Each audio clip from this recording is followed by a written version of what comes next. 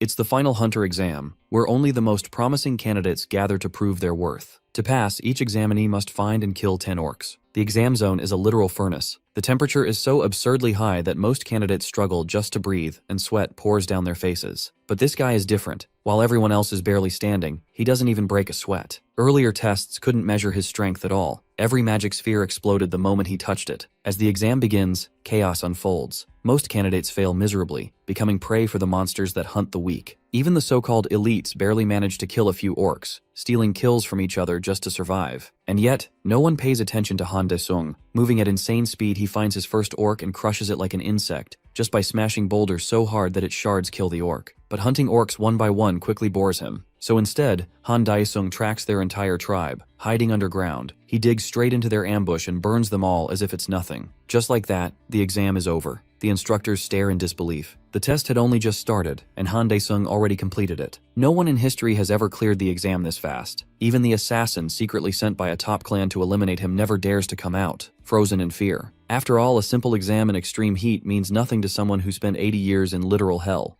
You see, just before the day Han De-sung could graduate from middle school, he was going about his day, walking like any ordinary human, when he suddenly tripped. Somehow his soul got separated from his body, and he found himself sinking deeper and deeper. The next thing he knows is that he is in hell. He gets scared as his eyes meet ferocious and vicious monsters, locked in brutal combat with one another. The horrifying part is that the losers end up being devoured. De-sung somehow stays in hiding and lives without eating for 10 days straight. Wait, is that even possible? The strange thing about this place was the absence of any day or night cycle. When our hero finally reached his breaking point, his only option for survival was to consume the rotten, uncooked meat left behind by the monsters. Disgusting as it was his only way to stay alive. Over time, he gradually adapted to his harsh environment. He began to strike back at the monsters that saw him as prey, using mere pebbles from the ground, somehow managing to drive them away. With no other option, he was forced to fight, relying on anything he could find and turning it into a makeshift weapon. Tears fell from his eyes as he missed his mother, and in that moment of grief, he vowed not to succumb to despair. As the days blurred together, a moment came when he decided to bid farewell to his humanity. He started from the bottom, clawing his way up. The meat that once disgusted him now became a rare luxury, something he learned to appreciate for survival. One day, as he was eating, a panel unexpectedly appeared before him.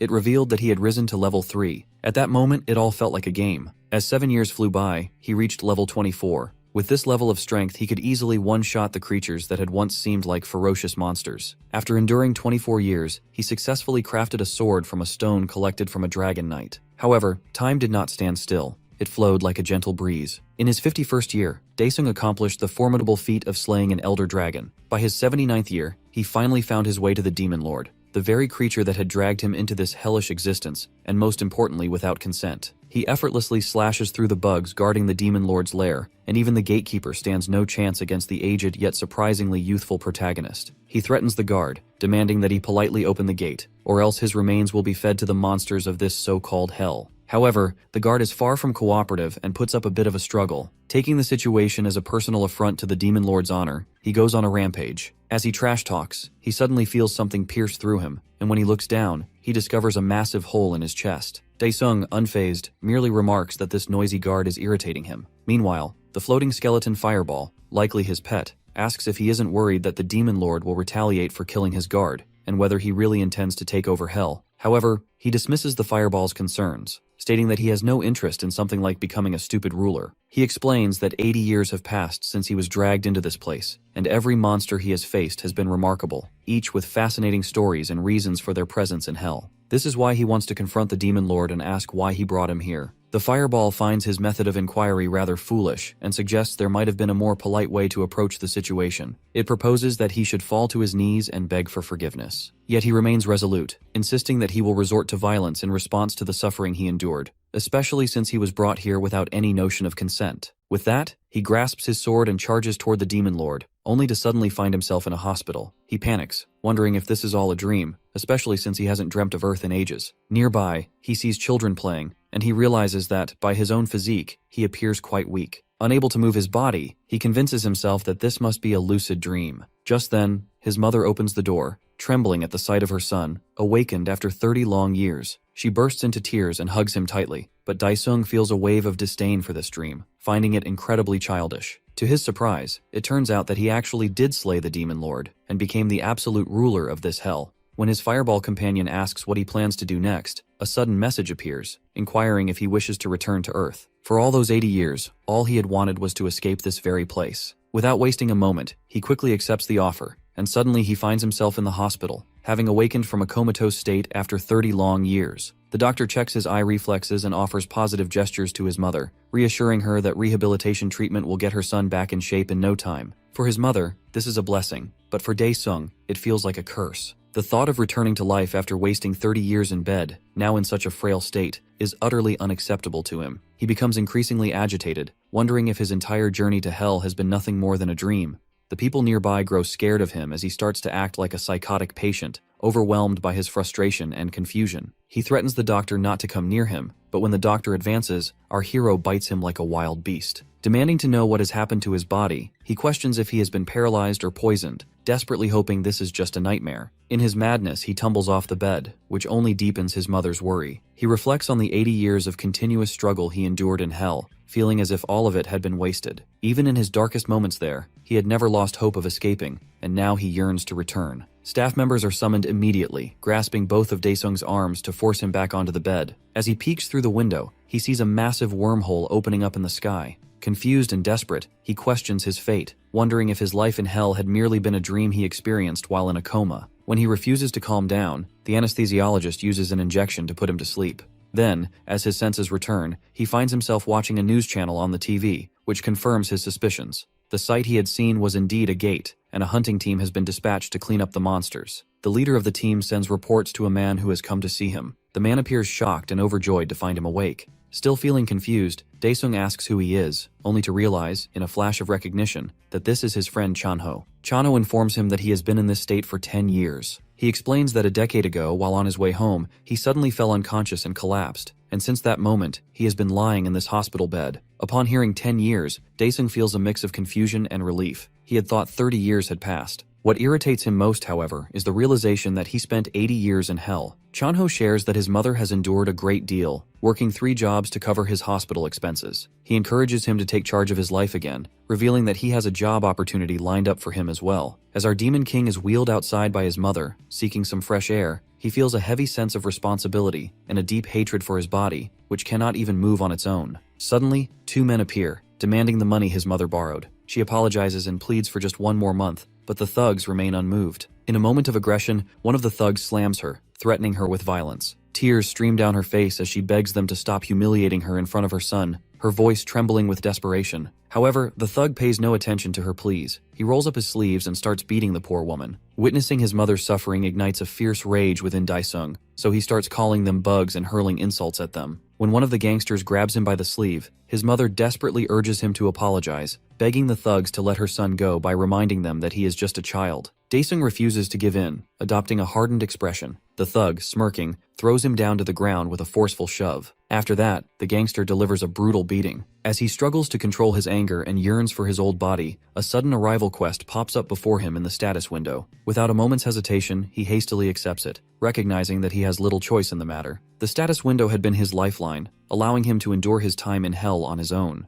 As soon as he acknowledges the quest, everything around him halts as if time itself has come to a standstill. The conditions of the quest unfold within the status window. He is instructed to reach a specified point within an hour, with the promise of receiving an elixir of recovery upon success. Driven by determination, he contemplates whether regaining his former strength is possible, and spots a red marker just 10 meters away. He attempts to stand, but, with a grin spreading across his face, begins crawling towards the target. The thought of complaining about something so trivial disgusts him. After all, he is the one who has already conquered hell. Crawling slower than an insect, the centimeters stretch into meters, and the meters feel like endless kilometers. At this pace, he starts doubting his ability to reach the location in time. Yet, he strives to stay composed, knowing that, in his experience, the system never assigns impossible tasks or quests. As the seconds slip by, he suddenly notices a loophole. Recalling the quest's terms, it dawns on him that the only requirement is to reach the destination, regardless of how he manages to do so. Our crawling hero grows irritated, realizing how obvious the solution had been all along. With his frail hands, he reaches for his wheelchair, moving slowly but steadily until he manages to settle into it.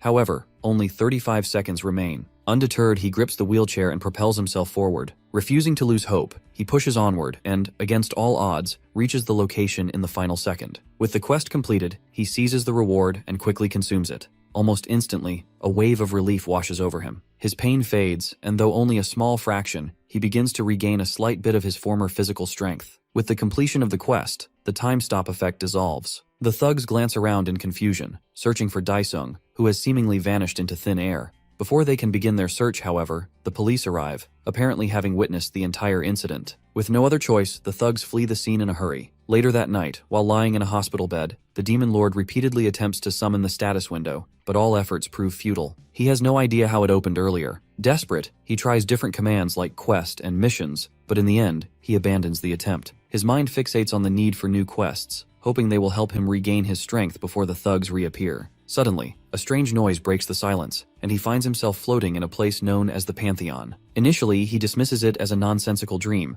but it quickly becomes apparent that this is no illusion. He has been summoned here to fulfill some kind of task. Without hesitation, he requests another quest, and a punching bag, though more accurately, a punching monster, materializes before him. He does as instructed, and upon completing the task, he is rewarded with a memory chip. No sooner is the quest finished than another appears, this time requiring him to run 10 kilometers. The quests continue to roll in one after the other, and with each completed task, he earns yet another reward. For 10 days straight, he pushes through, completing quest after quest, yet only manages to accomplish 55% of the overall implementation. Frustration builds as he tires of these low-level tasks, and he finally demands a proper challenge. In response, the system grants him a new quest, to kill a crying demon. Suddenly, a bolt of thunder strikes before him, and the crying demon materializes. The so-called Demon King recalls how close he came to death when facing this opponent in the past, and feels a rush of excitement at the chance for a rematch. The thunder-covered monster lets out a deafening growl and launches into the duel with a ferocious claw attack. Daesung barely dodges in time, fully aware that a single strike would reduce him to smithereens. He leaps forward, aiming to strike, but the monster effortlessly swats him away, sending him crashing to the ground. Blood spills from his mouth as he struggles to stand,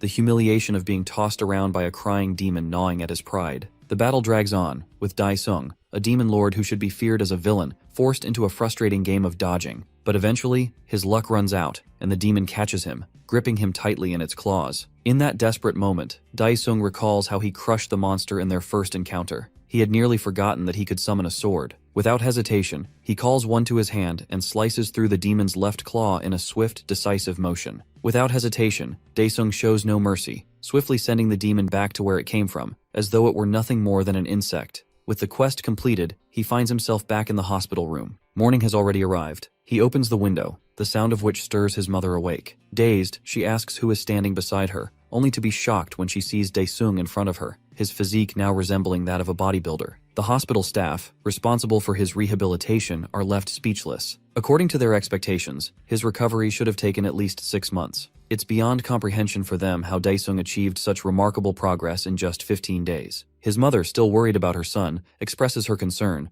but the doctor gently reassures her, calming her nerves by stating there is nothing to fear. Meanwhile, Daesung feels the effects of his quest, noticing a significant improvement as some of his strength returns. He stretches, glancing around the room until he spots his mother speaking to a nurse. Tears fill her eyes as she thanks the nurse, who in turn offers her comfort, acknowledging her struggle and empathizing with her situation. Seeing this, Daesung realizes just how difficult the past 10 years must have been for his mother. His heart tightens with emotion, and as he clenches his fists, he silently vows to protect her now that he has finally returned. He heads to the washroom and shouts, "Pantheon!" Instantly, his soul is drawn into the Pantheon. Upon arrival, he asks whether the system can accelerate the implementation process. The system responds affirmatively, allowing him to select the difficulty level for the random quests. Recalling his status as the Demon Lord, he boldly sets the difficulty level to Hell, the highest and most challenging tier available. In response, a dark orb materializes before him. As it shatters, the sight that emerges leaves him wide-eyed in astonishment. Before him stands none other than the absolute ruler of Hell, an exact mirror image of Daesung, but in his full strength. Daesung summons his sword, excitement coursing through him at the prospect of battle. Without wasting a moment, his replica lunges forward, launching a fierce overhead attack. The weakened Daesung barely manages to block the blow, feeling the strain. The replica maintains the offensive, striking from every angle, searching for a weakness in Daesung's defenses. Overwhelmed by the sheer power of his doppelganger, he realizes that the longer this fight drags on, the more it works against him. Suddenly, the replica finds an opening and thrusts his hand toward Daesung, sending him flying across the arena. Breathing heavily, Daesung mutters that the replica feels more like a genuine article at this point. Yet, with a smirk forming on his lips, he seems to have a trick up his sleeve, ready to turn the tide. He activates his skill, blood neutralization,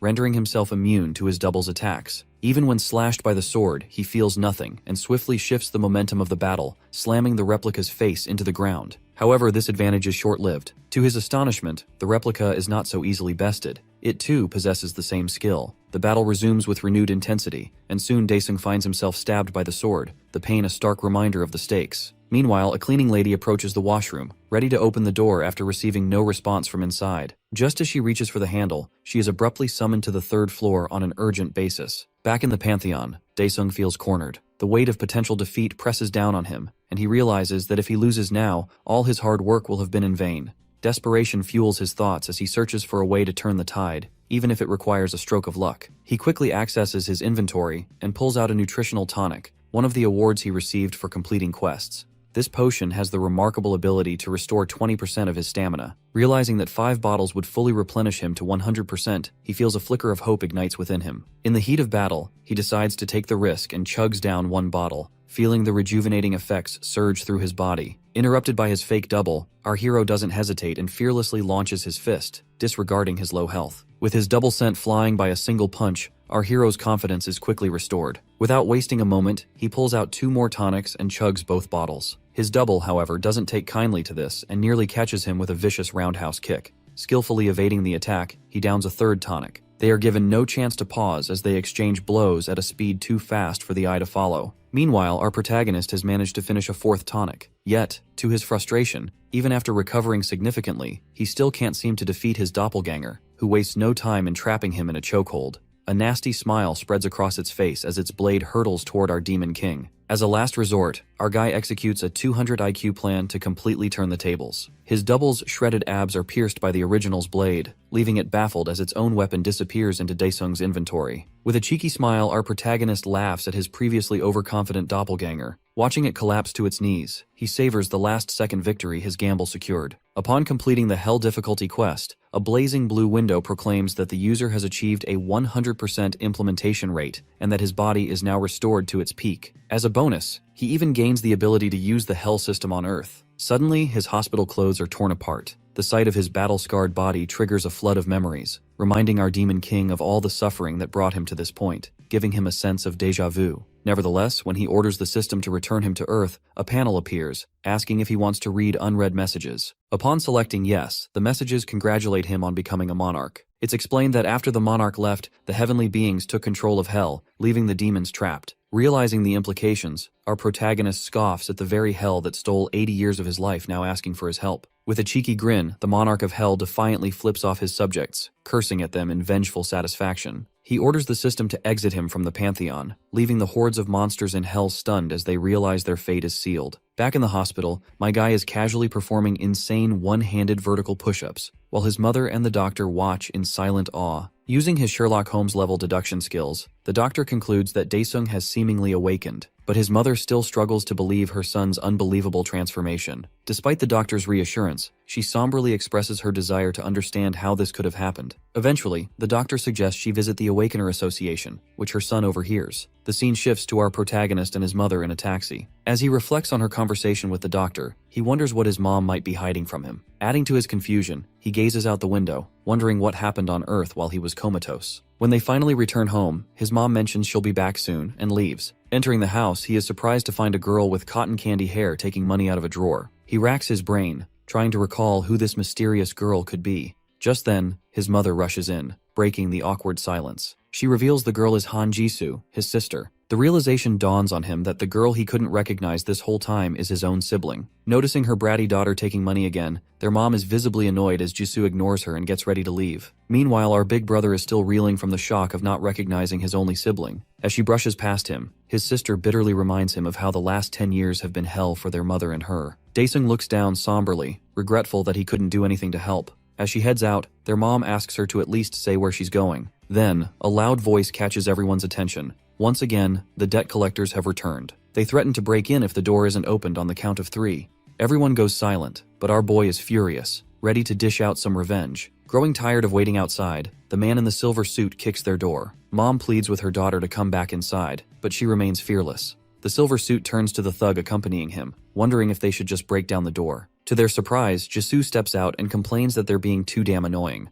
Momentarily speechless, the silver suit concludes she must be the daughter. Seizing the opportunity, he angrily rushes into the house, while his ugly, lecherous partner leers at Jisoo. Their mother, trembling, profusely apologizes as she takes cash out of her purse. But a moment later, the money is in the air as the silver suit, furious at the measly sum, viciously slaps her, knocking the frail woman to the ground. Witnessing his mother being mistreated, our hero, seething with rage, launches the silver suit flying with a single satisfying punch. The fat and ugly thug asks what's happening while the once arrogant man in the silver suit cries to his daddy about being bullied. The thug can only stare in shock as our demon lord thanks them both for conveniently coming straight to him. After a brief taunt, the thug is seized by the jaw as our guy prepares to deliver a much-deserved beatdown on behalf of his mother. He smacks the thug in the face, not 5, not 10, but 100 times before the brute collapses to the ground in pain. Beaten and bloodied, the thug spots a wooden chair. In a desperate move, he grabs it by the leg and tries to smash our boy. But like a total badass, my guy punches right through the chair, sending the thug flying into the wall and landing next to his partner. Panicking, the man in the silver suit pulls out a dagger and mocks our boy. Unfazed, our protagonist calmly grabs the guy by the wrist and twists it savagely, like Play-Doh, in vengeance for striking his mother. The man cries out in agony, clutching his now useless floppy hand. The ugly fat thug warns him he won't get away unscathed.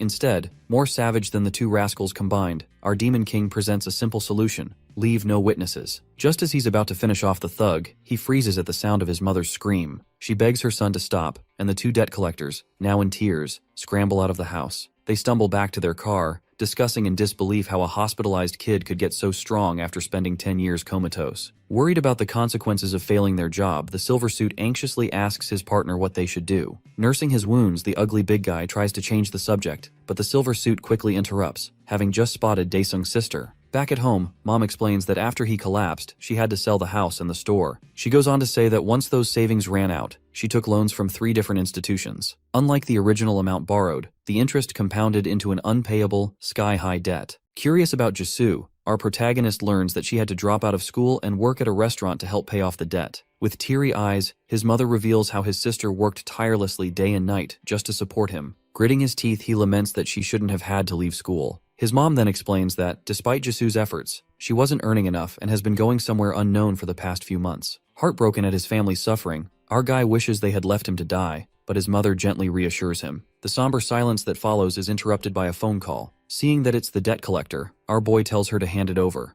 Frustrated, he mocks them, but his pupils widen in shock as he hears the bad news. The scene shifts to his sister, bound and duct-taped. The ugly thug shoves her head as he's on a call with our protagonist, threatening him to collect $100 million in 24 hours if he wants his sister to be okay. Furious, our boy grips the phone tightly. When Mom asks what's wrong, he simply tells her he'll be back after a while. His mother warns him against hurting or killing anyone, insisting his life will be over if he does. But the monarch knows that killing them won't solve anything, unlike in hell. To his surprise, just as he mentions the word hell, a fiery panel appears. Reassuring his mom that he won't commit any crimes, our protagonist accepts the offer to obtain a basic skill. Presented with 4 options, he contemplates which choice would be best, but ultimately concludes that none of them is noteworthy. Meanwhile, the gangsters continue moving Daesung's sobbing sister. As they ride up in an elevator, the ugly thug reminds her of her role as a hostage. Suddenly, sparks fly and the lights go out, bringing the elevator to a halt. Noticing sparks near his feet, the fat guy is taken aback as our protagonist magically flashes into existence. He sarcastically comments that he's come to deliver the money. It turns out our hero picked the Shadow Wraith skill, allowing him to summon a wraith that takes on his form once it has the target's blood. Now that it has located its target, the wraith bashes the silver suit's head into the metallic wall. Meanwhile, the ugly guy panics, realizing Daesung has been a hidden awakener all along, shocking his sister in the process. Yet the wraith feigns ignorance. When the elevator doors finally open, the fat guy stumbles out,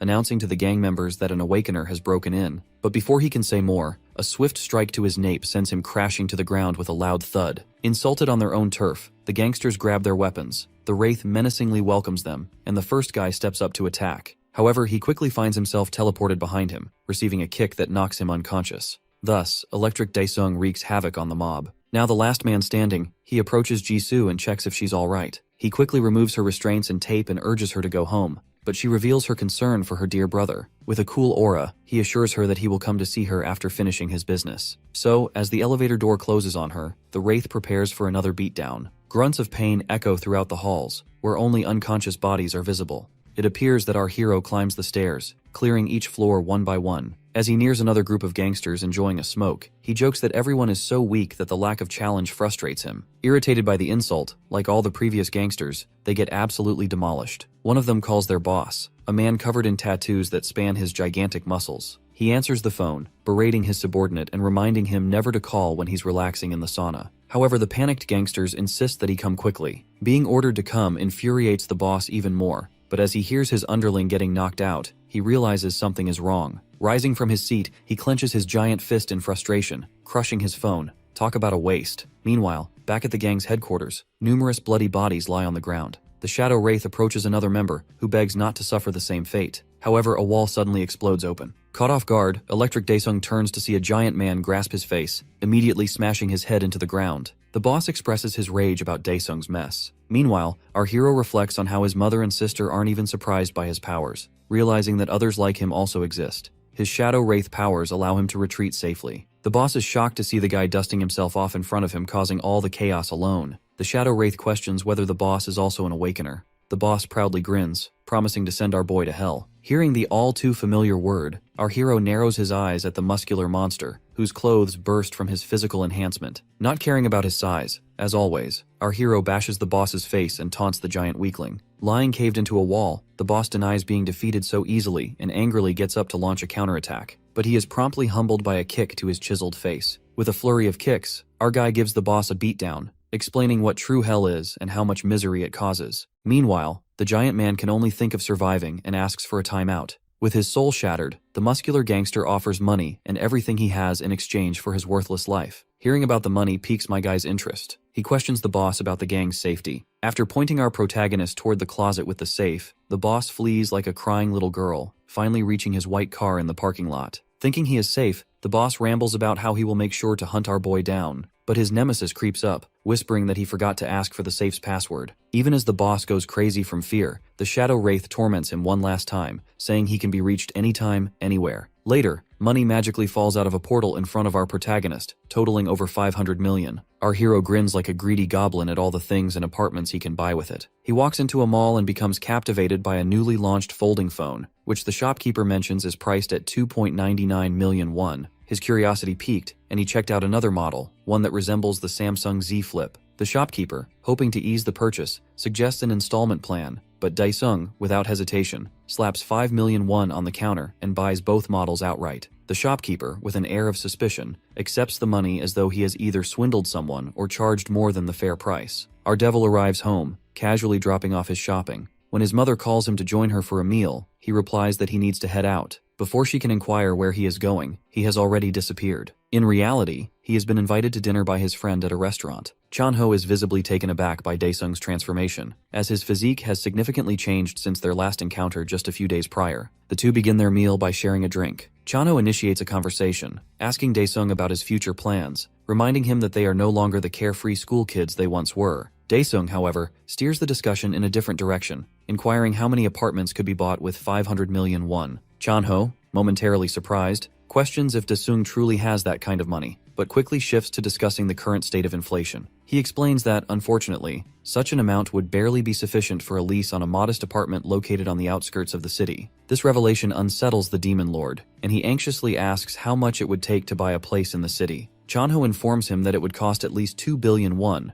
then urges him to relax, reminding Daesung that the world has changed drastically since he fell into a coma. Shifting the conversation, Chanho gets to the heart of the matter, asking if Daesung is awakened. Daesung responds that to confirm such a thing, he first needs to understand what awakened actually means. As they exit the restaurant, Chanho explains it all. He begins from the very start, recounting how, shortly after Daesung's coma, mysterious portals known as gates started appearing everywhere. At first, the portals were seen as a minor threat and were kept under control. However, things took a dark turn when monsters began escaping from the gates, flooding the earth in what became known as a gate fracture. These monsters wreaked havoc, sparing no one in their path. Humanity fought back, but soon discovered that their man-made weapons were utterly ineffective against such foul creatures. Daesung, unable to contain his curiosity, interrupts, asking if not even guns or cannons could harm them. Chanho confirms that it's safe to say normal weapons did nothing. He then continues, explaining that, over time, a new type of weapon was discovered, special weapons, known as aura weapons. These new weapons, crafted from monster byproducts, proved effective against the creatures. Those capable of wielding them became known as the Awakened Ones, heroes who stood at the forefront when humanity faced near extinction.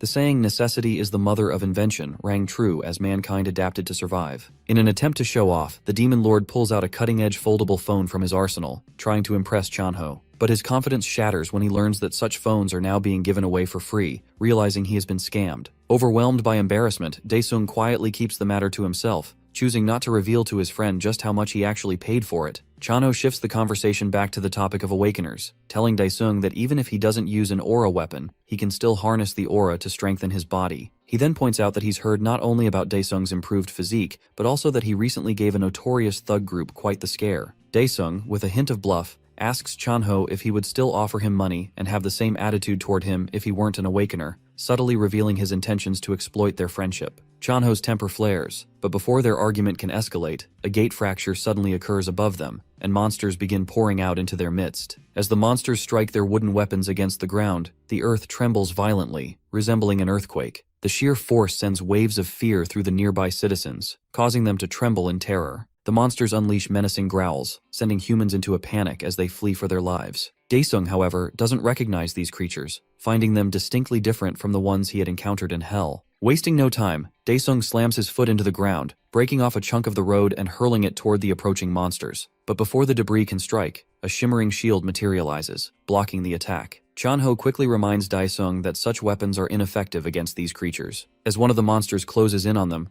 Chanho shuts his eyes, convinced they're finished. But the sound of splattering blood forces him to open them again, only to find the monster beheaded, with Daesung standing tall. He had proven, through sheer force, that bare-handed attacks could take these creatures down. Chanho can hardly believe his eyes, but as he watches Daesung effortlessly take down an entire group of monsters, he starts to wonder if his friend has awakened to B-class. However, he quickly realizes that now is not the time for such thoughts. He shifts his focus to the safety of the citizens around them. As panic grips the crowd, he raises his voice, urging the terrified people to follow him, assuring them that he knows the way to safety through the sewer system. Just as the people begin to react, they find themselves encircled by the monsters. A little girl, gripped by fear, starts to cry, and just as she seems about to be attacked, Chanho leaps into action, saving her life at the last moment. Seizing the opportunity, Daesung steps in to dispatch the monster. With a smirk, he mocks Chanho for getting in his way and urges him to find a place to hide, reminding him that he is still exposed in the open. Taking charge, Chanho swiftly leads the effort to help the public evacuate to safety. Meanwhile, a young vlogger seizes the moment, starting a live stream of Daesung as he fights the monsters single-handedly. The public watches, captivated by the live stream, cheering for Daesung's bravery. Suddenly the vlogger yells out, telling Daesung to look behind him.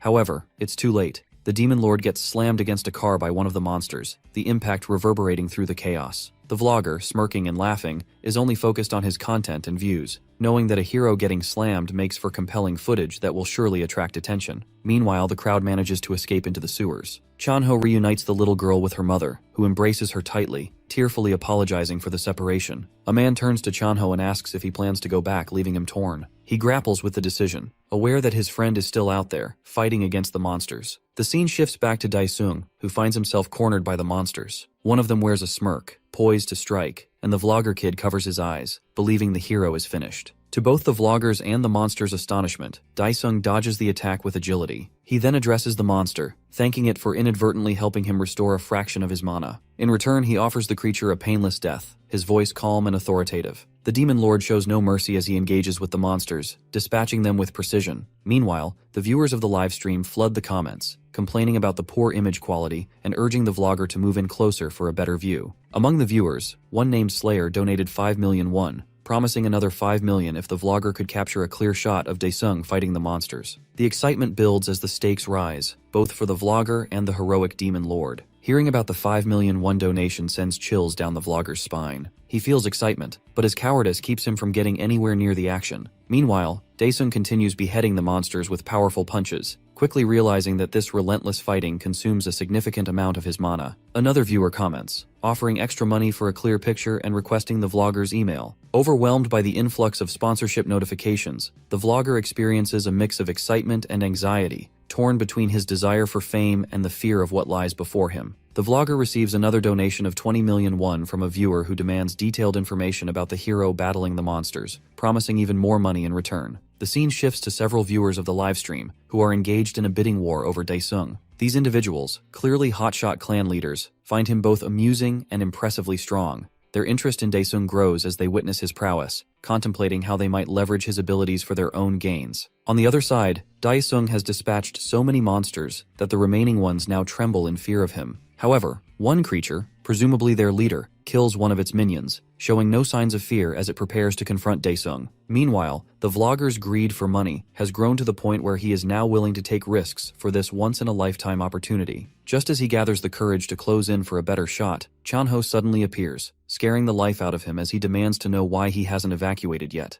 The unexpected encounter causes the vlogger's phone to drop, and his viewers erupt in the comments, calling him a loser and a chicken for his cowardice. Chano drags the vlogger toward the safety of a nearby building, but the kid resists, consumed by thoughts of money and views. As he is forcefully pulled along, a monster approaches, slamming its foot down on his phone, crushing it. In shock, the vlogger loses consciousness, but before any further harm can come to them, Daesung intervenes, beheading the monster in a swift motion. As the remaining monsters are dispatched, Daesung turns to Chanho, inquiring why his friend returned despite the danger. Chanho expresses his concern, admitting that he grew worried sick about Daesung. In response, Daesung asks if his friend can wait for about 20 minutes, explaining that he needs to visit a specific place. Chanho reassures him not to worry, mentioning that the clans will be arriving soon. Seeing his friend's cluelessness, Daesung promises to fill him in later. He quickly enters the Pantheon, and Chanho watches in confusion as Daesung opens a gate. He is left wondering how Daesung can open a gate himself and what has happened to him since they last met. Entering the Pantheon, our Demon King scoffs, clearly irritated by the condition of his body after such a minor battle. A panel emerges, revealing that his mana reserves sit at a mere 10%. Unhappy with his pitiful mana levels, he searches for a way to rapidly restore them. He soon learns that to regain his strength, he must relive the experiences recorded in his journal, with rewards mirroring the trials he overcomes. A wave of déjà vu washes over him as memories of the journal that kept him sane during his time in Hell resurface. Without a second thought, he agrees to the trial.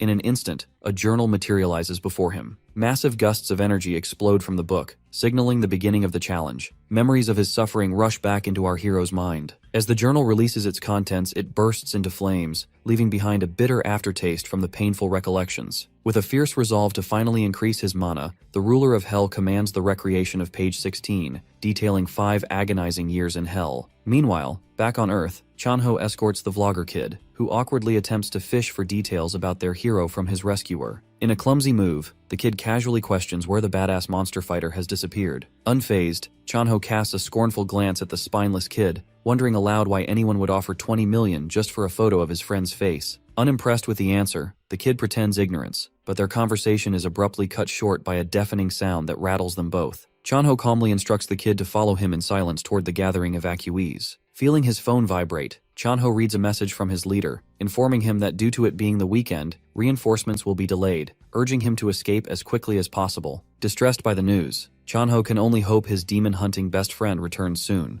before it's too late. Meanwhile, in another dimension, our hero finds himself reliving his time in the forest of predators. Gentle winds brush past him, yet he grows uneasy with the eerie silence surrounding him. A panel appears, announcing his task: subjugate 10 white colossi, the divine beings of the forest. Clueless, the innocent demon king wonders where his foes could be, oblivious to the massive shadow looming overhead. The robot locks onto its target, its eyes glowing with a menacing crimson hue before unleashing a dazzling energy beam. Sensing the danger just in time, our hero narrowly evades the attack, barely avoiding being incinerated. Through the blinding fog, our demon king spots the white colossus Righteous, a machine with a face only a mother could love, if it even had one. As he sizes up this so-called divine creation, its hand suddenly hurtles toward him, cutting through the air like a drill. Unimpressed, he responds with a counterattack, his fist slamming into the automaton's tough metallic face. Absorbing the impact of our Demon King's destructive blow, the colossal robot stumbles back. In a final desperate move, its fingers extend like sharp blades, encircling him. But he dodges the projectiles with ease and lands a powerful punch directly on its abdomen. The sheer force of the strike tears the divine machine apart from top to bottom, leaving nothing but scraps and smoke in his path. As he pauses, waiting for the next challenger, his eyes are drawn to a strange red core lying amidst the debris. Meanwhile, back on Earth, Chanho and the vlogger kid arrive at the rooftop, only to be met with the gory sight of slaughtered bodies scattered all around them. Mortified, Chanho notices a gravely injured man still clinging to life. He and the vlogger kid rush over to check on him.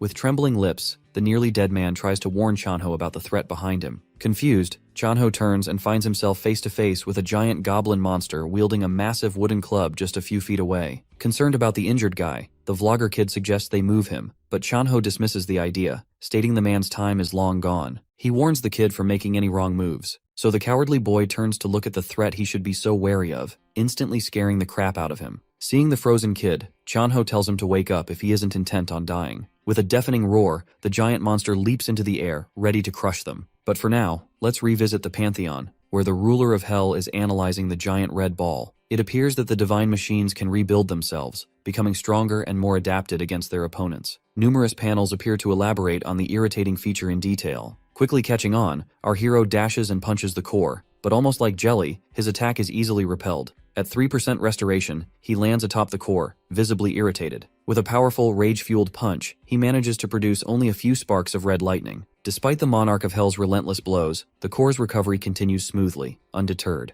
However, as the restoration nears 70%, error alarms begin to blare. Just as our guy prepares to deliver a final decisive blow, a laser beam whizzes past, barely missing him. He turns, realizing that he's been surrounded by other robots the entire time. The Colossi, in a well-coordinated assault, fires from all directions. Dodging the barrage with ninja-like agility, he becomes aware of the dire situation he's in. To make matters worse, the core silently advances to 98% completion. Regardless, the ruler of hell refuses to give up. Pushing through the chaotic onslaught of lasers, he manages to reach the core and obliterate it at the very last second. Frustrated by the unfair matchup, our hero decides to dig through his memories for a solution. But before he can fully process his thoughts, a searing headache suddenly overwhelms him. By some stroke of luck and a touch of plot armor, the robots ignore his opening. Thus, with memories of his past experiences flooding back, he comes up with a plan to give these ugly machines the beating they deserve. Meanwhile, back on Earth, Chanho and the vlogger kid make a desperate run for it with the monstrous creature looming overhead. The two split up strategically, leaving the oversized brute confused about which one to pursue. Their plan is to loop back and re-enter the building, where the oversized, uglier cousin of the Hulk can't follow. Despite the monster's massive arm reaching in an attempt to grab them,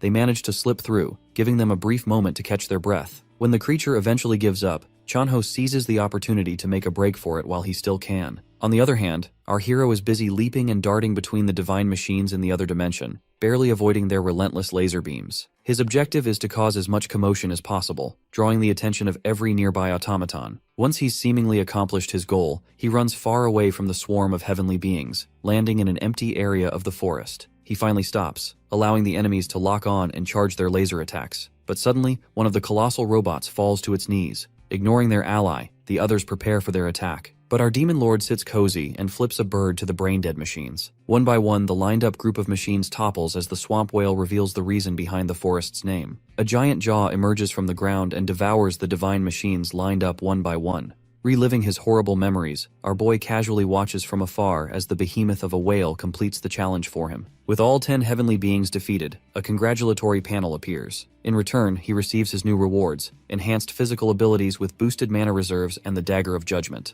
As the weapon materializes before him, he inspects its special ability. The system elaborates that the dagger works like a remote-controlled airplane in a 100-meter radius. Now that's a cool birthday present. After testing out his cool new weapon, the ruler of hell decides to return to Earth. The scene shifts to a news broadcast from when the gate first opened. The anchor solemnly reports on the tragic fracture that has claimed many lives. He consults a pale professor, who looks like the uncle who brings politics to birthday parties, for a solution. The man points fingers at the Awakeners Association, claiming they are to blame for the disaster. He remarks that they take too many vacations and just put off problems when there's a shortage of hunters. He stresses that fractures do not care if the hunters are chilling in Hawaii or on duty, so they should be held liable. We then see a guy with a man bun watching the news on his phone, annoyed at the professor. Frustrated, he comments that the association hunters are paid peanuts compared to the clans. Hearing his partner's whining, the team leader next to him tells him to focus on making results right now, or they could lose their jobs. But their conversation is cut short when they hear breaking news of a certain Awakener having single-handedly dealt with the monsters. Back at the disaster site, Vlogger Boy and Chanho hide in a room, anxiously awaiting a rescue squad. Suddenly, a series of loud noises grab their attention as the entire room begins to tremble. They cautiously attempt to peek outside, but before they can fully grasp the situation, the roof collapses, scaring the daylights out of them. Overwhelmed with fear, Chanho wonders if their time has come, but turns out it's just a starving Daesung standing triumphantly on the extra-large Hulk's beheaded remains. Chanho is delighted to see his friend when he most needs him. Despite his terrible condition, our boy smiles coolly. Noticing something off, his bestie asks if he's okay. Groaning in pain, the ruler of hell commands the fast food kid to cook up some meat for him. The two stare at him, speechless, going crazy about him wanting to enjoy a grilled burger in a do-or-die situation. With no chicken in stock, our demon connoisseur analyzes if the monster meat is edible. He begins chowing down, making the other two nearly bend over and heave their empty guts out. Fortunately, a soldier shows up, making the vlogger boy euphoric that he will survive. While our hero silently enjoys his meal, the soldier ignores the boy, viciously expressing his gratitude to him and states in awe. Before he can realize it's monster guts, Chanho comes in and distracts the soldier. Introducing his pal, Chanho pulls away our hungry hero and urges him to eat his fill later. Unexpectedly, the soldier changes his attitude and explains they can't simply leave. So Chanho proudly brings out his clan ID card. Seeing the man's clan swag, the soldier smiles, ready to escort them to safety. On the other hand, elsewhere the man bun guy is busy emptying his guts after seeing the mutilated monster remains. Annoyed, the team leader shouts at him to find survivors instead of curling up on the ground like an insect. Man bun dude immediately talks a soldier into entering the restricted area, since he's an association hunter. Meanwhile, the graceful team leader ponders over what kind of monstrous guy can tear up corpses like this. The scene shifts to the boys in Chanho's car.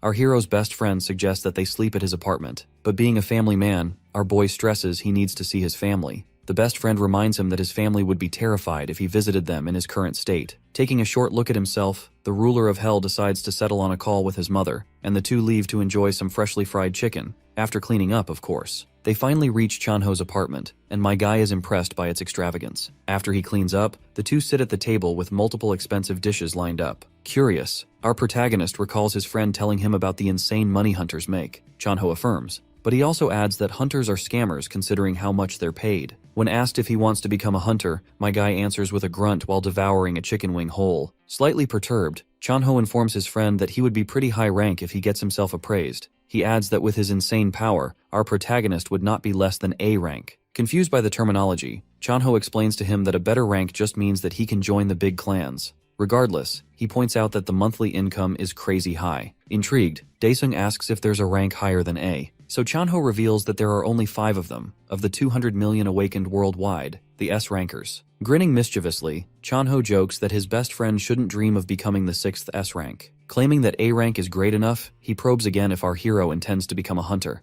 Agreeing, Chanho promises to help with everything, and the two bros toast to the occasion. The scene transitions to some mobsters eating in a fancy restaurant. A strange guy with long hair repeats his words to a bald gangster who is terribly scared of him. The guy repeats himself, wondering if he is correct that a whole organization was taken down by the single hooded boy on his tablet. Wiping his lips elegantly, he jokes that it truly is embarrassing. The brown-haired man, manager of the Hongma clan, Lee Seokwoo, gets up and asks why Baldy didn't run away and come crying to him, one of the good guys. Baldy begs, trembling intensely as the guy puts his hand on his shoulder. With a chilling look on his face, he then asks if Baldy is vibrating because of the dead body across the room, making the gangster sweat bullets. Tearing up, Baldy pleads with Seokwoo not to execute him like the body lying just a few meters away. Gently petting Baldy's head, Seokwoo calmly explains that all he cares about is the stolen money. He makes it clear he plans to take the gang's hidden stash as well, but Baldy, paralyzed by fear, plays dumb. Terrified, Baldy remains silent as Seokwoo quietly decides his fate. Unexpectedly, the long-haired man steps away, claiming to trust Baldy's word. But of course, mere moments after expressing gratitude for the information, the evenly shaved bald head in Seokwoo's hand explodes. Seokwoo barely acknowledges the gushing fountain of blood as he casually picks up his tablet. Showing a picture of Daesung, he orders a woman lurking in the shadows to hunt down the culprit neatly. Meanwhile, our boy finally visits the Hunters Association.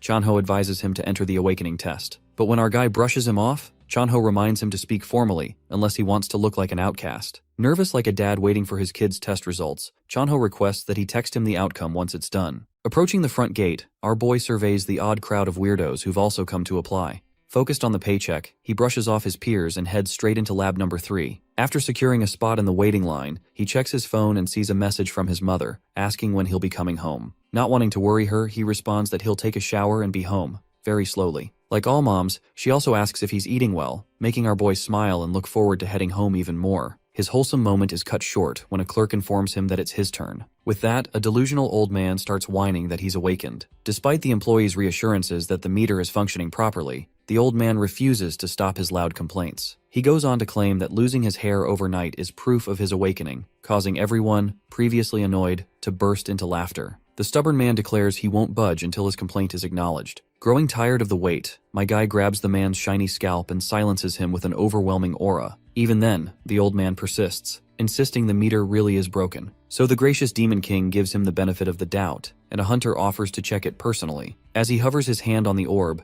it sparks and turns green, showing that he is a C rank. Embarrassingly shut down, the old man sweats profusely. The clerk lady gladly shows the geezer his way out. Clearly shown to be a moron, the old man keeps whining in denial and makes our boy cringe. Finally, his turn arrives. The clerk lady gossips to her colleague about our hero perhaps being the top rank of the day, since she saw his terrifying aura, but he just dismisses her with a bonk on the head. So with the full support of the cute clerk lady, our hero approaches the manometer. A sudden chaos unfolds at the Korean Hunter Association, with commotion erupting all around. The branch manager begins receiving urgent calls, directing him to visit examination room 3 on the 6th floor immediately. Growing suspicious at the abrupt nature of the call, he wonders if perhaps a 6th S-rank hunter has awakened. However, he quickly dismisses the thought, considering it impossible. Upon reaching the 6th floor, he makes his way to examination room 3, only to find a large crowd already gathered there. Pushing his way through the throng of people, he finally sees what has caused the disturbance. The crystal meter orb is shattered, resembling the fractured shell of an egg. The manager grows anxious, and immediately seeks an explanation from his employees about the situation.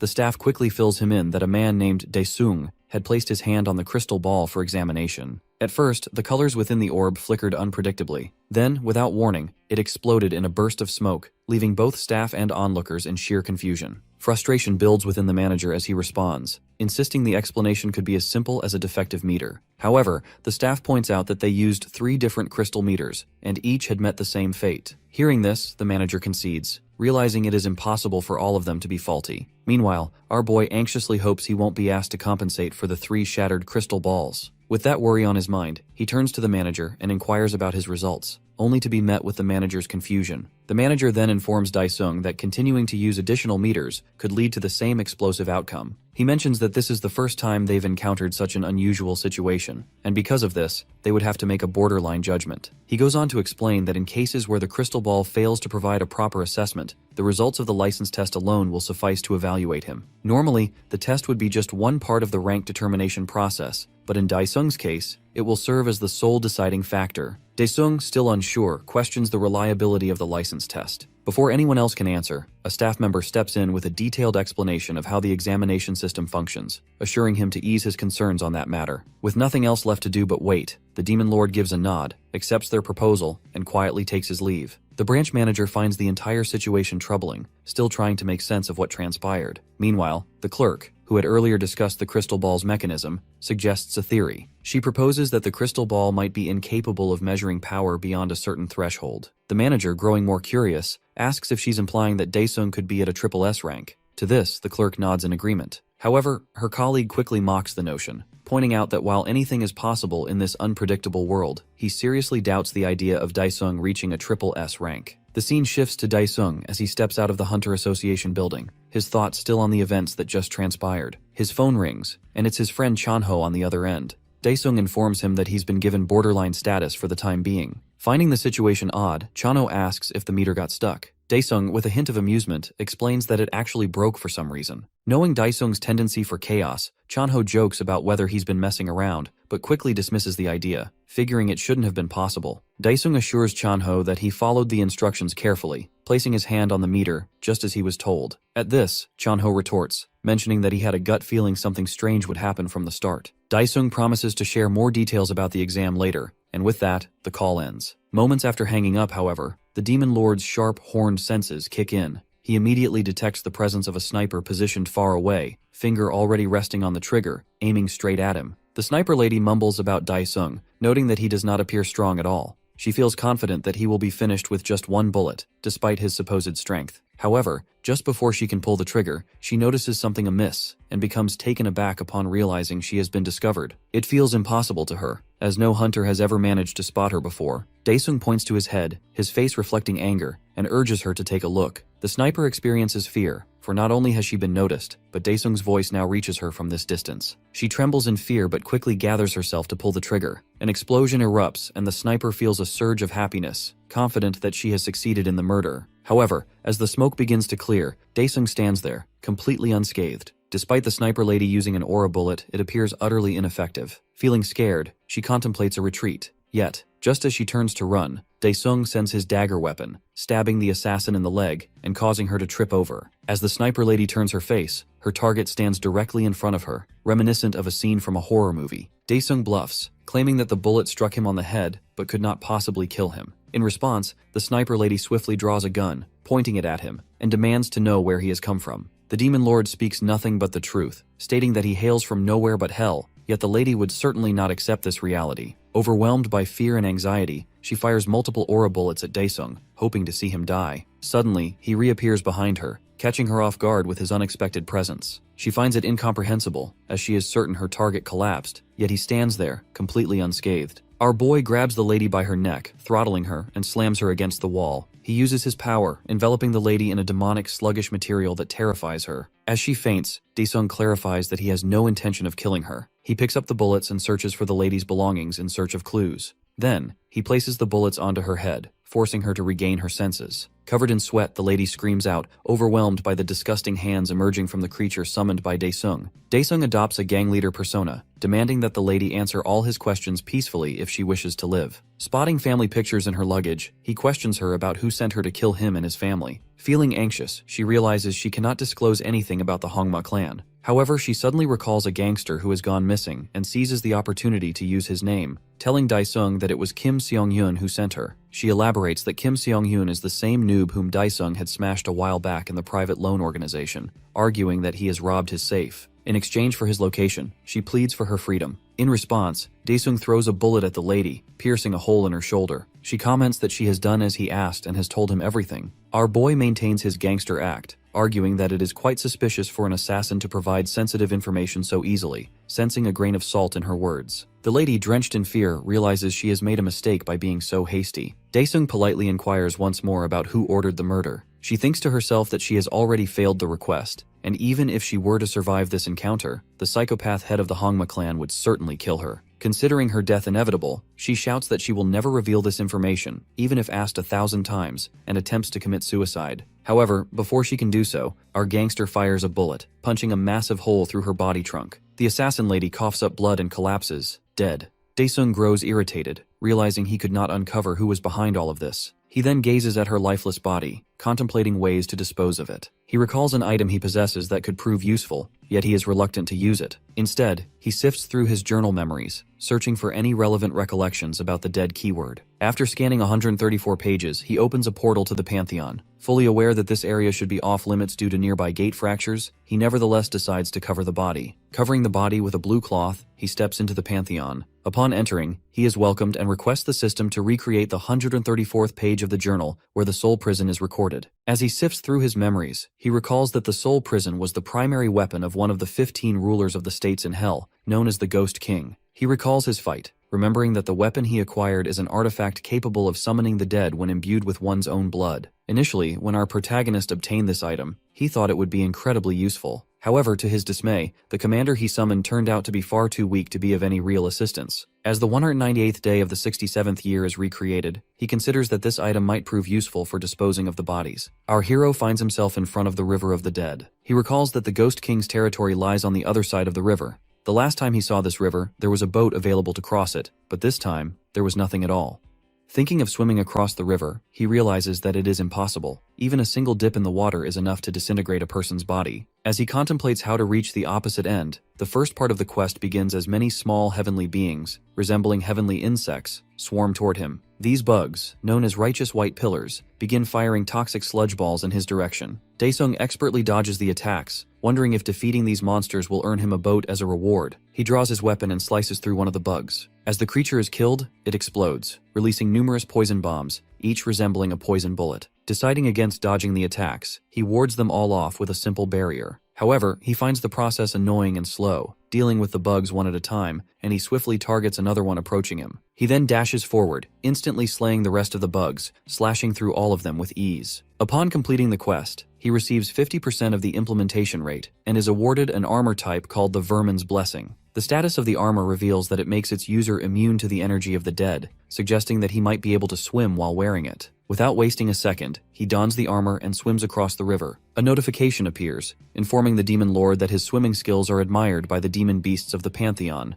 who express their apologies for not being more helpful. This only serves to irritate him further. He quickly reaches the Ghost King's territory, and to his surprise, he discovers that the undead castle has vanished into thin air. Another notification pops up, with the demon beasts apologizing for the disappearance of the castle, which only aggravates Daesung further. He contemplates whether completing some side quests might lead him back to the castle. Just then, a long architectural structure known as the Heavenly Obelisk appears before him, featuring a gate at its base. Just as he wonders when the next quest will begin, a system window opens before his eyes, requesting him to kill 1,000 heavenly creatures within 2 hours to complete the second quest. As this message appears, a monster materializes before the demon lord, and he instantly recognizes it as a commanding general. Assuming they are demons, he shouts at the monsters to kneel before their lord. However, another notification pops up, informing him that the demon beasts are sorry for the betrayal of their companions. As the monsters begin running toward him, he kills several of them but notices that they are missing their cores. He wonders if the architectural pillar is the culprit behind this anomaly. He activates blood neutralization, transforming himself into a half-human, half-demon hybrid, boosting his stats and skill attack power by 300%. With this newfound strength, he dashes forward, taking down large groups of the commanding generals as he moves through them. However, when he reaches the vicinity of the pillar, he considers that it might be more effective to destroy it from the inside. He runs toward the gate and enters the tower, killing all who stand in his way. In mere seconds, he destroys the entire structure. As the tower crumbles, the suspicious coreless demons disintegrate, vanishing into thin air. With this, the second quest comes to an end, and the implementation rate of the soul prison is completed. He receives 2 orbs as a reward, one purple and one orange. He thinks that one of them must be a reward while the other could be an implementation item. He collects the purple orb and checks it first.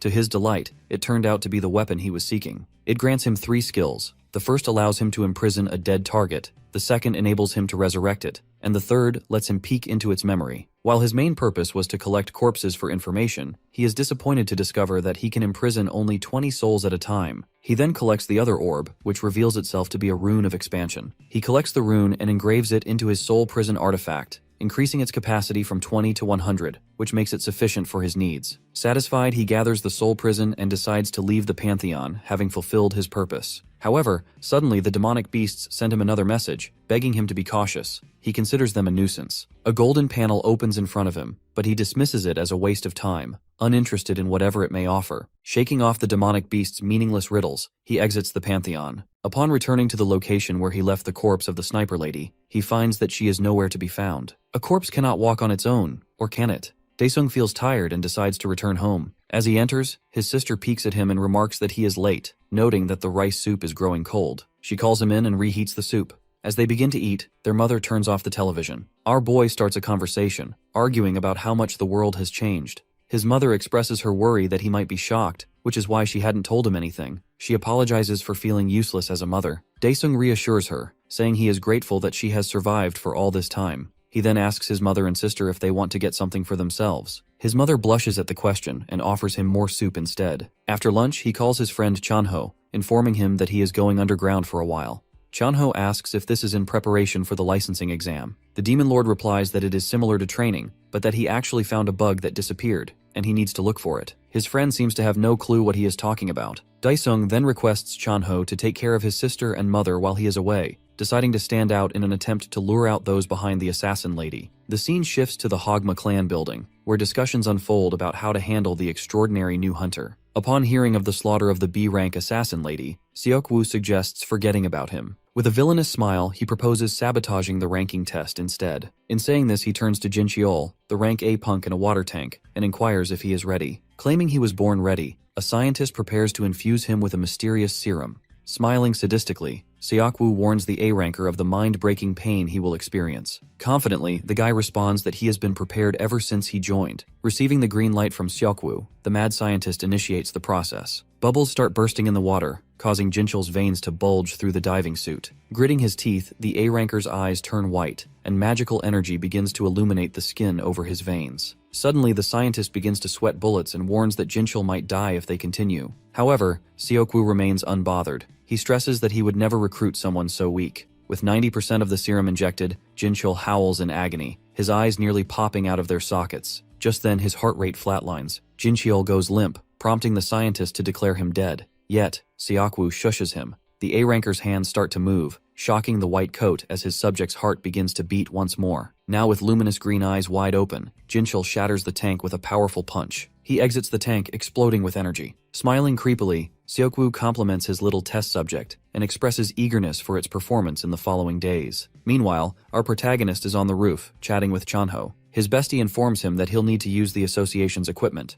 Reading this, he conducts an experiment of his own. Grabbing a stick, our boy discovers an OP loophole: invisible hell armor. Noticing that the hell armor is invisible, our boy pulls out the judgment dagger from his inventory. Upon commanding the system to recognize the wooden stick as his dagger, his weapon disappears, and the system confirms that the stick is now overwritten by the dagger. So like a student from Hogwarts, my guy can now destroy his enemies with his tiny wand. This also gives him a new idea. So he enters the Pantheon once more, now stepping into the Flame King's territory. He expresses dissatisfaction upon visiting the place again. Suddenly, an army of Orkiel's servants, snow-white armored wolves with crimson eyes, surrounds him. The system instantly presents a quest to take down 1,000 of them, of course in exchange for half of the weapon he seeks, the Hellfire Greatsword. Our hero slices his hand, displeased about having to use his soul prison on such trivial foes. One of the wolves quickly appears before him, but our hero remains unfazed, ready to start his killing spree. Using his insane speed and flying dagger, our hero slices through the massive, heavily geared wolves like butter. With 33 fallen soldiers in his palms, he summons them from the corpse prison. Once more, the pack of wolves charges at him. This time, however, a carbon copy of their own kind, a shadow, crushes the head of its brethren. The army of Orkiel's minions freezes in confusion as exact replicas of them emerge from the ground. With a command from their master, the shadow army rushes in his stead. The two sides clash in a bloody battle while the ruler of hell casually pulls out a smoke. However, he quickly coughs it out, perplexed by how Chanho could enjoy such a crappy thing. Soon, one of the enemies tears through his minion army and approaches our demon king. To the assailant's surprise, the shadow's arms catch it from behind as it regenerates. The ruler of hell relishes the moment, watching his fearless, undying minions do the work for him. Yet, tired of the slow progress, he realizes there is another quest standing between him and the weapon. A fiery aura surrounds our boy as he kicks the ground, shooting into the sky like a firework. Deeming the enemies unworthy of wasting even 2 hours on, he decides to annihilate them in an instant. A devilish smile spreads across his face as he plunges back to Earth at breakneck speed. A blinding golden comet descends onto the desert plains, unleashing its shockwave with a gigantic explosion that wipes out all monsters in sight. The scene shifts to Seoul Clan HQ, where a samurai lady, Shin Cho-young, practices her skills by slicing up a purple dummy-like monster. As the holographic simulation finishes, two men observing from a glass window gauge her abilities. The Seoul Clan's leader, Hwang Junyoung, remarks that she's built some dangerous habits. The department head comments that they can improve that flaw since they have 10 days. So the clan leader orders him to increase the difficulty of her simulations faster, since they have to beat the Hongma clan's mad dog. Adjusting his glasses, the department head asks if the leader is referring to Jincheol. The leader states that Cho-young would be unbeatable if not for the Hongma clan's ace. Enraged, he curses the clan for their dirty tactics. The department head attempts to cool him down by reminding him of a past ban, but Junyoung insists that the Hongma, as always, will also play dirty in the upcoming competition. The department head states the obvious, noting that the stage is ultimately set for the top two, Cho-young and Jincheol. However, the astute clan leader suggests that this only holds true if there is not another monstrous underdog yet to be revealed. Meanwhile, our hero receives messages of gratitude from the demons, fast approaching the end of his quest. Annoyed by the notifications while smoking atop the corpses of his enemies, he complains that there should be a mute button. Hearing one of the nearly dead wolves growl, he tells it to shut up while he's smoking, ending its life with a stab. This death marks his 1,000th kill and grants him half of the Hellfire Greatsword. The souls of his enemies begin gathering into an orb before him, forming a special item. Reading that he must offer it to an altar, the demon lord is displeased having to search for it like a peasant. However, as soon as he collects the soul stone, a giant structure emerges from the ground before him, making his job easier. Thus, the second quest for the Great Sword begins. The ruler of hell must now offer the soul stone and be recognized by the guardian serpent. Wasting no time, he places it into a sacrificial bowl. Suddenly, a gargantuan snake is summoned. Narrowing his eyes, our boy starts the fight doing an epic stare-down with the serpent behemoth. A panel appears before him revealing the victory condition to answer the serpent's questions. Puzzled, the Demon King scoffs at having to do a quiz of all things. He gives up and commands the snake to ask him a question. But what the guardian serpent utters sounds more incoherent than Chinese rap music at double speed. My guy sighs in frustration. Furious, he shoots his dagger straight into its eye, making the beats howl in pain. Not satisfied so easily, he waves his hand to the other side, forcing the dagger through its head, out the other eye. Summoning his dagger back, the demon lord pounces at the serpent, seething with rage at the system for thinking he's gotten soft. Challenging it to give its all against the absolute ruler, he pounds the guardian beast's head repeatedly. The serpent's head swells up like a muffin from the beating and then explodes while our hero bathes in its blood like a badass. However, with his experience, he finds the battle suspiciously easy. Turning around, he recognizes the ancient pattern of regenerating enemies.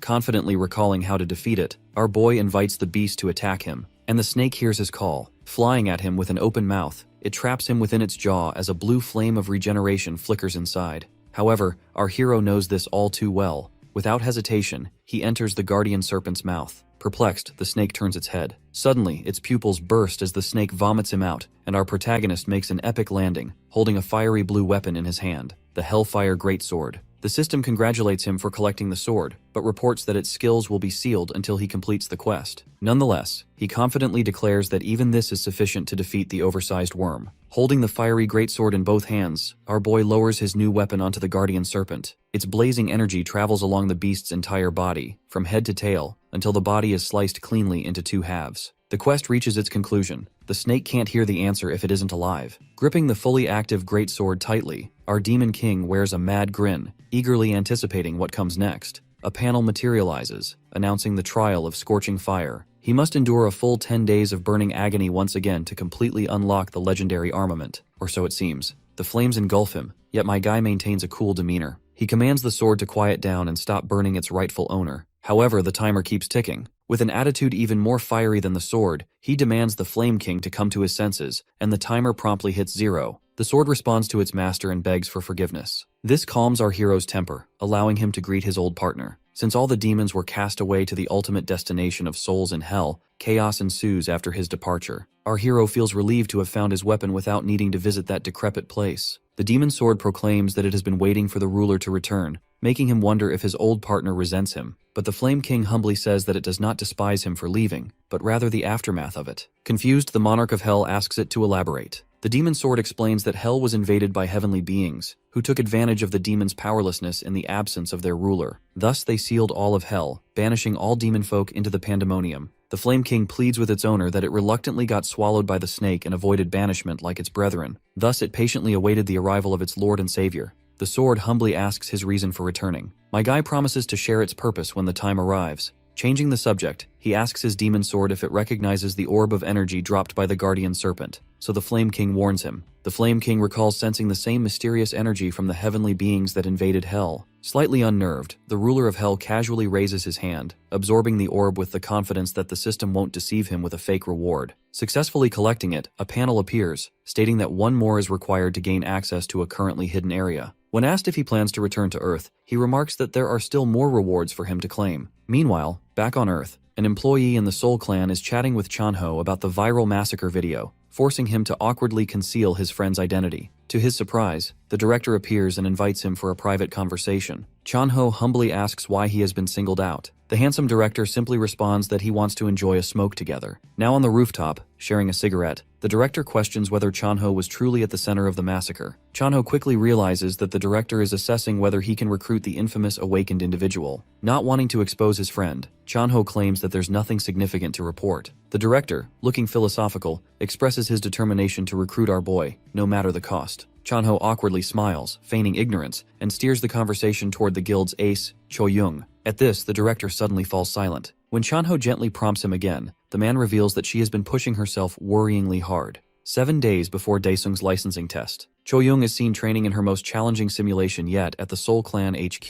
The B-rank samurai lady instantly slices her practice dummies before they appear. But surrounded by more than she can handle, she gets overwhelmed. This allows another dummy to bite her shoulder off, so the leader immediately terminates the simulation. Startled, Cho-young begs him to wait and give her a chance. But as the enemies vanish, she turns to face the clan leader, who calls her over to discuss her performance. Frustrated, Cho-young exclaims that she would have done better if given the chance. With a calm demeanor, Jun-young points out that she's putting herself under too much pressure. Cho-young, in response, complains that he has always encouraged her to push for what she wants, even if it means enduring hardship. Maintaining his cool, the clan leader clarifies that this advice applies strictly to physical training. Cho-young, with a hint of sarcasm, remarks that she understands her body's limits better than he does, and insists she hasn't overdone it. Jun-young, now turning sarcastic himself, asks if she really believes she knows herself better than an AI. He tells her to compare her current mental state to that of a normal one. Seeing her haywire graph, Cho-young regretfully admits her mistake. Jun-young, gritting his teeth, asks if she still hasn't noticed her abnormal mental state flagged by the AI, but with a somber look, she mumbles that it's all to get into the top 5. Hearing this, the clan leader questions her true motivation for wanting to rank up.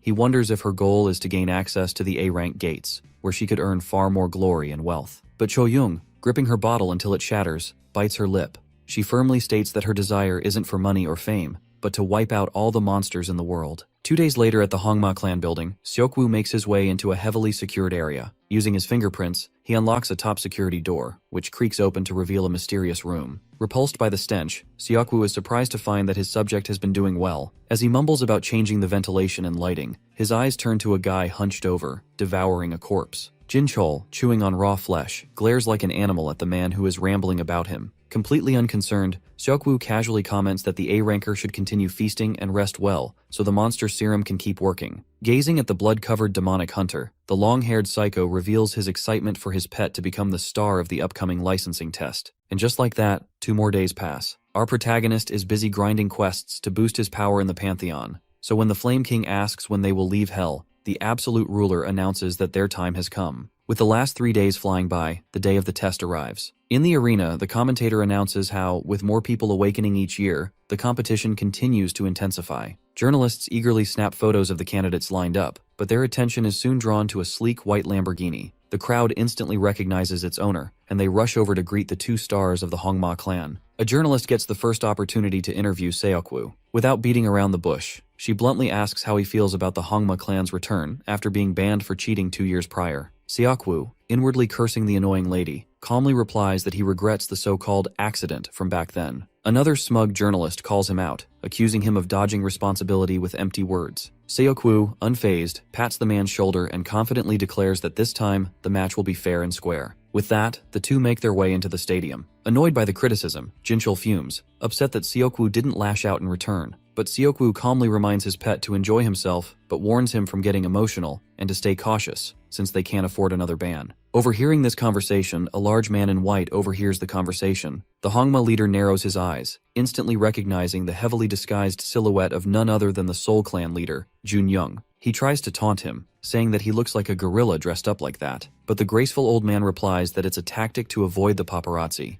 Jun-young fires back that he doesn't like flaunting his fame like a certain someone. Tipping his hat, the legendary clan leader analyzes Jin-chul's aura and instantly recognizes its abnormal nature, which has been cleverly concealed. With a smug grin, Seok-woo tries to brag, suggesting that Jun-young is quite focused on his candidate. But the old man quickly fires back, joking that he hopes Seok-woo hasn't brought another cheater like the last time. After their heated exchange, the Hongma members walk away. Jin-chul grumbles that the Seoul clan leader was staring at him like a creep, but Seok-woo brushes it off, telling him to ignore the old man in white and focus on his real target, the cutie passing by, Shin Cho-young. Jin-chul eyes her down like a pervert, commenting that she'll be easy to take down. However, Seok-woo warns him not to underestimate her, reminding him that the Seoul clan leader has trained her well. But hearing this only excites Jin-chul further. His disgusting face contorts, eager for the chance to crush her. Meanwhile, Jun-young continues analyzing Jin-chul from afar, trying to unravel what the Hongma clan might be plotting. But suddenly, his attention is drawn to something far more ominous. Daesung arrives, radiating a monstrous aura. As he walks by, the Seoul clan leader shudders, unsettled by the dark energy emanating from him. Surprised by his shaken demeanor, Cho-young asks her clan leader what's wrong. With his jaw still slightly ajar, Jun-young warns her to stay cautious. She brushes off his concern, confidently promising that she won't let the Hongma clan pull any tricks on her. But Junyoung, narrowing his eyes, clarifies that he's more worried about the other person who passed by her. With 30 minutes left, an announcement calls all candidates to gather in Exam Hall 3. Finishing his call with Chanho, our hero scans his fingerprints and receives a special uniform from a vending machine-like station. In their new cyberpunk-style suits, all the candidates, including our favorite grumbling geezer, assemble in the exam hall. The old man proudly reflects on the hundreds of complaints that got him in. Fired up, he resolves himself to crush our protagonist for daring to touch his head rounder than a baby's butt. But soon after, a massive guy picks him up by the skull and tells him to move aside. Swallowing his pride, the geezer gives up on his revenge. So while the geezer is depressed, our guy arrives on the scene in his new suit, ready to dominate everyone who dares to oppose him. As the exam begins, competitors gather in the arena, where purple rings descend from above. The supervisor greets the crowd and launches into an explanation, noting that these rings represent the 3 floors of the gate, designed specifically for the licensing exam. He further explains that each floor has its own unique environments and distinct clear conditions. As murmurs spread among the participants, a ghostly pale kid questions when they will receive weapons. In response, the supervisor sharply clarifies that no weapons will be provided, and no one is permitted to bring any equipment other than the suits given. This announcement causes an uproar, with complaints that no one can fight without weapons. At this moment, a cute AI hologram appears, announcing its role in tracking everyone's progress. The cheerful hologram reveals that the test is not about the hunter's fighting ability, but rather their natural skill in surviving the harshest conditions. With that clarification, the gate opens. The participants then find themselves on the first floor of the gate, a rainforest. Everyone is soon drenched in sweat and struggling to breathe. Meanwhile, a team of analysts, watching through various cameras, laughs at the low quality of the applicants. As they speculate about the possibility of everyone failing, a mushroom-headed guy compliments Choyoung for keeping a cool head and conserving his energy. Seeing everyone compliment his ace, Junyoung smiles in satisfaction. Meanwhile, others praise Jinchul from the Hongma clan. Seokwoo glances at Junyoung's reaction, assuming that his shock stems from Jinchul's performance. However, the old man's expression remains frozen as panic spreads among the crowd, all eyes on a certain cool guy. Seokwoo feels appalled, recognizing the very person he sent an assassin after. It seems unbelievable that Daesung radiates no aura, with not a drop of sweat visible on his body. Meanwhile, it is revealed that our boy drank a potion, making him immune to all environmental factors. He laughs inwardly, knowing it's forbidden, but only if he gets caught. So when purple bands appear on everyone's wrists, the cute AI announces the start of the first round. It reveals that the clear condition for the first floor is to hunt 20 swamp orcs. With a confident grin, our hero kicks off as soon as the round starts, prompting everyone to scramble to avoid being left behind. In a true test to filter out the dimwits, a thirsty hunter falls victim to an obvious water fountain trap. A sticky worm emerges from the ground, swallowing him whole and eliminating him. However, he is saved by the suit's safety measures. Meanwhile, our hero sprints through the forest in search of his target. At the same time, the rescue team extracting the eliminated candidate suddenly receives a signal with the order to track down candidate 104, Han Daesung. Now let's return to our protagonist, who finally finds a swamp orc. Taunting the oversized pig while holding a boulder, he effortlessly tosses it into the air like a ball. With a punch, he shatters the boulder into thousands of pellets that annihilate the monster. Witnessing this, the rescue guy realizes why he was sent to spy on one of the candidates. Meanwhile, our Demon King understands that hunting the orcs one by one is the most efficient approach. To speed things up, he reluctantly taps into his mana and summons a shadow wraith. As time passes, he arrives at a cave teeming with swamp orcs. The cave begins to shake, causing the pack of monsters to become cautious about what is about to happen. Suddenly, the ceiling bursts open, and our boy makes an epic landing. Forced to dig deep into the earth like a peasant, he is visibly annoyed. The monsters celebrate thinking their prey has come to them, but he casually counts them with his magic wand-like stick. Counting enough targets to complete his mission, he tells the Flame King to translate the monsters' final words. Upon hearing that the monsters are discussing hunting the ruler of hell, he orders the demon sword to burn them to ashes. Elsewhere in the forest, Choyoung uses her aura to search for targets. As her skill detects one, she instantly kicks through the trees like a bullet. The confident Soul Clan ace estimates that she can clear the first floor in a single hour. As Choyoung approaches her fourth kill, a hunter suddenly flies in and snatches it away. Her pupils widen in shock at the monstrous figure that flashes by her. Scornfully, she looks down upon the Hongma scumbag, who loudly boasts about his fifth kill. Frustrated, she declares that stealing kills is expected behavior from Hongma trash. In response, he mocks her for being foolish enough to think the kill belonged to her. The two continue their trash talk, glaring daggers at each other. High on drugs, Jinchul considers murdering her to eliminate the annoyance but decides to hold off until the second floor. With that, Choyoung turns away with a sigh and erects her middle finger, with an infuriatingly smug grin. Fuming, the short-tempered cheater charges in, ready to kill her. but both of them suddenly freeze, their attention grabbed by a roaring sound. Mere minutes before their meeting, Daesung uses his flame sword to smolder his foes, unleashing the Hellfire Greatsword's first skill. Suddenly, a bolt of ravaging flames burst out of his tiny stick and envelope their target, creating a tornado that erupts into the sky. The shocked observers are left speechless. With this display, the AI announces our fiery hero's promotion to the second floor. Chaos erupts among the judges, who fail to find any information on him, while others rush to recruit him. The Soul Clan leader grins, intrigued by our demon lord's monstrous power. Annoyed by Jinchul's spotlight being stolen, Seokwoo scoffs and walks away in disappointment. The clerk lady from the ranking place starts rattling her colleague, who mocked her hunch about Daesung. Meanwhile, another observer can hardly believe his eyes, realizing that the weak old geezer, Jin Sang, has been tailing him the entire time. With an axe in hand, the foolish old man begins finishing off the half-burnt corpses left behind by our boy, racking up 11 kills. The ranking place employees discuss how the geezer could possibly get in, so the clerk lady spills the beans about his barrage of complaints. Seeing his employees slacking off, the branch manager arrives to explain that he personally approved the geezer. He reveals that the old man was reported to have entered a gate strapped with dynamite. Dumbfounded, the clerk lady asks if the madman is trying to commit suicide. However, the branch manager shares the bald geezer's tragic backstory.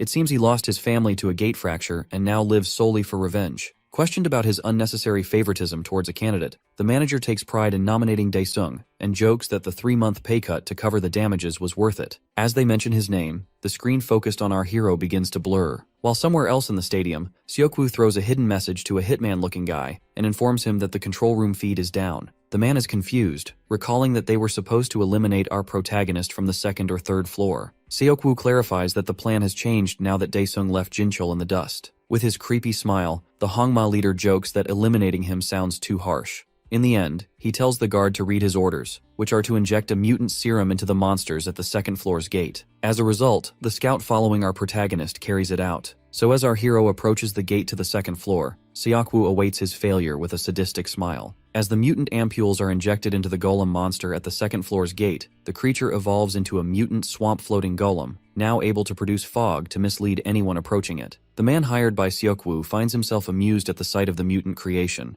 admiring the monstrous result he helped bring to life, and hoping for a generous monetary reward. However, the item he holds suddenly explodes, revealing it had been tainted with a paralysis agent, likely placed there by Seokwoo himself to eliminate all evidence. Paralyzed and unable to move, the man watches helplessly as the swamp golem approaches him, showing no intention of letting him escape. Meanwhile, the demon lord grows increasingly concerned, realizing that he has been walking in circles for a while. The map installed in his equipment appears to be malfunctioning, leaving him disoriented. As he moves forward, he stumbles upon the decomposed corpse of the man hired by Seokwoo. Suspicion immediately arises in his mind, as he doubts the test organizers would have intentionally left the body in this spot. Suddenly, the shadow of the monster looms before the demon lord, followed by a swift surprise attack. He deflects it just in time, using his flame sword cleverly disguised as an ordinary stick. However, before he can fully react, the golem hurls a massive boulder in his direction, which detonates on impact, releasing a surge of smoke and fiery heat. To survive the intense heat, our hero activates his absorb flame skill, shielding himself from the scorching blast. He contemplates using the same fury skill that once defeated the orcs, but unfortunately, it remains on cooldown. Worse still, the golem seems unwilling to wait for its recharge. The floating swamp golem unleashes a rapid sequence of attacks, which the demon lord deflects with growing frustration. Finding the barrage irritating, Daesung resolves to end the battle decisively by driving his blade through the creature's core. Rushing toward the golem, Daesung strikes its core with a powerful punch, but his efforts barely scratch the surface of its solid rock body. In retaliation, the golem sends him flying through the air with overwhelming force. The scene then shifts to Jinchul, the cheater. He has just defeated his final ogre, successfully fulfilling the conditions to ascend to the 2nd floor. In reward, he receives a small, special box containing a compass for navigation, an ampule, and a cryptic note,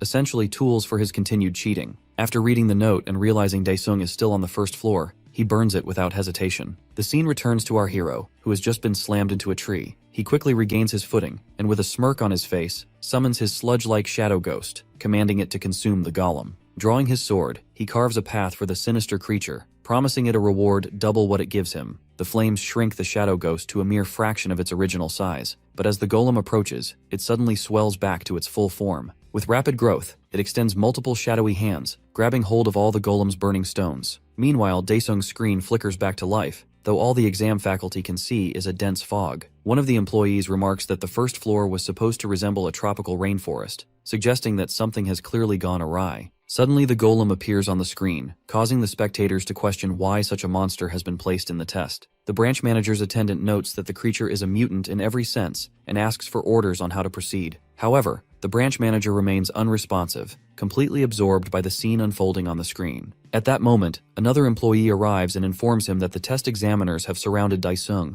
They ask whether they should forcibly intervene and stop the test. Apologizing, the manager acknowledges that the situation can no longer be helped. But just then, the clerk lady points out something on the screen. It seems the golem has already been defeated. Its burning fragments are seen flying through the air, followed by a powerful explosion. At this moment, the manager finally grasps the true strength of their demon king. What he had earlier dismissed as a mere measurement error now becomes glaringly obvious. Daesung's power is beyond their ability to grade, rendering their attempts futile. The branch manager reflects on Daesung, now perceiving him as a monster beyond imagination, possessing unparalleled strength. Meanwhile, the clerk lady who had previously been impressed by Daesung appears to be rooting for him quietly. However, her colleague cautions that despite his power, Daesung might be unaware of the bigger picture, as Jinchul seems poised to beat him to the second floor. An employee asks the branch manager whether he wants to withdraw the personnel deployed around Daesung. The manager declines, instead instructing the employee to have them submit a report once they've uncovered what exactly has transpired. The scene shifts to cheater number 14, Jinchul, who is filled with rage as he darts around, searching for the gate that should be close by. He notices the fog beginning to thin, indicating that the golem has been destroyed,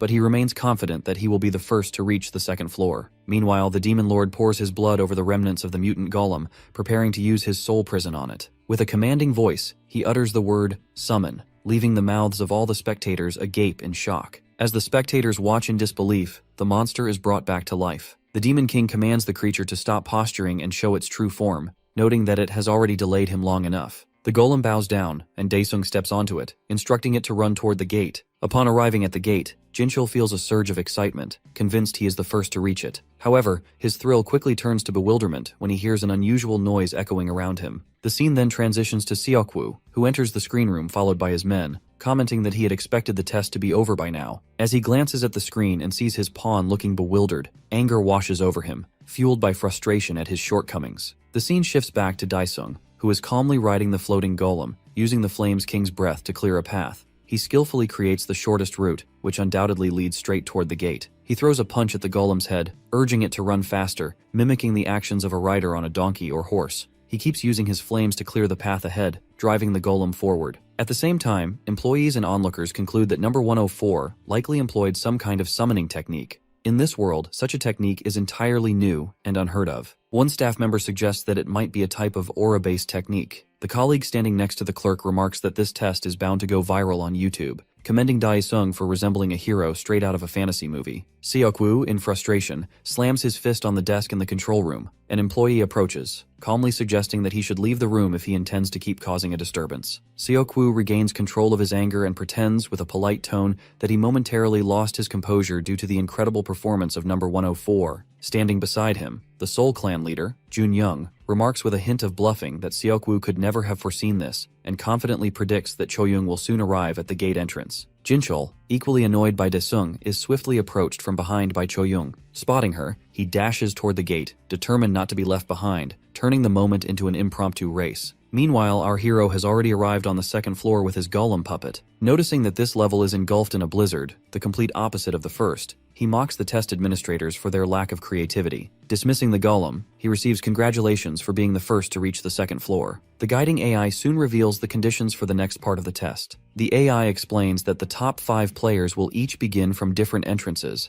and all participants will share a single goal: to reach the peak of the snow-covered mountain. The Demon Lord makes a rough guess that the distance is around 5 kilometers and begins his ascent. He finds it irritating to climb with his bare hands, especially knowing that cameras are positioned everywhere, preventing him from using his abilities. The scene shifts to Jinchul, irritated by his position on the mountain. The test has clearly taken a toll on his nerves, and he's consumed with frustration, fearing he might lose control and his temper unless he eliminates number 104, who reached the gate before him, despite all the dirty tricks he had planned. Suddenly, Jinchul hears movement a short distance behind him. Furious, he shouts, demanding to know who it is. To his surprise, it's the same old Baldy from before. Somehow, the man has made it to the second floor just in time, though the harsh weather appears to be overwhelming him. With a villainous gleam in his eyes, Jinchul presses against the mountainside, attempting to trigger an avalanche to get rid of the unsuspecting man. The Baldy slaps his own face, trying to gather his strength as memories of his lost family flash through his mind. With a burst of defiance, he shouts that he doesn't feel the cold at all. However, his determination is short-lived, as he's soon swept away by the avalanche. Jin Cheol, after successfully getting rid of him, gives a sinister smile. Immediately afterward, the broadcast drones malfunction,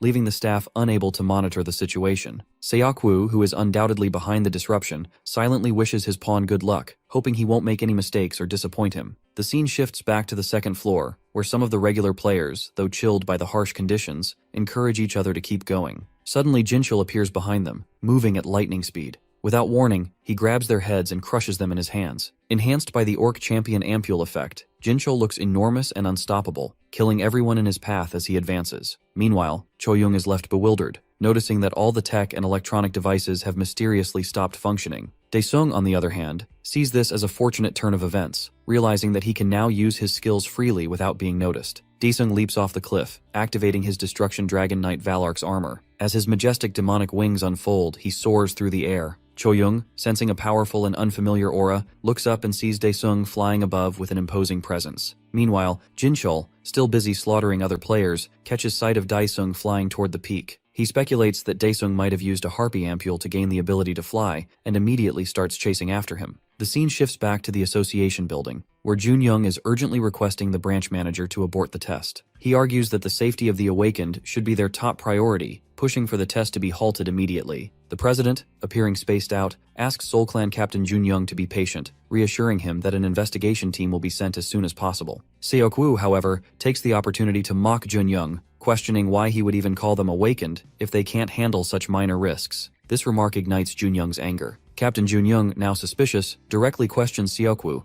asking if he is responsible for the current situation. Seokwoo, ignoring the question, continues to taunt him, insinuating that Choyoung must be weak if Junyoung is so worried about her. He pushes further, calling Junyoung an old man and suggesting that he should consider retiring, deliberately stepping on his nerves. The scene then shifts back to Daesung, who has reached the peak and is warming up, preparing himself to enter the third floor. Meanwhile, the old baldy somehow manages to survive the avalanche, lying in the snow as tears stream down his face. Rising to his feet, he shouts out loud, declaring himself a victor for having survived. It's only fair that he revels in his success, as the first step is always the most challenging. As Choyoung enters the third floor, she learns about the conditions for clearing this level. To progress, participants must acquire 1,000 points, which can be earned by defeating the monsters that inhabit this new environment. As it is very dark, Choyoung remains cautious, taking a moment for her vision to adjust to the shadows. Suddenly, a loud noise comes from behind her. Turning around, she sees her rival, the cheater Jinchul, standing there, bulked up as if he's on steroids. Jinchul remarks that she is fortunate to have arrived before him, but Choyoung dismisses his comments, telling him not to be so noisy. Her primary concern is not Jinchul but Daesung, who has outpaced everyone on both the first and second floors.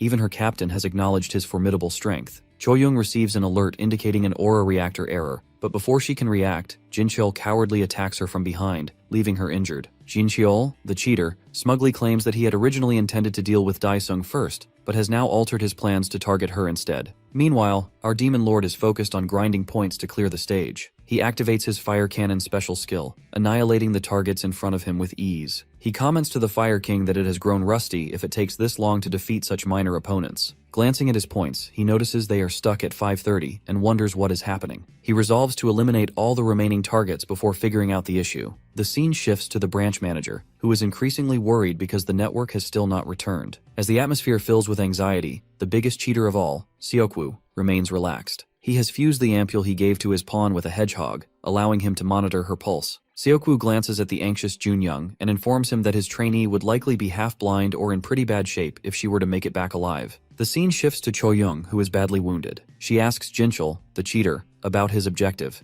In a disturbingly inhumane manner, cheater number 14 licks the girl's blood and taunts her, asking if she isn't going to use her shield aura. Choyoung decides to fight back, launching a kick at Jinchul. However, her kick misses, and she quickly retreats into hiding. This move irritates Jinchul, who mocks her for being a coward. Desperate, she tries to heal herself but is spotted by Jinchul. In a swift motion, she throws her defensive suit at his face, then follows up with a strike to his groin and a knee slam to his face. Declaring herself the ace of the Soul Clan, she channels all her strength into her attack, slamming Jinchul to the ground. With that, she moves away, determined to find and hunt the monsters. Meanwhile, Daesung grows increasingly frustrated with the device he is wearing, finding it useless as it records no points. He wonders whether he should go and ask the organizers about the malfunctioning equipment, realizing that all their devices seem rusty and unreliable. As Choyoung navigates the area, she finds herself alone, puzzled about where everyone has gone. Suddenly, Jinchul approaches from behind, seeking revenge. Alarmed, she turns to run for her life, but Jinchul appears in front of her as if he had blinked, slamming her down to the ground. He continues to attack her relentlessly, behaving like a nasty goblin, causing her to bleed. Grabbing her by the hair, he holds her head and taunts her, stating that she will face a painful death. Tears stream down Choyoung's face as she bleeds and receives a punch to her abdomen. Jinchul taunts her, asking her to call for help, only to mock her by reminding her that all the equipment is broken. Seizing an opening, Choyoung thrusts her finger into Jinchul's eyes, causing him to bleed and howl in pain. She tries to stand up to escape, but Jinchul grabs her by the neck, lifting her off the ground. Just as he prepares to throttle her to death, Daesung appears from behind, confronting him and demanding to know what he thinks he is doing. Upon seeing Daesung, Jinchul immediately releases Choyoung and bursts into mad laughter, viewing Daesung as the prey that has walked right into his trap. He tells Daesung that he has been looking all over for him. Our demon lord thanks Jinchul for waiting, deliberately dodging his attack as he walks over to Choyoung. Noticing her poor condition, he wonders if she has a significant wound, given her slow recovery. Turning to face Jinchul, Daesung questions him if he is the one behind her injuries. With a smirk on his face, Jinchul replies that he merely taught her a lesson, and soon, he will make Daesung look just like her. Daesung reiterates his question, clarifying that he is referring to the broken point meter. Jinchul laughs, launching a wave attack toward Daesung. He mocks the demon lord, claiming that he is out of luck since the emergency protection is broken. Instantly, Daesung dashes toward the creep and delivers a powerful punch to his face, sending him flying. Following up with a fire barrage attack, Daesung adds insult to injury. Despite this, the cheater still refuses to recognize his situation, believing he can easily take down Daesung. However, his confidence wavers when he suddenly notices a group of tamed spirits standing behind Daesung, filling him with fear. The scene shifts to the Korean Hunters Association building, where the clerk lady approaches the branch manager, informing him that the network has been restored on the second floor. However, she mentions that it will still take another 30 minutes for the network on the third floor to be restored.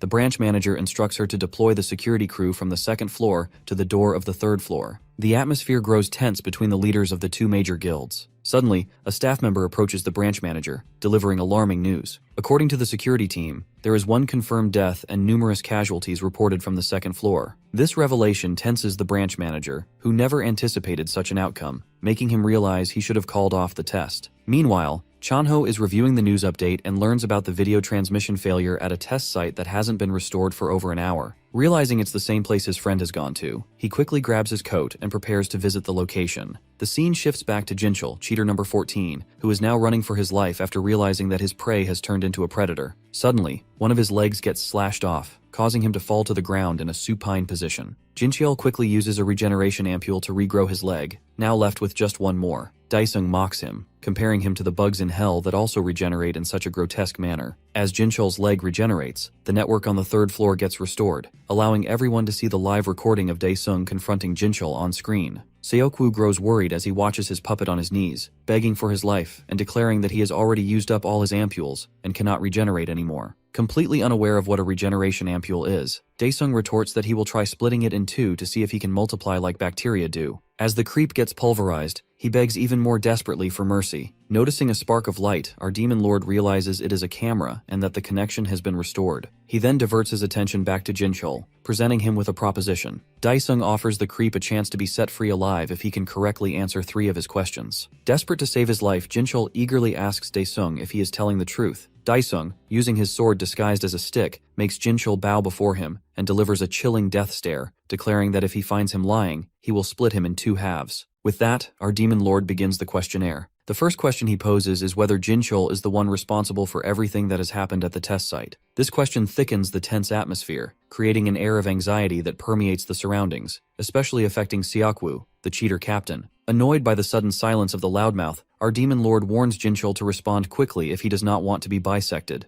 In response, the proud guy begins bawling and admits to orchestrating everything like a crybaby. Daesung finds the emotional confession intriguing. Not wasting a moment, our hero asks his second question. Pressured to reveal the mastermind's identity, Jinchul immediately throws his clan leader under the bus. The mention of the Hongma clan behind everything surprises our hero, but this fuels rumors in the control room. Suspecting from the start, everyone in the control room turns to look at the long-haired creep. Hearing the accusations, Seokwoo boils with rage at his pet's betrayal. Out of options, he lashes out at the management. However, the branch manager remains unfazed and orders him to prepare an explanation for the police. Realizing he is lost, the man agrees to attend his hearing at the Hunter's Bureau. With that, he silently lowers his head to avoid attracting more attention.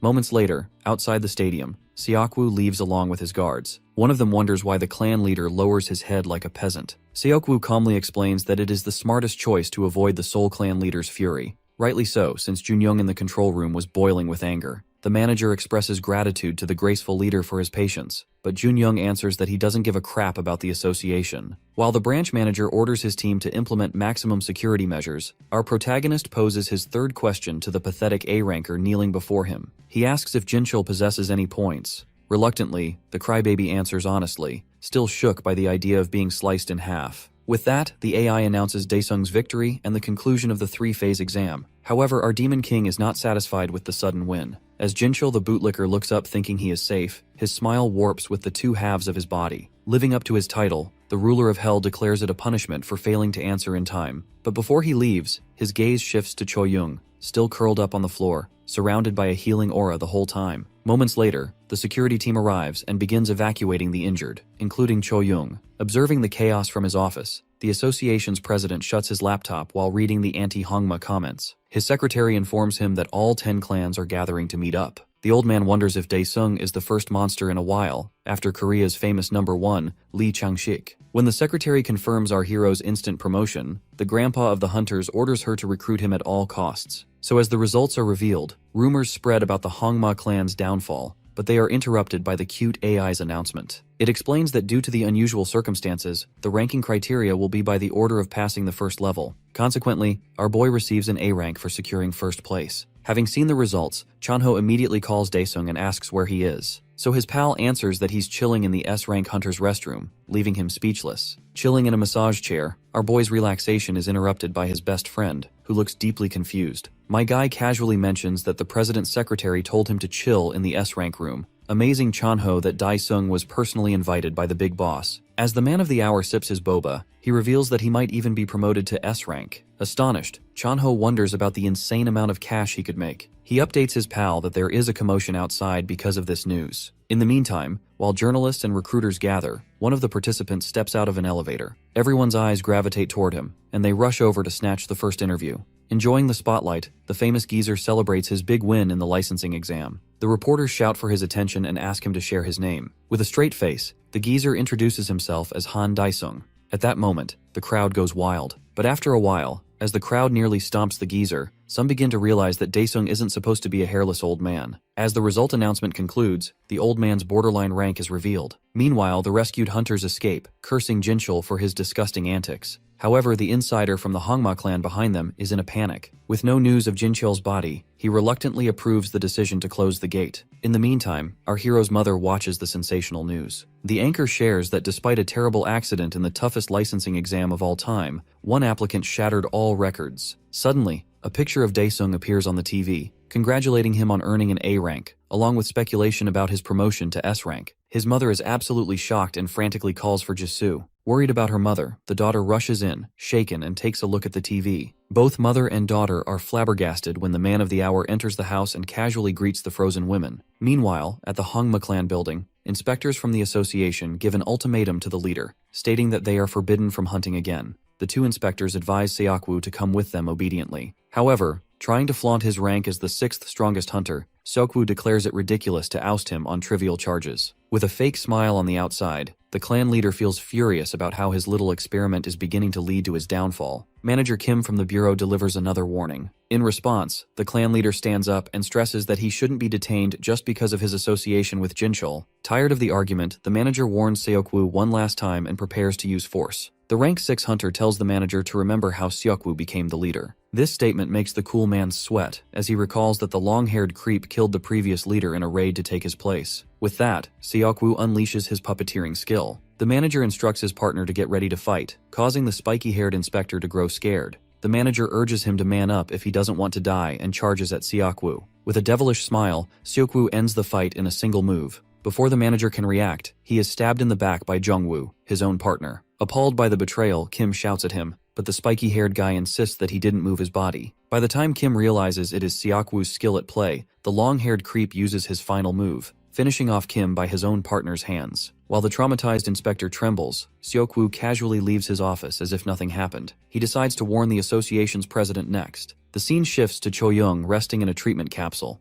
Looking over her, the clan leader receives news that, due to permanent damage to her aura, she will be unable to work. Rage boils inside him as Junyoung declares his vengeance on Seokwoo. Meanwhile, at home, Daesung's mom expresses her reluctance to let him take on such a dangerous job. His sister agrees with their mother. She mentions that she's glad to see him becoming famous, but it's a dangerous job regardless. Hearing this, our guy remembers Chanho telling him that the majority of hunters go against their families or get kicked out of their homes. Nearly on the verge of tears, their mom states that she would break if he is hurt again. But then he drops a bombshell that he has already signed up with Chanho's clan. With that, our boy reaches into his inventory and pulls out a bag filled with stacks of cash. Leaving his mother shocked by his magic, he brags about the down payment he received to pay off their debt. Both mother and daughter are dazed seeing the unbelievable sum of money on the table. Daesung tells his sister not to be so shocked. He encourages her to listen to their mother and enjoy school life, assuring them that he will take care of the expenses. He proudly announces that he'll be their protector. The two begin to cry, prompting him to tease them about their awkward reaction. Jisoo jokes that she is against him hunting, but the money has changed her mind. Enjoying the wholesome scene, Daesung considers going through hell worth every second. The scene shifts to Inspector Jongwoo recalling how manager Kim saved him when he was an innocent recruit. The manager's heartfelt words and fatherly smile from that night circle in his mind. He returns to reality, trembling as he stands over the manager's cold, lifeless body. Seeing him weep his soul out, the bank manager expresses his shock at Seokwoo going so far. Jongwoo, fueled by rage, tells them not to touch Seokwoo and swears to avenge manager Kim with his own hands. Watching this heart-wrenching scene, the president of the association commands the branch manager to take all available resources and destroy the Hongma clan, along with Lee Seokwoo. Meanwhile, our half-asleep Demon King is woken up by a barrage of notifications. He checks his phone to see who's spamming him with messages. Out of the mess, he notices a text from Chanho telling him to call when he wakes up. So he goes out for a stroll, and Chanho shares the good news that he has secured a C-rank gate. Daesung jokes that he simply has to come by and sweep up the easy money. The scene shifts to the Hongma clan building.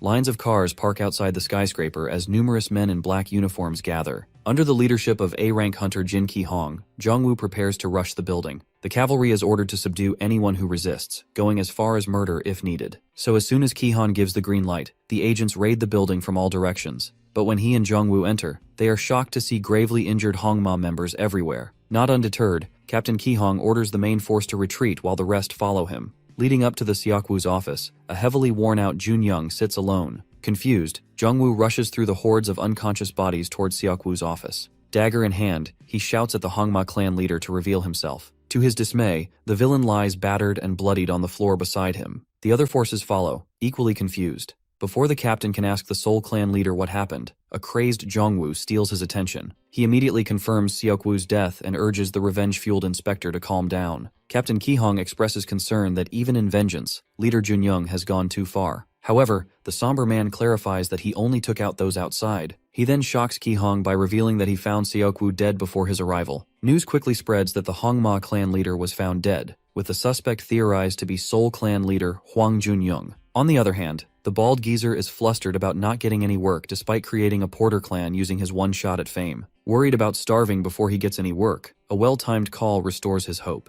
Meanwhile, in Chanho's car, Daesung confirms that he has denied all the other clan's offers. Chanho brags about all the crazy gear the Seoul clan has, but our guy isn't concerned, thinking about his amazing gear from hell. Then a thought comes to him, and he asks how much money a C-rank gate makes. But Chanho starts ranting that it cost 50 billion to buy one, out of which 40% went to taxes and fees. This baffles Daesung, who curses the greedy system. Chanho summarizes that rather than clearing a gate, ether core profits are where the real money lies. He then asks his pal to reconsider if he'll be alright going alone, which surprises Daesung. Our guy insists that Chanho is coming with him, making the man suddenly sweat buckets in fear. He reveals that he asked his sister to handle the paperwork, and she registered his bestie as the porter. Chanho's eyes widen as he wonders if his bro wants to kill him. At last, the two arrive at the giant red C-rank gate. Receiving a salute from the guard, Chanho hands over the entry form. Reading that only 2 hunters will be entering, the guard expresses his concern and confirms if they really intend to clear a team gate as a pair, since 100 hunters is the minimum. Seizing this opportunity, Chanho tries to persuade him not to open the gate just because a crazy A-rank hunter is involved. He adds his wish not to die single, but the man opens the gate to avoid trouble with our psycho hunter. One last time, Chanho tries to reason with my guy that it's unreasonable for even an S-ranker to solo a team gate, but our boy grabs him by the neck and drags his best friend into the gate. Meanwhile, at the Hunters Association, footage of Seokwoo's last moments is played. It appears that someone made the proud guy kneel, telekinetically wrangling his limbs in different directions. Then, out of a mysterious portal, an arm pops out and rips Seokwoo's heart from his body. Analyzing the video, the president asks the branch manager and Captain Ki-hong if they can't uncover anything. Ki-hong explains that footage from one camera is not enough, and the branch manager adds that no traces of aura were found either. Dumbfounded, the president wonders if they have a ghost killer on their hands. Meanwhile, outside the red portal, the old Baldy, having changed his name, arrives as a porter.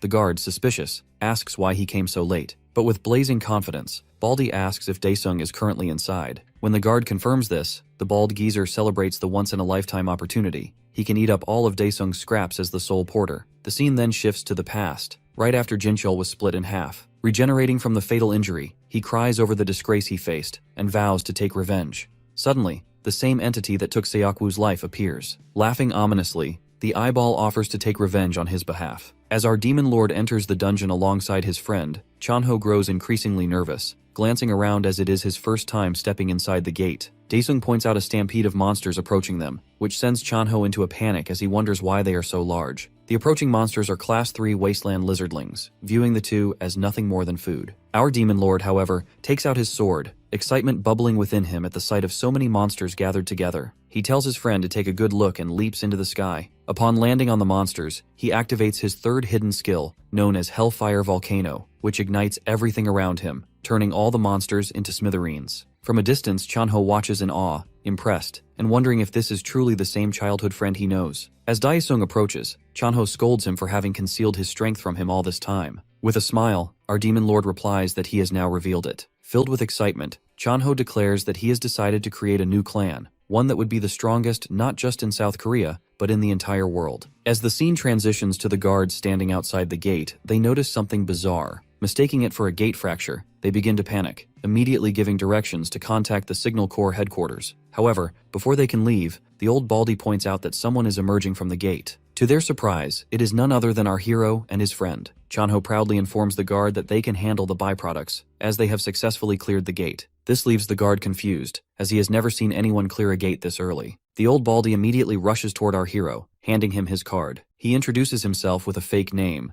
An Daesung, and shares his details, reminding our hero that he participated alongside him in the test. He explains that he is in charge of the byproduct disposal. Noticing that they share the same name, Daesung finds the old man suspicious. His friend Chanho then asks the old guy why he is alone if he works in a porter clan. The old dude takes back his card and replies that he is the one who created this clan and believes the process will be quick. Chanho then presses further, asking if his name is really Daesung. The old guy gives a thumbs up, saying he is willing to change his name in the future to avoid any nuisance for both of them. The real Daesung, feeling mad and frustrated, storms off from the scene. The scene then shifts to a real estate broker showing an apartment to our demon lord and his family. Daesung's sister appears excited about the place, particularly loving the fact that each room has an attached bathroom. Like a typical mother, Daesung's mom cuts to the chase, asking the agent about the price of the apartment. The agent informs her that the house is worth 18 billion in actual transactions. Seeing his mom astonished after hearing the price, the agent explains that the high demand is due to the nearby Hunters Association. He emphasizes that safety is what matters most given the current circumstances, which justifies the steep price. The agent then confirms his suspicions by asking if her son is a successful hunter. Before she can respond, Daesung's sister intervenes, bragging that her brother is an A-rank adventurer and is on the verge of becoming an S-ranker. She adds that this news has created quite an uproar in the media. The agent responds that this explains why Daesung seemed so familiar to him. Meanwhile, our demon lord finishes analyzing the house and accepts it as his domain. He inquires about the payment procedure and asks if he can get a discount for paying the full amount up front. The dealer informs him that he can offer preferential contracts if Daesung is indeed an A-rank adventurer. He explains that during the representative meeting of apartment residents, a fund of 2 billion won is collected for hunter attraction, and if someone is an S-ranker, they can receive a deposit of 10 billion won. The ladies get petrified upon hearing such a huge amount, while our hero feels excited at the thought of acquiring the house for just 8 billion won and the possibility of saving up to 10 billion won if he becomes an S-ranker. The scene shifts to a lady walking on a road in the pitch-black night. She feels an unsettling sensation, as if someone is following her. Suddenly she trips, but someone catches her just before she falls. Feeling scared, the girl asks who the man is. The man responds with a creepy smile, and as he gets closer, his disgusting face is revealed. He tells the lady that she has been chosen. The next day, the lady is found dead, and her body is taken to the autopsy suite in the National Police Agency building. The autopsy officer states that this woman has died in the same manner as Seokwoo, making her the 10th victim in this major city alone. Captain Ki-hong harbors suspicions because, based on his experience, such a murder definitely involves some awakeners. Just as he believed the situation had calmed down, he now faces the challenge of dealing with this new serial killer case. Inspector Jong-woo tells Ki-hong not to worry and assures him that he will handle the matter. However, Captain Ki-hong instructs Jong-woo to prioritize the gate search work at the head office first. As he leaves, the A-ranker Captain Ki-hong asks the forensic medicine expert to make the investigation public. Furthermore, he promises active support for the inspection bureau. Meanwhile, Jin-cheol, the cheater number 14, finds himself alive in a laboratory. As he opens his eyes, he feels disoriented and shouts, asking where he is. A nearby scientist expresses pleasure at seeing him awake. The scientist mocks him for screaming like an infant. Jin-cheol repeats his question about his whereabouts. The scientist points out that the room resembles the Hongma building laboratory, which leads Jin-cheol to realize he is in the awakening ampule infusion room. The scientist proceeds to explain the situation to the bewildered man, introducing himself as the elder of Honsei and mentioning that his name is Roman. He adds that he is the one responsible for saving him by making a special request to the chief priest. Jin-cheol notices a peculiar eye staring at him and, confused about his survival, seems to wonder if he didn't actually die. Roman clarifies that he has been reborn as one of the people of Honsei. The young man, however, still appears lost in thought. Roman then presents an ampule, asking if he desires to rule the world alongside them. Meanwhile, Chanho receives a call from his close friend, the confident demon lord, who shares his desire to be promoted to S rank. Chanho argues that focusing on clearing gates should be his main priority, but as he listens to his friend's reasoning, he becomes curious about why he suddenly wants to buy a house. In the end, Chanho agrees to bid on every gate he can find and asks Daesung to assist in easing the workload by acquiring some equipment from the Aura market. Who needs to purchase equipment when he can obtain superior gear from Pantheon? With this thought, our hero steps into the Pantheon and chooses the Absolute Ruler's Field implementation quest.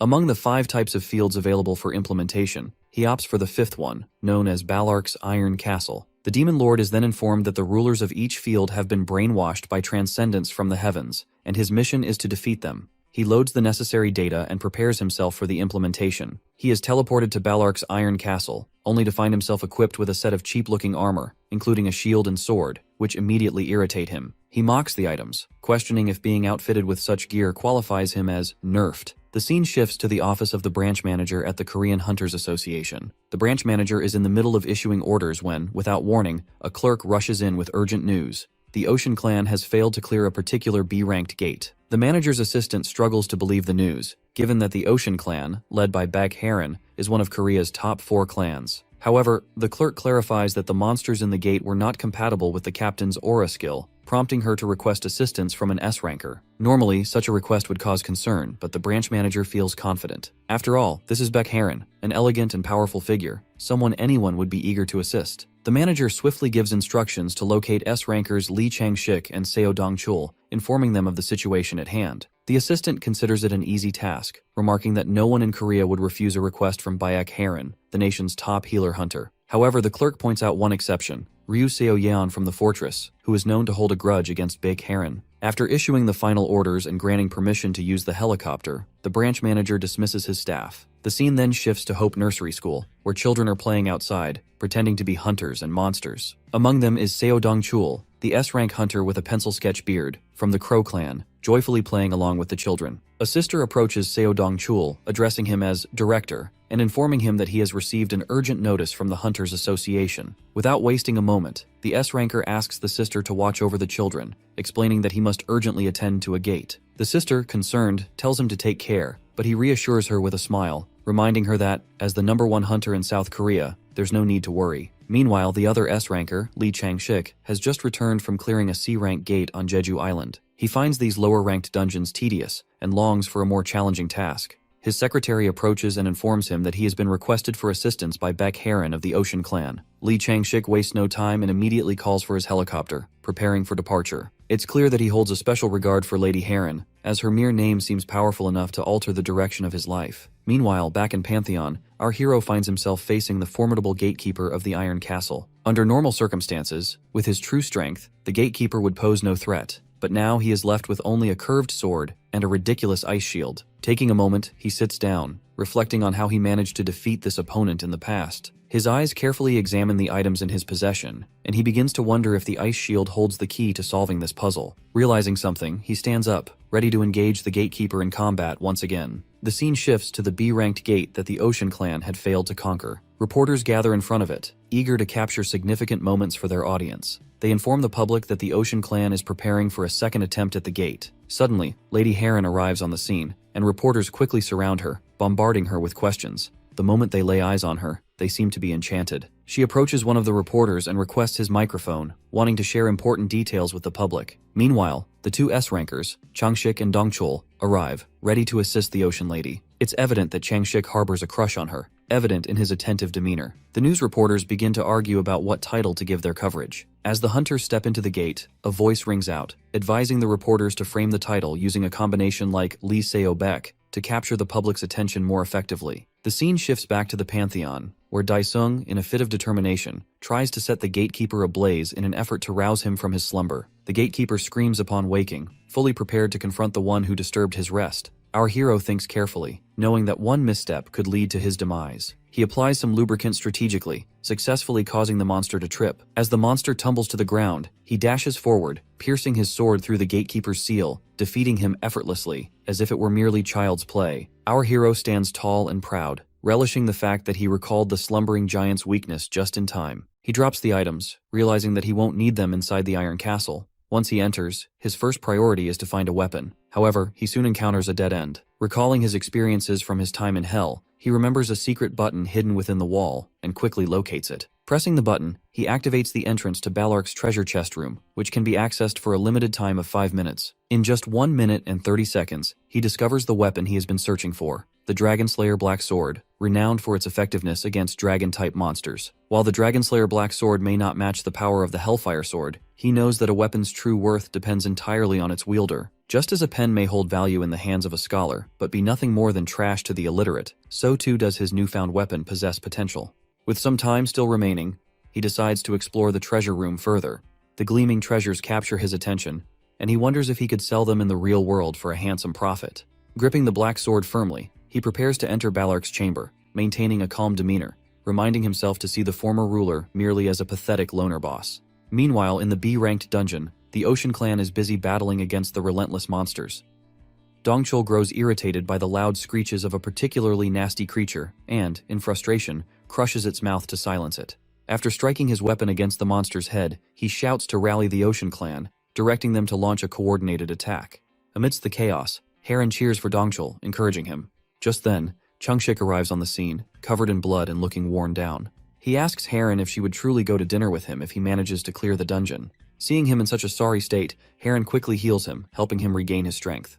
Changshik then presents her with the head of an ogre king as a trophy. Heron looks amazed, asking him if he really soloed such a calamity-class threat. Noticing that the Ocean Clan still hasn't managed to take down the foul-smelling monster, Dongchul feels a wave of frustration wash over him, realizing he has been shouldering the burden alone. Changshik then turns to Heron, urging her to keep her promise about the dinner as he joins the fray. Confused, Heron wonders aloud when she made such a promise, trying to recall the details. The scene transitions back to the Pantheon, where our hero spends a significant amount of points to apply every buff potion available to him. As his stats boost, so does his morale, and he confidently steps into the final room. Upon entering, he greets his old adversary, Ballark, but the reception is far from warm. Ballark, clearly not in a hospitable mood, summons a lizard dragon to attack our hero. Meanwhile, Daesung stands off to the side, a smirk on his face as he activates blood neutralization, transforming into a demi-demon. The scene shifts to a live streamer, Yang Chil, who is currently analyzing the strongest hunter of the week in South Korea in his latest video. According to Yang Chil, the top ranker is Changshik, the youngest son of a prominent chaebol family. He emphasizes that Changshik has a deep passion for hunting, which contributes to his impressive ranking. In second place is Dongchul. If one were to summarize him in a single word, it would be daddy. As the director of Hope Orphanage, he has declared all those who lost their families to gate fractures as his children, providing them with care and support. In third place is the esteemed lady of the Ocean Clan. Yang Chil discusses the recent crisis involving the B-ranked dungeon, noting that these 3 hunters joined forces and successfully cleared the dungeon in just 6 hours. As Yang Chil wraps up his livestream, he notices Daesung on the web and feels an uncanny sense of familiarity. He soon learns that the Demon Lord has solo cleared a team-type dungeon, a piece of information that is hard for him to digest.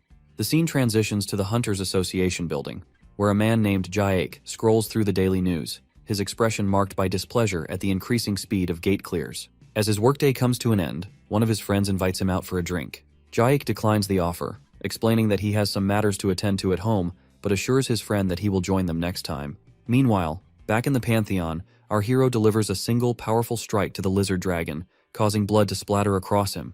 The crimson stains remind him of his past, when he often found himself drenched in blood during his battles. He then turns his attention to the final boss, preparing for the confrontation. As the boss launches its first attack, our hero expertly dodges, bracing himself for the fight ahead. Ballark continues his relentless attacks, but our hero effortlessly blocks them, treating the exchanges like a walk in the park.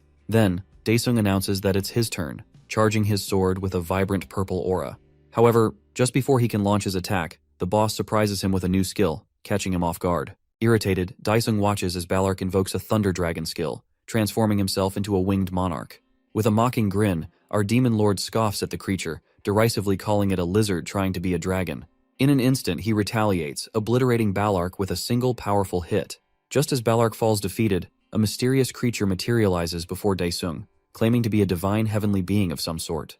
The scene transitions back to Earth, where a serial killer stands over yet another heart he has collected. He contacts Jaek, the manager of the Gateseeker team, referring to him as his priest. The killer informs Jaek that he has successfully constructed an altar with the hearts he has gathered. Jaek responds with praise, assuring him that he will immediately contact the Hunter Association to arrange for a sacrifice. Curious, the serial killer asks when he should break the altar. Jaek instructs him to wait until he has amassed a substantial number of valuable sacrifices before taking action. The scene shifts back to our hero, where his system goes haywire, alerting him that it has been infiltrated by unknown beings. The status board reveals that the entity is one of the heavenly transcendents, but the rest of the information remains hidden. Suddenly, the system notifies Daesung that the field implementation has been completed. Recognizing this as the perfect moment, our hero activates the absolute body reinforcement he has just received. The heavenly creature then questions whether Daesung intends to interfere with their plans, launching an aura ball attack at him, convinced that he is finished. To the creature's shock, our hero emerges unscathed, defying its expectations. In an instant, he retaliates, attacking the creature with a powerful fist. The creature boasts that it cannot be harmed, but Daesung's hand passes right through it, leaving the creature momentarily stunned. With a smirk on his face, Daesung taunts the heavenly creature, asking if it is still so confident. He then unleashes the ultimate skill of Hell, known as Hellfire Eternal Pain, a devastating attack that can only be used within this very domain. The creature finds itself overwhelmed by the sheer power of the attack, and as it is engulfed by flames, it begins to vanish into a black hole. In a last desperate attempt, it whines that it will tell its mommy about this. The system promptly notifies our hero of the sudden disappearance of the heavenly creature, confirming that it has been somehow defeated. Daesung is then directed to take his place on the throne to complete the quest. His Highness touches the wall, which begins to shift and morph into the shape of stairs. As he ascends, the monsters of hell offer their praise, clamoring for him to free them from the bottomless pit so they can exact their revenge. Upon sitting on the throne, Daesung completes the quest. The monsters he defeated during the challenge are summoned as his minions, but he quickly finds their noise overwhelming. With a wave of his hand, he instructs them to leave until he calls upon them again. Meanwhile, back on Earth, an A-ranked gate has suddenly emerged, causing a significant uproar. Questions flood in from every direction as the association president enters the building, facing the mounting pressure from concerned hunters and the public alike. The association president turns to the branch manager, asking if this new gate resembles the one that reduced a city to ashes 5 years ago. The branch manager promptly fills the president in on all the details he has gathered about the gate thus far, outlining its potential threat and the urgency of the situation. In response, the president issues a decree to mobilize all hunters available and requests assistance from the World Association to handle the impending crisis. The scene shifts back to Daesung, who meticulously checks all of his skills and the extent of his implementation so far. Realizing that he still finds them insufficient, he decides to acquire a few more skills. With that goal in mind, he enters the treacherous Spider Valley. Meanwhile, the president of the association has organized a conference with all of his higher-ups. Even those who cannot attend in person join via video call. The branch manager informs the president that all arrangements have been made, and emphasizes that the purpose of this meeting is to find a solution to the A-class gate that has recently appeared in Dogok Dong. In the next scene, a prison van is shown transporting Jun Young, who sits handcuffed inside. He wonders who could have killed Seokwoo, noting that not even the highest-ranked assassin could have executed such a trick. The realization unsettles him, making him fear that something significant is unfolding. At this very moment, his thoughts are consumed by concern for Cho-young. Meanwhile, Cho-young struggles to eat, blaming herself for everything that has transpired. The nurse gently urges her to consume at least one meal a day if she wants to live. Otherwise, they would have no choice but to transfer her to IV fluids. Tears stream down Cho-young's face as she feels both powerless and worthless, grappling with the weight of her emotions. Back in the conference room, the availability of the hunters is being discussed. Jong-soo, the leader of the fortress class, informs everyone that their ace, Ryu Seo-yeon, has not yet returned from her training. Meanwhile, Cho Han-wook, the vice captain of the Marvel clan, mentions that his captain, Han-ul, is currently occupied with the development of an aura weapon in Silicon Valley. The branch manager then turns his attention to the S-rank trio, who recently conquered a B-ranked dungeon, inquiring about their availability for the upcoming mission. Dong-chul lazily expresses his interest, noting that he doesn't see any other option. Chung-shik agrees as well, citing his obligation to keep his promise to Harin regarding their date. At this, Harin playfully protests, insisting that she has already gone on a date with him. Chung-shik counters, arguing that it shouldn't be considered a proper date since Dong-chul also joined them, leading to a light-hearted exchange between the three. Dong-chul intervenes, assuring the manager that he will handle the situation and emphasizing the need for support from all available A-rank hunters. In response, the president instructs the branch manager to arrange for 100 A-rank hunters, along with 100,000 ether cores. Voices of dissent rise in the room as some express their concerns, arguing that this amount is excessively large, representing an entire year's budget for the Hunter Association. However, the president silences them, asserting that all participants will be adequately rewarded for their efforts, reinforcing the importance of the mission at hand. Jaik, sitting among the gathered officials, wears a smile as he devises a dangerously evil plan. As the conference concludes, public announcements are made, urging nearby residents to evacuate to the Hunter Association's air defense shelter. As dark clouds begin to gather and pour, the hunters prepare themselves for the impending challenge. Once all arrangements are complete, they gather around the gate, murmuring about the sudden appearance of this unexpected gate, creating an air of unease and anticipation among them. Many A-rankers express that they have joined the mission because of the presence of the S-rank trio. Otherwise, they would have never dared to enter the dungeon. Sensing the danger that lies ahead, Dong-chul playfully teases Cheng-shik about whether he still wants to go on that dinner with Harin. With a determined spirit, Dong-chul encourages all the hunters, motivating them to fight together. He offers some pieces of advice before leading everyone into the dungeon. As they enter, they find themselves in a surprisingly peaceful place. Dong-chul directs all the hunters to check their communication equipment and spread out to cover more ground. The group splits up, including Harin and Chang-shik, ensuring they can gather as much information as possible in this unfamiliar territory. All the hunters test their earpieces to ensure they are functioning properly. Meanwhile, Chanho tries repeatedly to call their hero. Just as Daesung finally answers the call, Chanho's frustration spills over as he complains about his current situation. It turns out that Chanho is busy moving into the new house he just purchased. Cutting to the chase, he informs Daesung about the sudden appearance of the new A-rank dungeon, mentioning that all B-rankers and above have been summoned to participate. Our hero examines the location, discovering it is quite close to his new residence. He inquires with his friends about the reason behind the evacuation order issued for just one gate. One of his friends explains the incident involving an A-rank gate fracture that occurred 5 years prior. As he travels to his new home, the hero poses a question to his friend about the possibility of being promoted to an S-ranker if he manages to resolve this issue. Chanho feigns surprise, noting that all his best friend seems to aspire to is achieving S-rank status. Within the confines of the gate, perilous bloodwolf monsters emerge. The hunters, acting as scouts, relay their locations to one another. Suddenly, they find themselves encircled by the menacing creatures. It is said that mankind was on a path toward destruction.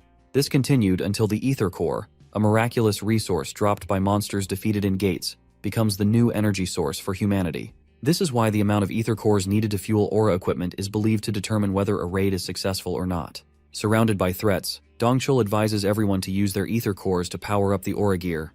Meanwhile, to draw the raging wolf beasts away, Cheng-shik uses his wide-area aggro skill, despite his absolute hate for it. While the white-haired hero rallies the monsters behind him, Dong-chul, supported by Harin, prepares to launch an attack.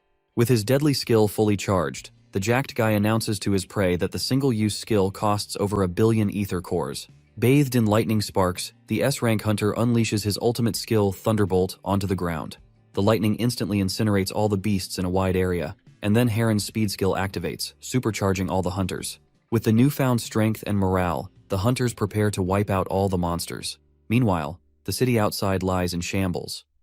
A group of Hongma stragglers gather, but one of their scouts warns that the police are coming, sending them all into a panic. As they run away, a curly-haired guy is stopped by a police car. Flashed by the intense headlights, the group hears a peculiar voice that tells them to surrender or face fake drug charges.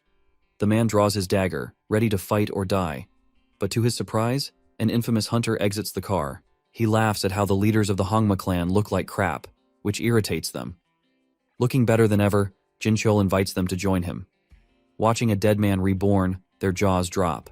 So with a smile on his stitched-up face, Jinchul offers the survivors a new purpose. Meanwhile, back at the gate, the raid seems to have ended. The hunters wonder if, for the first time in history, an A-rank gate has been cleared without casualties. While Heron heals his wounds, Dongchul laughs that he could have cleared countless gates if he had her healing skills. But Heron sighs and goes on a painfully long rant about how many pricey ether cores her skills consume. Hearing her ramble about the logistics, Dongchul's ears begin bleeding from her S-rank nagging skill. And of course, Changshik makes sure not to miss the hourly quota of hitting on her, making things awkward. Nearby, a hunter digs out a rare B-rank ether core from a corpse, before the upper half of his body gets shredded to nothingness. His friends can only stare in bewilderment, seeing a majestic white wolf with 4 glowing eyes. On the outside, the atmosphere is filled with suspense. Experts on the news express their concerns, as the triple S ranker team takes worryingly long to clear the gate. A news reporter announces that 10 hours have passed, prompting the association to send as many A-rankers as possible. Watching the news, the branch manager is annoyed that the World Hunter Association's backup hasn't arrived yet. As no one can enter the gate, they can only gather reserves outside and pray for the Dream Team's success. Meanwhile, inside the gate, the hunters initiate the fight with a rain of arrows on the giant beast. Completely unfazed, the beast rushes forward and raises its claw to wipe out the entire platoon.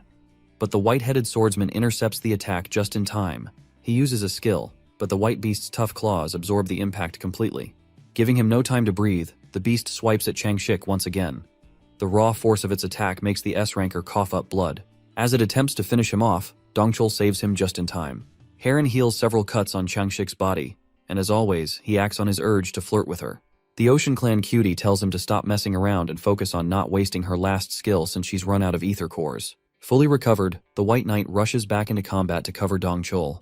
With his full-power strike, Korea's top hunter strikes the white behemoth down in one shot.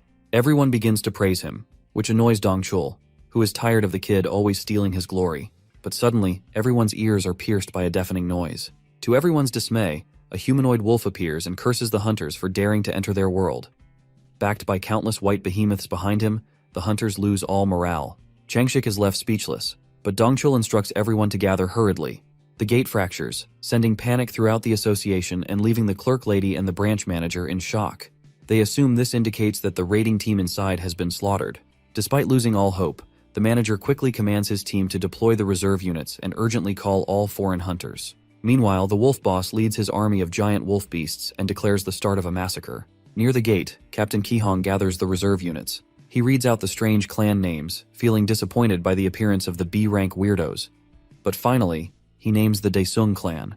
Upon seeing our hero, the captain instantly recognizes him as the A-ranker the president has been after. As the captain begins reading instructions, Daesung pouts, disappointed that his pal didn't show up or give him a call, before he realizes he was the one who didn't answer. Suddenly, a loud sound marking the gate fracture echoes throughout the city.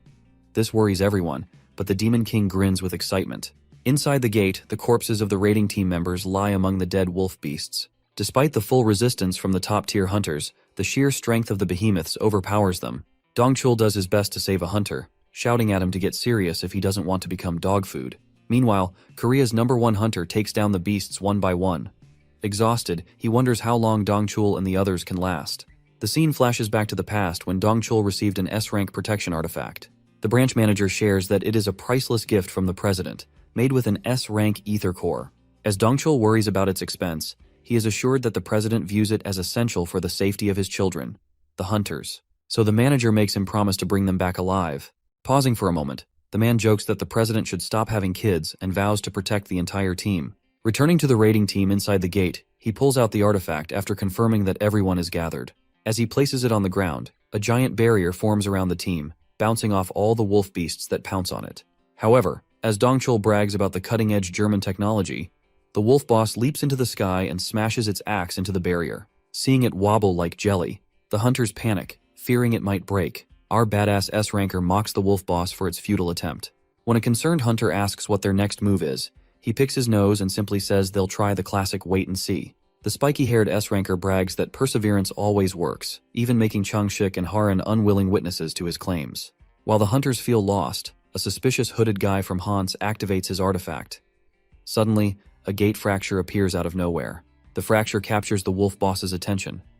The unnatural occurrence leaves all the hunters in shock. Gazing through the gate at the human world, the king of the white wolves grins ominously, declaring that this time the monster raid team will hunt humanity. As this unfolds, the giant wolves invade Earth, tearing apart the weak infantry. True chaos erupts when the wolf boss lands in the city center. With a swing of his axe, the raw power of its shockwave blasts away all the soldiers holding the front line. Trying to scout the situation, the drones that approach are obliterated by the Wolf King's howl skill.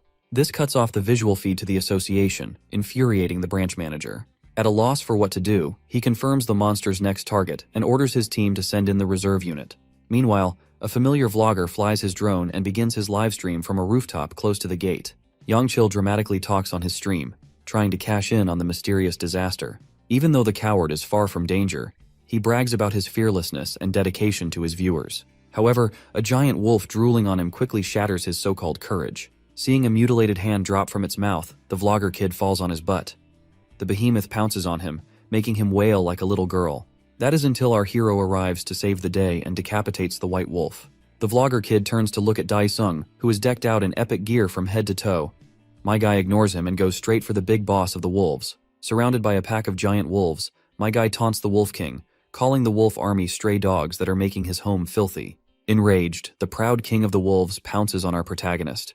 However, his destructive axe attack is easily blocked by the ruler of hell. In the meantime, at a shelter near the gate fracture, panicked civilians trying to get in open a certain live stream on their phones. Funnily enough, despite the association losing their drones, our vlogger kid manages to monopolize coverage of the disaster with his live stream. After hitting 1 million views, the greedy kid continues to stream without a care for his life. In the control room, the clerk lady opens the live stream on her phone and shows it to the manager, leaving everyone shocked to see our A-rank hunter facing off alone against the threat that overwhelmed 3 S-rankers. Returning to our hero in the center of it all, he casually watches the dogs assemble like Power Rangers. Suddenly, the big white dogs charge at him all at once. But at that moment, Daesung is furious and unleashes flames from his Hellfire sword. Roasting the wolves from the skin down, the irritated Wolf King extinguishes the fire with a swing of his axe. Finally living up to his title, the king withdraws his army and states that he will fight our hero one-on-one. Impressed by the monster's audacity, the ruler of hell tells him to get through his hell beasts first. Piercing the ground with his sword, immense energy begins radiating from Daesung. The Wolf King and the vlogger kid are both dumbfounded as a gigantic dragon materializes in the sky. But that's not all. Hearing its master call, more hell beasts begin to appear, scaring the crap out of the branch manager and the reserve team under Captain Ki Hong. Watching my guy backed up by his epic summons, the wolves can only growl in fear. Using the Wolf King's own words against him, our Demon King orders his slaves to destroy the others, while he takes on the big boss himself. Seeing the giant dragon descend, Captain Ki Hong and his unit approach Daesung's summons. As they watch the dragon maul the wolves with its claws, Ki Hong is left wondering if the majestic white beast is a friend or foe. The other 2 summons chase down the previously terrifying wolves as if they were little puppies, effortlessly hunting them down. Meanwhile, at the shelter, civilians watching the vlogger kid's livestream are bewildered, witnessing monsters slaughter other monsters. In a moment of sheer confusion, the branch manager summons Chanho as a representative of the Daesung Guild. Not wasting a word to break the ice, he outright asks Daesung's pal to share details about the legend himself. In the meantime, the legend in question continues to talk trash to the Wolf King for fun. He approaches it menacingly, prompting the proud monster to unleash a powerful blow on him. But my guy easily blocks it and, with a scary grin, launches a flurry of his own attacks, overwhelming the proud dog. Impressed by its abilities, our hero commends the A-rank boss, who seemed like a barking dog with no bite. However, the proud boss monster suddenly starts doing gymnastics to break free from the Demon King. When the ruler of hell invites the Wolf King to make his next move, the dog curls its tail and begins dashing away at full speed. Our boy is left speechless, but it seems the Wolf King has realized that his immense power comes from the pandemonium. However, the Demon Lord doesn't let it end there. Catching up, he asks the dog why it's running on 2 legs. He kicks it like a bully, forcing the proud king to tumble like a puppy learning to walk. As if the humiliation isn't enough, he makes sure to prevent its escape. He commands his dragon to grab the dog, making the puppy stare with its jaw stuck open as giant talons graze it along the ground, giving it a good shave. Standing over the road-burned white pup, my guy gruesomely cuts it open to extract a core. Meanwhile, the 3 S-rankers also exit the gate fracture. Dongchul expresses his frustration upon finding no reinforcements. Haran does her best to save those still alive and urges the top 2 hunters of Korea to work together against the wolf boss. Dongchul takes off, leaving Haran alone. Suddenly, she senses demonic energy and a tiny scream escapes her lips moments before a wolf leaps upon her. But of course, no one would let the Ocean Clan's cutie die. The oversized dog's lopped-off head bounces away, cleanly sliced off by our knight in shining armor. Bake Haran is left staring in awe, but my guy, not even recognizing her, asks if she's a hunter or not. Bewildered to see the monster that Korea's #1 struggled against beaten in one shot, she is stunned. Speaking of the devil, Chengshik lunges at the man stealing his crush's heart. Of course, Daesung smoothly evades it. Both Haran and Dongchul call out Mr. Top Hunter for his strange antics. Yet the white-headed swordsman feels confused himself. Shocked to watch a seemingly random guy dodge his blade with ease, he says he mistook our boy for a monster. Upon hearing this, everyone takes a moment to ponder his words. Chengshik clarifies that of all the monster auras he has encountered, Daesung possesses the strongest. His detection skills impress our demon lord. Acknowledging one another, the two introduce themselves. With that, the disaster ends, and the scene shifts to a meeting of the S-ranks with the association president. Dongchul smiles, feeling glad that the president's expensive artifact saves many lives. However, Chengshik points out that they should focus more on the gate fracture. Still, Haran can't stop thinking about our abruptly awakened demon king transforming from comatose to top G. Cho Hanyul, the masked S-ranker, remains silent, so the president presents his main purpose, whether to promote Daesung to S-rank or not. Of course, no one has any qualms about it, and Haran even jokes that the others can take more holidays if the president uses him instead. Chengshik acknowledges his power, adding that he achieves the unthinkable feat of clearing an A-rank gate solo. But the masked S-ranker finally speaks up, remarking that he is already far above S-rank. Meanwhile, on his newly viral channel, Vlogger Kid interviews the bald geezer, pretending to have a strong relationship with our guy. Whereas in the Daesung clan's main office, Chanho is amazed to see his pal's name trending on every video across the web. With that, the man of the hour walks into his office. Chanho greets him enthusiastically, like a true suck-up, making our guy wonder if his friend is high on something. Getting straight to business, Daesung asks his best friend the reason for the call. His pal reveals that they're going to get his brand new license. News anchors from all over gather outside the Hunters Association building, anxiously awaiting our hero's arrival. So, the man of the hour arrives with his best pal by his side. The girls in the crowd gush over our hero, and Chanho suggests they raise a hand for his fans. As soon as he merely lifts his hand, the ladies start screaming and begging him to marry them, leaving him at a loss for words. Inside the president's office, the graceful man expresses his gratitude for Daesung's services. Chanho laughs, mentioning that they are only doing their duty. With that, the president instructs his secretary to bring out the shiny new S-rank license. They stare in awe at the object most people never even get to see. Thus, the president congratulates our hero and offers him one demand that he will absolutely fulfill. Intrigued, our demon lord gets a genius idea to become a billionaire sitting at home. Confirming that anything goes, he mischievously grins and asks for unlimited access to all gates. This does not sit well with the clans, who are infuriated by him monopolizing all the gates. The president recalls Hanyul's advice, noting that they can't reject the most valuable hunter's conditions. Our guy humbly demands the right for his summons to solo gates. The graceful old man is baffled to hear that a single summon can clear a gate. The scene shifts to a goth girl, Ryu Seoyeon, browsing her computer. Seeing our protagonist all over the internet, the Fortress clan's Hell Witch becomes infatuated with him. Thinking she's found the one who can cure her, she shocks her father by leaving her room for the first time in 6 months. Seoyeon embarks on a search for her hero. Meanwhile, multiple representatives from the clans gang up on the branch manager like frustrated single mothers at a superstore. They complain that Daesung leaves no gates for the smaller clans, stealing their livelihoods. They stress that it's absolutely unfair. Watching this unfold, the manager, despite already expecting it, innocently asks what he can do for them. A solution arises to limit Daesung's attacks on high-rank gates and team up with them on A-rank ones. On the other hand, unaware of how many enemies he's made, our boy is busy losing games. Chanho repeatedly calls him, and he finally picks up. His best pal gives him an earful for not taking his calls, and our demon lord explains his extremely valuable preoccupation: gaming. But like a mother, Chanho instantly calls him out, forcing him to come to the clan building. Now in the clan office, his best friend tells our gamer about the complaints to adjust their gate monopoly. Chanho explains that the smaller guilds are going bankrupt thanks to Daesung summons stealing their jobs, so the Daesung clan can only take B-rank gates. The association also puts a restriction on tackling A-rank gates unless allied with another clan. Satisfied with the fortune he's made, Daesung simply tells his buddy to only bid on A-rank gates. Chanho humbly brags that with only 2 members to split, he's also balling with cash, and even bought the clan building with his share. With a mischievous smile, our Demon King tells his pal to only bid on the top-earning gates for maximum profit, impressing Chanho with his pro-business thinking. Switching up the conversation, he asks Chanho whether his gear has sold. But his best friend explains that it's hard to sell equipment that cannot use ether cores. Our boy, hoping to sell it and buy property for his family, wonders if it's possible to sell it somehow. Chanho tells him about Park Donghyuk, a legendary aura engineer. He adds that the man is an acquaintance of the Seoul clan leader, but Junyoung is unfortunately in prison, so that option is out. However, he recalls another person who might lead them to Donghyuk. The scene shifts to the Heart clan, using impressive teamwork to clear a C-rank gate now that our hero isn't sweeping every last one.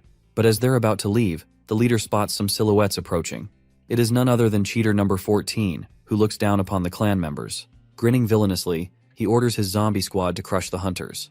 Disturbed, the Heart clan members wonder if the attackers are human or not. Sensing intense danger, the leader shouts for everyone to prepare for a fight to the death. Yet moments later, their lifeless bodies lie scattered on the ground. Jincheol extracts the leader's aura and steals his appearance. The scene transitions to the new mansion of the Demon Lord, where his family is engrossed in a news broadcast.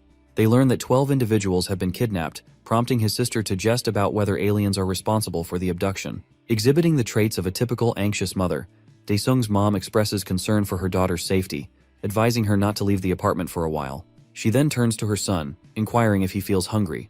The Demon Lord, possessing a hearty appetite, requests that she brings him an abundance of meat. The scene shifts to an altar, where hearts are being roasted as if they are in an oven. The serial killer initiates a ritual alongside his minions. Jincheol steps forward, receiving a blessing from the killer. The resurrected cheater, number 14, seeks nothing but vengeance against the hero, firmly believing that his newfound powers will aid him in achieving this goal. Next, the scene transitions to a child playing with a football. Suddenly, a large hole opens up in the ocean, drawing his curiosity. His parents rush in, preventing him from approaching the dangerous opening. A crowd gathers, engaged in heated discussions about the unexpected appearance of a gate in such a peculiar location.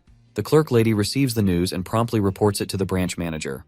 The manager grows anxious, recognizing it as the most challenging maritime-type A-ranked gate they have encountered to date. He inquires whether the clerk has sent requests to each clan for their cooperation. She informs him that all 5 top clans have placed bids, noting the unusual detail that all bids include the same conditions. To clarify the situation, it is revealed that Dongchul had recently visited Daesung's building to meet with his director, Chanho. Dongchul presents a proposal, suggesting a joint raid on the gate. Suddenly, Changshik enters and joins the discussion. Chanho appears perplexed as he sees all these S-rankers arriving at his building unexpectedly. Upon noticing Dongchul, Changshik instigates a confrontation, reminding him that he had previously mentioned wanting to take a break from raids to spend time with children. Changshik presents the same proposal to Chanho that Dongchul did, expressing his desire to jointly attack the aquatic gate. He even offers to cover all expenses related to information and other essential needs. Meanwhile, the Ocean Clan appears to share a similar mindset. In their briefing room, their leader, Heron, persuades her team that she wants to assist Daesung, feeling indebted to her for saving her life. Her team responds enthusiastically to this arrangement, showing no objections whatsoever. Meanwhile, similar discussions unfold at the Marvel Clan's headquarters. The vice captain engages in a heated argument with the captain over his decision to join forces with others to attack the gate. Captain Johan Ul responds that he wishes to meet Daesung, seeking to learn more about his abilities, which seem to surpass even S-rank. Returning to the hero, he is occupied with assigning guard duties to his shadow minions. He designates the top 2 minions to protect his family in his absence. The minions express their eagerness, vowing their lives to carry out this order without fail. As the Demon Lord steps out of the Pantheon, the Hell Witch Ryu Seoyeon notices him and questions whether this portal is the source of his inexplicable strength. She introduces herself as the backbone of the Fortress clan. However, Daesung refers to her as Fortress Kid and demands to know her business. She approaches the hero, staring intently into his face, and asks for his assistance. As she draws closer, he instinctively pushes her away, only to discover that she transforms into a black magic doll. The hero contemplates whether she possesses ninja-like skills to achieve such a feat, but suddenly, he detects a demonic aura emanating from the doll, prompting him to wonder if there is any connection between them. In the following scene, the clans gather along the coast, preparing for the impending operation. They spot a flying dragon soaring toward them. As it draws nearer, Daesung descends from the dragon, landing gracefully before the assembled clans. While everyone marvels at the idea of riding a dragon, the hero feels irritated by the ride's quality. He spots the same ninja girl from earlier, cursing everyone and biting her finger in frustration. He approaches her, questioning whether she is also from Hell. The Hell Witch, unsure of what he means, simply nods in agreement to whatever he says. Surprisingly, she feels a sense of positivity in his presence, and finds herself able to tune out the surrounding noise when he is near. She then requests that he stay with her in the gate. Before the Hell Witch can receive an answer, her longtime rival, Lady Heron, arrives on the scene. The animosity between them is evident from the Hell Witch's expression. They begin to clash, but their fight is abruptly halted as the hero unleashes an almost invisible wave attack to intervene. With the confrontation settled, it becomes time for them to proceed toward the gate. The Hell Witch, reluctant to leave the Demon Lord's side, insists on tagging along in his boat, which he finds quite annoying. The atmosphere grows tense, as the serial killer has just joined the fray, likely intending to interfere with the hero's plans, perhaps even targeting his brain. As the boats pass through the gate, the atmosphere thickens further, and dark clouds blanket the sky. Lady Heron activates her detection skill, which is renowned among the people for its effectiveness. She senses the approach of monsters and quickly readies everyone for an attack. However, instead of encountering hideous creatures, the hunters find themselves face to face with adorable little spirits, so charming that no one perceives them as a potential threat. Suddenly, they are struck by a massive wave of water, and a colossal Queen Giger monster emerges from beneath the ocean's surface. The mere sight of the terrifying creature sends most of the hunters into a state of panic. The monster unleashes countless tentacles, seizing control of the white spirits and using them to pull the hunters toward it. Fortunately for them, the hero draws his dagger and intervenes, saving them from certain doom. All he desires is to return home quickly, and the fastest way to accomplish this is by defeating the boss monster. Suddenly, the creature dives back into the depths and disappears from sight. Daesung, albeit reluctantly, turns to the Hell Witch, seeking her assistance in exchange for resolving her own dilemma. He assigns her the task of capturing the monster and luring it out from its hiding place. She promptly agrees to his request and sets off to fulfill her task. Meanwhile, the hero calls over the Ocean Clan leader, asking her to handle the flying monsters. Heron, initially confused by his words, soon looks up and spots a swarm of bugs descending upon them from the sky. As everyone engages in battle with the monsters, Jinchul busies himself with an evil scheme. He activates his stealth technique, going into hiding as he declares his mission to be the hunt for the hunters. The Hell Witch, having made her preparations, dives into the ocean, ready to prove herself. The scene transitions to a coffee shop where Choyoung has been invited by Chanho. Upon his arrival, he finds her already there, waiting ahead of time. They exchange formal introductions, establishing a courteous atmosphere. Meanwhile, the scene shifts back to the confrontation, where the Hell Witch employs her scent skill to draw the monster back to the surface. Daesung sprouts wings from his back and unsheathes his sword, dashing toward the beast. His system alerts him that his Flame King's breath skill has been modified, allowing the cloud of flames to precipitate. Without hesitation, he activates the skill, launching a massive ball of fire directly into the monster's mouth. The monster quickly snaps its mouth shut, wondering if it has captured something. Within seconds, blisters erupt across its body, culminating in a massive explosion. The Hell Witch, witnessing the spectacle, realizes that the hero exceeds her expectations. She shouts at him to uphold his part of the promise and fix her. Our hero responds, asking her to wait a little longer, as there are still some monsters remaining to deal with. Meanwhile, Hiren remains occupied, fending off the attacks of the sky monsters. She employs her aura skill to boost her team's morale and strength. At the same time, Jinchul's team readies their nefarious plan. Jincheol steps onto Heron's boat, deciding first to eliminate the celebrity before seeking his revenge against the hero. As Jincheol approaches Lady Heron, he senses an ominous presence closing in on the boat. His anxiety spikes when he realizes it is Daesung. Irritated, the hero strides toward Lady Heron's boat, questioning her about the status of her progress. Lady Heron responds that she is doing her utmost to handle the situation. As Daesung nears her, resurrected cheater number 14 seizes the perfect opportunity to strike, aiming to kill him and finally exact his revenge. Just as resurrected cheater number 14 thinks this, the hero's Saju eyes activate, a skill that detects all hostile targets within a 1-kilometer radius. He switches to Scorching Flame mode, launching a fireball that targets not only the monsters, but also Jinchul's team. Chaos ensues among the Ocean Clan as they find their comrades suddenly under attack. Heron demands an explanation from the hero, but before he can respond, Jinchul materializes before them. The attack has neutralized his stealth skill, and he seethes with anger at the hero for the disruption. Hunters standing nearby stare at Jinchul, questioning his identity. Daesung asks him if he is a sea monster who somehow survived that day, but all the resurrected cheater seeks is revenge. He injects himself with a drug that envelops him in a dark aura. With a guttural cough, he spits out a black substance before diving into the sea. The nearby hunters quickly identify Jinchul as a member of the Hongma clan, but they are baffled by the fact that he was believed to have died at the testing site. Suddenly, a black fog engulfs their ship, obscuring the hunter's vision.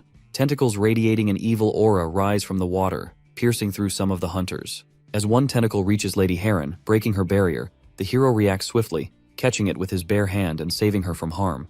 With his bare hand, the hero twists the tentacle, forcing the monster out of the sea with a howl of pain. Jinchul emerges as an S-class Geiger King monster, exuding confidence that he will finally achieve his revenge. Channeling all his strength, Jinchul unleashes a powerful attack aimed directly at the hero, eager to witness his demise. The scene shifts back to the coffee shop, where Chanho assures Choyung that they are prepared to exhaust their last resources to save her director in exchange for her assistance. Eager to save her director, Choyung inquires about the assistance they require from her. Cutting to the chase, Chanho asks if she can help them get in touch with Dr. Park Dong-hyuk. Choyung responds that the doctor's whereabouts are highly confidential and suggests that he should discuss it directly with her director instead. Meanwhile, the monster has successfully knocked all the hunters into the water. Daesung contemplates using his special skill but hesitates, knowing that it could endanger everyone around him. Reluctantly, he allows Jinchul, now transformed into the Geiger King, to ensnare him in his tentacles. Jinchul launches a fierce attack aimed at the hero, determined to kill him this time. The Ocean Clan members stand petrified, but suddenly they spot the hero soaring above them, ready to confront the impending danger. Surprised, Haran asks the hero how he managed such a feat. But Daesung warns her to stay clear of his attacks if she wants to survive. Dashing through the air, the hero activates his extreme fury skill, creating a blazing zone of fire. In an instant, Jinchul is blown away into smithereens, vowing that he will wait for the hero in hell. The crowd erupts in excitement and disbelief at the hero's unexpected victory. Suddenly, Daesung receives a notification regarding the existence of the haunts, and he gains new skills: stealth and transformation, along with the ability to use ether aura. As the gate clears, the old Baldy arrives with his Porter clan, humorously named the Rice Cake. This time, he isn't alone. The live streamer has also joined them, and to everyone's surprise, he now boasts 1 million subscribers. He shares his first experience as a porter at the Aquatic Gate, introducing the Baldy to his viewers. One viewer, genuinely impressed with his videos, sends a donation of 100,000, boosting the excitement in the chat. The scene now shifts to the Fortress Clan's training center, where the Hell Witch has dragged the Demon Lord along to help her eliminate some ghosts. In a playful act of annoyance, he flicks her forehead, which only serves to irritate her further. My guy explains to her that there are no ghosts present, only a magic spell that he has suppressed for the time being. Curious, he then asks how and from where she acquired such a magic seal. The Hell Witch beams with pride as she admits that she has entered an awakening portal. She requests him to keep it a secret, and elaborates that sometimes an awakening portal materializes within a monster gate. Driven by her desire to awaken, she explains that she took the perilous risk of entering a portal she stumbled upon, fully aware of the dangers involved. Daesung ponders whether Hell has similar portals of its own. Suddenly, he receives an emergency alert from the Pantheon, indicating that a celestial being has invaded the Ghost King's territory, compelling him to respond immediately. He informs the Hell Witch that their deal has been addressed and prepares to take his leave. Meanwhile, in a prison cell, a visitor arrives to see Captain Jun Young. As the door swings open, Cho Young stands before him, ready to discuss matters of significance. Cho Young's presence brings a sense of peace to Captain Jun Young, who is relieved to see her in good health. She inquires about Dr. Park and his whereabouts. The captain provides her with the details, suggesting that he may have a method to restore her damaged aura. However, he warns her to remain cautious around him, as he might be connected to Hongma.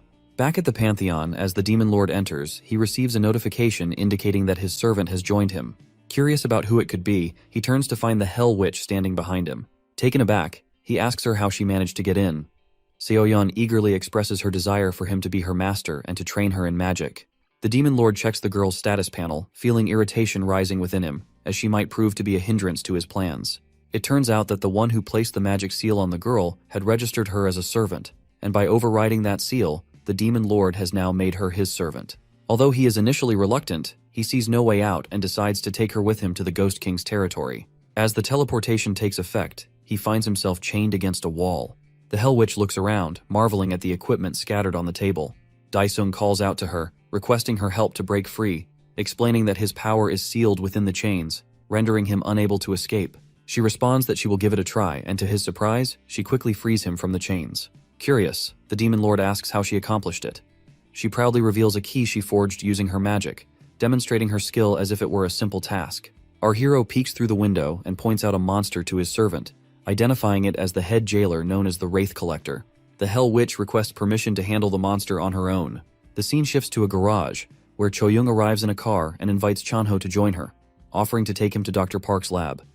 Meanwhile, Dr. Park is engrossed in reading the headlines when he comes across news regarding his minion Jinchul. However, he remains unfazed, knowing he has cultivated more than enough samples to spare. His laptop pings with an alert, notifying him of Cho-young's entry into the building, and he feels a sense of satisfaction at her arrival. It becomes clear that he had been anticipating her visit, even referring to her as his test subject. Returning to our duo in the Ghost King's domain, the Hell Witch releases a barrage of debuffs, utterly disabling the Warden. As it collapses to its knees, our Demon King swiftly puts an end to its life. With their first quest completed, Daesung receives a skill point meant for Seoyeon. The goth girl boasts about how her skills have improved in hell. Paying no attention, our boy tells her to keep her dolls ready since the danger will only escalate. Surprised that her master already knows all her abilities, she skips along behind him, carefree. They soon arrive at the tomb maze and are given another quest. Standing before the life-draining maze, the ruler of hell claims to have the layout committed to memory. But as a precaution, he asks Seoyeon for one of her dolls. When she asks about its purpose, he informs her that he'll call her once he's on the other side. Unaware that he's fully prepared to sacrifice her as well, she teases him for being such a considerate guy. Once again ignoring her annoying remarks, my guy prepares to conquer the maze. He charges forward, dashing straight through the wall, triggering the traps and activating the life-draining effect. Aging faster than anticipated, our Demon King presses on regardless, sliding beneath a prison guard's attack like a seasoned pro. Spotting the exit, he sprints to the final stretch. Unaware of the ambush, he is attacked by another prison guard, forcing him to counter, which further drains his life force. Locked in place, he watches as thorny vines shoot towards him. Determined not to die, our hero seemingly vanishes. Meanwhile on Earth, Cho-young and Chanho park outside Dr. Donghyuk's lab. Chanho is surprised by how difficult the lab is to find. Cho-young shares that she's visited it once in the past. The two then find a massive elevator at the entrance. Suddenly the shutter opens, revealing the doctor's creepy assistant, Nam Jae-woo, who greets them. Back in hell, our goth witch, busy playing with magic, suddenly hears her master's voice calling out to her. After hearing for what seems like the millionth time that she needs to teleport, she confirms her mission and teleports. She appears in front of a monster, ready to strike, but Daesung quickly tells her to relax and reveals it's him, transformed. Despite her unease, he continues to unlock the stairs, leading underground to the Ghost King's hall. Our demon lord finally receives the quest to defeat the big boss himself. The two quietly sneak into the boss's room, but seeing the monster already transformed, he panics, realizing they might be just a bit too late. Turns out the heavenly corruption has transformed the Ghost King, so our transformed hero explains some complicated reason why his current body cannot kill the boss. Instead, he looks to the Hell Witch's skills, and without hesitation levels up her suicidal instant kill attack. She looks in amazement as a panel shows her ultimate success rate increasing, though the death penalty is highlighted in bold. Like a kid receiving a birthday present, the Hell Witch is overjoyed. Without any concern for her safety, my guy instructs her to use it on the Ghost King. Hearing our boy cheer her on with confidence, Seoyeon, completely unfazed by the risk of dying, happily agrees and prepares a voodoo doll. The cruel Demon King watches closely, shamelessly hoping she completes his mission for him. Moments after she snatches the doll's life, the Ghost King collapses to the ground with a loud thud. Daesung feels a rush of excitement until he notices Seoyeon unconscious behind him. Still, having fulfilled her role, our hero steps in to finish off the weakened boss himself. Buffing himself with blood neutralization, he predicts the boss's next move and charges confidently to end the life of his former subordinate. But as their swords collide, his weapon is sent flying. To his dismay, his chest is pierced, and his soul is absorbed into the sword of sin. With that, the Ghost King claims victory, mocking his seemingly dead opponent. Meanwhile on Earth, Cho-young apologizes to the doctor's assistant for bringing an uninvited guest. Surprised, the creepy scientist innocently asks who it is. Speeding in on his awesome sports car, the man in question makes his epic entrance. Cho-young introduces Korea's number 5 Hunter and Marvel clan leader. Cho Han-yul humbly expresses his wish to collaborate with Dr. Donghyuk, as both share an expertise in aura engineering. Though Jae-woo inwardly curses the man for disrupting his plans, he keeps his composure and introduces himself to the masked S-ranker. However, Han-yul savagely ignores him and greets Chanho and Cho-young instead. Without wasting time, the Seoul clan lady instructs the creepy assistant to take them straight to the doctor. Believing Cho-young brought Han-yul along as a bodyguard, Jae-woo's desire to mess her up with experiments only intensifies. Leading them to a room in the lab, he instructs them to wait, and leaves. Sensing something off, Chanho remarks how the place doesn't feel like a typical lab. Out of caution, the Marvel clan leader advises his group to wear aura protectors. Cho-young explains that Jun-young had suggested she bring Han-yul for extra security. reminding Chanho that he could have just asked the masked aura engineer for help as well. Suddenly, gas begins seeping into the room. Hanyul's alarm bells ring instantly, recognizing it as a trap. He slams his shoulder into the locked doors, breaking them open with sheer force. The three burst out, only to be confronted by an army of mutated orcs. Without hesitation, Hanyul materializes a violet blade and a flashy aura whip, cutting through the oncoming horde with ease. Worried, Chanho and Choyoung ask why monsters are roaming free, but the clan leader recognizes the sinister nature of the trap. Observing from a screen, the creepy assistant sneers, thrilled to test his enhanced experiments on the hunters now marked by gas.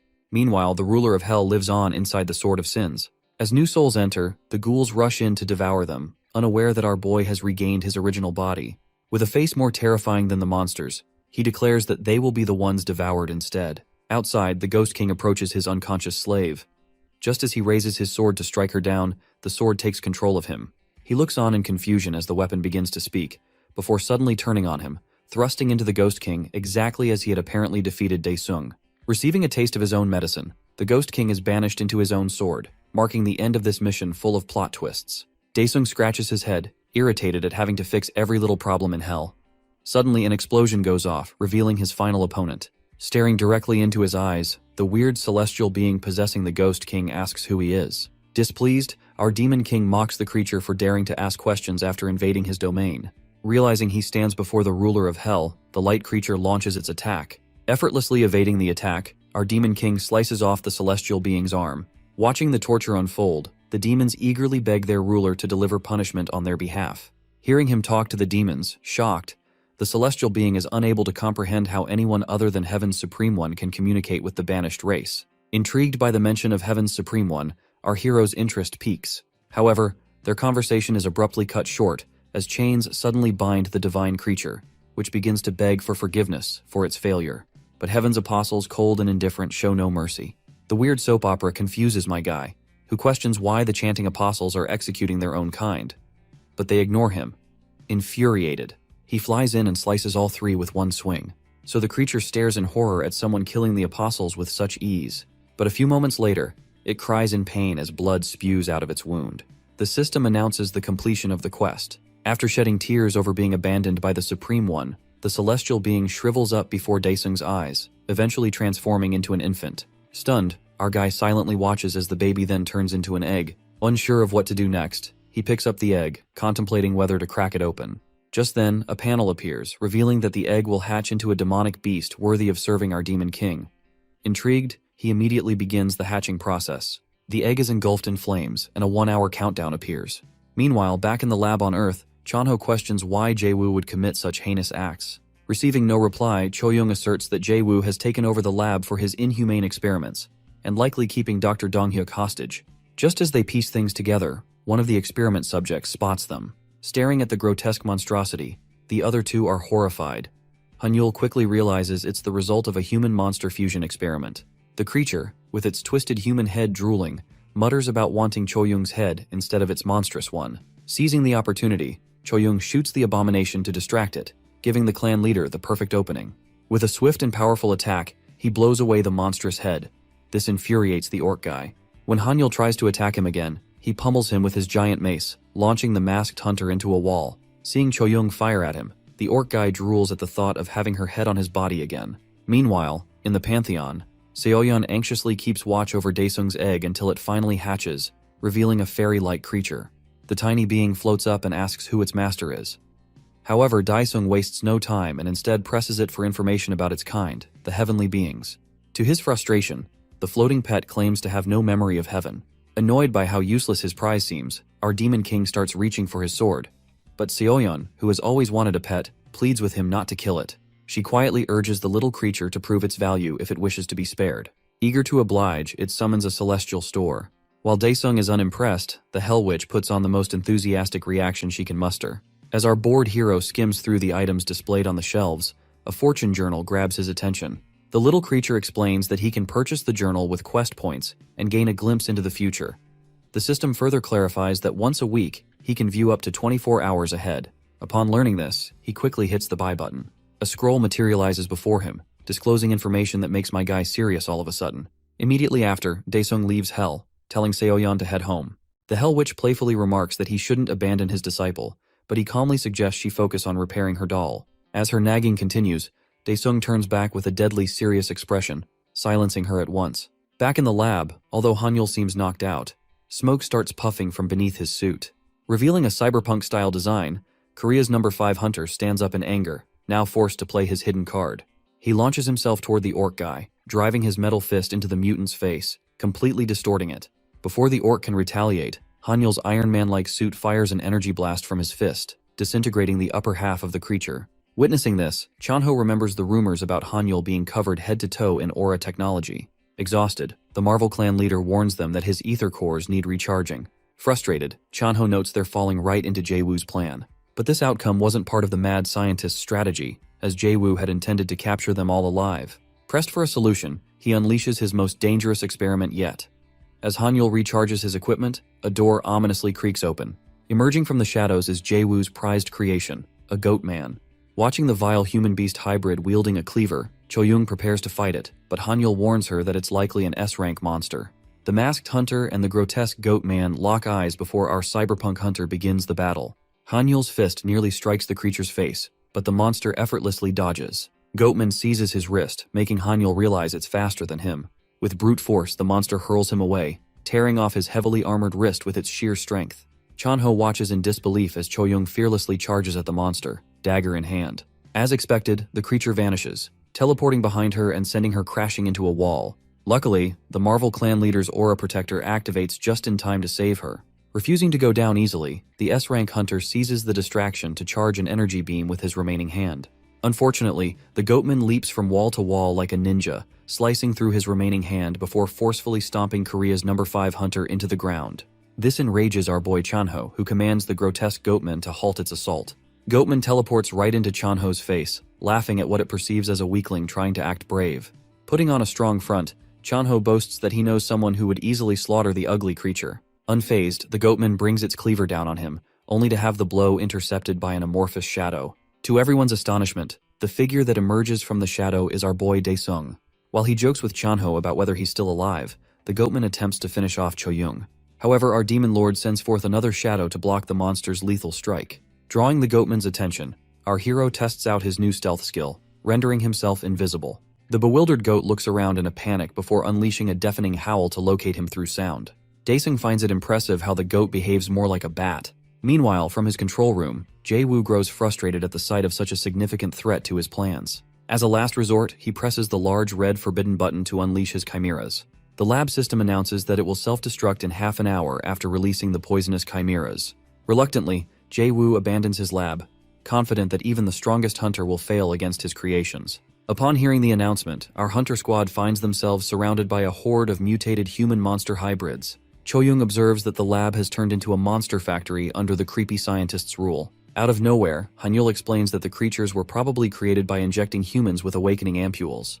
Regardless, seeing their former bodyguard incapacitated, Chanho turns to his friend for assistance. At first, our Demon King thinks about burning everything to the ground, but ultimately decides to transport everyone to the Ghost King's territory. All 3 of his companions stand in awe of his incredible powers.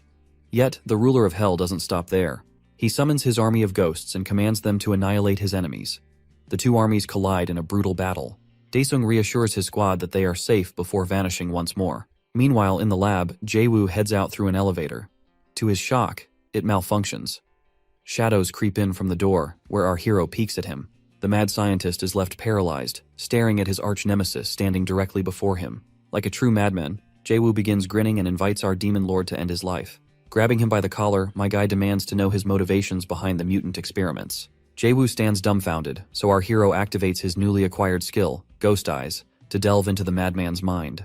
Inside, he witnesses the past, where Jae-woo nearly perishes under the gaze of a giant floating eye. A few memories of the Jinchul experiments flash by, revealing a masked bishop apparently granting Jae-woo access to Hans's body after he offers sacrifices. Having seen enough, my guy slams him into the wall. Realizing that the mad scientist traded countless innocent lives to extend his own lifespan, Daesung decides to punish him personally for the rest of his long existence. With only 1 minute left until the lab implodes, a goat man in a white coat suddenly appears, using a master key to halt the self-destruct sequence.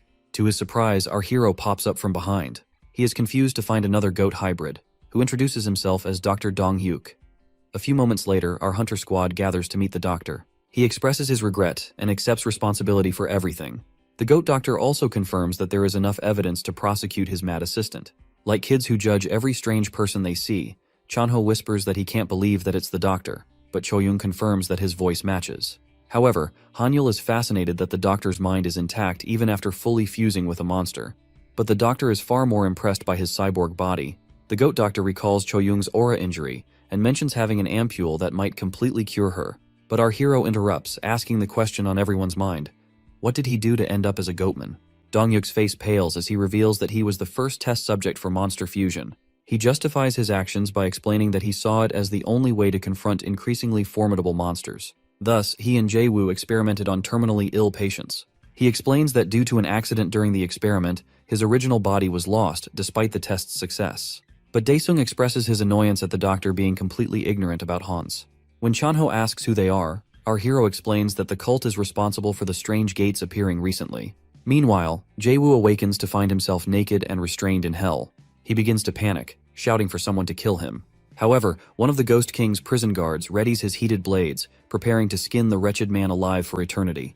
The scene shifts to the Hans's meeting point, where all four bishops are engaged in a serious discussion. The Eastern Bishop, Elheim, informs his comrades of an unexpected incident that has taken place in the East. The other bishops, particularly the Southern Bishop named Azar, express a keen interest in hearing more about the situation. Elheim gets straight to the point, revealing that he has lost 2 of the Dimension Takers he had authorized in Korea. The other bishops begin to debate the possibility of such an occurrence, arguing over the implications and likelihood of something like this happening. The Southern Bishop requests that all the others deploy their highest-grade Dimension Taker to address this unexpected threat.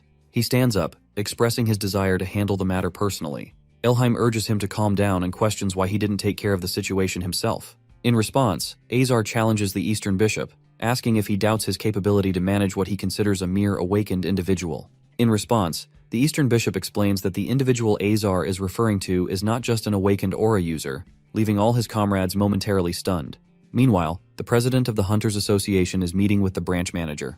The manager informs him that based on his investigations, a group known as Hans is responsible for all the kidnappings that have been occurring.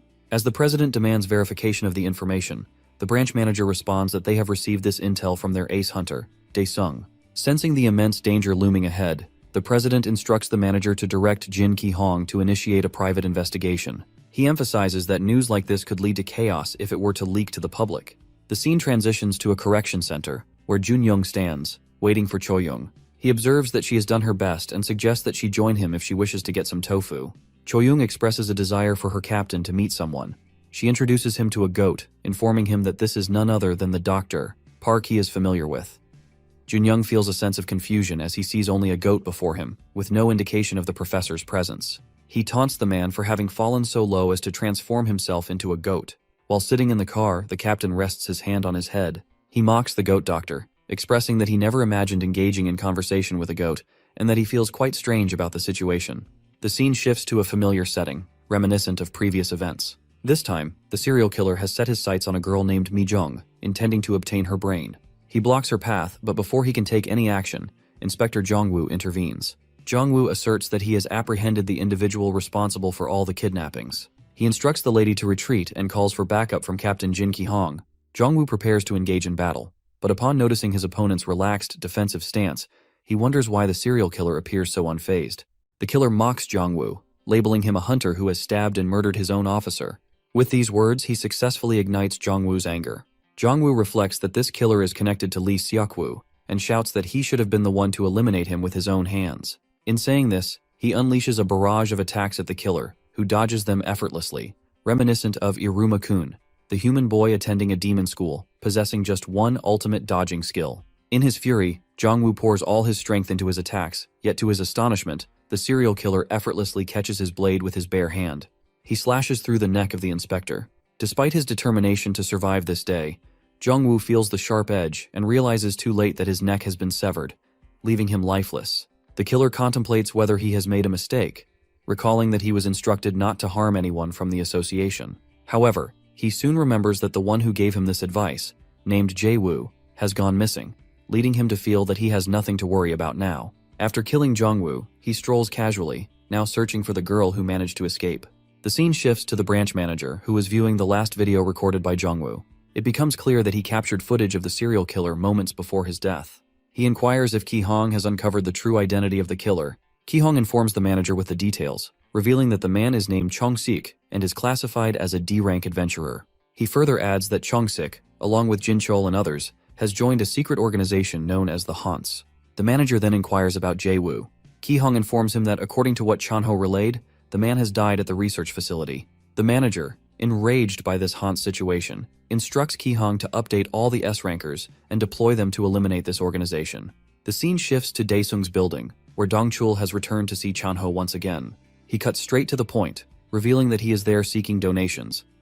He explains his intention to create a residence aimed at providing better living conditions for the children under his care. In exchange for the funds, he guarantees his full cooperation in all matters.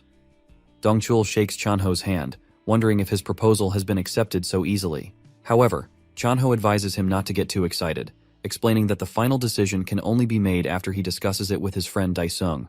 The scene transitions to the Hope Orphanage, where Dong-chul calls the sister to share all his plans with her. He mentions that he has reached out to Daesung's clan to secure funding. Apparently, he is orchestrating a significant fundraising program. The sister expresses her concern, but he reassures her, stating that if he can take down a single S-rank gate alongside other S-rankers, he is sure to hit the jackpot. While conversing with the sister, he suddenly notices someone approaching the building from outside. Instinctively, he urges the sister to act quickly and get everyone, including herself, into hiding inside the monster shelter, as he senses a grave danger looming and making its way toward him. The urgency in his expressions leaves no room for hesitation, highlighting the seriousness of the situation. As he steps outside, he finds a blonde-haired, muscular guy calmly walking toward him. Dong-chul doesn't waste a second. He immediately initiates a high jump attack from above. However, the gym guy effortlessly defends himself, fully aware of Dong-chul's status as an S-ranker and prepared for the confrontation. Dong-chul feels a surge of anxiety as his attack is easily warded off. He gathers his courage and reminds himself that he needs to push harder and sweat a bit more to prove himself. However, the muscular guy retaliates by attacking Dong-chul from a distance, creating a sense of discomfort for him, as he realizes that his opponent is adept at ranged combat. A strange, ominous fog begins to surround the house as the woman approaches the building. As the fog seeps into the house, Seoyeon starts feeling drowsy and eventually passes out. While she lies on the ground helplessly, her voodoo doll suddenly comes to life. The woman punches the access code to the door and enters the house. She materializes a staff in her hand, then declares the house as the altar of the dead. As she goes into the living room, she is shocked to see the ugly-looking doll that's holding a knife. Feeling a bit nervous, she asks what such an ugly-looking doll is there. Like a scene straight out of a Chucky movie, the doll starts licking the knife creepily. In order to get rid of the foul doll, the intruder casts a spell on it, causing it to burn. However, the deranged doll runs straight for her despite being engulfed in scorching flames. The woman puts up a barrier around herself as the doll closes the gap between them. The Daesung toy starts to smash the barrier with its blade and vows to slice the intruder like minced meat. With each knife strike, the shield begins to crack slowly. The intruder falls into a panicked state when she sees the state of the barrier. However, she slips and falls, allowing the cursed doll to stab her endlessly. The devilish toy bathes in her blood and enjoys the screams of the helpless intruder. Her screams can be heard from the outside, but no one is there to save her from her end. Over at the Hunters Association, the branch manager is informed about the fights that are taking place in different parts of the city. The staff members tell him about the fight between Chang-sik and an unknown challenger taking place at Han River Park. Another report also comes in, saying that Dong-chul and another strange challenger are also fighting. This situation causes the branch manager to become very tense, and he wonders if these strange enemies are from Honsei. He then tells the clerk to send their unit to help put Dong-chul at the orphanage. Meanwhile, at Han River Park, Chang-sik's opponent is quite impressed with the capability of Korean hunters. The dark man looks completely fine and unfazed by the battle. But on the other hand, Chang-sik looks roughed up and worn out. The strange challenger then uses his magnetic storm ability to put an end to their fight. He fires the attack at Korea's top hunter, who panics as his body suddenly starts getting pulled in by the attack. Chang-sik is completely helpless in this situation and has no idea what to do. However, by some miracle, the ability suddenly stops. Even the dark guy is confused as to why his ability suddenly stopped. Out of nowhere, Heron slides into the scene to assist Chang-sik. The top hunter looks relieved when he finally sees an ally to help him out. Heron asks him if the dark man is from Hans, but she quickly finds out that Chang-sik is as clueless as a bird. He also has no idea about the important notice that was sent to S-rank members. A group of men in suits then show up while referring to Chang-sik as their leader.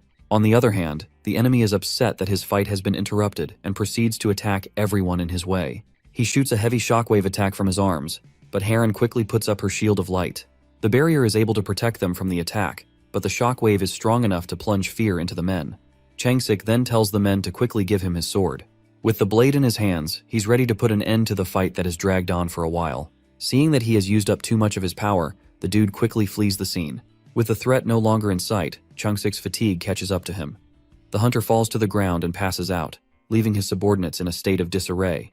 Heron tells them to quickly get him to the hospital before it's too late. In the orphanage's basement, the children are holed up with the sister, while a violent battle takes place above. The nun does her best to assure the little kids that the director is fine. One of them tries to imitate Dong Chol, causing everyone else to laugh and their spirits to be lifted. Meanwhile, Dong Chol is still caught in a tight spot while trying his best to fend off the projectiles being shot at him. His patience wears thin as he can't find any gaps in his opponent's movements. The blonde-haired thug starts to shoot some projectiles into the air as he gets ready to end his fight with one of Korea's top hunters. Dong Chol braces himself for whatever new trick the guy is about to unleash. His opponent activates a blood rain ability and starts raining down spear-shaped blood arrows. In order to save himself, the director uses his thunderstorm ability to counter the attack. Regardless, the blood arrows strike through heavily without remorse. When the dust settles, we see the director is impaled with multiple projectiles, despite his efforts to counter them. He tries his best to hang on to his withering life, vowing not to die there. Sadly, his body gives up and falls to the ground. The thug's hand starts to tremble as the fight comes to an end. The power slowly dissipates, and he sees that he has used up all of the giant blood's authority. When he senses something off, he quickly takes his leave from there. Back in Seoyeon's house, she finds traces of the dead body in the pool of blood. From there, she accesses the memories of what happened and finds out that her ugly doll was the one who saved her. Over in our hero's apartment, his mother is watching the news, which is reporting about the strange encounters that occurred in Han River Park and Dongcheol's orphanage. This terrible news only succeeds in making her worried because her son hasn't been home for some days. She quickly turns to search for her phone on the couch. Jisoo then walks into the room and tells her that Chanho said not to worry about Daesung. The mother then inquires about when her children spoke and what her son has been up to recently. Jisoo's reply is quite rude because she implies that she doesn't care about what her brother has been up to. This causes her mother to give her a proper beating, leaving the young girl to scream for help. On the rooftop of a building, a dark, ominous figure can be seen there. The camera closes in and reveals the figure to be the serial killer. The guy is preparing to kill one of our hero's family members and take the other as a hostage. When all the lights in the apartment go off, the killer approaches one of the windows. Prepared to slaughter the innocent family, he uses his powers to try and break in. Sadly for him, he is pushed back while attempting to break in. While Daesung's mother is asleep, the pendant on her neck begins to glow, serving as the key to the barrier of the house. The killer becomes very anxious and frustrated when he sees that a protective barrier has been set up. Suddenly, a spear shoots out and impales him on the spot. The guy coughs a chunk of blood as all his senses highlight the agonizing pain inflicted on him. As the spear pushes him further away from the house, one of Daesung's minions emerges and tells the killer to keep quiet. Fear grips the guy when he sees that the summoned monster appeared without its master being there. As the monster prepares to toss him off the building, he offers to explain everything. However, the beast tells him that Daesung will question him. The scene then shifts to a sea, which is being illuminated under the beautiful moonlight. The waves suddenly start thrashing around, and a sea serpent emerges from its depths. There, the system window pops up, saying the protagonist's body has been completely liberated. Daesung stands on top of the sea serpent with more of his deadly aura oozing out of his body. Looking closer, his hair has changed to white, and he signifies that he's back to his old days. He then gets a message from his summoned monster, telling him that an intruder tried to harm his mother. The scene then shifts to the Great Iron Castle. There, the killer is bound before the throne and awaiting his fate. He looks unsettled, and his anxiousness continues to get worse because he has no idea where he is. Suddenly, he hears footsteps approaching him. As the protagonist moves to question the prisoner, he is swarmed by messages from the demons who are glazing him non-stop. He then promises to take them out when the time is right. After that, he calls the attention of the terrified prisoner and demands to know who his master is. Over at the Hansi Southern Altar, Elheim is with the two thugs who attacked both Changsik and Dongcheol. He asks them about the progress on their targets.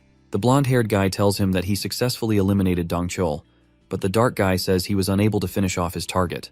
The guy tries to explain that Changsik would have been surely killed if there was no interference. The bishop then informs them about the death of someone named Guzman. He also says that another person known as Sagat has gone missing.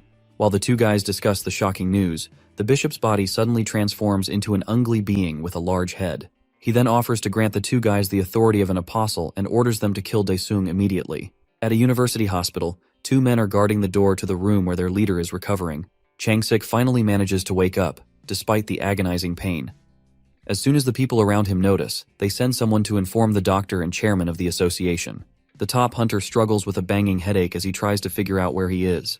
The lady beside him tells him that he was in shock due to aura depletion.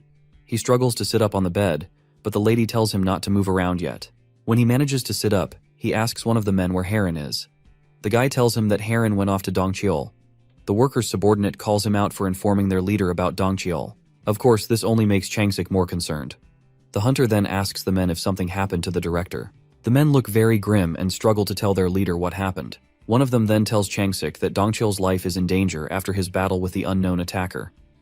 Due to this, Heron rushed over to see if anything could be done to help. As Changsik hears this news, the despair in his eyes becomes very vivid. He forces himself out of bed to go see where his friend is receiving treatment. However, the lady tells him to stop moving because he still needs to recover. Yet, the hunter remains adamant and demands to be told where the director is receiving treatment. Over in Dongcheol's ward, Heron's voice can be heard repeatedly trying to heal whatever wounds he has. Ki-hong tells her that she can stop because all of the director's external wounds have already been healed. On the other hand, Heron's expression is full of fear and despair. She holds onto the director's hands and refuses to accept the fact that he could be dying. The door of the room swings open, and Changsik walks in to see the dire situation of his dear friend. Dongcheol lies unconscious on the bed, and all of Heron's efforts aren't doing anything to help. Ki-hong assures Changsik that the director isn't dead, but the old man is in a coma and brain dead. Korea's top hunter blames Hans for all this mess and wants to know who exactly they are. Ki-hong tells him that the association is doing its best to track down the guys who attacked them. His phone suddenly starts buzzing loudly, and when he picks it up, he is informed about the appearance of an S-rank gate. Harin and Changsik's expressions become very anxious when they hear the words, S-rank gate. The mood in the room grows very tense as Ki-hong receives more information over the phone. The scene then shifts to the large gate that has appeared in the middle of the city, causing panic and dread in the city. Over in the association building, the workers are trying their best to see how the situation can be handled. But the sheer size of the gate and the nervousness of everyone in the room highlight just how much of a mess they're in. As if things aren't bad enough, the branch manager is lost in thought about how most of the top hunters are out of commission, and the only available ones are support-type hunters.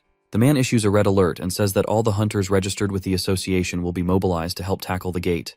The workers quickly start making calls and contacting every single hunter that they can find at the moment. Lost in thought and fear, the branch manager stares into the void, hoping that they can contain the mess before it gets out of hand. Over at the Iron Castle, the prisoner is being tortured by our hero, who is sapping away all of his memories to find out all he knows. Daesung begins to see images of the Hans Bishop, who is behind everything. After the poor guy's memories have been sapped away, Daesung wonders if the person he saw is the final boss he will have to face. Back in the city, a lot of vehicles can be seen waiting at toll gates in order to leave the vicinity. A reporter informs everyone that the citizens are trying to escape the gate, but the toll gate queues are very long. On the opposite lane, a lot of buses carrying hunters are seen entering the toll gate. The lady also reports that Changsik and Dongcheol aren't able to participate in the gate assault due to their injuries. The association has also remained silent on the matter of the S-rank hunters. Back in Daesung's family apartment, his mother sees Jisoo hurling around a huge box and asks her what it's for. The girl tells her that they need to join the evacuation quickly because it's total chaos outside.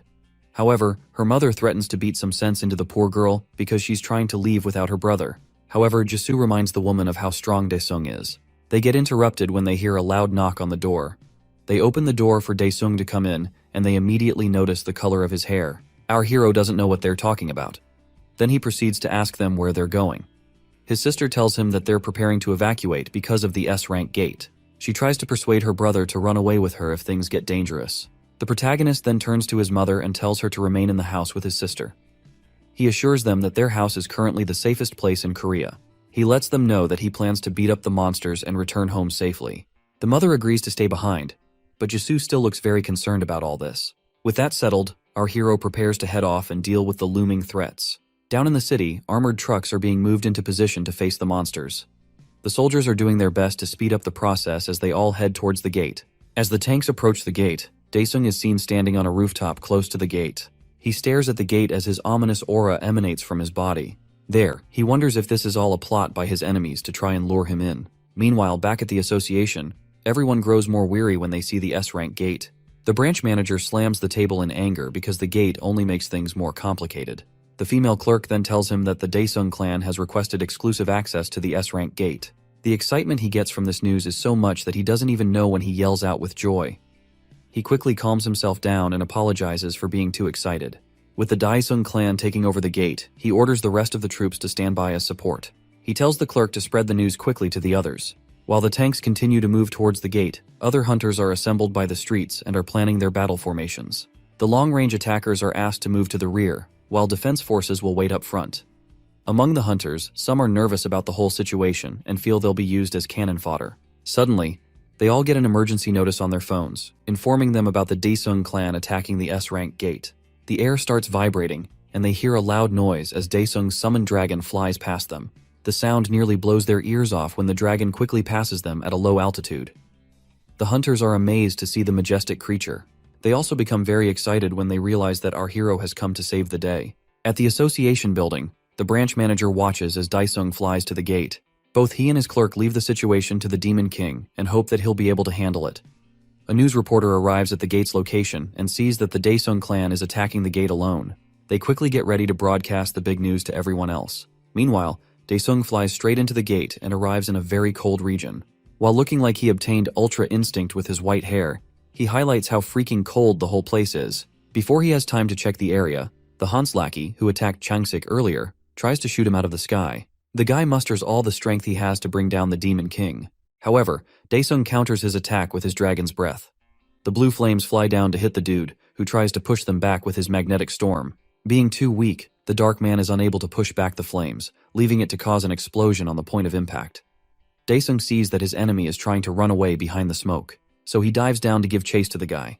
The enemy hunter attacks the hero with blood spears and tries to put him in the same situation as Dongcheol. Daesung whips out his sword and blows the spears away with his fire. After that, he slams down on the enemy's hiding spot. With a menacing and deadly look, he tells the guy to come out of hiding. The Dark Man reveals himself, and the two men face each other as the blizzard blows violently. The guy tells Daesung that he's way too overpowered to be considered a hunter. On the other hand, the protagonist is tired of the idle chatter and wants him to wrap it up quickly. The enemy activates the skill, Titan's Advent, most likely given to him by the bishop. This causes his muscles and body to grow massively and rip through his clothing. When the transformation is complete, he looks like someone who should be in a wrestling ring.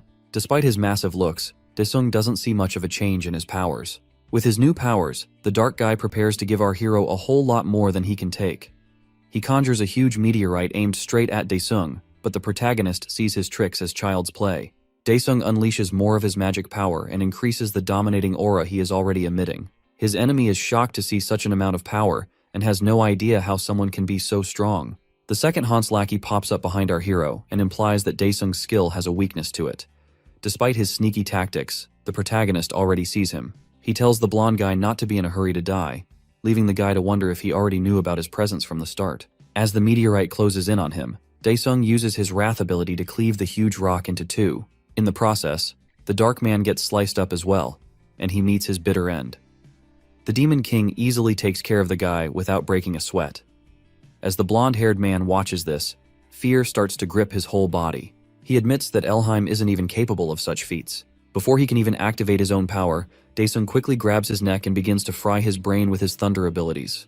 With a stern look, he asks the guy about the eyes of the bishop he saw earlier. Suddenly, one of the eyes appears beside him. Then more of them start showing up out of nowhere. Daesung becomes very excited when he notices the presence of the eyes. He then tosses the blonde guy to the side and no longer has use for the hopeless dude. The eyes of the bishop see that Daesung's power is different from that of the awakened, so he decides to test his strength. But before that, he uses a petrification skill on his lackey to turn the poor dude to stone. The guy begs for his meager life, but he is quickly turned into a block of cement. After that, our hero asks if it's his turn to have some fun now. He conjures up a huge flame ball and demands for the bishop to reveal his true body. He attacks the eyes with his flames, blowing them up one by one. In the process, the petrified guy gets shattered during the fight. As the battle fog clears up, our hero is sure that the enemy hasn't been defeated yet. He tells the bishop to quickly come out and stop wasting time. One of the eyes pops out again and asks Daesung where he is from. The protagonist then offers to answer the bishop's questions, if his own is answered first. The bishop assumes he wants to make a deal, so Kangwoo asks what he's going to do. Elheim admits that he loves deals, but warns that he'll take Daesung's heart if he catches the protagonist off guard. Daesung then gets ready to ask a question, but instead, he uses his ghostly eyes to peer into the memories of the eye before him. The bishop tells him that his tricks won't work, but the Demon King lets him know that he has no trust for swine like him. Through the memories, our hero sees a war going on a Titan planet known as Hecaton. An angel-like creature appears in the sky and seems to be leading some giants. However, they get slaughtered and the planet explodes. A spaceship then warps through hyperspace and arrives at the Hans Nebula. There, we see a giant creature telling his subordinates that all of Hecaton's descendants have died and they are the only ones left. In order to resurrect their species, he opens a portal to Earth and tells them to place a gate cube on it. Their plan is to load the planet with ether energy. Far off in DC, where the world powers are gathering, our hero sees that different nation leaders were negotiating with the Hans species in exchange for ruling the Earth forever. The aliens offered to give them eternal life, and that is how they got the powers of the nebula. However, the memories are cut off when the bishop pulls out his eye and recognizes where Daesung's power comes from. He says it's from the Demon Beast Nebula, and he wonders if our hero is the ruler of the place. Back inside the S-rank gate, our hero realizes that the bishop has 1,000 years worth of memories and wonders, if the enemy he encountered is truly the final boss. The images he saw are still confusing him because he can't make sense of any of them. He also notices that there are no monsters inside the gate as well. He suddenly sees the burnt body of the petrified guy from earlier as it slowly dissipates. Back in the city, Heron and Han-ul are waiting with the other hunters in front of the gate. The branch manager approaches the S-rank hunters and thanks them for taking charge of the preparation unit. He is also surprised to see that Han-ul can now use both of his arms. The hunter tells the manager that he quickly installed spare equipment to enable him to still fight. Heron then asks how long Daesung has been in the gate, and the manager tells her that it's been about 3 hours. He hopes that our hero will return safely, even though there's a possibility of a second assault if he fails. He gets interrupted by the freakish Seoyeon, who says that it's rude for him to imply that her master will fail. Seoyeon wonders if they've forgotten just how strong her master is. Heron, who is vividly irritated by the brat's presence, asks what she's doing there. Daesung's obsessed lover then tells them that the Hans assassins also came to her house. Haran and Han-ul are shocked beyond words when they hear this. The branch manager asks the Fortress Clan hunter what happened to the assassins. Seoyeon then tells them that the assassin died at the hands of her doll. She says that she made a special doll that surpassed her regular cursed doll, but it lost all its power after fighting the assassin. In order to bring the doll back to life, she says she'll make Daesung stronger. Meanwhile, the other hunters notice that the gate has been cleared when they see the color changing.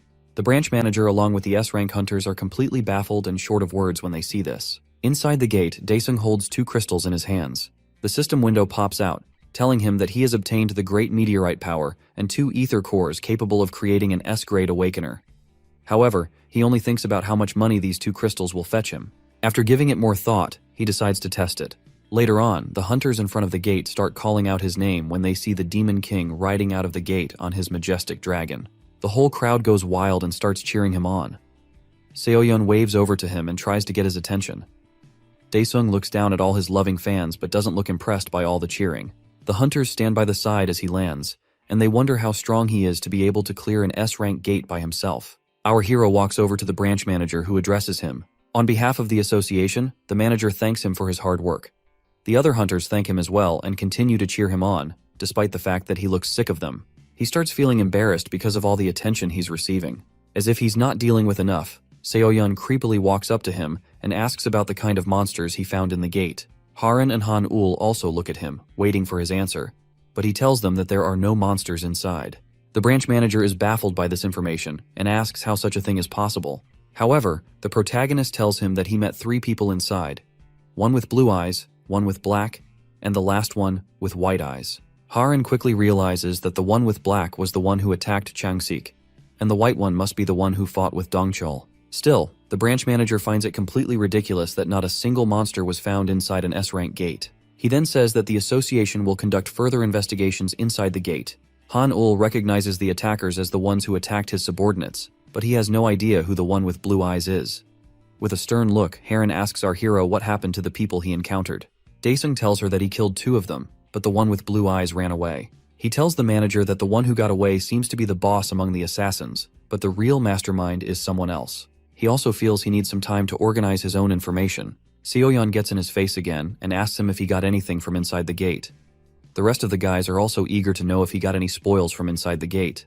Daesung quickly brushes it aside by faking a headache and saying that he has used up too much of his energy. He then tells them to ask Chanho for more details about the matter. He quickly disappears from the scene before his crazy student can ask him for the favor she wants. Sadly, everyone else is left with unanswered questions and no clue how to get the information they need. Later on, reports on news channels start flying around about how our hero cleared the S-rank gate by himself. This news helps to boost the image of Korea and also makes major changes in its ranking on the world chart.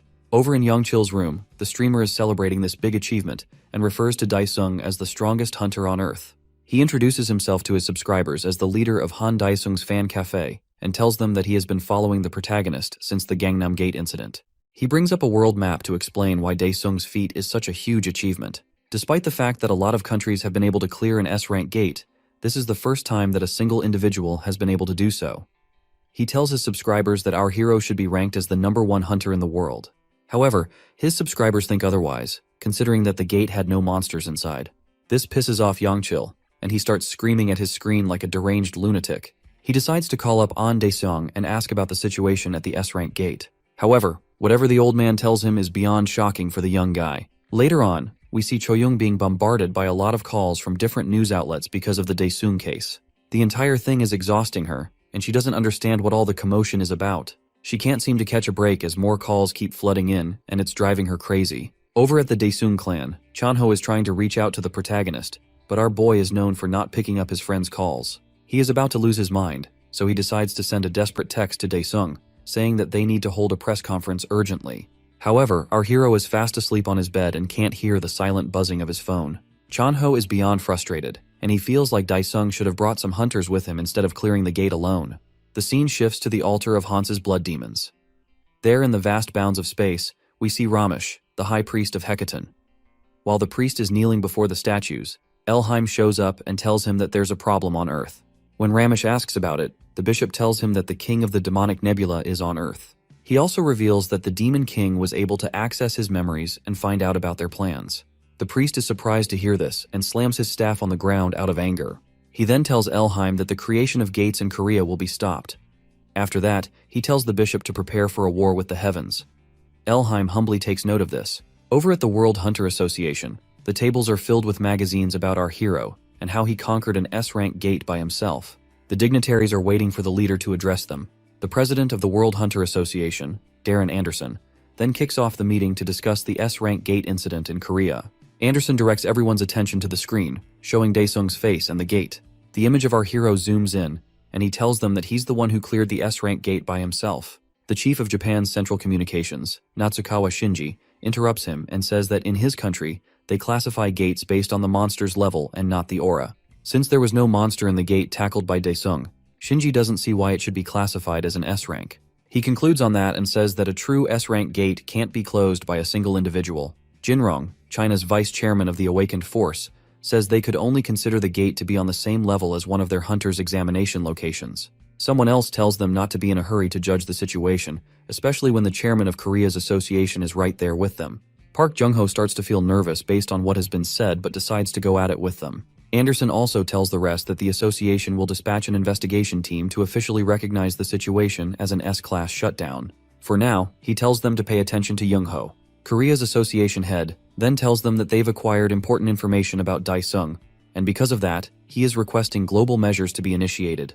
He turns their attention back to the screen and tells them to look at the first video. Later on, a car pulls up to the Daesung clan building.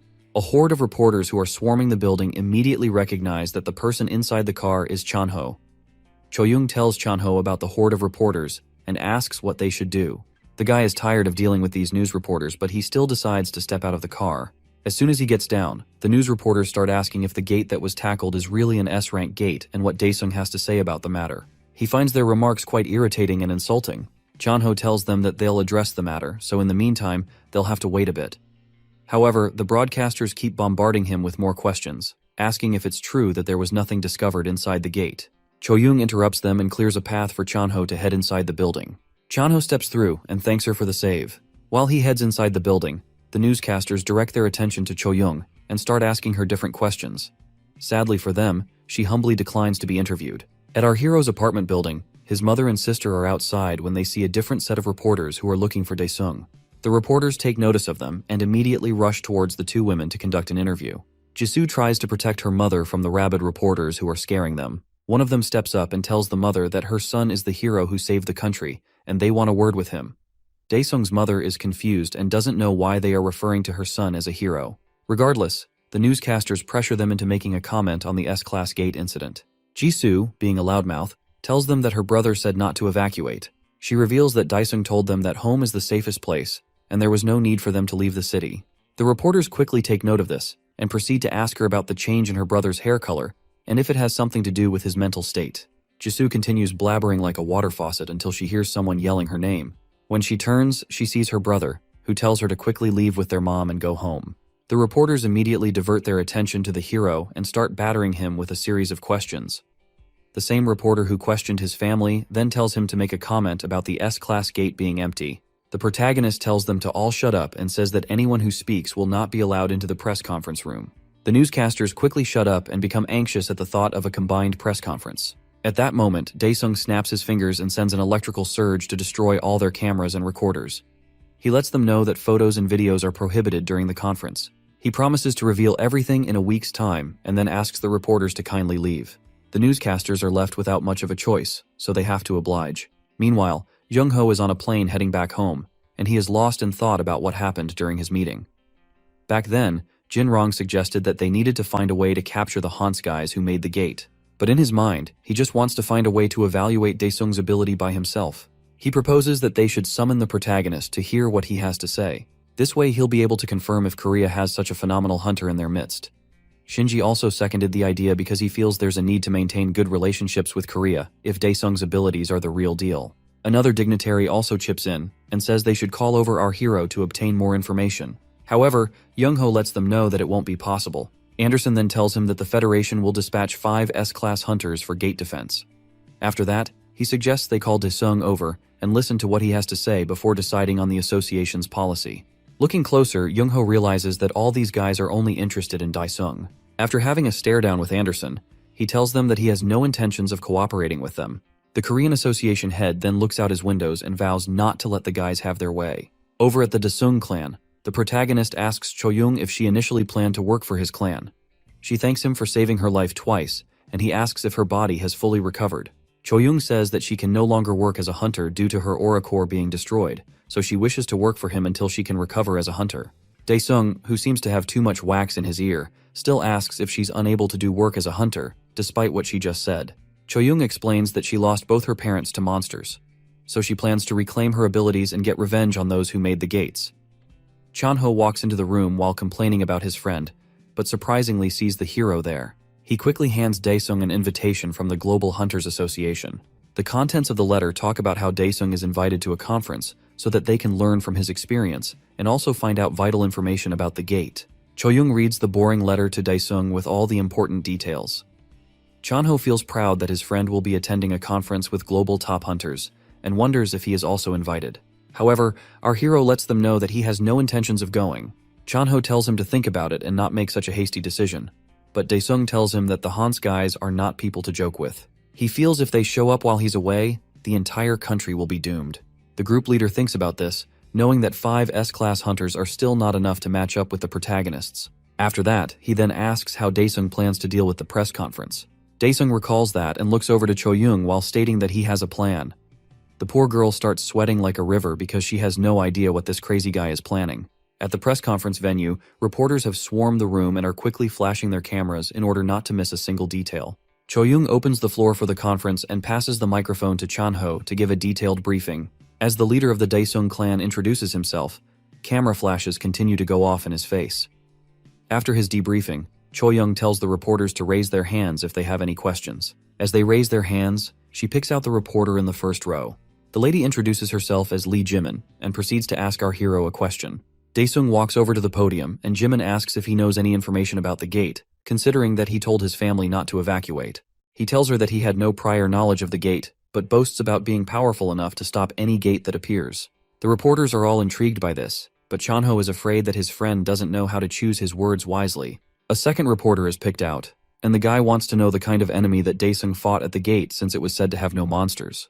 The protagonist tells the guy that he fought against a very strong eye, but the reporter is confused by his words. Daesung quickly rephrases and says he fought the enemy in the snow. Chanho takes the microphone and tells the reporter that the identity of the enemy is still confidential, so he'll have to wait for the association's announcement. However, this reporter is very persistent. He then asks if there's any loot to prove that the gate wasn't truly empty.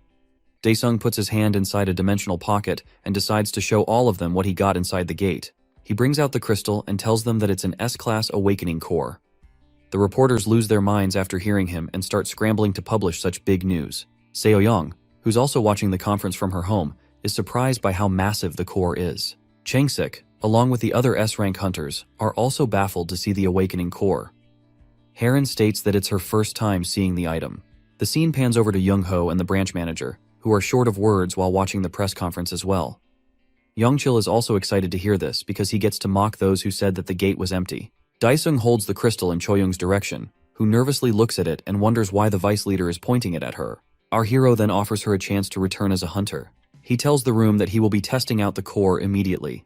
Choyoung then realizes that the main aim of the press conference is to use her as a lab rat. He reveals to her that he told Junyoung that he would fix her and have her work for him. Choyoung's hands are shaking nervously, but she quickly accepts the opportunity and vows to repay the favor. As she accepts the crystal, a blinding light fills the room, causing the reporters to shield their eyes. The system window appears and asks if the Demon King would like to register Choyoung as his servant.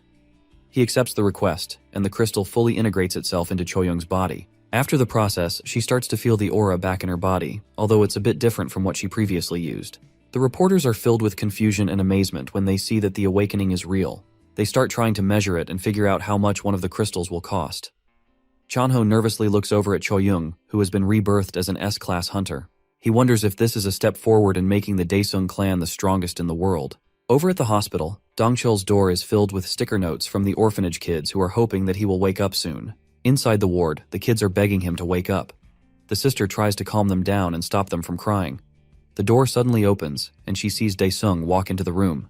The kids quickly recognize our hero and wonder what he's doing there. It seems the hospital forgot its policies because the swarm of reporters followed the protagonist into the ward. There, he offers Dongchul something greater than the 400 billion he requested before going into a coma. The newscasters are eager to see what will happen. Changsik and Heron walk into the room, and Heron tells the reporters to get out of her way. They both walk up to Daesung, who is holding up the crystal at Dongchul's bed. The two hunters are overwhelmed by the immense power of the crystal, and they wonder if their friend is going to come back to life. Our hero then declares to show them the revival of an S-class hunter. At Seoyeon's apartment, she is trying her best to revive her creepy doll, but things aren't going well. To save the doll, she needs a stronger medium from her master. The magic circle on the ground feeds the doll with power, but it's not enough to bring it back to life. She makes up her mind to move out quickly and find her master. Back at the hospital, the little kids and the nun are taken aback as the director's body starts to levitate. The system window pops up in Daesung's face, and he accepts to register Dongchul as a servant. The director's clothes are ripped off in the process as the power surges through his body. The reporters are all flashing their cameras in order not to miss a moment of this resurrection process. After that, Daesung declares that the day's event has come to an end. He quickly teleports out of the room, leaving everyone else bewildered. At that moment, Dongchul's eyes come alive, and his body lands back on the bed. He quickly takes a defensive stance, believing he is still in the middle of his last fight, but his friends end up laughing at him. The director wonders how he's not yet dead, and they tell him that he has come back to life. He admits that he feels some changes after being reawakened as an S-class hunter. He then proceeds to the more important matter by asking why he's suddenly naked. At Daesung's family apartment, his family is shocked to see Seoyeon at their door. The Fortress Clan kid came to see her master, and she brought a lot of gifts with her. However, our hero's mother tells her that her son has gone off to work. Jisoo looks down at the shopping bags and tells her mom that they're filled with expensive shoes. Her mother feels the gifts are too much, but Seoyeon lets her know that it's a token of gratitude since her son saved her from the illness she had. In the process, the Fortress kid refers to her as godmother, shocking the woman with her statement. On the other hand, Jisoo is helping herself through the bags, and she brings out a limited edition pair of sneakers. She tells Seoyeon how much she really likes it, and even starts referring to the creepy kid as her sister. After that, Seoyeon decides to ask her master's sister for a favor. Jisoo is confused and ends up misinterpreting the situation, but Seoyeon explains that it's not what she thinks. The creepy servant then tells her master's sister that she needs a medium from Daesung that has a lot of concentrated demonic energy. She also says that the medium is something that is usually in the men's room, further putting the wrong kind of thoughts in Jisoo's head. Our hero's sister quickly declines and tells the girl to ask for a different favor. Seoyeon stops her for a moment and tells her to look at a piece of paper before making any hasty decisions. As soon as Jisoo sees the paper, she realizes that it's a ticket to a pop concert that can't be easily acquired. At this moment, Jisoo is struggling between being a good sister and being a loyal fangirl. Seoyeon further entices her by saying that her favorite member, JK, is a member of her fortress clan. For the kid to go this far, Daesung's sister sees how desperately she wants the medium. With no choice, Jisoo accepts her request in return for getting the ticket to the concert. The two girls start to let out tears of joy as both their dreams will soon come true. Seoyeon assures the spirit of her ugly doll that he can be resurrected and awakened. At the Daesung clan headquarters, Dongchul and Choyoung are sparring in the training room and showing off their newly awakened abilities. The two S-class hunters are going at it with everything they have, and it's a spectacle to watch such a heated fight. Chano is impressed by the incredible results and asks Daesung if there's any awakening core left for him to use. However, our hero reminds the guy that he is meant to work in the office and not out in the field. While watching the two reawakened hunters, the group leader remarks that the Daesung clan is now the top clan in Korea with these two hunters as their members. Regardless, Daesung feels their skills are not enough to take on the Hans group. The group leader is still going off about how he won't be able to show off his awakened abilities because there haven't been any gates recently. While watching the hunters train, Daesung thinks about leveling up himself as well. He gets back to his family home, and they welcome him. He wonders why his sister is being so nice, and even says that her eyes resemble those of the monsters in the gate. Jisoo gets repulsed by his remarks and angrily walks off, but it doesn't change the fact that he suspects that the girl is up to something. He then heads off into the shower to wash off the stress of the day. While drying off his hair, his sister sneaks past him and quietly opens the door to the bathroom. Seeing that her brother didn't notice her, she wonders if he really is an S-rank hunter.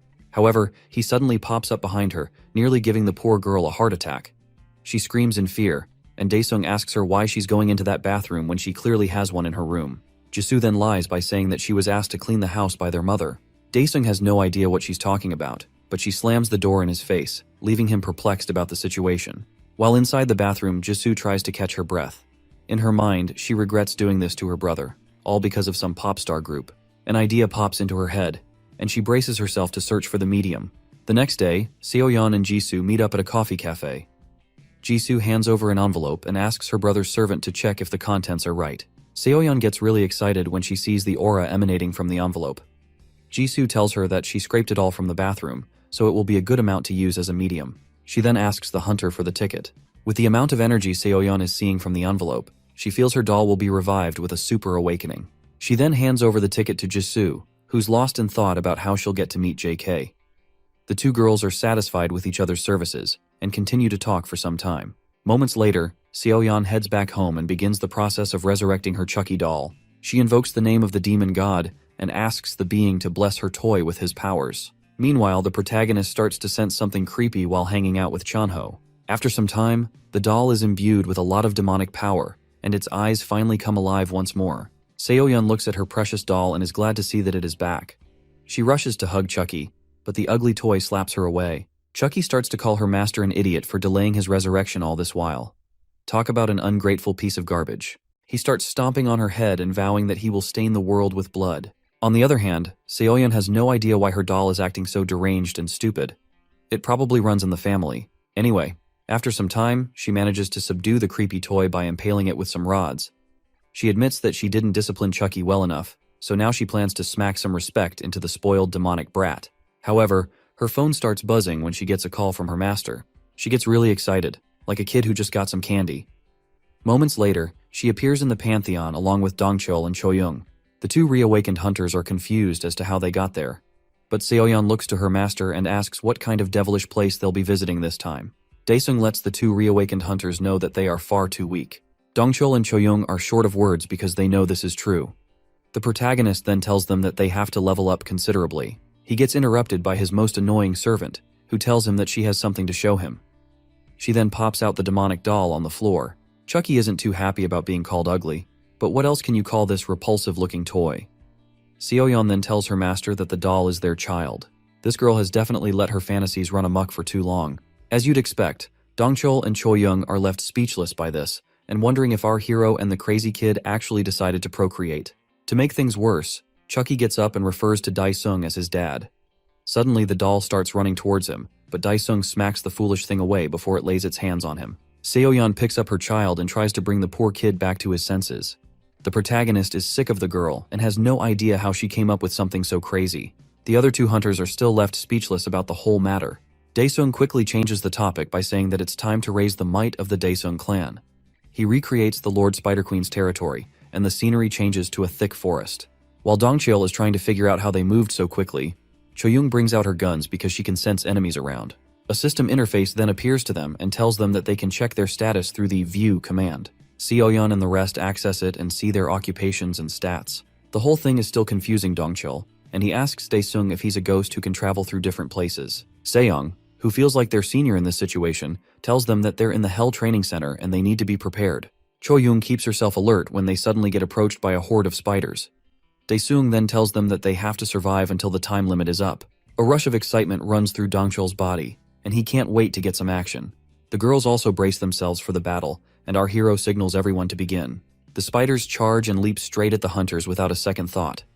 Meanwhile, Young-ho is reading through the trending topics of the news. He then takes note of a headline talking about the reawakening of Dongcheol and Choyoung. The landline beeps with a message, saying that the branch manager is requesting to see him. The manager enters the office, and the association head asks him what the situation is. The guy then tells the old man there is an emergency call from the World Hunters Association. They've announced that they'll hold the World Hunter Federation meeting in Korea, and the association wants to invite Daesung. Young-ho then asks for the list of attendees, and the branch manager hands it over.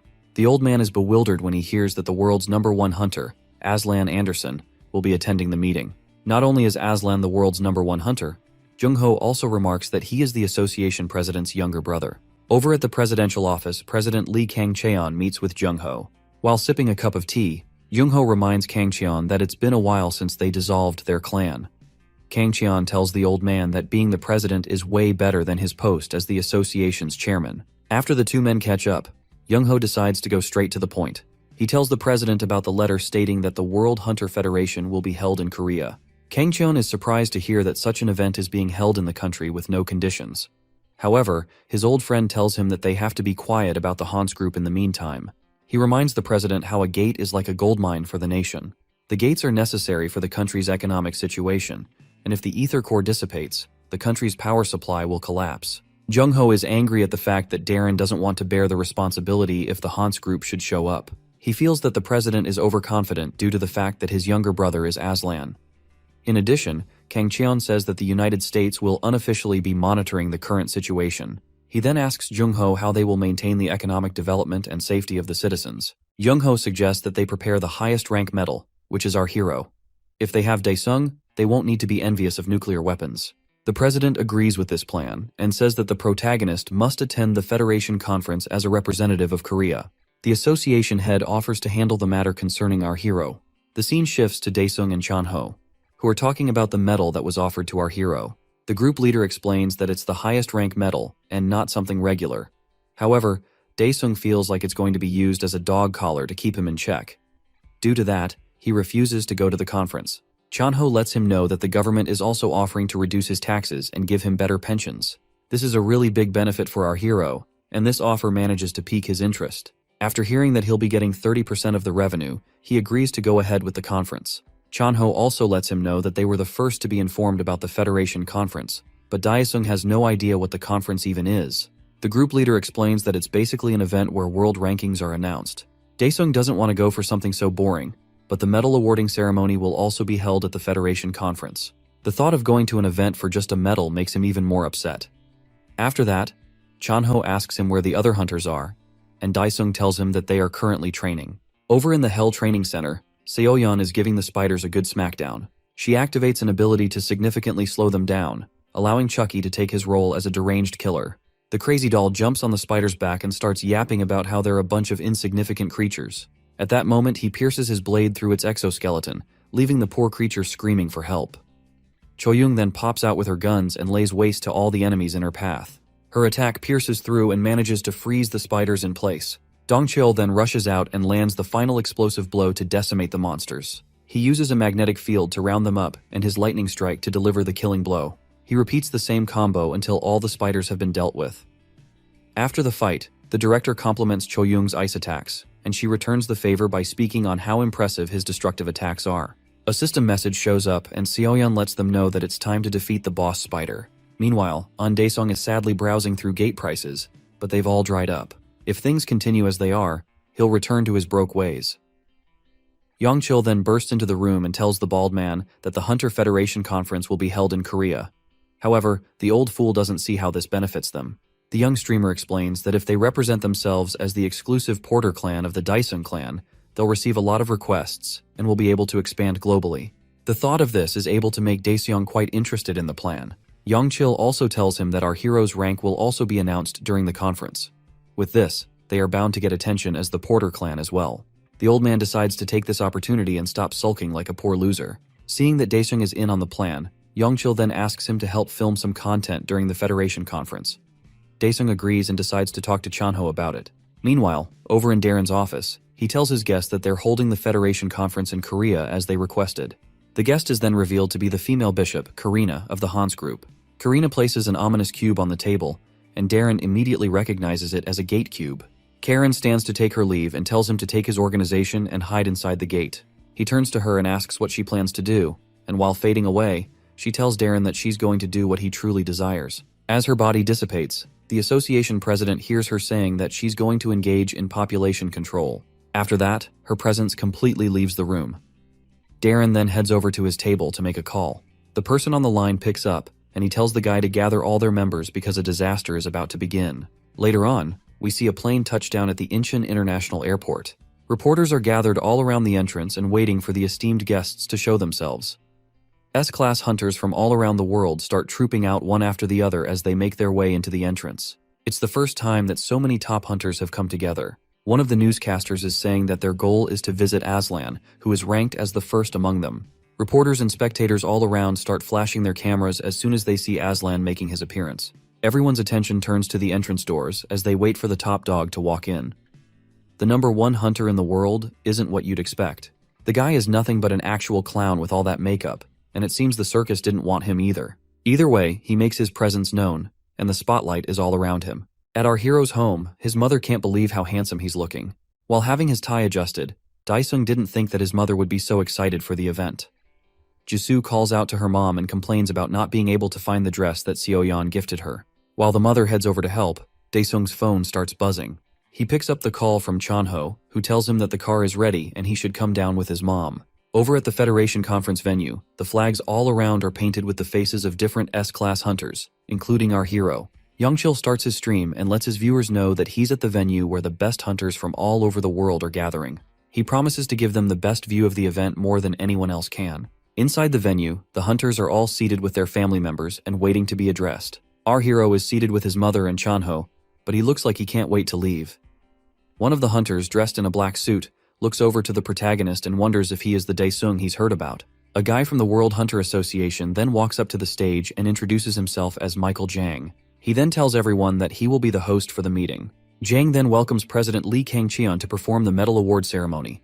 Daesung's family is amazed to see the president, and his sister wonders if Kang-cheon will personally give the medal to her brother. As the crowd applauds the president, Jang asks Daesung to come up to the stage. Trust our hero's family to cheer him on and embarrass the poor guy as he approaches the stage. When he gets there, Kang-cheon formally awards him with the medal and asks the hero to protect Korea. Daesung is confused, but the president tells him to carry on as he has been doing before. After that, they both stand to take pictures, while the crowd continues to applaud them. Regardless, Daesung still feels like he has a dog collar around his neck. On the other hand, his family is very proud of him and the feat he has accomplished. Yongchil is also spilling tears of joy for some awkward reason and giving his subscribers a good view. As our hero walks back to his seat, the cameras keep flashing on him, and the applause continues. He gets stopped by the creepy-looking Aslan, who congratulates him on his award. However, Daesung has no idea who the clown is and asks him for his identity. Aslan introduces himself in a funky style, further making himself look like a weirdo. He expects the protagonist to be amazed, but Daesung just walks off to get away from him. Suddenly, Aslan's wristwatch starts beeping with a bright red color. The other black-haired hunter gets up with urgency and tells Daesung that an S-class dungeon has appeared in Tokyo. But it's not only there. All the other hunters are thrown into a wild panic as they all get notifications about S-rank gates appearing in different parts of the world. Zhang is completely baffled by the sudden turn of events. Ki Hong walks up to the stage and tells him about what's happening all over the world. Due to this, he suggests that they stop the Federation meeting. Daesung, who has that dog in him, seems to be the only calm person in the whole room. While being lost in his thoughts, he wonders if the Hans group is making their move. He goes into the Pantheon world, where he is welcomed by his fairy. He tells the fairy to open the heavenly shop. The golden shop with unique items then manifests before Daesung. He quickly purchases the future journal, and it starts writing about the events that will take place soon. As the journal is writing, he asks why Korea has been excluded from all the places where gates have appeared around the world. He wonders if his enemies are trying to avoid him. The scene switches to the streets of the United States of America. There, the roads are busy, and the citizens are going about their peaceful day. Suddenly, a monster shows up, causing panic and fear in the eyes of the people around. As the horrendous beast looks down at the humans, they quickly start running for their lives. Sadly for them, more of these frightful beasts show up, blocking their escape.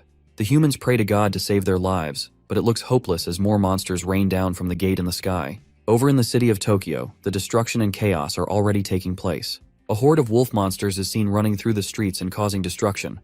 A hunter leads the monsters to an ambush point, where he signals his partner to blow up the place.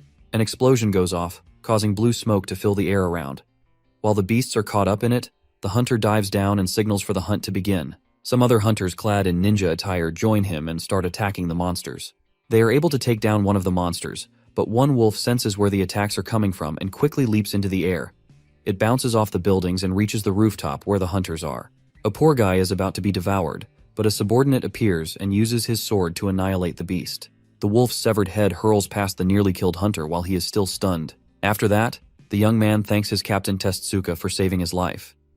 Tetsuka gazes at the gate in the sky and is troubled because if the monsters keep pouring out, the city will be annihilated.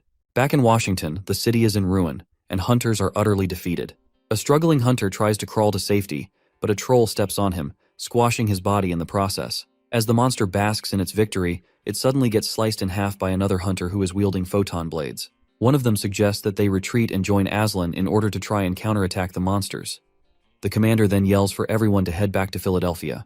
Meanwhile, at the Hunter Association headquarters, the branch manager is watching all the chaos that's unfolding in different parts of the world. He notes that South Korea is still unaffected by the multiple gate fractures that have spawned everywhere. His assistant then tells him that other countries are requesting Korea's help since they are unaffected by the dilemma. The situation is tight for the manager because he wonders how he'll handle things if a gate suddenly appears in Korea. He wonders if sending the local hunters is a feasible option. He then refers to the lady as Kim Ah-hyung and asks her how the S-class hunters who attended the conference are doing.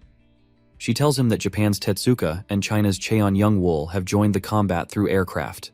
The remaining American and European hunters will soon join the combat. The manager's phone starts ringing, and he sees that Chanho is calling him. When he picks up, the clan leader tells him to gather all the S-class hunters for a meeting with the Daesung clan. Meanwhile, see Aslan walking through a random street while his country is in a crisis. Typical clown behavior. He whips out his phone to take a picture and states that he's in the Bukchon Hanak village. Two guys walking by notice him and wonder why he's not helping America at the moment. Aslan turns to them and asks that they take a picture of him. The two guys agree, and he thanks them with a creepy smile. The scene then shifts to the Daesung clan building, and we see all the S-rank hunters who are gathered to hear from our hero. Daesung takes the helm by opening the floor to discuss how they'll deal with the Hans group. Chanho doesn't understand what the hero means by the resurrection of the Titan. The branch manager also wonders if the aliens are the people who created the gate fractures. Daesung explains that the gate is an altar itself, and the people are being used as sacrifices in it. To confirm all that has been said, Changsik asks if the Titan will be revived when the amount of sacrifices is complete. However, Heron chips in by saying that they can only assist one country at most because of how much time it will take to travel. Han-ul places a gate cube on the table, showing it to everyone else. Dongchul then says that the cube resembles the Absolute Protector. Han-ul goes ahead to explain that he did some research on the cube with Dr. Dong-hyuk. During their tests, they successfully transformed the cube into a teleportation device capable of traveling between continents on Earth. He says that Junyoung is currently traveling and placing different cubes at key locations. Dongchul starts complaining like a little brat because he feels they should be out fighting monsters instead of attending a meeting. Heron suggests that they move together with the elite hunters of each clan, but Han-ul tells her that the teleportation cube can't move a large number of people yet. The branch manager doesn't see how this helps their situation. However, he gets very shocked when Daesung says that everyone in the room will move together with him. The man tries to tell him that it'll be bad for them if a gate fracture appears in South Korea.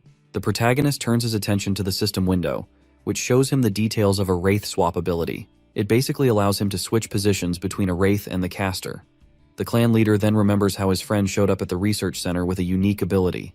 Daesung explains that he can easily send Chanho to the problematic area and bring him back with this ability. The hunters are all amazed by this and can't believe just how overpowered this guy is. Considering how this matter concerns both international assistance and domestic safety, the branch manager feels Daesung will be able to kill 2 birds with 1 stone. He then tells the protagonist to commence with the operation. Daesung gets ready to head out with everyone, but he is interrupted by Seoyeon. Rather than saying something important, the annoying kid suggests that they come up with a cool team name like the Avengers. Haran mocks her for thinking of something so stupid during an important meeting. Daesung decides to indulge his servant, and he tells her to say the name she's thought of. She suggests the name K-Cats. Choyoung remains silent on this, but she thinks it's a cute name. Everyone else remains silent. Daesung agrees with the stupid name so that they can hurry up and get going. The scene shifts to the Shandong province in China. There, a horde of menacing minotaurs are seen walking through the streets. A group of hunters form a blockade and get ready to fire upon the monsters. On the signal, the arrows are sent flying through the skies, and they come raining down on the beasts. Despite being impaled by arrows, the minotaurs charge forward until they are met with the frontline hunters. The young hunters are nervous to face such terrifying beasts. They try to boost their morale by yelling at the monsters to come at them. The battle begins with hunters getting sent flying through the air like pesky flies. As a minotaur is about to cleave the head of a soldier in front of him, a female hunter leaps through their heads and reveals herself. She uses an ability known as Heavenly Dragon's Form to strike down a multitude of monsters at the same time. As the dust clears up, she tells the warriors to stand strong for their country. The soldiers take up their arms and follow leader Cheon. At the same time, the horde of minotaurs continues to charge at them.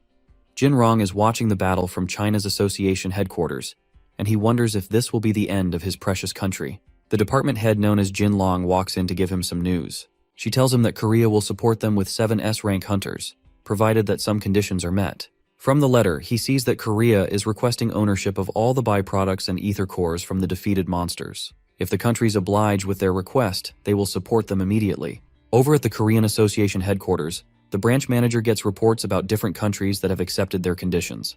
The man then tells Ayung to relay the information to the newly formed K-Hunters. It seems the name K-Cats is way too stupid to be used formally. Back in China, the streets are in ruins and dead hunters can be seen everywhere. The minotaurs have managed to slaughter most of them, but Yangwol reminds them that she's still alive and breathing. They charge towards her, and she braces herself with what little strength she has left. Suddenly the monster is decimated before her eyes, and she sees that the Korean hunters have come to help. Daesung looks at the gate and notices the horde of monsters that are pouring out. Haran uses her healing skills on Yangwol, while Changsik speeds past her to take on the monsters. She tells the Chinese hunter to take a break and allow them to handle things in the meantime. The Korean hunters then start pulling out their nice skills. Seon uses her ability to turn the ground into a sticky glue, trapping the monsters. Choyoung uses her magic bullets to freeze the minotaurs as well, while Changsik slices through them with his blades. Dongchul comes in with his lightning storm as well and completely annihilates the beasts with his overwhelming destructive powers. With most of the monsters defeated, Han Ul uses his robot spiders to harvest their ether cores and put them in a container. With this, they can resolve the ether core supply by procuring them on site. An explosion suddenly goes off behind him, and he sees the S-Class Minotaur King, Ugnos. The huge flames and the monster's menacing aura are enough to intimidate Changsik and Dongchul. Ugnos smashes his axe on the ground, causing a trail of fire to head for the 2 hunters. Haran then puts up her shield to protect everyone from the attack. The 2 hunters thank her because they would have been toast if they didn't react fast. Haran then tells them to prepare for an attack. However, Yangwol suggests that they fall back because the beast is responsible for wiping out her entire unity. The Chinese hunter is shocked to see our hero pull up, ready to take on the monster by himself. Daesung mocks the Minotaur, leaving Yangwol even more amazed. In the blink of an eye, he rushes to the monster and uses his flames to attack. Ugnos easily absorbs the flames and tells Daesung that his fire attacks are useless. In an instant, he slaps the protagonist away, sending him crashing into a nearby building. The beast boasts of being the ruler of the demonic beasts, and calls our hero an insignificant insect. Choyoung tries to help out by firing her magic bullets, but the bullets are unable to get past the flames. A chilling fear grips her when she sees that her attacks are useless. The monster continues its rampage, but Daesung transports both himself and the beast to a different location. Dongchul explains what happened to Changsik, who is left completely baffled. Ugnos is now in a foreign land with the Demon King. The system window then shows that the Demon King can now unleash his full mana there. Daesung doesn't understand how such an enemy is making him put in so much effort. With one swing of his sword, he unleashes a black flame that shakes the very foundations of their location. Ugnos is completely disintegrated by these flames, which he can't absorb. After the battle, The Demon King obtains an S-rank ether core. The system then tells him to eliminate the taker who is gathering souls at the altar. While looking at the screen, the protagonist wonders if he needs to spend all his points to unlock the demon god before the Titan revives. Meanwhile, at the gate fracture, one of the Chinese hunters seems to be the one gathering the souls. He states that this is his first time and believes he'll gain eternal life after completing the process. A blade is suddenly plunged through his chest by our hero, who then asks the taker what he hopes to gain. In his last moments, he asks the Titan to accept the sacrifice. Daesung senses something powerful and quickly steps back. He then sees a giant hand coming out of the gate to take the offerings. Daesung suddenly sees himself in a pitch-dark space. The Titan's hand grabs the soul offerings and vanishes into the dark.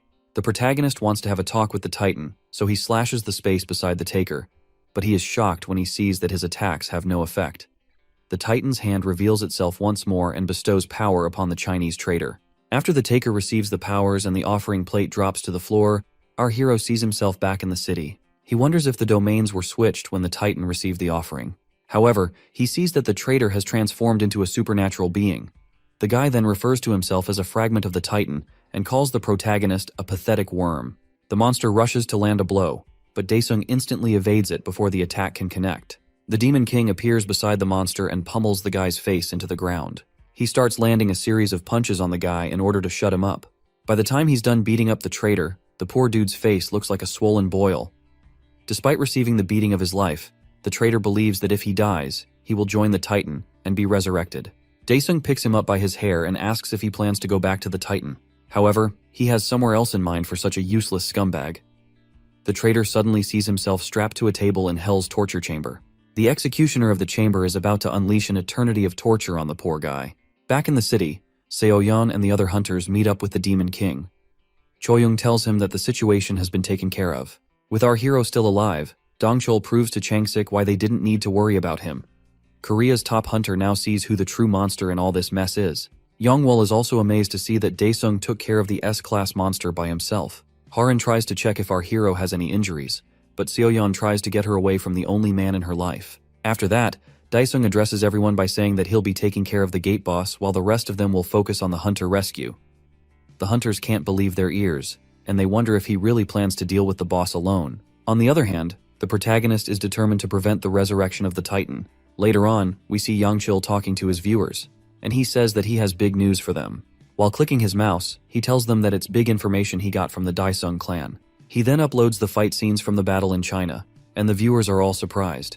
He tells them that the hunters are a newly formed group that was made to help the other countries. Yangchil also tells them that he got all this information from Chanho. He then comes across a news channel talking about how the K-hunters have cleared the gates in China and India. According to the news outlet, the group is on their way to Europe. The scene then shifts to the Darkside shelter, located inside a gate. Military troops are on the scene and organizing themselves. Aslan steps through the portal and is greeted by some soldiers. One of the men addresses him, and he asks for the location of his brother. Inside one of the tents, a masked party is going with the association members. A soldier goes to inform Darren of his brother's presence, which he is surprised to hear. Aslan is enjoying a glass of wine while detesting the look of the horrid dimension he finds himself in. Darren walks up to his brother, and the world's #1 hunter tells him that they'll be in trouble if they don't leave soon. He then asks his younger brother to explain himself. Over in the city of Tokyo, the whole place is messed up and in ruins. Dead hunters can be seen buried among the rubble of the destroyed buildings. Tetsuka and his combat unit are trying to hold the last line of defense against the monsters. He orders the vanguard to hold the rear line while everyone else retreats to the third line of defense. The hunters quickly move while carrying their wounded comrades to safety. The captain stands his ground, ready to lay down his life for his comrades, and the rest of them have no other choice but to leave their captain. Later on, Karina approaches the high priest and tells him that the altar they built is collapsing rapidly, and that the Demon King is on the move. Ramesh's eyes become enraged when he hears about the Demon King. The bishop also tells him that the dimensional altar has been transformed into a spatial teleportation altar. The high priest then tells her to send the southern bishop, Azar, to the dimensional altar, which has not collapsed, to buy some time for the Titan. Meanwhile, back in Tokyo, the Japanese hunters are desperately running for their lives. A female hunter carrying her wounded comrade falls into great despair when she sees a gate appear in front of her. Luckily, the Korean hunters appear from it, but they seem to be suffering from serious motion sickness. I guess teleportation isn't much of a smooth ride. Seoyeon has completely lost her mind, and Choyoung is trying to tell her to get a hold of herself.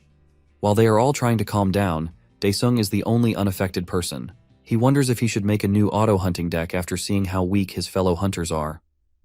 On the other hand, the Japanese hunter is surprised to see our hero and his subordinates. She then receives news through her earpiece, saying that the K-hunters will be providing support through the teleportation gate. She rushes over to Daesung and humbly asks him to save her captain. However, she's speaking Japanese, so the protagonist doesn't understand her. Seoyeon translates the words for him and tells him to turn on his translation device. After receiving the request, our hero quickly teleports to find Tetsuka. Seoyeon then assures the girl that Daesung is strong and will be able to save her captain. With tears flowing down her eyes, the girl humbly thanks her. On the battlefield, a poor hunter is caught in the mouth of a wolf beast, and he gets devoured in seconds. Tetsuka is completely worn out because his aura has been significantly depleted. He tries to control his breath as he awaits his demise. The monsters approach him and get ready to make a meal out of him. As the hunter closes his eyes and accepts defeat, the beasts rush to devour him. In a quick turn of events, their heads are suddenly severed from their bodies. Tetsuka is short of words when he sees Daesung standing over him with an intimidating aura. However, he looks quite frightened to see the Demon King. Our hero asks him if he's okay, but the hunter's translation device is broken, so he doesn't understand a word that's being said. He then sees something dangerous and yells at Daesung to watch out. The protagonist turns back and sees a train flying straight down at them. It crashes and causes a huge explosion on impact. But Daesung and Tetsuka are completely fine. However, a green ball shoots out of the smoke and flies straight at the protagonist. Our protagonist smacks the green ball far off into the sky. The ball unfolds and reveals itself to be the Southern Bishop. The MC quickly realizes that the enemy is from another world. He launches himself upwards to attack the bishop, who is also ready to land a blow. The two fighters clash, causing a huge explosion in the sky. Tetsuka shields himself from the smoke, and when he opens his eyes, he can't believe that the two fighters are completely unscathed.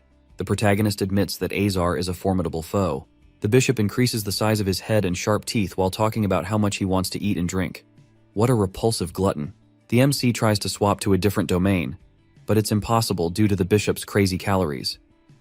While Daesung is still stunned by this, the bishop devours his body and swallows him in one gulp. Caught in a dire situation, Tetsuka is confused about what action to take. Azar looks over at him and fires a beam from his mouth, but he misses his target because he's trying to contain our hero at the same time.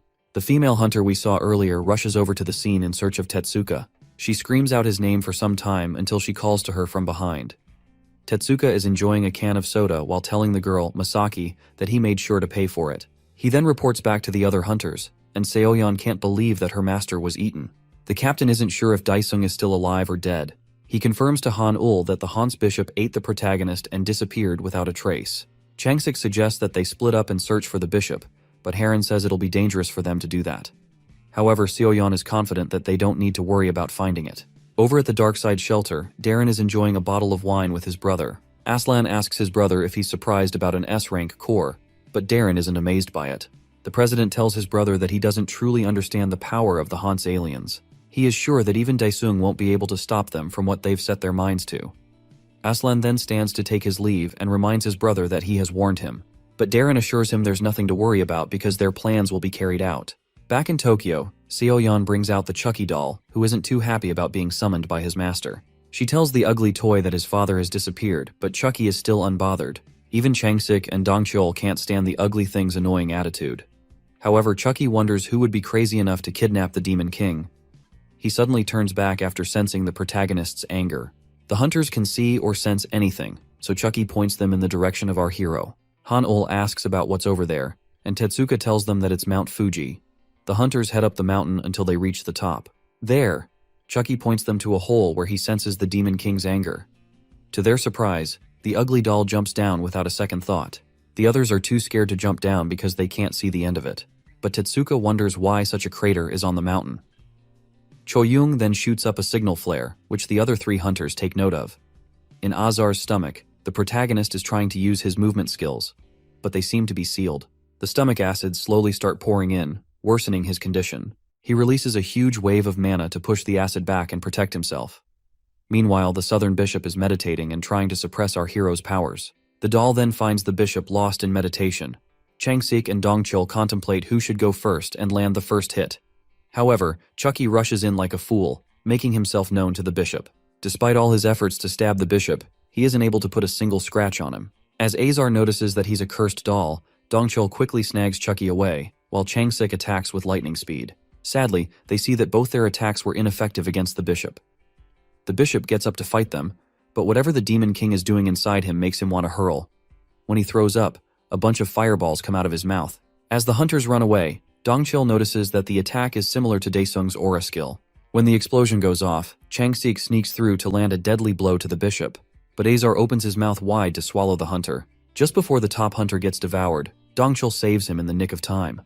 When the two hunters are out of the way, Choyoung shows up and starts to fire her magic bullets. While the bullets start to freeze Azar's feet, Dongchil comes back with his lightning powers and delivers a deadly attack on the bishop. However, this causes the bishop to open his mouth and start spitting out acid. Before the acid hits them, Heron pops out her shield and protects them. While she is protecting everyone, Seoyeon runs out to attack. They try to call her back, but she's determined to get back her master.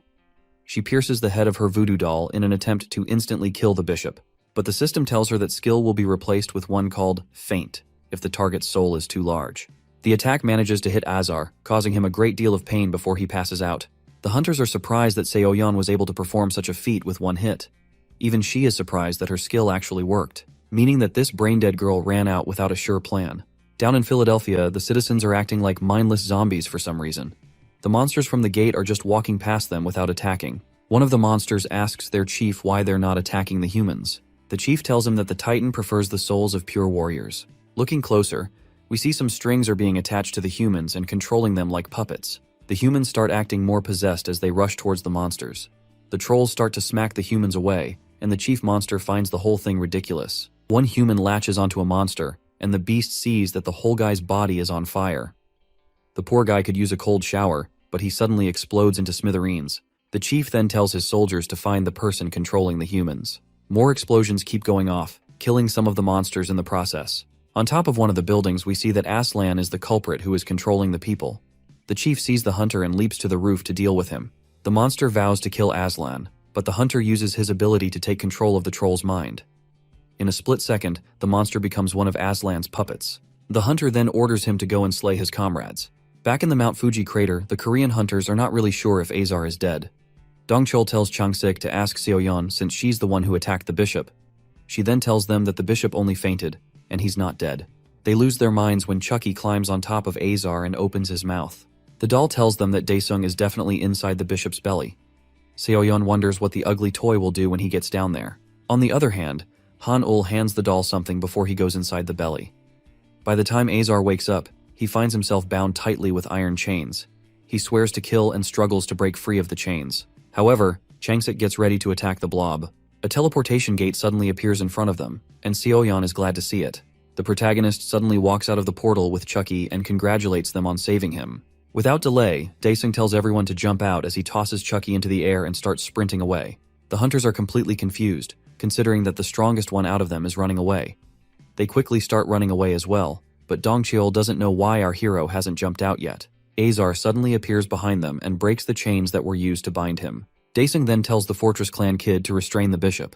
Seoyeon manages to react quickly enough and slide back. She brings out her voodoo doll and causes the ground around the bishop to turn into quicksand.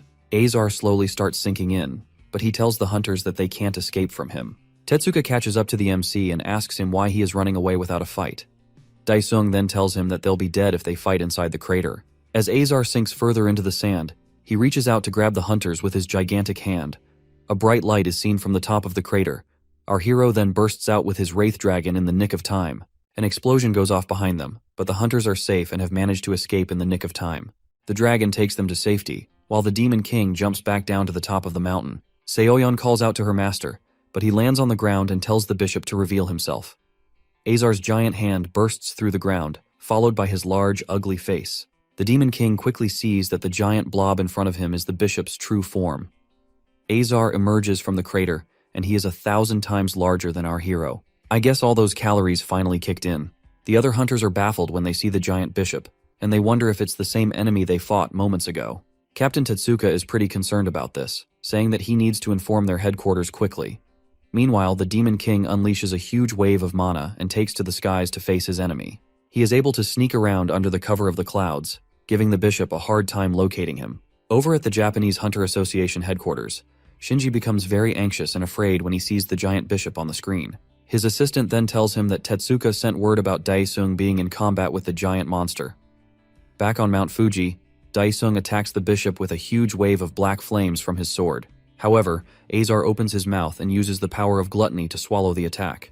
While that is happening, the Demon King's dragon is circling above them. Daesung then tells the bishop to try and eat his next attack. The dragon charges up an attack and fires a mana beam cannon at the enemy. The beam is able to pierce through Azar's arm, causing him a great deal of pain. The other hunters do their best to hold on tightly to the dragon while it's attacking. Eventually, Azar's body swells up and bursts into pieces as the bishop finally succumbs to his appetite.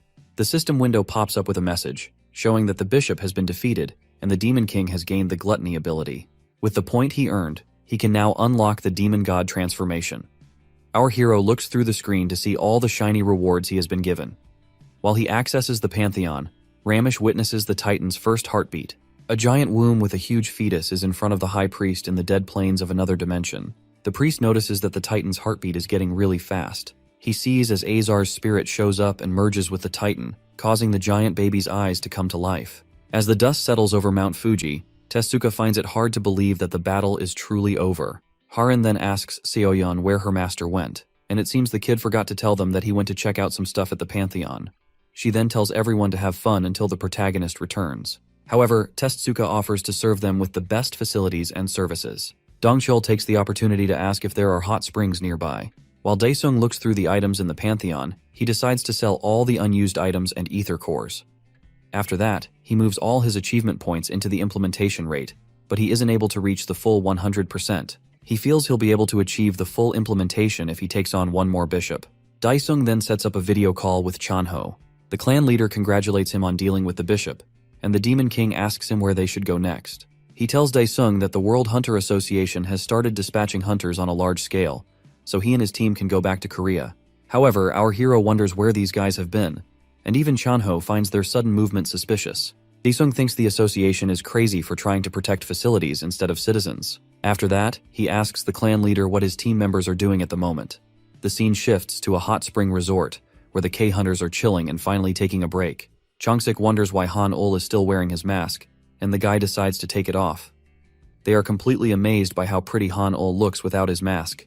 The guy looks prettier than most girls. Han-ul tells them that he doesn't really like the face, and that's why he wears a mask. Over at the girls' side, Seoyeon is enjoying a good soak when Cho-young asks her what her master is planning in the Pantheon. Harin then asks what the Pantheon even is. The Fortress Kid tells her that it's the secret base of the Daesung clan. Cho-young explains that it's also a subspace training center. Seoyeon goes ahead to annoy Harin by saying that they are no longer opponents because she unlocked a secret move during this last fight. Cho-young tries to warn her that it'll be dangerous to use skills there, but the young girl is a crackhead without a care in the world. Seoyeon then unleashes her finishing move, leaving the girls bewildered. Meanwhile, an attendant is directing our hero to the men's bath. As he steps into the changing room, his servant's doll appears. The girls suddenly find themselves in the same hot spring bath as the protagonist. A month later, Ki-hong is invited to a news channel to give details of the situation of the gate fracture incident. Ki-hong then introduces himself and starts to explain that the incident is finally going into a recovery phase. The interviewer then asks him about his thoughts on the damage that other countries have suffered due to Korea's late response to help them. However, Ki-hong tells the guy that he didn't come there for a quiz show. Meanwhile, a protest has emerged from citizens who want Aslan gone and the World Hunter Association president to resign. The citizens are all marching through the streets and crying out for the death of Aslan. News reporters on the scene are covering the whole event, saying that these protests might not be stopping soon. A protester is briefly called out, and he tells the newscaster that he lost his family during the incident, causing him to no longer see the use of the World Hunter Association. Darren watches the crowd from the window of his office, and he tells Karen that he has only gained disgrace from all this. The bishop assures him that Hans keeps their promises. She drops some pellets on the table and calls it the flesh of the Titan. She assures Darren that if he eats it, he can live forever. The association president is amazed when he sees something so powerful. Karen tells him that the world will soon be transformed into a new one. If he wishes to obtain more of the Titan's flesh, she tells him to deal with Daesung. Karen then disappears, leaving Darren to think about how he will meet our hero. Back at the Japanese resort, Tetsuka thanks the K-Cats once again for being a huge support to his country. He and his fellow hunters humbly thank the Korean hunters. With a job well done, the protagonist urges everyone to eat and have fun. While everyone is digging into their meals and drinks, Seoyeon asks her fellow girls something inappropriate. Our hero quickly comes along to shut down the conversation and promises to give his stupid servant hellish training. She tries to say it was a mistake, but he quickly disappears with the silly girl. Over at the Rice Eaters Porter clan, the secretary suddenly gets a call. Daesung hears her talking about the Japan Hunter Association, so he decides to take the call from the lady. He introduces himself and starts to talk about handling the byproduct processing in Japan. When he drops the call, the secretary asks if they'll be going to Japan in a very enthusiastic manner. The bald man says he'll be going, but tells the lady that she has to stay back and protect the office. Back on Mount Fuji, Han-ul tells the emic that there's no teleportation cube because it was most likely buried or destroyed. Daesung suggests that they use his dragon, but Heron tells him to be normal and use a plane. Changsik also isn't comfortable with riding a dragon, so he tells the protagonist to go by himself if he chooses that. Tetsuka pulls up with a slick Toyota to give them a free ride. Most of them rush to enter the car, leaving just Cho-young with our hero. She's very worried about Seo-young, but she tells herself that the girl will be fine. Sadly for the Fortress Clan kid, she's facing an endless horde of monsters in the Pantheon. Later on, we see Yangchil streaming the moment when Tetsuka thanked the K-Cats. He shows it to his viewers, who immediately go with the name K-Cats instead of K-Hunters. He starts laughing about how the name is quite catchy, then his phone starts ringing. He picks up the phone to hear the Porter clan leader telling him about Japan's request. Yangchil is excited to hear that the old man will be handling the byproducts, and he congratulates him. The old man offers the young streamer a chance to film some content in Japan, and he humbly accepts. The scene shifts to Haneda Airport, where we see a lot of people going in and coming out on different flights. The plane carrying the K-Cats is about to take off, and they look like they have the best first-class seats. The protagonist is also with them, and this is his first time flying first class. He takes a seat beside Darren, who starts to communicate with him through telepathy. The president introduces himself to the Demon King, who wonders why he's using telepathy. Darren then tells him that he has a special proposal, and this piques our hero's interest. He tells the Demon King that the world will soon perish and a new one will be created. While Daesung thinks about this, Darren offers him a position as the owner of the new special world. The protagonist isn't interested in any of it, which makes the president see that Daesung doesn't believe him. Darren says he'll explain better in the association headquarters, but our hero still isn't interested. Daesung remarks that he has been pretending to be the owner of a destroyed world already. The president then gets up from his seat and says that Daesung's thoughts are limited to those of an ordinary criminal. However, the Demon King suddenly uses telepathy to communicate, leaving Darren bewildered. He then asks the president if he is on the dark side. Seeing that the protagonist knows a lot, Darren ignores his question and walks out.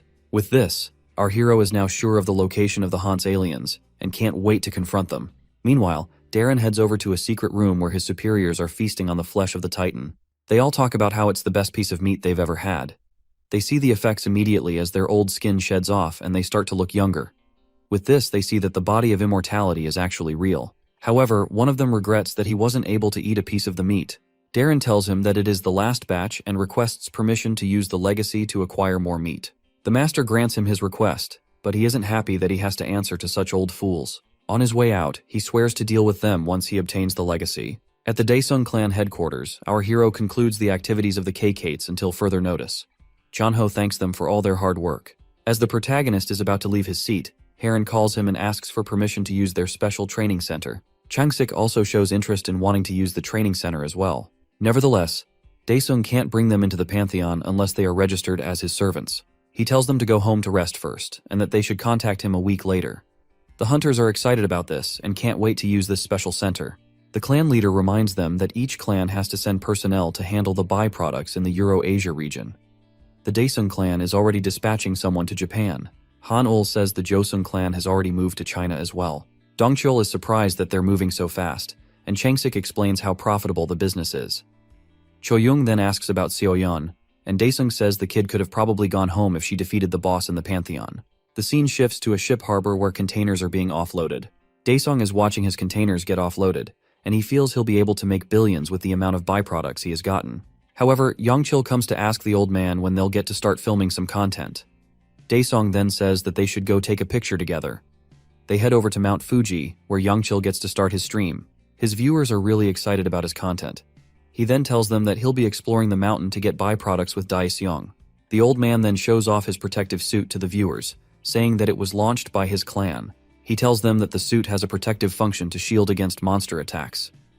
Yangchil notices how the old man is all over his stream, but he quickly decides to move to a deeper part of the mountain. The scene shifts to a desolate place in hell, and we see a young Daesung running away from a monster. He manages to find a hiding spot. There, he wonders if he has to die and start his long journey again. The Demon King then wakes up from the nightmare and wonders why he's been having these types of dreams. We see he's on a family trip, but for some reason, Seoyeon tagged along with them. His mother tells him to go play in the water like his sister and have fun. Some little miscreants suddenly approach him and ask if he is Han Daesung. They are shocked to see that he is actually the legendary hero, and they ask to see his cool dragon. The other people on the beach get really excited and start walking towards our hero when they hear that he's on the beach. The protagonist starts sweating like a faucet when he starts getting a whole lot of attention. He recalls that Chanho warned him about this, and he regrets not heeding the leader's words. As everyone swarms around him, he is confused about what to do. He turns their attention to them, and they start asking for his autograph. Some people just want to shake his hand, and others come up with ridiculous requests. Our hero finds it hard to deal with all this, stating that popularity is like a drug. Back on Mount Fuji, Yangchil and the old man are still exploring the deep parts of the mountain. One of his subscribers donates a huge amount of money and asks the streamer to go deeper into the cave. More people start donating more money, but Yangchil tells them that he can't go any further. The viewers keep urging him until he comes out of the tight spot. He discovers something and tells Daesung to come down quickly. A bright light shines on the old man's face as he stands in front of a gate cube. He tells Yangchil that they've discovered a gate. Due to this, one of the viewers donates 100 million won to the subscriber. Just like that, the kid is now a millionaire. The next day, Harin and Changsik find themselves in a regular training center and not the special one that Daesung promised them. The doors to the facility open, and they see their fellow hunters approaching them. Dongchul tells them to wait because the protagonist will soon be there. Seoyeon offers to summon her master with her doll if he happens to be late. At that moment, our hero shows up and tells her not to think about something stupid.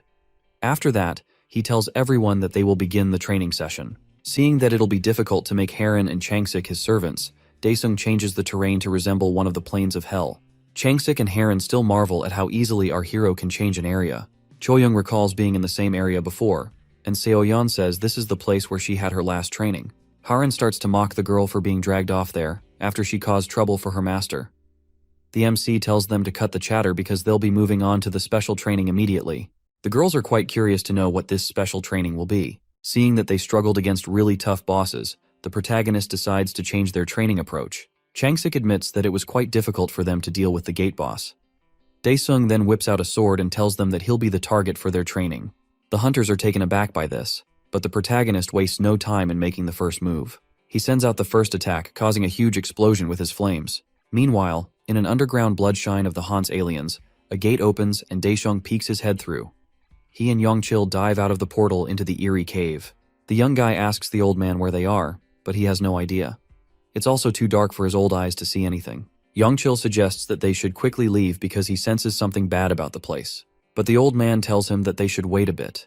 He assumes that they're in an F-rank gate, and that he can easily take care of the monsters. Suddenly a large red substance sprouts out from the ground. Yangchil screams out when he sees the red sticky thing attaching itself to the ceiling of the cave. Daesung tells him to be quiet, and that he should stay behind so he can escape easily if things get bad. After that, the old man moves forward to investigate the strange phenomenon. When he looks down at it, he can't believe the horrific sight. A bunch of corpses lie at the bottom of the hole, and the poor souls are begging to be spared. Frightened by what he sees, the old man tells Yangchil that they need to retreat immediately. As he turns to escape, he bumps into the northern bishop, Volks. The bishop demands to know how the man got into the cave, but Daesung yells at Yangchil to quickly flee the scene.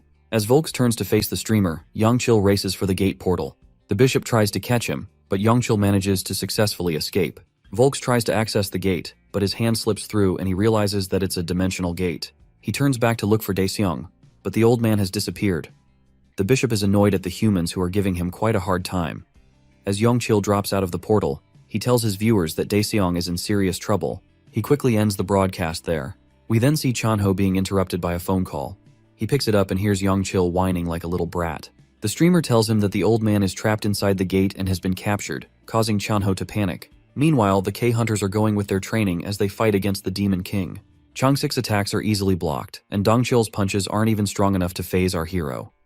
Choyoung pops out to attack from his blind spot, and Daesung admits that she has improved well. However, it's still not enough to defeat such a great being.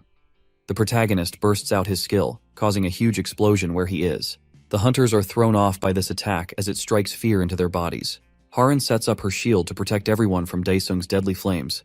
The protagonist emerges from the flames and acknowledges everyone's improved teamwork, but he says that they still lack the finishing blow to seal everything. Changsik is pissed about not being able to defeat him despite all their efforts.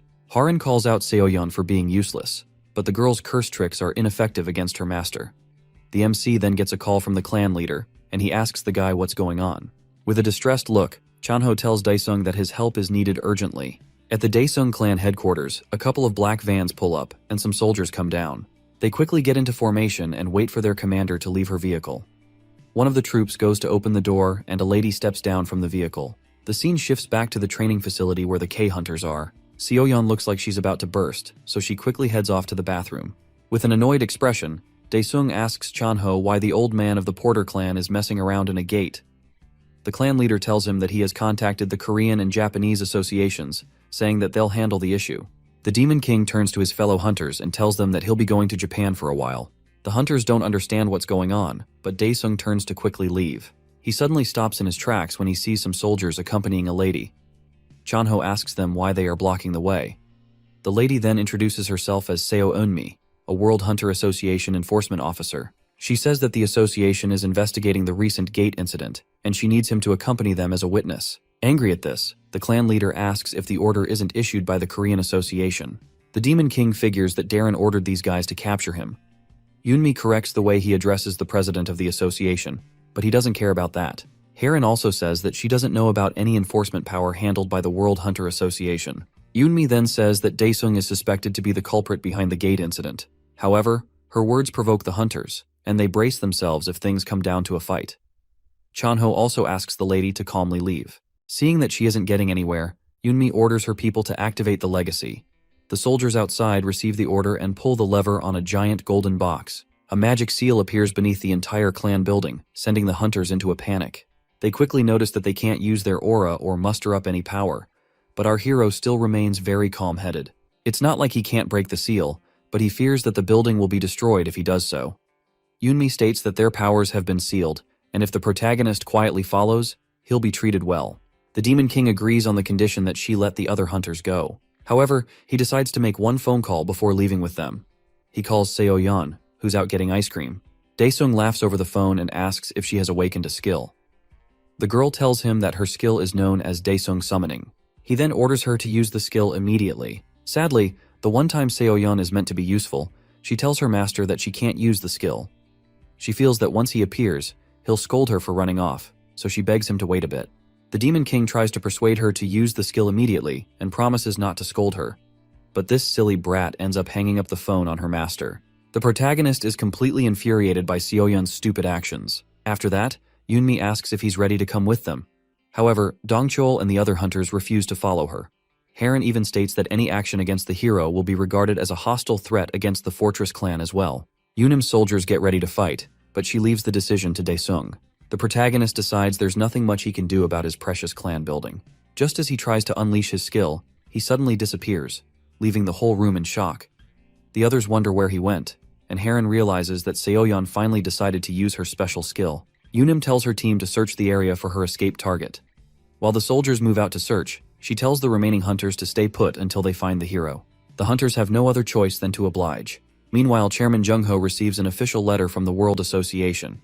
He opens the seal and reads the contents of the letter. It states that the association suspects Daesung to be behind the gate incident, and they are asking the Korean Association to cooperate with them. This is quite shocking for the chairman, and he thinks the association has completely lost their minds. He then tells his assistant to quickly call Ki-hong. Later on, our hero finds himself with his servant in the middle of the city. She offers him a cone of ice cream and apologizes for angering him.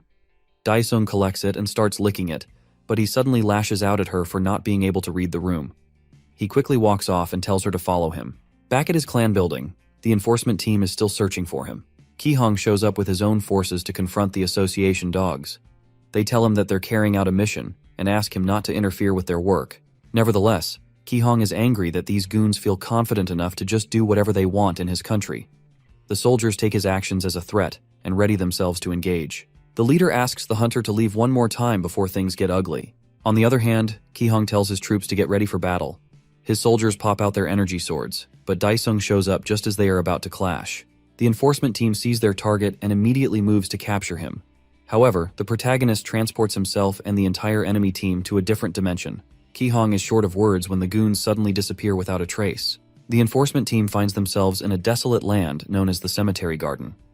While they try to figure out where they are, a group of torturers suddenly appear. As the team sees the monsters, they conclude that the protagonist is definitely the one behind the gate fracture.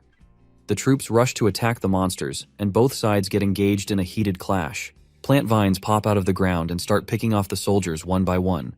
While the troops are getting the beating of their lives, they demand that the hero reveal himself to them. With just one soldier left, the Demon King shows up. Daesung uses his powers to dominate the poor guy's soul. The soldier struggles, but he quickly succumbs to the power of the Demon King. After that, the protagonist teleports back to his clan building. Ki-hong is shocked to see him, and he asks the hero where the enforcers went. Daesung says that he kept the soldiers as prisoners in order to interrogate them. He hears a loud rumble and looks up to see part of his headquarters exploding. Changsik and Choyoung are seen chasing Yunim, who is trying to escape. But our hero is only worried about his precious building. The awakened S-ranker fires her magic bullets at Yunim. The lady blocks the bullets as she suddenly engulfs herself in black armor. Changsik sneaks up behind her and sends the enforcer hurling into the ground. By the time the two hunters land on the ground, they see that Yunim has escaped. Changsik sees that the hero is no longer with Ki-hong, meaning that he has already started chasing the enforcer. Yunim speeds through the city to retreat, but a cold sweat runs down her spine when she hears our hero's voice behind her. Daesung smacks her neck and sends her tumbling along the ground. She finally crashes, leaving the hero to deal with her however he pleases. As her armor comes off her body, Daesung wonders if he should just hand her over to Chanho so he can head to Japan quickly. Meanwhile, Yongchil is seated in front of the gate and hoping that the old man hasn't been sent to his maker yet. Unknown to him, Tetsuka and Masaki are keeping an eye on him. The girl doesn't think they should leave the young man like that.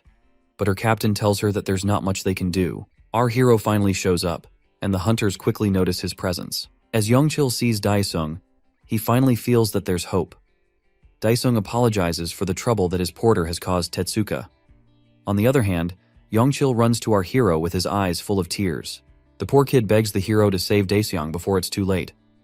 The protagonist tells the guy to let go of his pants and explain the situation. Yongchil explains that an alien captured the old man while trying to rescue him.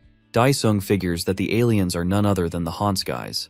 Tetsuka then offers to provide him with support troops, but our hero tells him that there will be no need for that. The protagonist asks the captain to take the streamer somewhere far away. After that, he heads into the gate. Yongchil is shocked when the hero disappears, and Tetsuka wonders if he always had stealth skills. On the other side of the gate, Daesung is hiding inside the pit, hoping that someone will come to rescue him soon. He is sure that someone will come if he holds out for 3 to 4 days. The red mosh spit suddenly shoots its veins outward, and the voices begin to haunt the old man's mind. He apologizes for not being able to help, but there's not really anything he can do. As the veins reach out, our hero slashes it and asks what the hell it is. The old man's savior is finally here, but before our hero can help, he gets attacked by the northern bishop. Daesung blocks the attack, but the impact sends him flying into a wall. Folks is glad to see that it's the protagonist who showed up. Karen also appears in the cave and starts to attack the MC. She blasts Daesung with a powerful beam before landing on the ground. The smoke clears out, and we see that our boy isn't bothered by the attack he just received. Karen tells Volks to do the invocation, but he says it'll limit their movements. The protagonist dusts himself off and proceeds to take his turn by unleashing his own skills. Karen manipulates the red substance in the pit, causing the voice in agony to cry out louder. While the old man suffers from the voices, the female bishop sees that our hero is unaffected by them. These actions only make Daesung become more enraged. The protagonist unleashes his mana wave, causing the air and ground to tremble violently at the mercy of his aura. The bishops shield themselves from the shockwave. They realize how much power the hero has been hiding all this while. With the killing intent in his eyes, Daesung unleashes an ability to kill them. With one swing of his sword, he brings about chaos all around him. The bishops are frightened by the Demon King's overwhelming prowess. At the same time, the Titan in the womb opens his eyes. Back in the underground altar, a huge explosion goes off due to the protagonist's attack. A horde of undead soldiers spawn from the black essence and start attacking the bishops. Karen tries to tell him that the low-level minions won't be enough to stop them, but she's really struggling. The hero tells her to have a taste of what it's like to have her blood sucked, and her flesh ripped from her body. The bishops are overwhelmed by the sheer number of the undead soldiers, and there's hardly anything they can do. Meanwhile, the high priest approaches the Titan and says he'll have to leave for a while to deal with the threat that has appeared. The Titan points his finger in the direction of the battle and fires a powerful blast at the bishops. This action significantly boosts the powers of the bishops, causing them to quickly deal with the undead minions. While giving glory to their planet, they easily decimate the creatures with their skills. The bishops grow to their original sizes as giants. Daesung summons the souls of his minions, including the Ghost King. As the creatures emerge from the ground, the Demon King sends forth his army to attack the bishops. As the troops march forward, the Ghost King clashes with Karen. On the other side, the Titan breaks out of his womb to join the fight. Ramesh tells the Titan that he is not yet at the complete stage of his resurrection. However, the Titan ignores him and sets out to confront the Demon King. At the same time, the Demon King brings down his black flames to put an end to the fight. Just as the flames are about to decimate the bishops, the Titan quickly grabs it, leaving Daesung baffled. As Volk sees the Titan, he calls out to the creature as Hecaton. With a single hand, the giant monster crushes the ground and obliterates all of the Demon King's forces. The destruction is unlike anything that has been witnessed before. Daesung yells in fear as the area all around is being reduced to dust. He manages to survive, but his hiding area has been destroyed. Our hero wonders if his skills are ineffective against the mighty Titan. He then sees the old man who's screaming for his pathetic life. Daesung moves quickly to save the man before he meets an untimely end. However, Hecaton notices the old fool, who nearly has a heart attack, as he sees the Titan. The protagonist appears in front of his porter to protect him from Hecaton. He shoots out the breath of the Flame King from his sword in order to distract the giant. At that moment, he picks up the old man and quickly exits through the gate before the Titan can catch them. After that, the gate closes. Daesung emerges on the other side with the gate cube in his hand. He realizes that the Titan is too much for him to deal with at the moment. The scene shifts to the Korean Hunter Association building. There, a flashy car arrives at the gate, and guards ask to see the person's identification. However, when the windows go down, the guy is shocked to see who it is. Over in one of the interrogation rooms, we see Yunim is bound with devices that are most likely to restrict her powers. Ki-hong sits down on the opposite side of her while typing something on his laptop. The branch manager, who is watching from the other side, wonders why the enforcement officer wanted to arrest our hero so badly. Ah-hyung rushes into the room to give him urgent news, but when she looks at the other side of the glass, she realizes that she's too late. The branch manager is scared when he sees Aslan holding onto Ki-hong on the other side of the glass. The supposed #1 hunter takes a picture and mocks Eunmi for being in such a pitiful state. Ki-hong is enraged by these actions. The enforcer then asks Aslan if he has come to free her. The branch manager bursts into the room and calls out Aslan for being rude. At the same time, Ki-hong tells the guy to let go of him because his temper is about to reach its limit. Aslan quickly lets go, and at the same time, frees Eunmi from her bondages. The manager tells the clown that he is disregarding all the necessary procedures for freeing a prisoner. However, Ki-hong, who is seething with rage, decides he wants to find out how strong the world's #1 ranker is. As he tries to land a haymaker, Eunmi also prepares to face him. However, Aslan stops the both of them from wrecking the place and tells them to calm down. Ki-hong's power completely disappears in an instant, leaving him shocked. Eunmi then says that they have to investigate our hero's powers because it's not something that a regular awakened person can have. Regardless, Ki-hong tells her to stop talking nonsense because Daesung is the person who saved everyone. Aslan acknowledges that the protagonist did a good job. Due to this, he suggests that the Korean Association should verify Daesung's powers. Ki-hong tries to object, but the branch manager accepts the conditions. He tells the clown that the association will discuss the issue and give them a response. Aslan then leaves with his subordinates for the time being. However, Ki-hong is upset at the branch manager for letting them go so easily. The man asks the hunter if he could have done anything to them even if they weren't stopped. The situation is frustrating for him as well, but he knows there's nothing he can do for now. Eunmi commends her soldiers for working hard and tells them to go back to base to await their next mission. The soldiers adhere to her orders and proceed to head back. Back with our protagonist, the system is telling him to rest because he has depleted most of his mana. While he is assessing the situation, Youngchil celebrates the old man's return. Tetsuka then approaches Daesung and asks him about the gate. Our hero tells the captain that the teleportation cube seems to be malfunctioning and that it is connected to Hans's main base. Luckily, since he has the cube, for now, the giants won't be attacking immediately. As Youngchil and Daesung thank the Demon King, the old man asks how he can repay the favor. The Demon King tells them it's fine because he got some benefits from the fight. After that, Youngchil then asks the protagonist to have a meeting with his fan club. Daesung can't believe the sort of silly favor this guy is asking for. The old man explains that the hero's fans have grown worldwide, and meeting them will be beneficial for the image of the Daesung clan. To their great surprise, Daesung agrees to this, and even decides to include all the K-Cats members. The young streamer can't even believe how insane this will be. At the Hans main base, Hecaton dips his hands into the mosh pit and scoops up the poor souls in agony. He devours their body to re-energize and heal his body. After that, Ramesh and the two bishops kneel before him. The high priest apologizes for not being able to get enough blood and says it's because the Titan was revived too early. However, the Titan thirsts for more blood. The scene shifts to our hero, who is angry about something. The camera pans out and we see that the branch manager is trying to explain what happened. Nevertheless, the fact that the manager got intimidated by Aslan's power is not enough of an excuse for the Demon King. After apologizing, the man tells our hero that Aslan wants the association to verify his powers. Upon hearing this, the MC is ready to rip off the man's head, but the manager has no idea why the World Association is acting strangely. When Daesung asks about what their association plans to do, the branch manager tells him that they haven't reached a conclusion. He suggests that they reject the World Association, but Ayung explains that the World Hunter Association is pressuring them with the Ether Core integration license. This is because the technology is being used across the entire energy industry. In simpler terms, she tells him that the World Hunter Association has rights to the technology. With no other choice, Daesung agrees to have his powers verified. However, he says that he'll receive it at his fan meeting. The manager and his assistant are completely confused by Daesung's words. Later on, at the Mesopotamian ruins in Iraq, a bright light can be seen shining from the depths. Deep inside, a strange structure known as the Tower of Babylon stands. There are also a bunch of little robots mining ores inside the ruins. Volks is there overseeing the mining process. He holds an ore in his hand while thinking about how it can neutralize aura powers. The material used in making the gate cube is also from Babylon. A random guy approaches him and informs him that the Korean Association will be verifying Daesung's powers, but there's a condition. The guy tells him that he and Aslan have to attend the hero's fan meeting. Upon hearing this, the bishop wonders why the hell there's a fan meeting in the first place.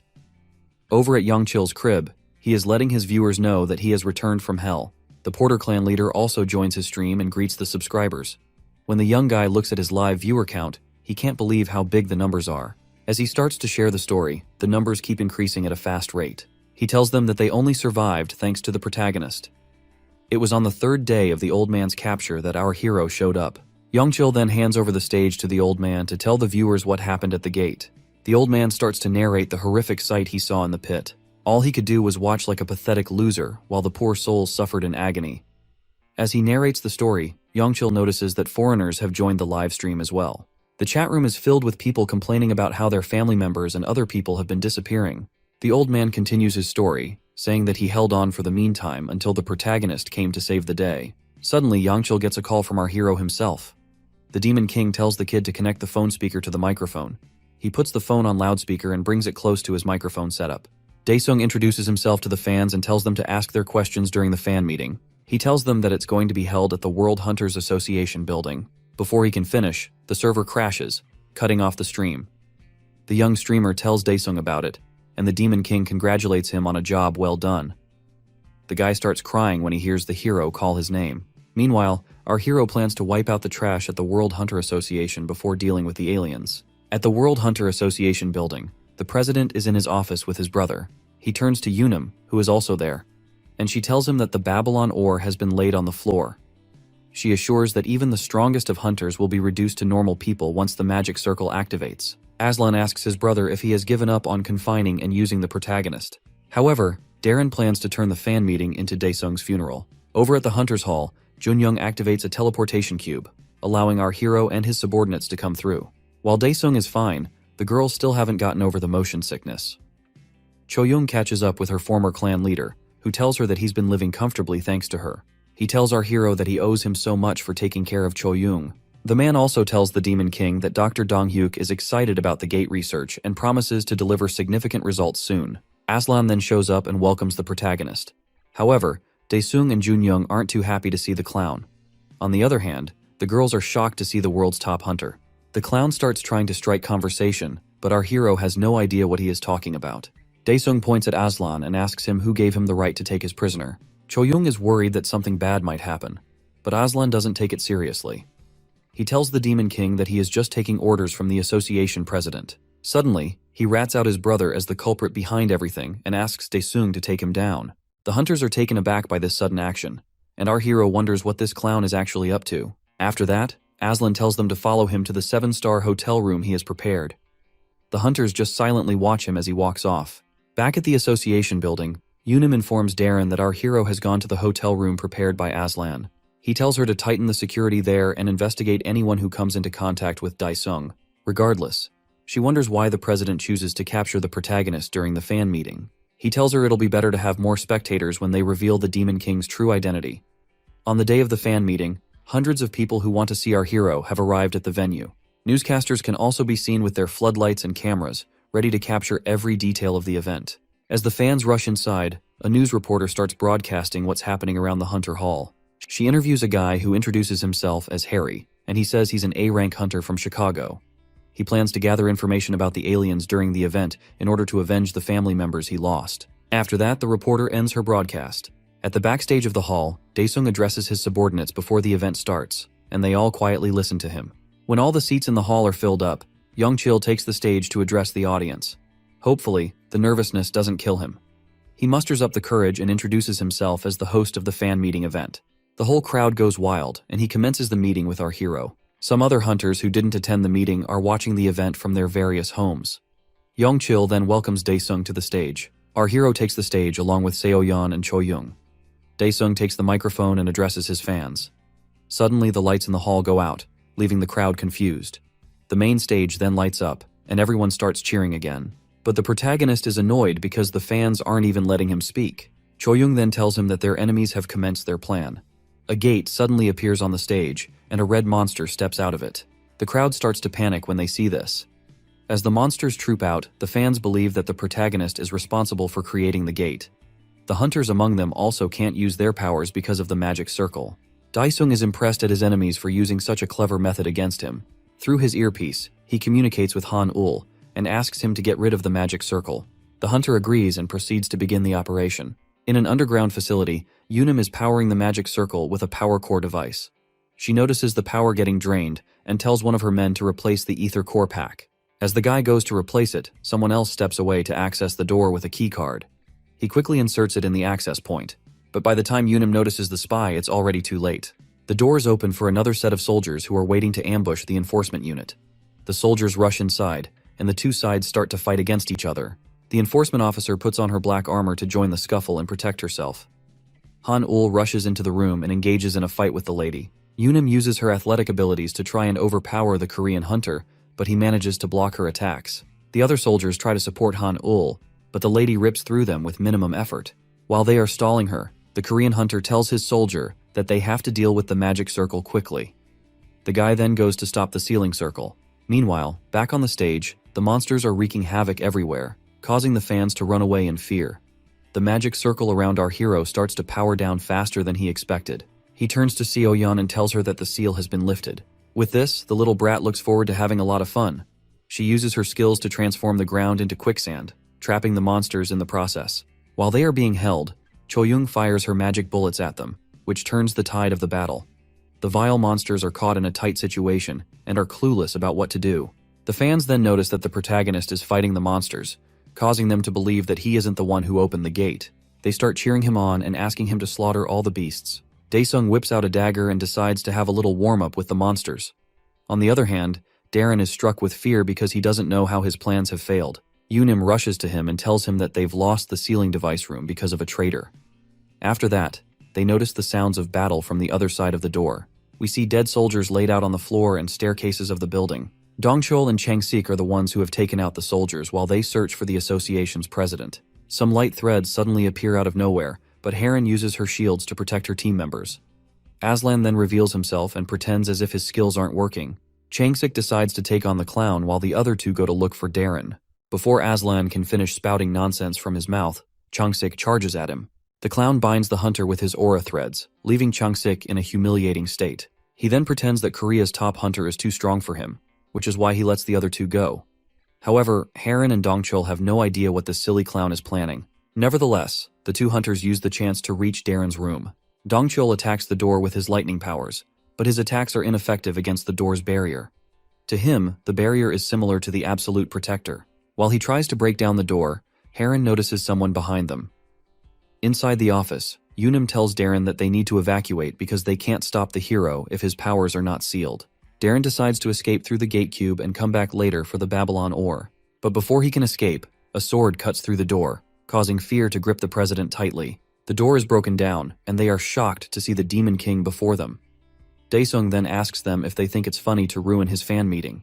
While our hero faces the president, the other 3 hunters are dealing with Aslan. Changsik uses his aura skill on the clown, but Aslan is able to block with his threads.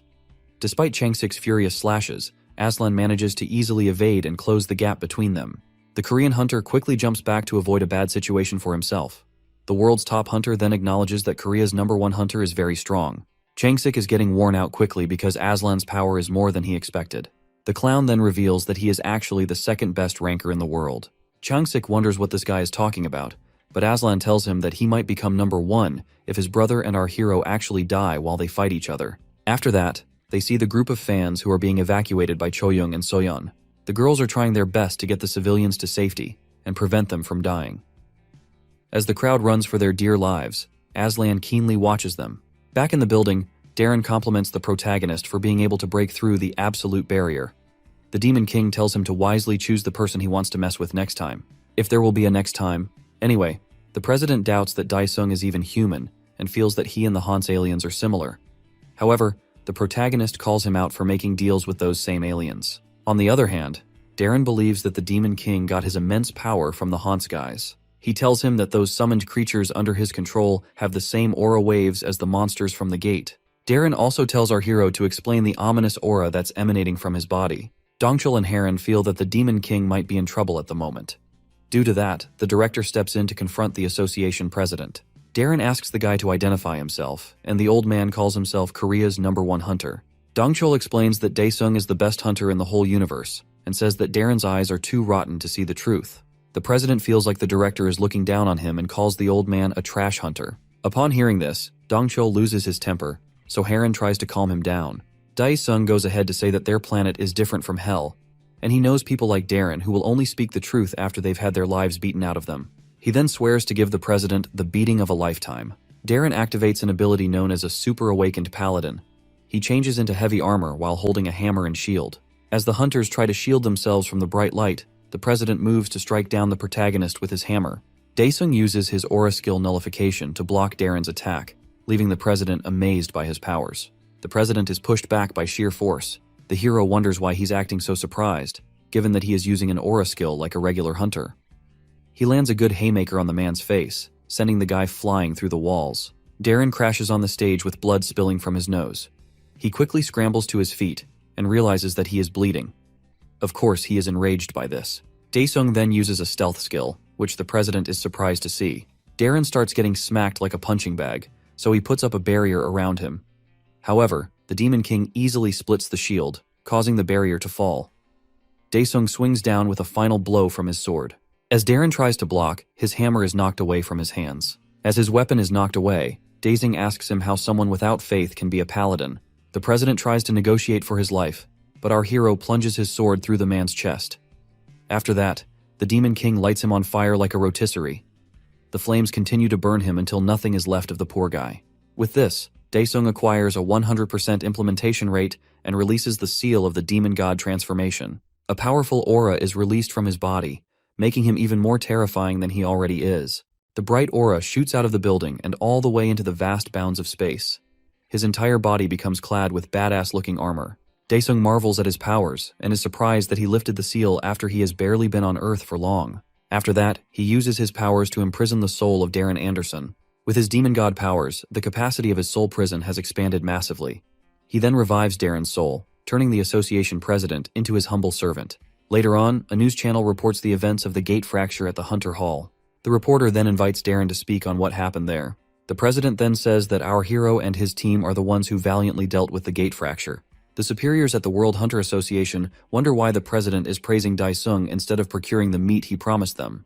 The 3 men are interrupted when the door to the room opens, and they are greeted by the protagonist. One of them yells for their guardians to come quickly. Some people rush into the room, and our hero instantly sees himself surrounded by 4 guards.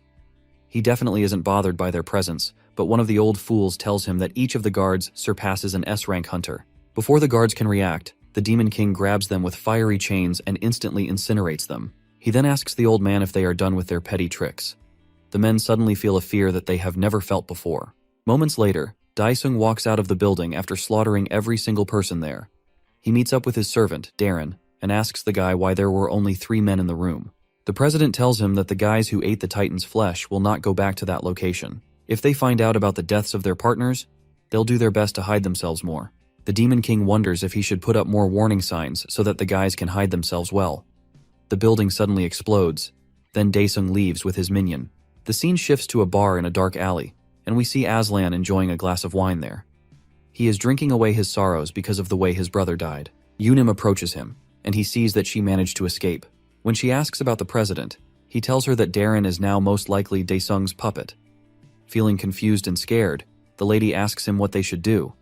The clown wants to know if she wants revenge or something else. She recalls that Darren has taken care of her since she was an orphan.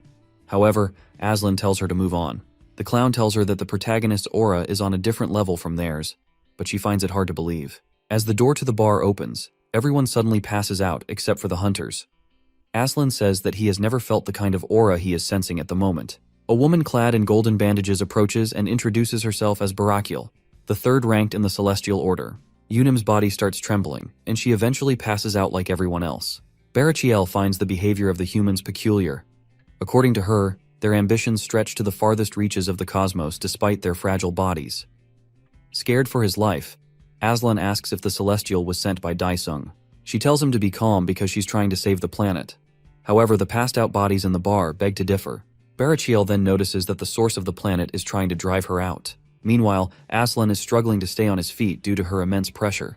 She touches his forehead while talking about the malevolent stars of Hans and the iron prison on Earth. After that, she gives the clown a mark and tells him that they'll meet again soon. The scene shifts to the dimension where the Hans Titan is. Hecaton rips out his arm and sprays his blood all over the ground. Suddenly, strange creatures start to emerge from the blood. In a matter of seconds, the Titan manages to assemble a massive army. He tells the minions that he needs more blood and asks Ramesh to open up the dimension gate. The High Priest explains that Earth's creatures are brimming with ether energy, and if they are destroyed now, it would disrupt their plans. However, this doesn't concern the Titan, as he yells at Ramesh to open the gate.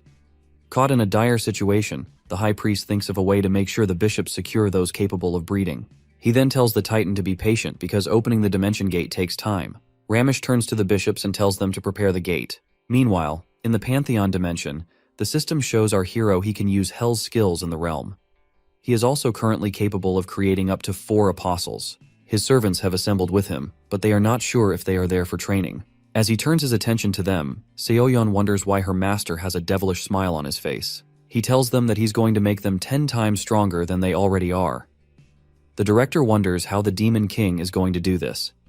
Daesung starts to surround them with intense flames, and they do their best to shield themselves. They start struggling as the flames continue to get hotter, but the protagonist tells them to endure it. Seoyeon can't take it anymore, so she asks her master to stop this madness. Nevertheless, Daesung feels it's necessary because they only have 72 hours until the Hans aliens invade. Over at the Korean Hunter Association, Chairman Jung-ho steps out with his assistant, who tells him that the time has come. He heads to a meeting room and sits with the branch manager and some other dignitaries. The screen in front of them brings up an image of Darren. The Chinese Association chairman, Wang Wei, says that Darren has called for a doomsday meeting, meaning he will have to hand over his position. Darren then tells them that he will resign from his position after the meeting. However, the Japanese and European representatives want him to be reappointed. On the other hand, the chairman of the Russian Association, Mikhail, says that his country will hold those accountable based on the results of the meeting. Jung-ho is annoyed because all these guys are playing politics in such a serious situation. He tells them to shut up so that the president can tell them the reason for the meeting. Darren thanks the old man for clearing the floor. After that, he informs everyone of the Hans invasion that will occur across the world in 3 days' time. While some are baffled by the news, Mikhail asks the president if he will be able to hold the weight of his words. Darren tells them he got this information from Daesung, and he completely trusts it. The president's behavior is new to Jung-ho, and he wonders when the guy changed so much. Even the Korean branch manager is convinced that something happened during the fan meeting. Wang Wei then asks if Daesung is the one who prevented the destruction of Shandong. The other chairmen also ask if our hero is the one who saved their various cities. After that, Darren declares to deploy all the resources of the World Hunter Association. He urges each country's association to prepare for the war. Days later, the city streets are filled with countless hunters.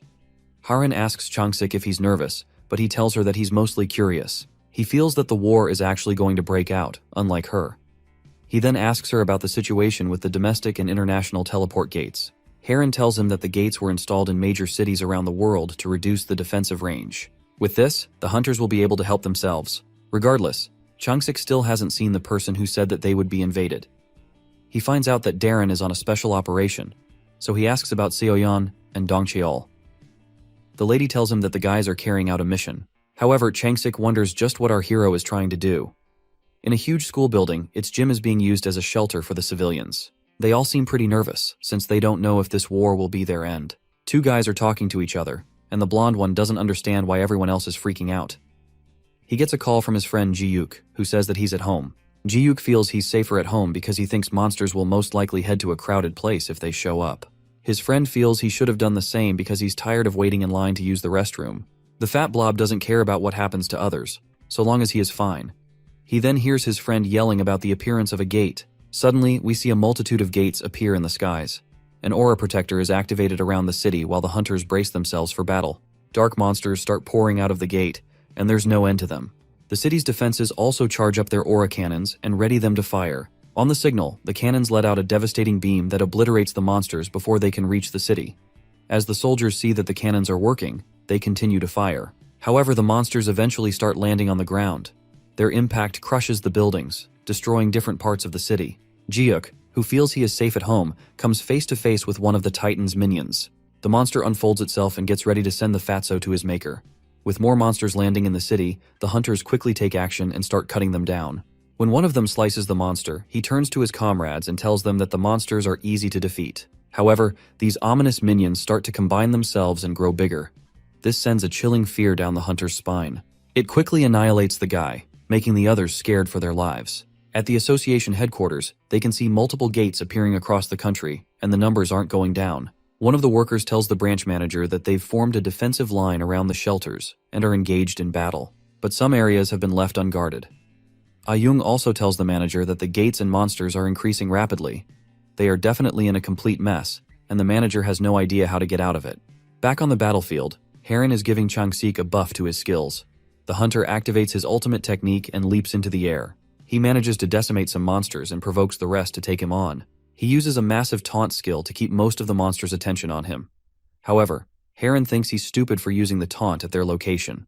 The Titan's minions start combining with each other until a massive monster is formed. Changsik launches himself into the beast's head without a second thought, causing Heron to panic. Over in Beijing, China, the Shaolin monk hunters are fighting with the Titan's minions that have appeared in the country. Hope is restored in the eyes of the citizens when they see hunters fighting the monsters. The monk tells them to evacuate quickly because the area is dangerous, but the people are proving to be stubborn. As the monk hunters carry on with the battle, the minions perform the same combination move and transform into a bigger monster. The hunters quickly deploy a formation to counter the monster's transformation. However, one of the monks is finding it hard to adapt to the formation. Due to this, the large minion is able to attack the hunters easily. Seeing that the situation has become more dire, the citizens finally decide to run to safety. Yang Wall then shows up to assist the troops. Over in Japan, Tetsuka and his fellow ninjas are also dealing with their own share of the battle. With his aura skill, he shoots out a large number of shurikens at the monsters, defeating a lot of them at once. After that, he orders his squad to charge forward. As the troops rush forward, the monsters, as usual, combine to form one large vile creature. This time around, the minions form a huge three-headed serpent. The monster lashes down at them with quick attacks, which the hunters find hard to evade. While the troops are being overwhelmed, Tetsuka leaps into the air to strike down the beast. As he flies down at them, the three heads merge together into one. Tetsuka is caught off guard by this and finds himself in a tight spot. The scene shifts to the Tower Palace at Daisung's house. There, we see the monsters flying straight at the people. A combat unit fires at the monsters with their guns, but the bullets are ineffective. Seconds later, the barrier around the house is shattered. The civilians are thrown into disarray. As they turn to the door, they notice that the parking lot is already swarming with monsters. The vile creatures are causing mayhem while looking for their next target. Our hero's family is hiding in their apartment and trying their best to remain silent. His mother hopes that her son will show up to save them. Just as one of the monsters is about to break down the door, it gets blasted with a beam. A summoned wraith that protects the family appears and refers to the monsters as the remnants of the Chaos Legion. The wraith calls upon the soldiers of the Iron Fortress to slaughter all the monsters in the building. The undead soldiers rise from the ground and engage in a fearsome battle with the Titan's minions. After dealing with them, the ghost informs the Demon King about the defeat of the monsters. Despite telling hunters everything in advance, Daesung is angry at them for not being able to handle a single task. He tells the Ghost King to remain where he is until he comes. Daesung plans to deal with the enemies for breaking into his house and threatening his family. He turns to his servants, who now have horns on their heads and have been transformed into deadly killers. He opens up a gate and proceeds to join the fight with the 3 hunters. After everyone dives in, Changsik goes Leroy Jenkins and yeets himself into the portal too, landing on the other side like he's auditioning for the next Spider-Man movie. Deep down, he's completely rattled when he sees this horrifying mountain of human bodies stacked like trash at a sketchy landfill. But then it hits him that he's actually standing on top of the Titan's massive hand with all of them, so he ditches that nightmare situation instantly and sprints like his life depends on it. Once he launches off the hand, the Titan immediately clenches its fist like it's crushing a soda can and crushes every poor soul inside to a pulp, then casually chugs them down like some cursed forbidden raspberry smoothie. Now fully juiced up with that human battery power, the giant glances down at the white-haired boy who just stands there locked in awe like he's trying to process a boss fight on nightmare mode. Right then, another portal rips open and even more bodies come raining in as bonus snacks for this oversized menace, which makes Changsik stress sweat like crazy since it really feels like there's absolutely no way he can do anything useful here. Meanwhile, among the chaos of falling bodies, our masked ninja makes his dramatic entrance and instantly gets hit with the biggest what the hell moment of his life as he stares around, totally baffled by the absurdity. Changsik shouts at him from below, urgently telling Tetsuka to go jump off the cliff before he ends up snapped out of reality by Thanos. Tetsuka glances back at him in sheer confusion, but then shifts his focus to the massive monster that's now dragging him and the rest of the poor civilians straight toward its mouth. Without an ounce of hesitation, the fearless samurai charges forward and blasts his divine lightning skill right at the Titan's crusty face, only to watch in disbelief as the beast gobbles it down like it's having a breakfast snack. Tetsuka mutters some top-tier curses at his bad luck, while realizing the monster's about to eat him like dessert after the appetizer. But out of nowhere, smoldering chains whip around the Titan's arm and make it stagger back. As this all goes down, our Demon King rolls up with his gang and calls the big guy out for eating like a shameless obese American, making it crystal clear that this is its last buffet because he's about to wreck shop with his horned apostle army. Spotting the Titan in trouble, the High Priest quickly commands its squad of freaks to wipe out all the so-called sinners. The 2 ugly demon clowns Naruto run straight at the Demon King himself, but the man's aura is so next level that he does not even look them in the eyes. Just then, Ultra Instinct Dongchul streaks through the air and slams a brutal, bone-crushing jab straight into the first enemy's face, launching the unlucky fool like a rag doll into the distance. This only enrages the Lady Demon even more than before, and she fires off a vicious energy blast locked onto Dongchul without hesitation. Right before it lands, Choyung steps in like a guardian and braces herself to take the full force of the attack. As she stands her ground, eerie, monstrous eyes begin materializing in the air around her, trapping her in their gaze before she even realizes what's happening. At that moment, some random demon joins the battle and loudly declares that he's been blessed with the sacred demon eyes by the almighty Titan. He swears he's about to unleash hell on everyone, but before he even finishes his nonsense, Chucky shadow steps behind him and calmly whispers that it would be such a shame if something happened to those precious eyes.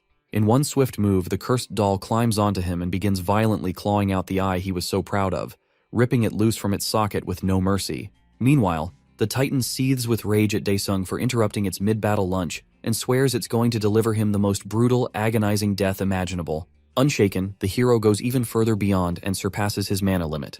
Then, he summons a dozen more blazing chains that lash around the Titan to make it very clear he still has the upper hand. Grinning with the aura of a true demon, the ruler of hell dares the colossal monster to bring it on, so the Titan roars in frustration and commands all its scattered minions to return to him immediately. Back on Earth, a lurking demon is seconds away from finishing off a terrified office worker when it suddenly freezes, receives the Titan's signal, and instantly pulls back without another move. Soon after, the hunters watching it unfold realize the demons are all retreating, heading back to hell through swirling gates, and with no time to waste, they start taking out as many as possible before the rest vanish. As the last of the monsters slips away, the hunters are left standing there, stunned and confused, trying to piece together what just happened. Meanwhile, desperate voices echo through the skies while people scream and cry for their dead families to somehow come back. But our boy just stands there with swag in the middle of a giant dust cloud.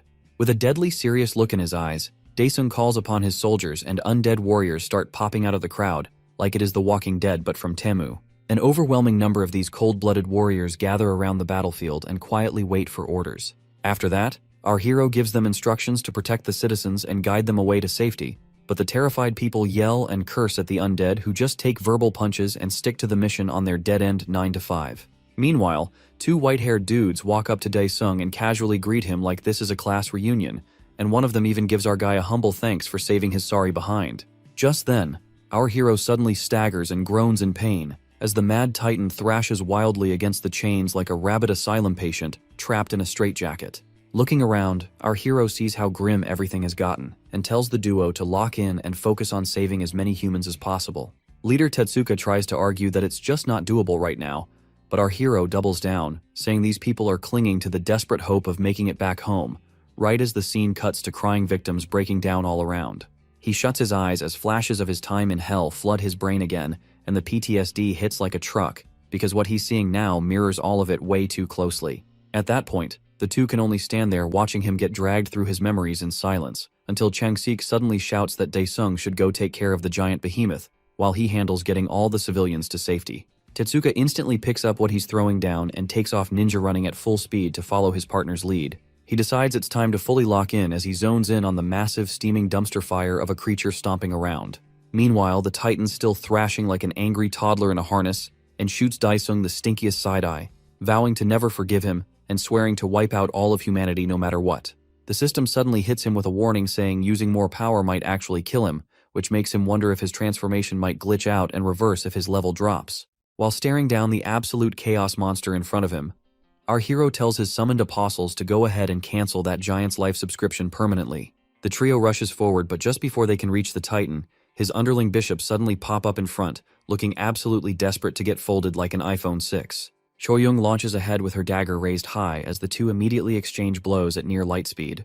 The crusty monster tries pulling a cheap shot using her wrinkly spider legs, but Choyoung stays 2 steps ahead as she dodges and fires off one of her special moves, Extreme Javelin. She slams both daggers into the ground and unleashes massive sharp ice pillars that erupt at the monster, who counters using her extra limbs to smash the stones apart while tossing some weak taunt at Choyoung. Right then, she accidentally catches a glimpse of her filthy face in a broken ice shard, just as the girl appears behind her and realizes she's absolutely cooked. Our girl wastes no time and turns the wrinkly hoe into instant mincemeat using her daggers, while the monster mutters something pitiful about Daddy Titan before entering permanent sleep mode. A red orb suddenly shoots through the air, making the girl pause and wonder if she really defeated the ugly bug or if things just got worse, as the Titan suddenly powers up and starts thrashing harder.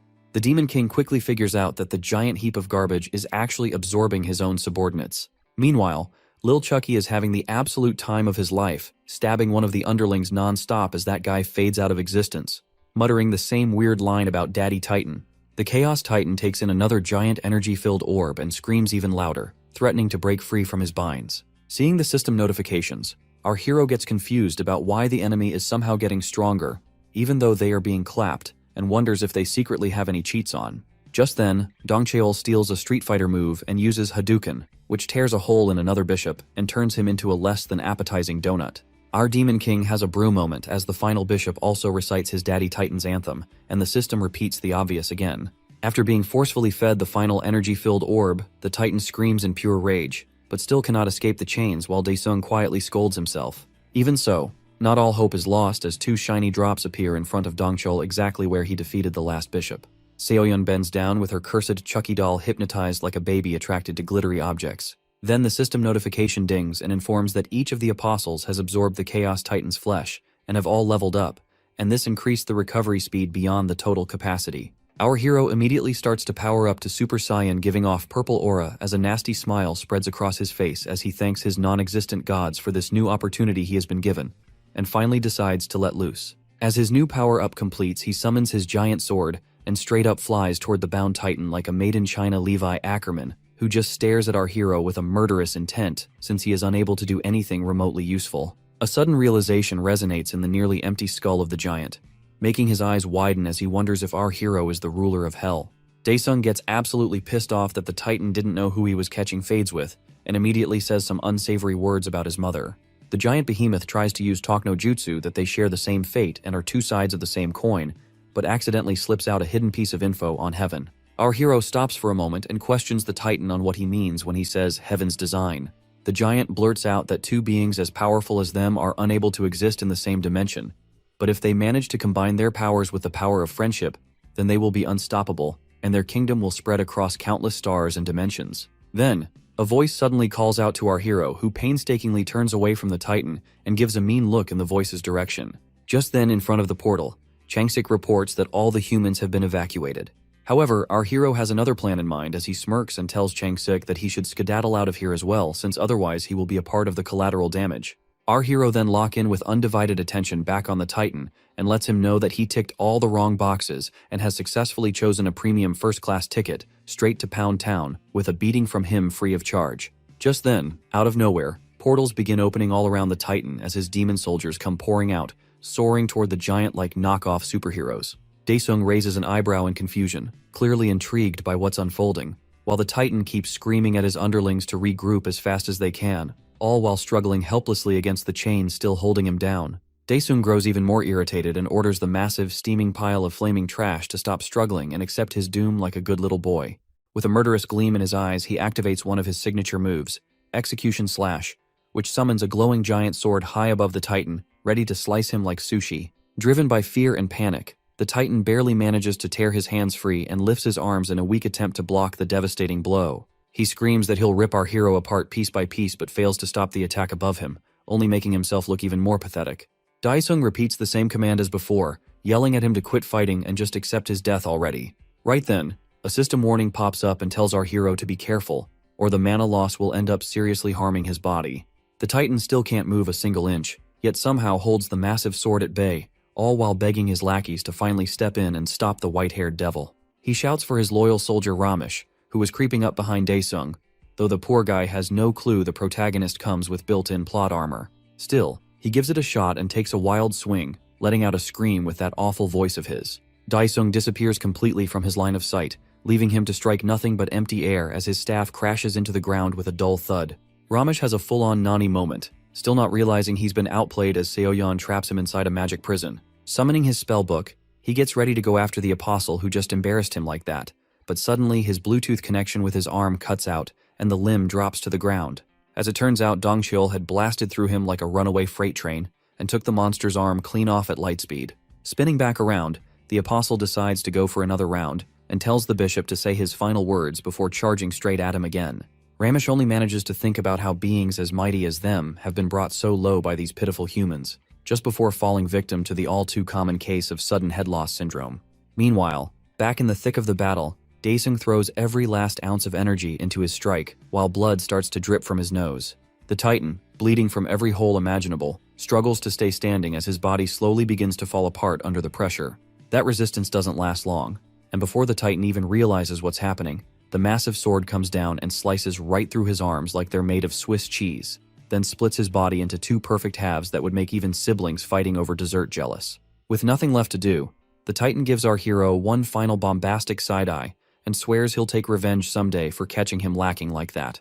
Once the battle wraps up, the steaming heap of trash finally dissolves into smoke as Daesung simply floats above the chaos, calm and proud while gazing down at his work. Looking up at the eerie purple skies, he hears the system notify him that he's officially defeated the Titan god, but only has 1% of his energy left.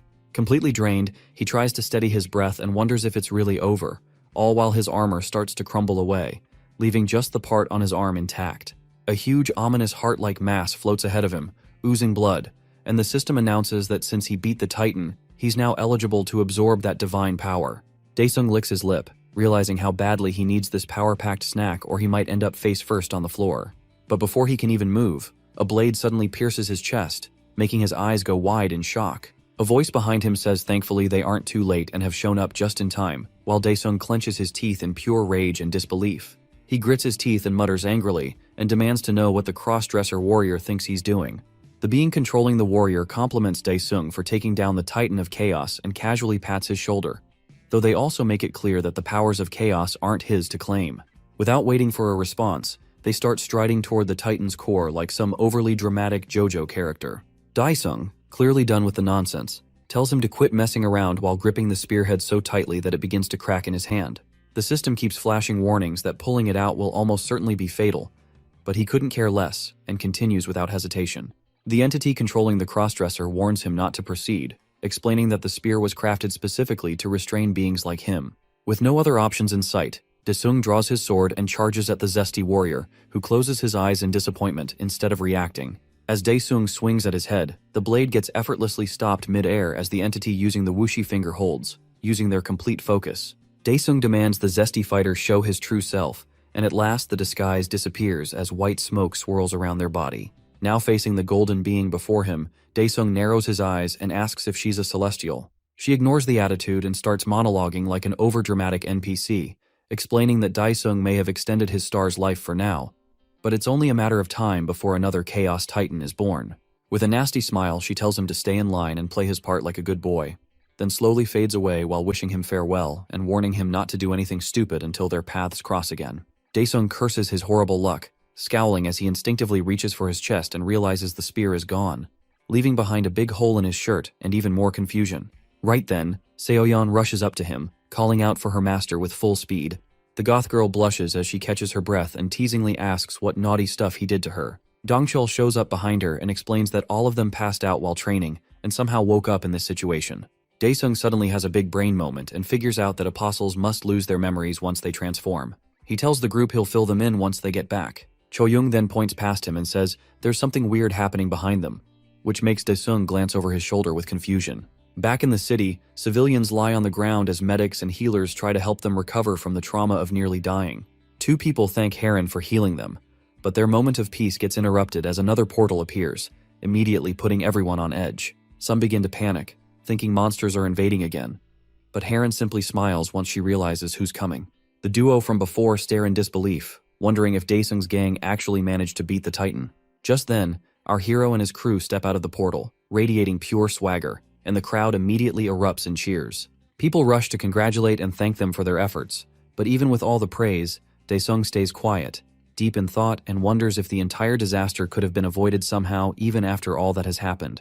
The Demon King draws a blank even after using every bit of his brain as he stares at the floating book in front of him and tries to look smart. He finds it strange that this book shares the same name Pantheon as his own system, so he starts to wonder if there is some kind of connection between them.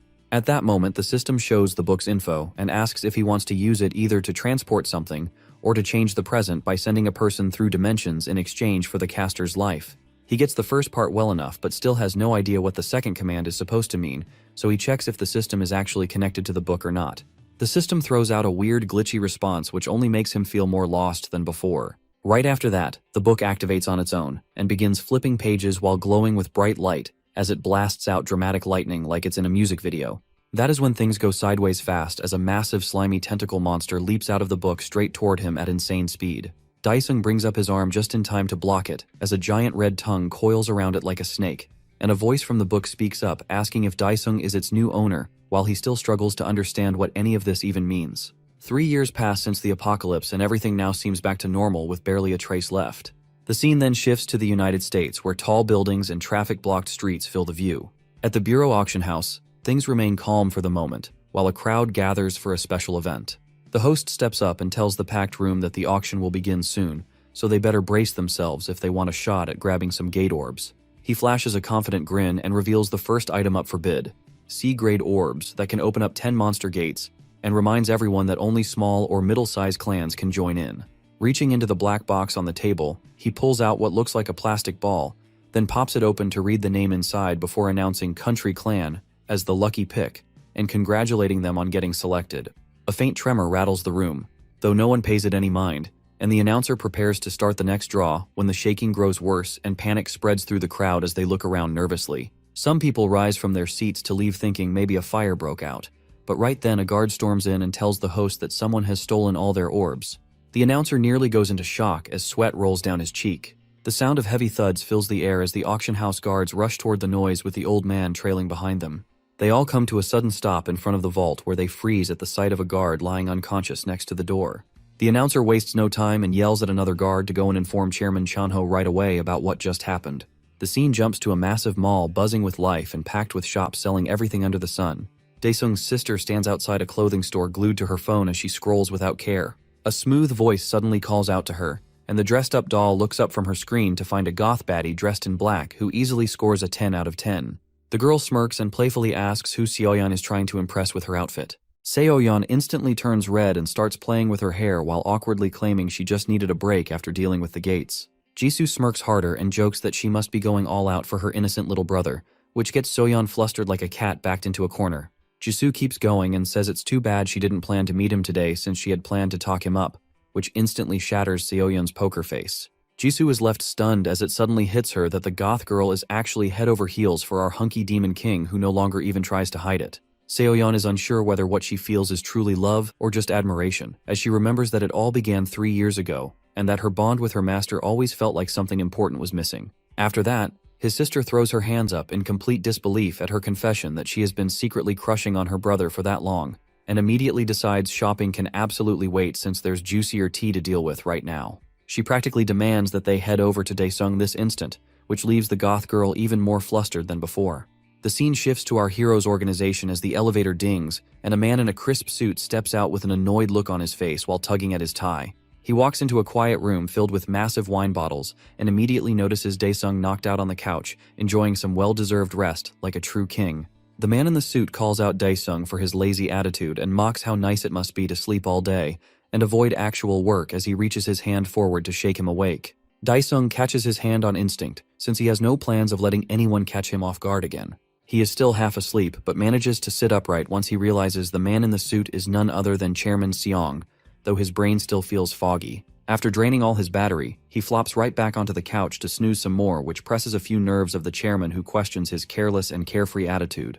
Chanho switches to a serious tone as he informs Daesung that there has been a major incident in North America, where every gate orb was stolen straight from a secured storage facility vault. Daesung sharpens his focus and asks how many orbs they had even sold to North America in the first place, and Chanho begins to list the incredibly tall order. Daesung raises his eyebrows and questions the decision to sell 7 S-grade orbs to them, but Chanho reminds him that it was only because of that deal they managed to build his underground man cave. He starts whining that things are finally starting to get peaceful and calm, but if a gate fracture happens now, they can kiss all that precious peace goodbye. Our hero points a finger toward him and tells him that all the blame will fall right on his shoulders for selling them. But Chanho claps back and says it was his own orders in the first place anyway.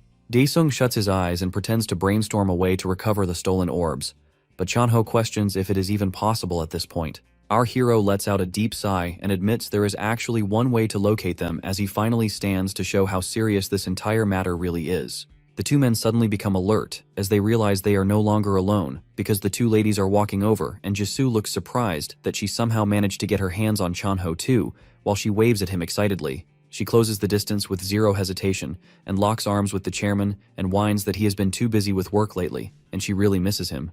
But Chanho is focused on something else as he calmly tells Jisoo to relax and take a step back. However, it is already too late because Daesung pops a nerve and demands to know what exactly the two clowns think is going on between them.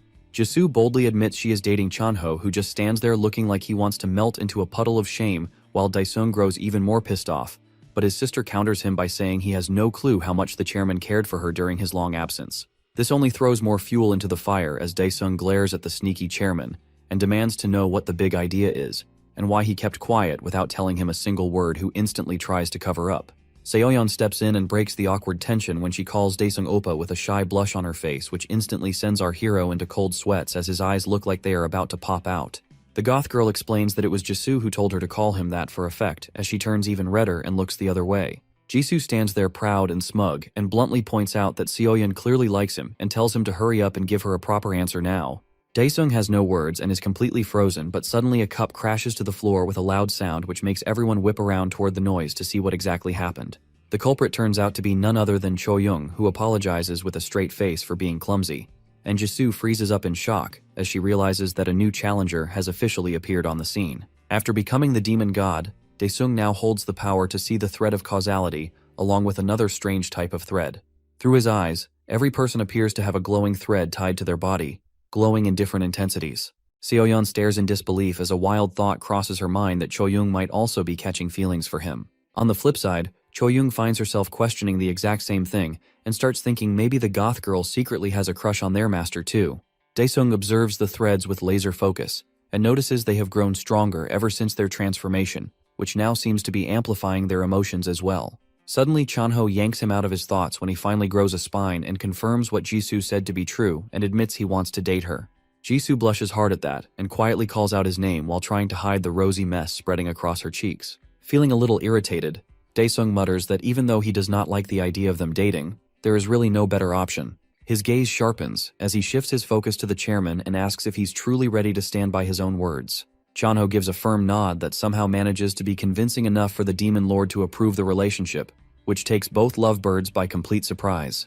Jisoo immediately tightens her hold on her man and asks her brother if he really meant everything he just said, while the chairman grins ear to ear. His sister thanks him, genuinely touched, while the other two girls just stand there in total silence with no clue what they're supposed to say next.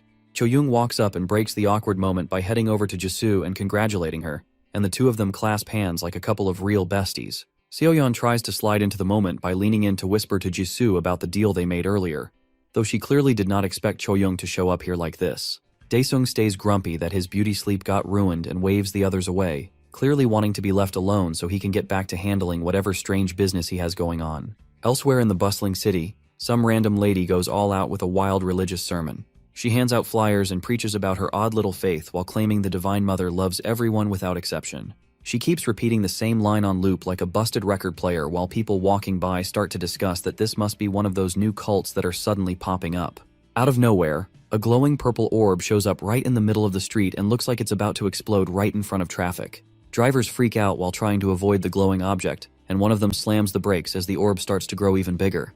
An NPC immediately starts yelling that it is a monster gate, which makes the situation worse, while someone smarter shouts for anyone to contact the hunters. Right at that moment, the cult girl tosses her flyers in the air like confetti and calmly walks straight toward the orb while pulling in aura like she's powering up. The bystanders try to warn her not to do anything dumb, but she just walks right up to the giant orb and gently places her hands on it while reciting a prayer to the mother. The unstable orb slowly begins to shrink in response as if listening to her words, and the whole crowd watches in stunned silence, clearly blown away by her powers while pointing out the obvious fact that the gate is actually shrinking.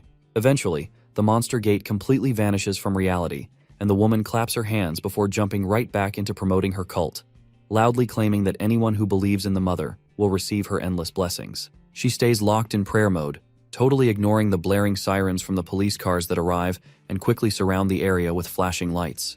Elsewhere, a giant bag stuffed with glowing gold bars drops with a thud as Daesung commands the book to start eating. Without wasting a second, the creepy monster book unrolls its massive tongue and immediately coils it around the insanely expensive bag like it's snatching up a snack. Daesung simply sighs in defeat and shakes his head, clearly done with the book's weird obsession over gold. The monster book claps back that it tastes better than the creatures it ate before anyway, and wonders why its previous owner didn't give it such delicious food. Bro's vibe changes as he gets serious and demands to know where the orb the book created disappeared to. In response, the monster book flies open and flips its pages at lightning speed before landing on the one it needs, sending a flash of light shooting straight up into the sky. It informs the Demon King that the orb they're looking for is actually somewhere very close to their current spot, while Daesung stands there radiating pure drip energy. Over at the World Hunter Association HQ in Daejeon, a tiny secretary steps up to tell the chairman that one of the stolen orbs got activated inside the country, which immediately triggers him to yell and ask why nobody reported this to him sooner. The lady informs him that there is no damage to any structure, and the incident is still under investigation, along with last night's incident, while the chairman finds it interesting and asks if the incident took place inside the management zone, but the secretary quickly clarifies that it actually happened in a civilian area, which causes his eyes to widen in surprise, and then asks if Daesung had anything to do with it. He gets even more surprised when he hears that the one responsible was just some random girl claiming to belong to the Heavenly Mother Church. The chairman repeats what she said like he's trying to make sense of it and immediately focuses. Meanwhile, in the exam room, the branch manager turns to Kim and asks if the test results for that strange woman are finally in. Kim answers that the results show absolutely nothing special and points out she's just a totally normal person working as a school teacher. The branch manager looks completely baffled that a civilian like her could clear a gate with zero hunter skills and turns toward the manager to let her know she's got full clearance to dig deeper, which the manager agrees to right away without holding back. Outside the test chamber, Kim thanks the woman sincerely for helping save so many civilians, but the woman just clasps her hands together and starts praying that the Heavenly Mother blesses Kim too, while using her full name as if she knows her since kindergarten. The manager immediately straightens her glasses and goes on alert, wondering if she accidentally revealed her name without realizing it. Back at a church-like building, loud chanting echoes across the street while the cult worshippers passionately shout the name of the Heavenly Mother. One of its leaders spreads propaganda that the peace right now is temporary, and the hunters will soon use their powers to take over the world. The crowd throws their fists in the air, yelling out every possible racial slur at hunters, while cursing the bad luck that made them regular, powerless humans. The sermon leader calms the audience and assures them that the hammer of justice will eventually crush the hunters, while the Heavenly Mother will protect them all. Kim flips the switch in her brain and instantly catches on that this is nothing more than a textbook cult. The same woman from before asks if Kim can now feel the power already, and reassures her that she will receive great power soon, to which she just nods along. Things take a sharp turn when the sermon leader suddenly removes her veil and tells everyone to rise for the sacred heavenly chant. Kim's brain goes full alert as she recognizes the sermon leader as none other than the cult enforcer Yunmi, and realizes she needs to report this right away. But before she can make a move, she feels a creepy hand land on her shoulder, while the unhinged woman next to her begins chanting loudly with the crowd, which sends chills down Kim's spine. Before she even gets a second to react, something slams her hard on the back of her head, and she drops to the ground completely knocked out cold, while the cult worshippers slowly gather around her, still chanting with eerie intensity as they call for her to receive the grace of the Heavenly Mother. As the chanting grows louder, she collapses back onto her seat, barely clinging to consciousness while a swarm of mindless zombies completely closes in around her. Just before everything fades to black, a strange voice echoes in her head, telling her to open her mouth wide because the heavenly seed is about to be given to her, unlocking a hidden power that's been lying dormant within her all along. Later, Kim jolts awake with her eyes wide and nearly popping out of their sockets, completely shocked by what just went down, and immediately starts screaming and flailing like a wild woman, convinced the zombie attack is still happening in real time. Watching her spiral in panic, her subordinate casually asks if she's high or something, which only confuses her more as she looks around and blurts out a question about how she ended up inside the car. With a puzzled expression, the driver lady replies that it's kind of weird she doesn't remember, because apparently she walked out of the church all by herself after saying she wasn't feeling well. As sweat rolls down her face, Kim pushes herself to remember exactly what happened. She racks her brain, trying to make sense of the strange memory, and then suddenly gets a flash of inspiration. Without hesitating, she pulls out her phone and taps the screen with urgency, dialing up branch manager Ki-hong. Her voice is steady but intense as she reports what she saw. Seo Eunmi, one of their own, standing at the front like she runs the place, giving a full-on sermon as if she's the lead figure at the Heavenly Mother Church. Ki-hong hears the words and freezes, completely thrown by the idea that an enforcer from their side could be involved in something like this. He questions her again, pressing to make sure she's not mistaken about who she saw. After that, the scene shifts to the charity building where a huge cat mascot stands in front of a crowd of eager children and announces that it's time for gymnastics. The room bursts into life as the kids cheer and jump around, all thrilled by the chance to stretch and dance with their beloved kitty mascot, who waves its oversized paws and plays along with the excitement. Off to the side, Dongchul watches the kids throw themselves into the activity with pure energy and joy, and a sister walks up to greet him with a warm smile. She tells him how much it means that he found time to stop by, especially with how busy things must be for him. Dongchul lets out a soft laugh and waves it off like it's nothing, but she gently insists that his support matters more than he probably realizes. She says the joy in that room wouldn't exist without people like him. He nods and replies that the credit isn't his to take, because none of this would be possible without his boss Dae-sung, who funded the whole thing and made sure the kids had a place to feel safe and happy. As the dancer trapped in the catsuit sweats harder than a Fortnite addict on a losing streak, the sister keeps her tone soft as she explains how the apocalypse shattered families across the country. With homes destroyed and entire communities wiped out, countless children were left without parents and forced to survive on their own. Her story gets depressing by the second, so Dongchul suddenly remembers he's supposed to meet a friend for dinner. Not wanting to linger in the gloom, he offers a polite nod and makes a smooth exit before she can say anything more. On his way toward the exit, Dongchul turns back and reassures the sister not to stress over any surprise gates showing up anytime soon. He tells her to keep her chin up because things are only going to improve from here on out, especially with people like him keeping watch. His words carry enough confidence to settle her nerves, even if just a little. Meanwhile, hidden deep in the rugged mountains of Freedom Land is the base of the Dark Society. There, a man who looks like Pablo Escobar with severely botched plastic surgery leans back in his chair, puffing on a cigar while questioning his lackeys about the missing orb. Standing nearby, the man with the dragon beard steps forward and says the orb came from the Koreans, confirming that it was sent intentionally. Another underling chimes in and says they're lucky to be alive, unlike the fools who actually consumed the eternal life meat and paid the price for it. The leader squints through the smoke and declares that now is their moment to strike, especially with Dae-sung no longer on their trail. Dragonbeard Man raises his concern and says what really shocks him is how the Heavenly Mother cultists can open and close gates like it's nothing. He mutters that pulling that off without any support from the Chaos Society shouldn't be possible, and yet somehow, they're doing it. Realizing the cult might just be borrowing power they barely understand or, even worse, being used like clueless pawns by something larger, the men exchange looks and settle on a plan. They agree to keep selling aura robots to the cult from the shadows, using them as the perfect distraction while they work behind the curtain. If they can chip away at Daesung's influence by pushing chaos through his enemies, then it's a win for their side no matter how small the move seems. The scene shifts to a logistics center just as a sleek white Bugatti screeches around a corner, wheels nearly lifting off the ground before the car stabilizes and tears through the final stretch to its destination. The vehicle halts with style, and Dongchul steps out like he's walked off a movie set, flashing a grin as he thanks his masked friend for the insane driving skills. But the masked driver isn't thrilled and gives him a glare, asking why he turned him into an unpaid Uber driver when they were supposed to grab dinner like normal people. Dongchul brushes it off and says they can eat later, but right now they've got business to handle. Before the moment can cool off, another presence makes itself known, and Daesung himself appears behind them with that unmistakable aura. Dongchul becomes curious and asks why the strongest man alive would call on him for backup, while the masked friend is stunned that they were summoned by Daesung of all people. Out of nowhere, a glowing green magic book appears and begins flipping through its pages on command at its owner's command.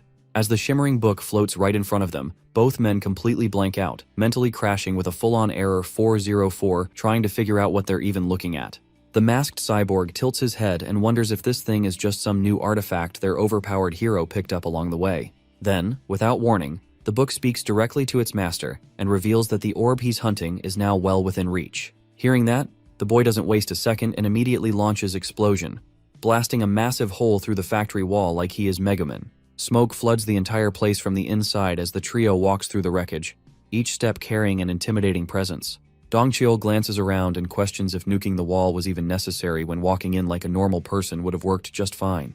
As they step further in, they spot a cardboard box placed awkwardly in the middle of nowhere.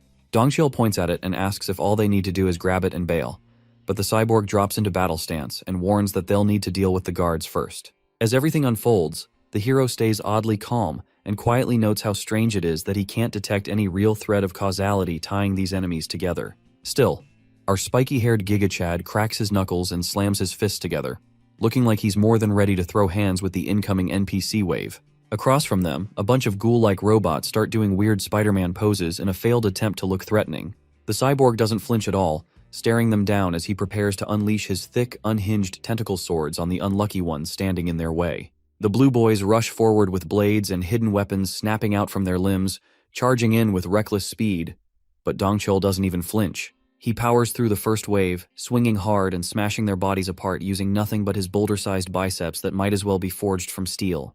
As machine parts go flying in every direction, it finally clicks for the 200 IQ gym bro that these aren't dudes in skin-tight suits, but actual robots. Meanwhile, his cyborg buddy starts tearing through the bots just as ruthlessly, and is just as unsettled that they're machines built with advanced tech. Before they can think about it though, everyone's focus shifts to a masked woman who soars onto the scene and lands gracefully right on top of the box.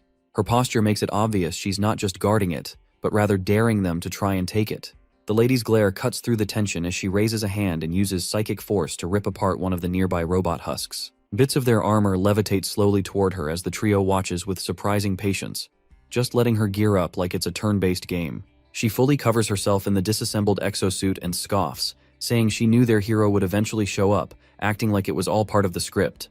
But instead of meeting her gaze, he's more intrigued by the thick thread of hatred and revulsion radiating from her presence. After that, the lady shouts at him that it's time for her to exact her revenge for all the nasty things he has done to her in the past. You see, the woman who goes by Mimi was once hopelessly in love with the Walmart version of the Beast Titan himself.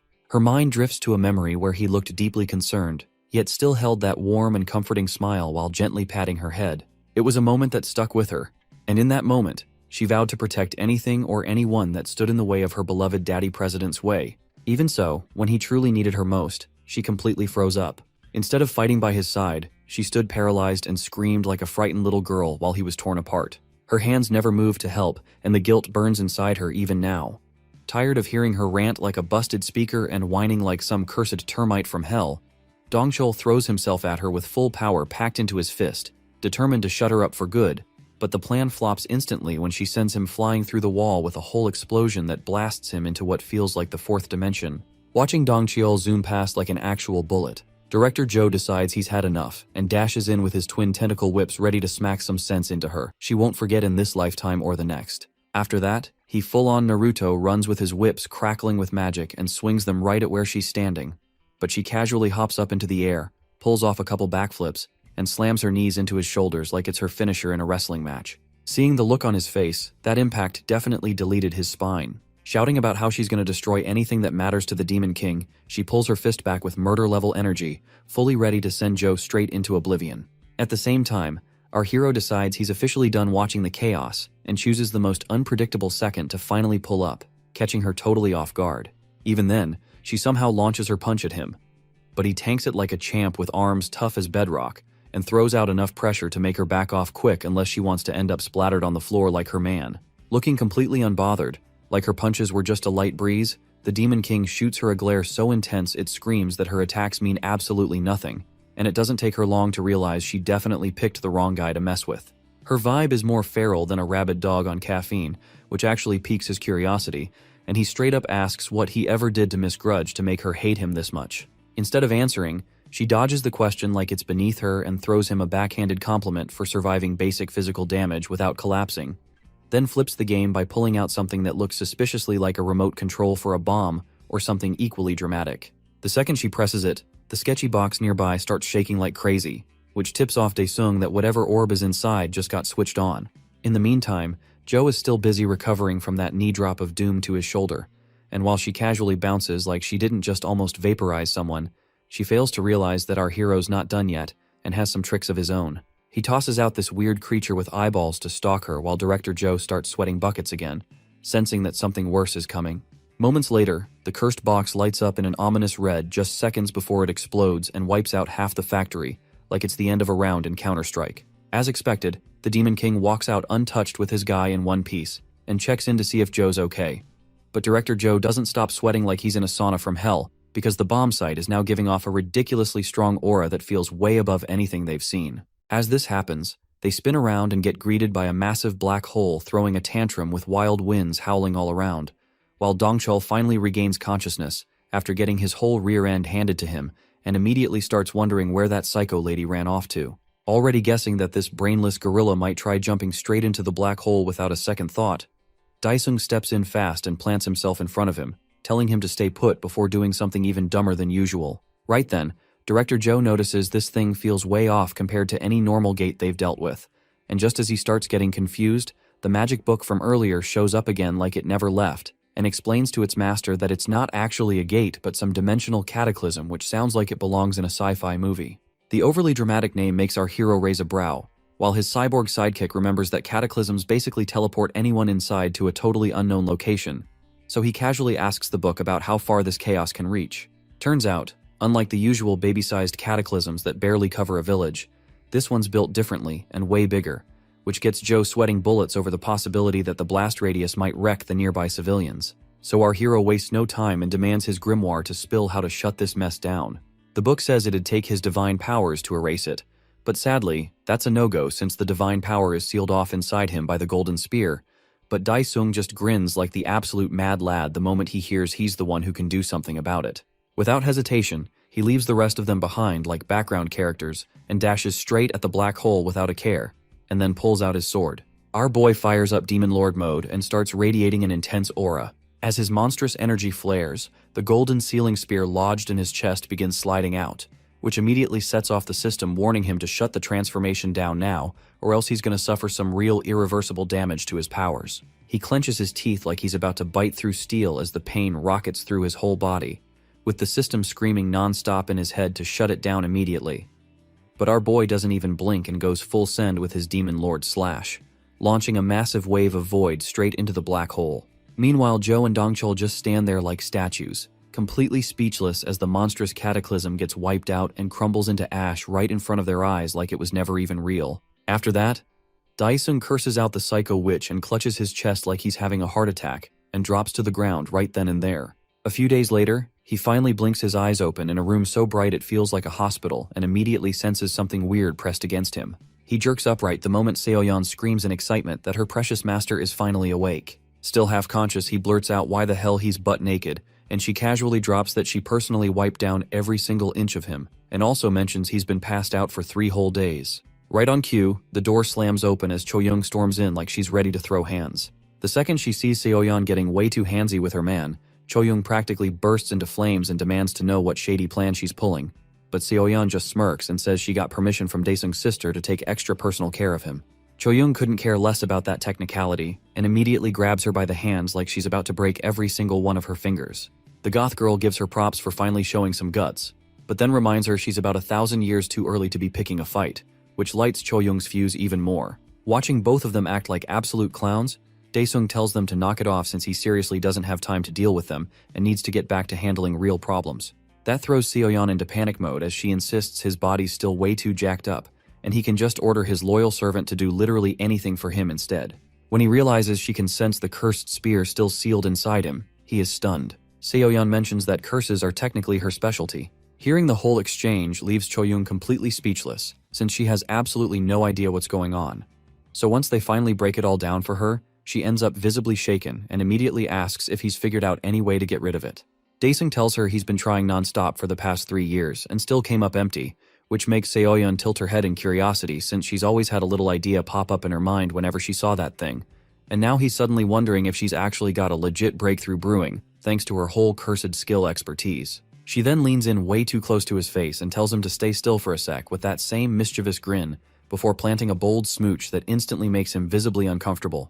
Choyoung immediately loses it, furious that this goth menace is out here kissing her man without even asking, while our hero just sits there fuming as the goth girl acts like she just had her first magical Disney kiss. He's 2 seconds away from unleashing hell and showing her why they call him the Demon Lord. But before he can even finish the threat, both girls freeze in shock as the cursed spear suddenly starts slipping out of his body all on its own. The system chimes in to casually announce that the conditions for removal have finally been met.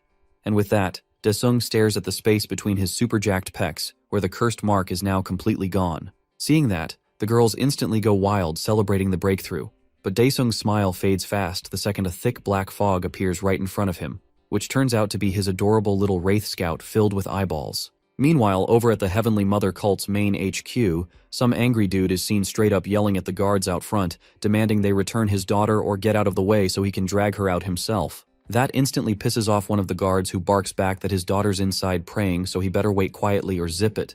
But the man and the nearby crowd start freaking out and crying that none of them have seen their families in weeks, which sends a chill through everyone as they start to suspect something way darker is going on inside. The other guard steps in and tells the crowd they're absolutely not allowed to enter the prayer room without first signing some shady-sounding contract. But then Pastor Nim strolls up and casually tells them to open the gates and let everyone in. She claims that watching their precious children ascend to heaven should calm all the parents down, but one brave lady yells out that no one should fall for it since nobody who ever walked into that room has come back out. With a fake smile plastered on her face, the pastor tells her to quit spreading lies and dragging the church's holy name through the dirt, but the old man with tears flooding down his cheeks shouts his daughter's name and begs the pastor to take him to her right now. Unbothered as ever, she just spins around and tells anyone who wants to reunite with their loved ones to go ahead and follow her like they're on some weird field trip. Inside the building, all the boomers walk behind her down a dark tunnel while she says they can go see the prayer room with their own 2 eyes. Hesitating for a sec, the old man finally pushes the door open and takes a look inside, and what he sees nearly makes his soul leave his body on the spot. His daughter is getting hoisted up by a bunch of creepy chanting cultists while crying some weird stuff about the Heavenly Mother blessing her with her divine cheeks or something.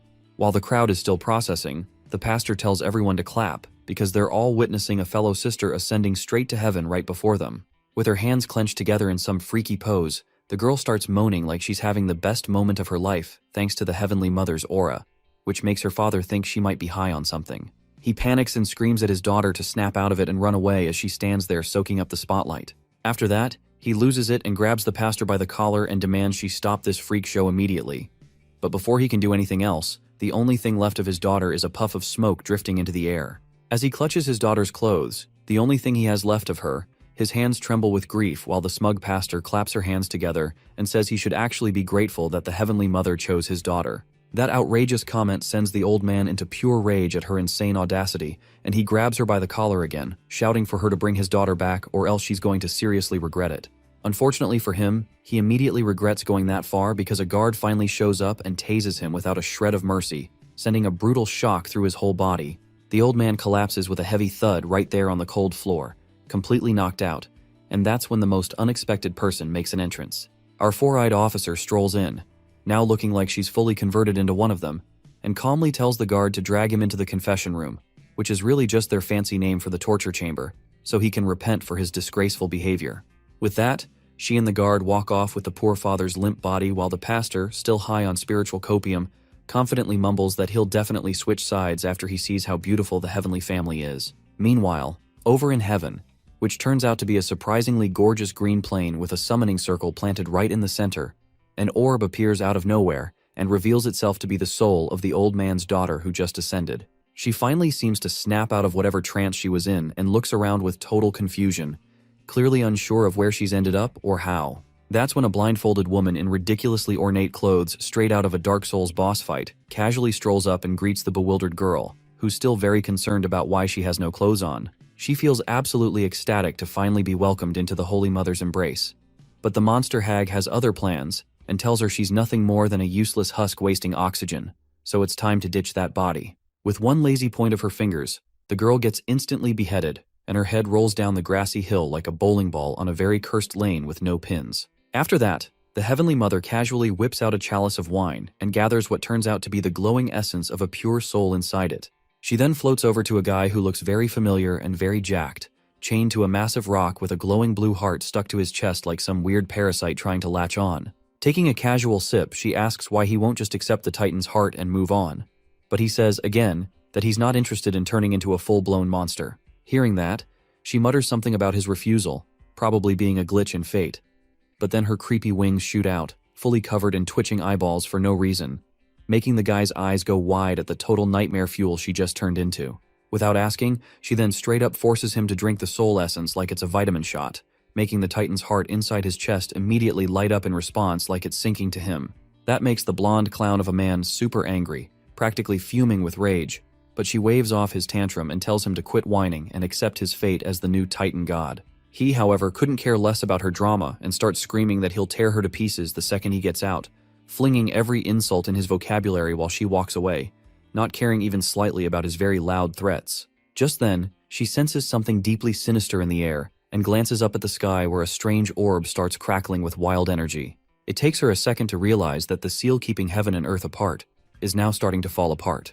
Apparently, our Demon King is the one stirring all this up, but the system hits him with the news that his Demon Lord powers have dropped and he's no longer allowed to use any of his hell-exclusive abilities anymore. However, as a trade-off for yanking out the Golden Spear earlier, he ends up unlocking a heavenly skill called the Demon Lord's Kiss, which basically lets him heal an ally completely from any injury or debuff with, you guessed it, a kiss. After that, his grimoire suddenly switches up and congratulates him for regaining a portion of his powers, making Daesung instantly suspicious because the book's sudden niceness feels off. The grimoire then explains that its personality depends on how worthy its master is, and now that he's officially accepted, he can wield it with no restrictions or weird limits holding him back anymore. Hearing that, our boy smirks and orders the book to take him straight to the palace where the trash-tier celestials are holed up, but it turns him down because he apparently needs a special key to get in. Even though he expected that kind of answer, it still annoys him. But the magic book adds that luckily, one of the celestials carrying the key just happened to randomly show up on Earth at the perfect time. Back at the church, Mimi brainstorms ways to get stronger so she can settle the score with Daesung, when Pastor Neem walks in with her usual calm demeanor and casually reports that another one of them has ascended. Then without warning, she goes quiet. Mimi raises an eyebrow and asks what's got her panties in a twist this time. Shockingly, the pastor shows a flicker of human emotion for once and quietly asks how many more people need to be ascended before she gets back the one person she lost during the apocalypse 3 years ago. Staring at her long and hard, Mimi recalls that Nim had lost her son back then and decides to give her a reality check, reminding her that every single one of them has lost someone in the war. She assures her that the Heavenly Mother will surely keep her promise and bring them back, which oddly seems to put the pastor at peace. But just then, Mimi's soul randomly exits her body, and she starts glowing bright gold, making Nim wonder if it's really her turn to go full celestial. The silver-haired lady then stands as something awakens inside of her, and the celestial form thinks she needs to seal the Demon King's power immediately again before he blows the last barrier between heaven and earth to smithereens. When the Heavenly Mother suddenly appears behind her like a fully summoned stand, Nim drops to her knees in tears and starts begging like a little simp for her son's return, losing that smug attitude from before. Surprisingly, the Celestial gently pats the woman high on divine copium and says it's not the time yet, but she should keep dreaming hard for that day. Then, without skipping a beat, she knocks the woman out cold and chuckles that at least her day has finally come.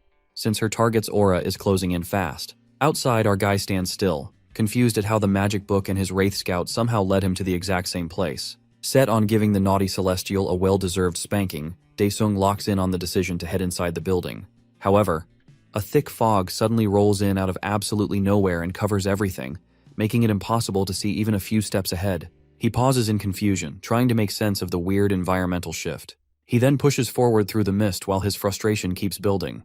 Right away, Daesung gets the feeling he's not alone in there, so he scans the fog until he senses something moving nearby. Without wasting any time, he whips out his sword and jams it straight into the ground. Right after that, he summons his undead squad and they start popping up from the earth one after the other like it's some cursed version of whack-a-mole. Eventually, the zombie warriors manage to crawl out fully and form up with their weapons locked and ready. A few of them glance around as they clearly pick up on the same creepy presence in the mist, but are not able to visually spot it. Then out of nowhere, the mystery enemy kicks things off by launching a wave of invisible attacks that slice right through the undead soldiers like butter, shredding them into mincemeat with zero effort. Daesung spots a window to counter and charges forward with his sword ready to strike, but the enemy effortlessly parries his attack. Turns out the attacker is the same random cult lady from earlier who's now clearly been hijacked by the Heavenly Mother. Daesung doesn't hold back and mocks her for being nothing more than a puppet doing someone else's dirty work. The Celestial plays it smug and declares that this isn't Daesung's moment, and says that she's going to take his head and keep it in storage until the time is right. Daesung's patience snaps and he cranks up the speed of his strikes, but no matter what he throws at her, she keeps parrying like it's light work. They go at it like two gaming pros in a final boss battle, clashing back and forth at lightning speed. Then, out of nowhere, Daesung plays his ace and activates his trump card, Domain Exchange. The whole battlefield twists into a terrifying hellscape, flames blazing and sky cracked open like the end times just showed up. But the Celestial isn't impressed. She flashes that unhinged serial killer smile and drops the bomb that his little trick won't do a thing to her. The demonic scenery suddenly gets overwritten as a blinding holy light floods the area, which forces Daesung to actually break a sweat for once. Hovering like she's queen of the heavens, the Heavenly Mother mocks him and asks why he's even trying to protect this world when he isn't human himself. That line sets Daesung off, and he yells at her to set her brain straight and proudly declares that he's a law-abiding citizen of South Korea. Without wasting a second, he slams his sword into the ground once again and summons his trusty apostles, who materialize and line up in front of him, ready for smoke. Each of them looks hyped, clearly itching to throw hands. Finally, they get the signal to move and all three dash forward in sync. The Celestial Lady doesn't flinch and just stands there, still aura farming while holding her sword to her face. The three apostles attack her from all angles with Lil Chucky sprinting right beside them, waving his tiny knife with murder in his eyes. However, this does not impress the angel at all, as Lil Chucky's the first to get smacked into next week, followed by Dongchul and then Seoyeon crashing right after. The Heavenly Mother shakes her head at their baby-level attacks and tells them to stop playing around.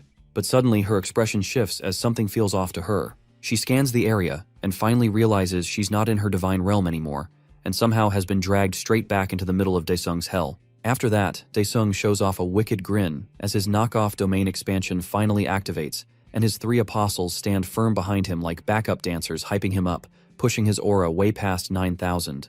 He opens his eyes and declares that he's already won, and tells her she better brace herself because she's about to get folded like a gas station omelet. The Celestial tells him not to get too cocky just yet as one black wing bursts out of her back with creepy little orbs stuck all over it. Meanwhile, she throws out a smirk and claims that in this space, she can also tap into her full powers without holding back. She throws her hand forward and launches a wild aerial attack which Daesung swats away effortlessly with one smooth wave of his hand. He then brings out the same chains he once used to pin down the Titan and sends them stabbing right into her wings, which traps her in place. He leaps up into the air with his sword raised, fully ready to cancel her life subscription with extreme enthusiasm. With that, our hero goes all in and uses his classic Demon Lord slash against Heavenly Mother, but she counters with her own move by triggering Wing of Destiny, shielding herself with those cursed wings. Both insane attacks clash and cancel each other out in a ridiculous fiery blast that ends up pushing Daesung backward, and gets him even more annoyed than before. The Celestial isn't slowing down either as she comes flying in again with talons out with the hope to finish the fight before he can pull another trick. She targets Daesung's eyes and breaks through his defense like it's nothing, making it seem like she's actually won. However, his body turns out to be nothing more than smoke, and it's being controlled by Seoyeon, who is locked in deep concentration.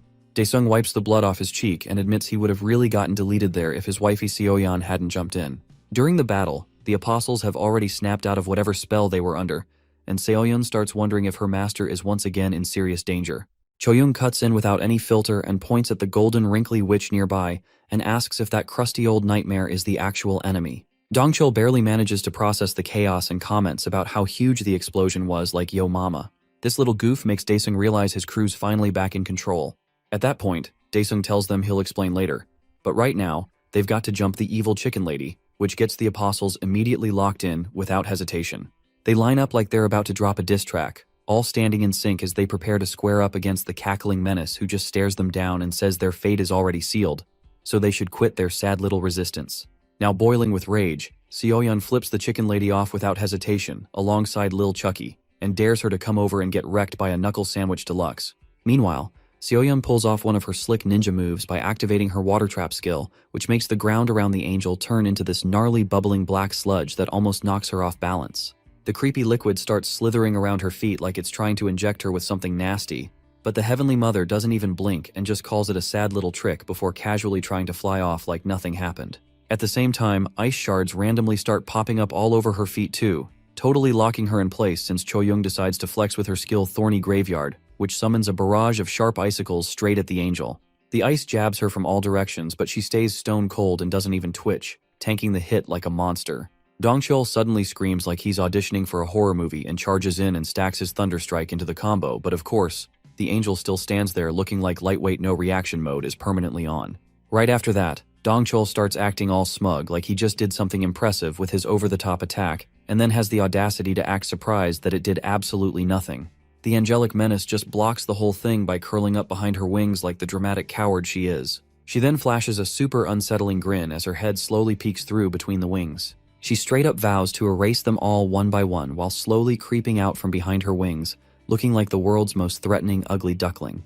Back at the battlefield, the Heavenly Mother starts powering up her ultimate move. The apostles are barely staying grounded as the whole place shakes like it's in a ragequake, and with everything on the brink of total chaos. Daesung finally decides he's done playing around and cancels the summoning of his apostles with a snap of his fingers. One after another, the apostles vanish into clouds of smoke, though Seoyeon makes an effort to fight it by clinging to her master's will, but eventually she also disappears into the mist. Daesung sends a quick shout out to his loyal squad for holding it down and tells them he's taking over from here to wrap things up.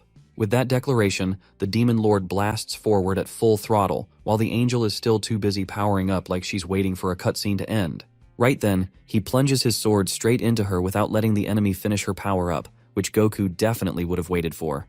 The system conveniently notifies him that his ultimate move is almost ready as he finally hits 100% hell materialization rate. The Celestial realizes something is off when she looks around and figures out she's been teleported to another cursed dimension once again.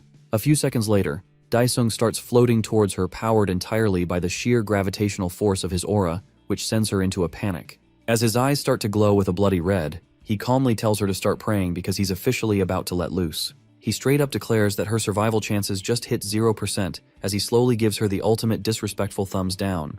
Immediately after that, the Demon Lord activates his finishing move, Immortal Hellfire, which unleashes massive waves of demonic flames, while the Heavenly Mother finally starts showing signs of being worried for once. A massive black hole cracks open right underneath her, offering an exclusive no-return VIP ride to damnation, and Daesung lets her know it's one way only. In a final act of desperation, the Celestial Lady removes every limiter holding her back, and her body starts shifting into something truly cursed.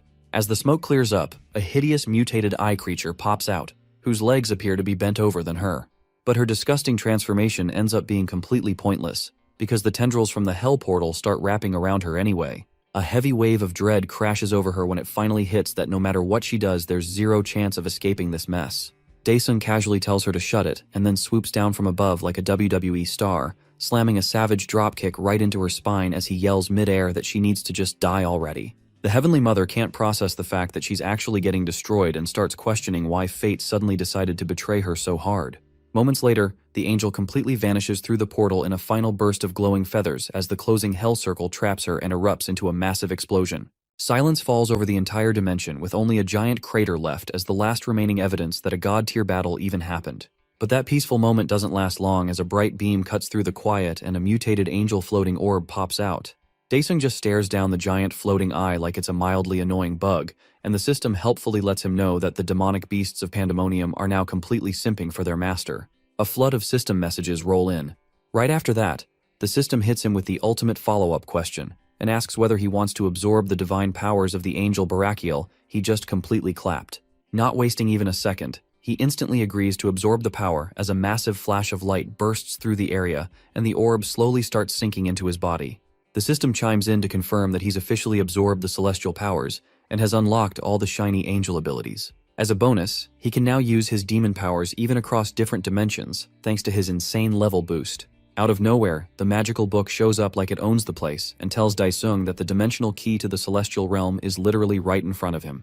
Floating just ahead is a giant glowing golden orb which Daesung picks up and crushes in his hand. As soon as he does, the orb marks itself onto his hand in the form of a cool glowing tattoo, and the system lets him know he now has complete unrestricted access to the celestial realm. He starts wondering if this orb really is the key, and the book confirms that it can indeed be used for travel into the celestial dimension. Daesung realizes that these people are still going to come after his family and friends, so he orders the book to explain how to activate the orb. For once, the book decides to not be a troll, and even offers to make a special orb specifically for this task to help out its master. A shiny golden and blue orb suddenly appears out of thin air like it's been summoned by Houdini, and the book informs him that he now has the ability to open the gate to the dimension anytime he wants. Daesung has one of his big brain moments and casually scratches his head as it hits him that he's still missing a few of his other orbs. Meanwhile, back at the Heavenly Mother cult, the same lady from earlier keeps frantically begging her superior's unconscious body to wake up already and stop playing dead. Right then, a group of soldiers decked out in ninja gear bursts into the room, and the cult lady loses it as she demands to know who they even are. The soldier leading them gives a calm but firm order to capture the orb immediately, while the rest of the squad rushes in, and one dude just casually punches open a locked cupboard like it's nothing. The cult lady starts clutching her head in straight-up panic as the room gets ransacked until one of the soldiers finally grabs hold of the royal orb. The lead soldier throws them a cold stare for a few seconds before telling his team to go ahead and unalive both the women, while the cult lady just stands there frozen with her mouth wide open in absolute disbelief of this nightmare. Right then, a sudden explosion crashes through their tense moment and sends chunks of debris flying in every possible direction. The cult lady throws her arms up trying to shield herself while the lead soldier gets ticked off like someone just ruined his perfect plan. Through the settling smoke, a very familiar pair of footsteps starts echoing, and Daesung steps in, making some fruity hand gesture like he's posing for an album cover. With a completely unhinged look in his eyes, he calls them naughty boys and asks if no one ever taught them basic manners to not steal. The leader panics and yells at his soldiers to attack with everything they've got as he begins charging the weapon strapped to his arm. Daesung doesn't even twitch a muscle because just the raw murder in his eyes is enough to make every soldier collapse to the floor like sad pancakes. He forces the entire squad to squirm around like pathetic worms because the pressure from his presence is way too much for their weak spines. With all the threats completely squashed, Daesung finally remembers why he's even here and casually grabs the stolen S-rank orbs from the defeated thieves. As he glances to the side, his eyes land on the unconscious woman, and he narrows his eyes a little while trying to remember who she is. The cult lady instantly starts shaking like a malfunctioning Roomba and blurts out that the woman is their representative, Yunmi. The system then lets Daesung know that there are still loads of people who are brainwashed and asks if he'd like to turn them into his fans instead.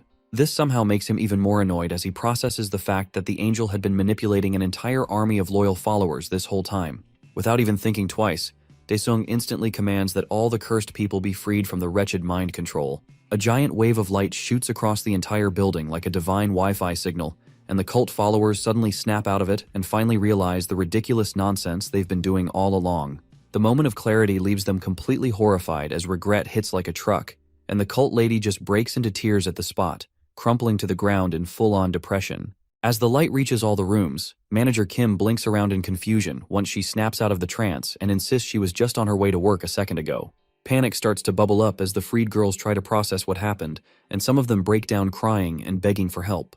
Kim quickly takes charge as she announces that she's from the Hunter Association and assures everyone that she'll get back up right away. The chairman hurriedly places a call to Daesung and asks for an update on the incident, to which he replies to chill as the mission was successful. Chano gets curious about how Daesung managed to recover the S-rank orbs so fast and asks about the crazy strong enemy he fought. Daesung confirms his win and tells Chanho to deal with Motherly Association lackeys while he hunts down the orbs. The chairman quickly agrees without question like a loyal intern, and promises to head straight to the location while Daesung is already mentally foaming at the mouth at the thought of getting his hands on the human trash responsible. Meanwhile, over at the Dark Side base hidden in the Rocky Mountains, the usual quiet gets absolutely wrecked as the entire base erupts into fireballs and chaos, while Daesung casually strolls through the flaming ruins, admiring the mess he's made. He glances over at the monster book floating nearby and begrudgingly admits that it's kinda helpful after all, while the book practically explodes with joy. Deep underground, the three evil stooges hurriedly walk through the ominous hallway in sweat buckets as they wonder how Daesung manages to find them every time. One of them bites his nails and wonders if they will get followed all the way down here, while the other gaslights them into believing that maybe he will get lost. The disfigured grandpa admits that supporting the cult was a big mistake, as not only did they lose their orbs, but now they have been forced to become the prey. Echoing footsteps start closing in from the other side of the hallway, while the arthritis trio stand stiffly in front of a massive door and yank on a rusty lever. With a loud grinding screech, the door opens wide as a thick cloud of dust spills out into the corridor like it hasn't been touched in centuries. Once the dust finally settles, a gigantic war-ready robot hulks into view, clearly built to demolish anything in its path. A familiar hand touches the robot's frame and loudly wonders how a bunch of sewer rats managed to get their crusty hands on something this high-end. The monster book keeps on yapping about his powers and explains the golem was created by a race that worships a mechanical god or something. The wrinkly trio all look like they're about to collapse from panic as they demand to know how he managed to beat them here. Daesung couldn't care less about their whining and just slices the massive golem in half with one powerful strike that instantly turns it into flying metal confetti and blows up the entire chamber in a fiery blast. Their leader has a sudden genius moment and quickly pulls out an ancient artifact, announcing that he will form a barrier. The artifact glows and pops out a big protective shield that wraps around the trio, and the leader finally exhales in relief, thinking this might actually buy them a few seconds. Unfortunately for them, Daesung casually appears right behind the barrier, like he's been waiting for this reveal, and asks them what exactly they're standing around for. The ancient demon geezers nearly flatline on the spot, completely in disbelief that this guy is still on their necks. Daesung calmly states that their execution is now confirmed, and within seconds, the walls are covered in red splatter as their screams fade into silence. After that, Daesung stands tall over the bodies and wonders how these crusty little maggots ever thought they stood a chance against him in the first place. Pantheon butts in and interrupts his deep villain arc moment by asking if he wants to bounce over to the celestial dimension right away. Daesung smirks and replies that there's no rush since he's got something important to talk about before he dips. The scene shifts to a delicious feast with endless plates lined up, and Dongcheol does not hold back as he dives in without a second thought and praises Daesung's mother for her god-tier cooking. She plays it cool and claims it was all super last minute and nothing fancy. Then she turns around and tells Choyoung to stop pretending she's part of the staff and to grab a plate for herself already. Choyoung goes full blush mode and says she didn't actually do that much and that it was super chill learning how to cook from her. Jisoo doesn't waste any time and makes a direct attack on the delicious omelet rolls, and the mom reveals that Choyoung actually made those, and mentions that she wouldn't mind having her as a daughter-in-law. On the other hand, Seoyeon basically freezes when she hears that, and mentally flames herself for letting Choyoung charm her master's mom like that. Both girls lock eyes in a deadly silent battle, while Dongcheol looks around confused and casually asks Daesung why he suddenly invited everyone over. Daesung casually drops the bomb that it's just a little farewell party since he's planning to leave Earth in exactly 3 days. Everyone drops what they're doing and turns to Daesung, stunned by the verbal nuke he just dropped on them. Chanho finally breaks the silence and asks if Daesung seriously means what he said about leaving Earth, and wonders if he smacked his head a little too hard. Daesung calmly explains that it's way too risky to let those pests stay alive up there, and has already made up his mind to go deal with them himself. Seoyeon tries to play it cute and asks her master if that means they'll be going together. Daesung reminds himself not to snap at her since she did pull the spear out of his chest, so instead, he gently tells her to start calling him Big Brother instead of Daddy. She lights up with excitement, thinking it's a special nickname just for her to use, and blushes a little, while Choyoung wonders in her head if she's also allowed to use it. Daesung takes another big bite out of that meat and tells them it's not possible for any of them to come along since none of them have permission to enter the realm. But Dongcheol isn't buying it. He asks if it's really that big of a deal and reminds Daesung that he could always use his special skill. Choyoung quickly catches on that he's talking about the summoning ability, and Seoyeon jumps in to say that Daesung can just teleport back whenever he wants. Even so, our hero doesn't sound too convinced, but he gives his word to at least try it once he gets there, and asks the group to take care of his house and look after their country. Chanho doesn't look thrilled but agrees anyway, and Daesung's mom is just as irritated that her son keeps finding himself in these ridiculous situations, while Jisoo gently tries to soothe her.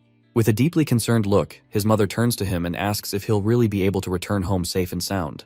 Our hero gives his mother a calm and reassuring smile, and promises that he'll return soon, so he asks her to trust him. The scene shifts to the system screen, which lights up to inform Daesung that the portal is about to appear, and he just stares at it blankly before casually announcing that he's heading into the celestial realm. A sudden burst of purple light erupts from the portal and completely pulls him in, sending him flying at full speed toward a blinding white light.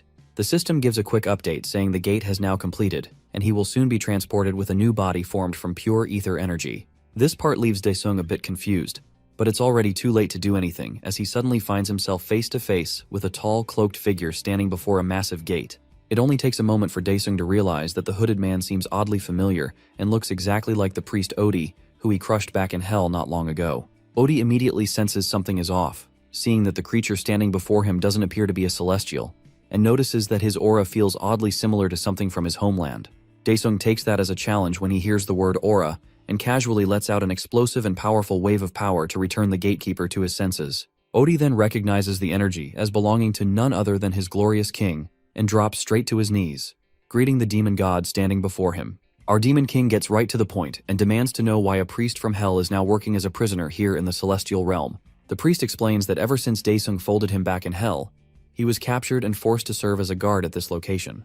Our demon lord notices that the spear sticking from Odi's chest looks almost identical to the one the angel stabbed him with earlier. He asks if the gate behind Odi leads straight to the angels, and the priest replies that to reach them, he'll need to go through 100 trials. After hearing that, Daesung holds his head in frustration at the thought of having to go through all that effort. But right then, the monster book comes in clutch and suggests that the master try showing the emblem he carries. Feeling a bit relieved, our hero turns to Odi and asks if he can just use the master key instead while holding it out in his hand. The priest kindly explains that since Daesung possesses the emblem, he now has full access and can come and go as he pleases without needing to endure the trials. With everything sorted out, Daesung decides to head in, but Odi halts him briefly and politely asks for his master's hand, leaving Daesung slightly confused. Still, he agrees to the odd request and offers his hand, and the system notifies him that he has now received the guardian seal. Right after the transfer finishes, the priest's body begins to fall apart, which takes Daesung by surprise. But Odi calmly places his hand over his heart and offers his demon lord a blessing for the coming war against the Celestials. Daesung gazes at the spot where the priest once stood and makes a firm promise to himself that this won't be a war, but it will be a full-blown massacre. Elsewhere in the angelic palace, the cross-dressing warrior remains locked up as he slowly regains consciousness and wonders why his usual tormentor hasn't shown up yet. In the background, a voice bickers with herself about being stuck on feeding duty, while Aslan calls out and tells her to just come out already. From his side, a strange butterfly-like angel flutters into view and immediately insults him by asking why someone as pathetic as him refuses to become a Titan god. Aslan notices the change in face and realizes a different angel must be on shift, but he still gives the same answer and firmly states that he won't let himself be turned into a grotesque monster. The angel repeats his words mockingly and smirks as she compliments how impressive it is that he's resisted this long, even if he's still as stubborn as ever. She decides to give him a taste of angel blood as a reward, and he weakly lifts his head in defiance, demanding to know what that is. Without a word, the Celestial grabs his jaw, slices her finger, and lets a single drop of her golden blood fall into his mouth while hurling more insults his way. As soon as the drop slides down his throat, it starts to take effect, his eyes changing color while he screams in pain, and his body begins to transform, still bound tightly in place by the chains as he thrashes wildly. The Celestial lets out a twisted laugh and says, it doesn't really matter whether he accepts it or ends up mutating into a horrible creature anyway. But suddenly, she stiffens as she senses an immense presence approaching fast and quickly spins around to face a figure stepping down the stairs, sword in hand. Daesung now has a deranged look in his eyes as he spots the butterfly woman and, without wasting a second, dashes toward her like a bolt of lightning, raising his sword and savoring the chance to finally face one of those cursed Celestials.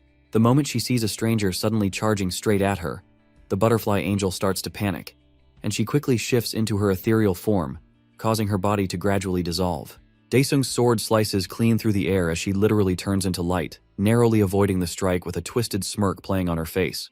Her form slowly takes shape again while Daesung lands a few feet ahead, carried forward by the force of his momentum. She shoots him an angry glare and demands to know how a mere mortal managed to break into their sacred realm with an ugly frown. Daesung doesn't even bother responding to her question and simply comments that this is not going to be an easy fight. Meanwhile, just behind him, Aslan suddenly starts mutating as his body grotesquely morphs into a fleshy blob, and he cries out in desperation, pleading that he'll serve whoever manages to save him for the rest of his life. Daesung turns his attention away from the butterfly angel for a moment, and focuses on the bizarre creature behind him, trying to figure out what on earth it even is. The Celestial scoffs and thinks that if she had taken even a second longer to dodge his attack, she wouldn't be standing there now, all while materializing a blade formed entirely from ether. The Demon King immediately raises his sword into a battle stance, and before she can react, he vanishes from sight in a sudden flash of lightning. The angel starts to sweat as she realizes she can't even detect his presence anymore as a single bead of sweat rolls down her cheek. She frantically spins around, trying to catch even the faintest trace of her attacker, and blindly swings her sword, completely unaware that her death is actually coming from above. Daesung, his eyes burning with a crazed and hungry expression, activates his demonic slash and brings his sword crashing down with brutal force, forcing the angel to raise her own weapon with both hands to block the incoming strike using every ounce of her strength. The impact causes a massive explosion that blasts the angel backward, though she manages to shield herself with her arms and reduce some of the damage. Gritting her teeth in rage, she realizes just how close she came to getting killed in that moment. Daesung shows no intention of stopping as he dashes forward for another strike, yelling at her to just die already. He swings his sword once more, aiming straight for her neck and giving her no chance to evade. Seeing no other way out, she gets desperate and ends up using her trump card, Divine Law, to create a no-violence zone. A bright pillar of light bursts out from her body, instantly freezing Daesung mid-strike as his sword halts just inches from her. He tries to move, but his limbs won't respond at all, and with a furious glare, he demands to know what the insect witch has done to him. The Celestial flashes a smug grin as she taps the blade and casually remarks how close that one came. Inside Daesung's head, Pantheon chimes in and states the obvious that any intent to kill has been completely shut down, which makes Daesung wonder if he should put away his killing intent.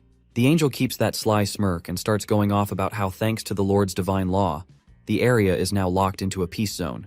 She walks up with that same twisted smile and boldly claims that nobody can defy divine law, which only ticks him off more as he fires back asking since when angels ever gave a damn about peace. She's still going with her speech when Daesung suddenly commands his mana to be unleashed. Right then, the demon lord enters his true form as his body begins glowing, and his aura floods the entire area. The angel instantly backs away in shock as the name of the demon god hits her ears, but it's already too late. Before she even gets another word out, Daesung slices right through her like Swiss cheese. Her body starts breaking down into nothing as she screams that it shouldn't be possible to override divine law. She fully vanishes into smoke while Daesung just stands there aura farming, completely ignoring her final words. Once she's fully gone, he throws out a cold death glare and declares that now that he's arrived, the celestial realm can kiss any hope of peace goodbye. Right then, the system notifies him that defeating a high-ranking angel lets him absorb her powers. He looks down at the mask she left behind, scratches his head, and wonders if the zesty-looking accessory is actually her divinity. The system starts listing out all the powers in the most boring way possible, sounding like a dry Wikipedia entry, but before Daesung can zone out completely, he suddenly senses something and turns to his side, instinctively catching a massive hand that was about to swat him away like a fly. His eyes shift to the mutated blob in front of him, and something about that face triggers a memory that it looks strangely familiar. Aslan screams in agony as his body keeps expanding in size, and Pantheon calmly explains that the guy is in the middle of transforming into a titan. Aslan, completely overwhelmed, begs Daesung to save him, tears pouring down his cheeks as he pleads not to become a monster. Our hero quickly turns to the monster book and asks if there's any way to stop the transformation, and the book casually suggests making him an apostle. Closing his eyes, he falls into thought, seriously weighing the risk before breaking into a wide grin and deciding to go for it, mostly just because it sounds like fun. The scene shifts to a place where a voice echoes inside Aslan's head, chanting the same line on repeat, demanding obedience to the demon lord. Aslan jolts awake in panic and sits up, shouting for the voices to shut up. Nearby, Daesung squats by a small fire, warming his hands, and casually asks if he's finally awake. Aslan slowly regains his senses and politely asks if Hunter Daesung was the one who saved him, but Daesung just shrugs it off without making a big deal out of it. Suddenly, Aslan's face turns serious as both of them sit in silence, staring into the fire, until he finally works up the nerve to ask if Daesung is actually the demon god. Daesung meets the question with a grim, unreadable look, but before anything else can be said, Aslan abruptly springs into action. With lightning-fast movement, he throws off his blanket, drops to one knee and slams his fist into the ground, bowing his head and declaring Daesung his master. Daesung acknowledges his loyalty and tells him that from now on, he will be an apostle and fight for him from now on. Meanwhile, at the Celestial Castle, everyone stands at attention in the main hall in front of their leader sitting on his throne. His eyes are closed as he asks a question to his subordinates if it was a Celestial who broke the divine law. One of his lackeys steps up with his hand over his chest and comments that since all their lives are connected, it is impossible to tell who the culprit actually is. The angel leader then opens his eyes as he summons a golden scroll with a flick of his hand. All the lesser angels look at him in shock as they recognize that the scroll is an extremely high-level holy relic. One of them suddenly speaks up and asks Semyaza to wait, as he comments that it will be a waste to use such a priceless item on a lowly being. However, The angel leader counters that a lowly being would not be able to break the divine law, and at the very least, the culprit would be a demon on his level.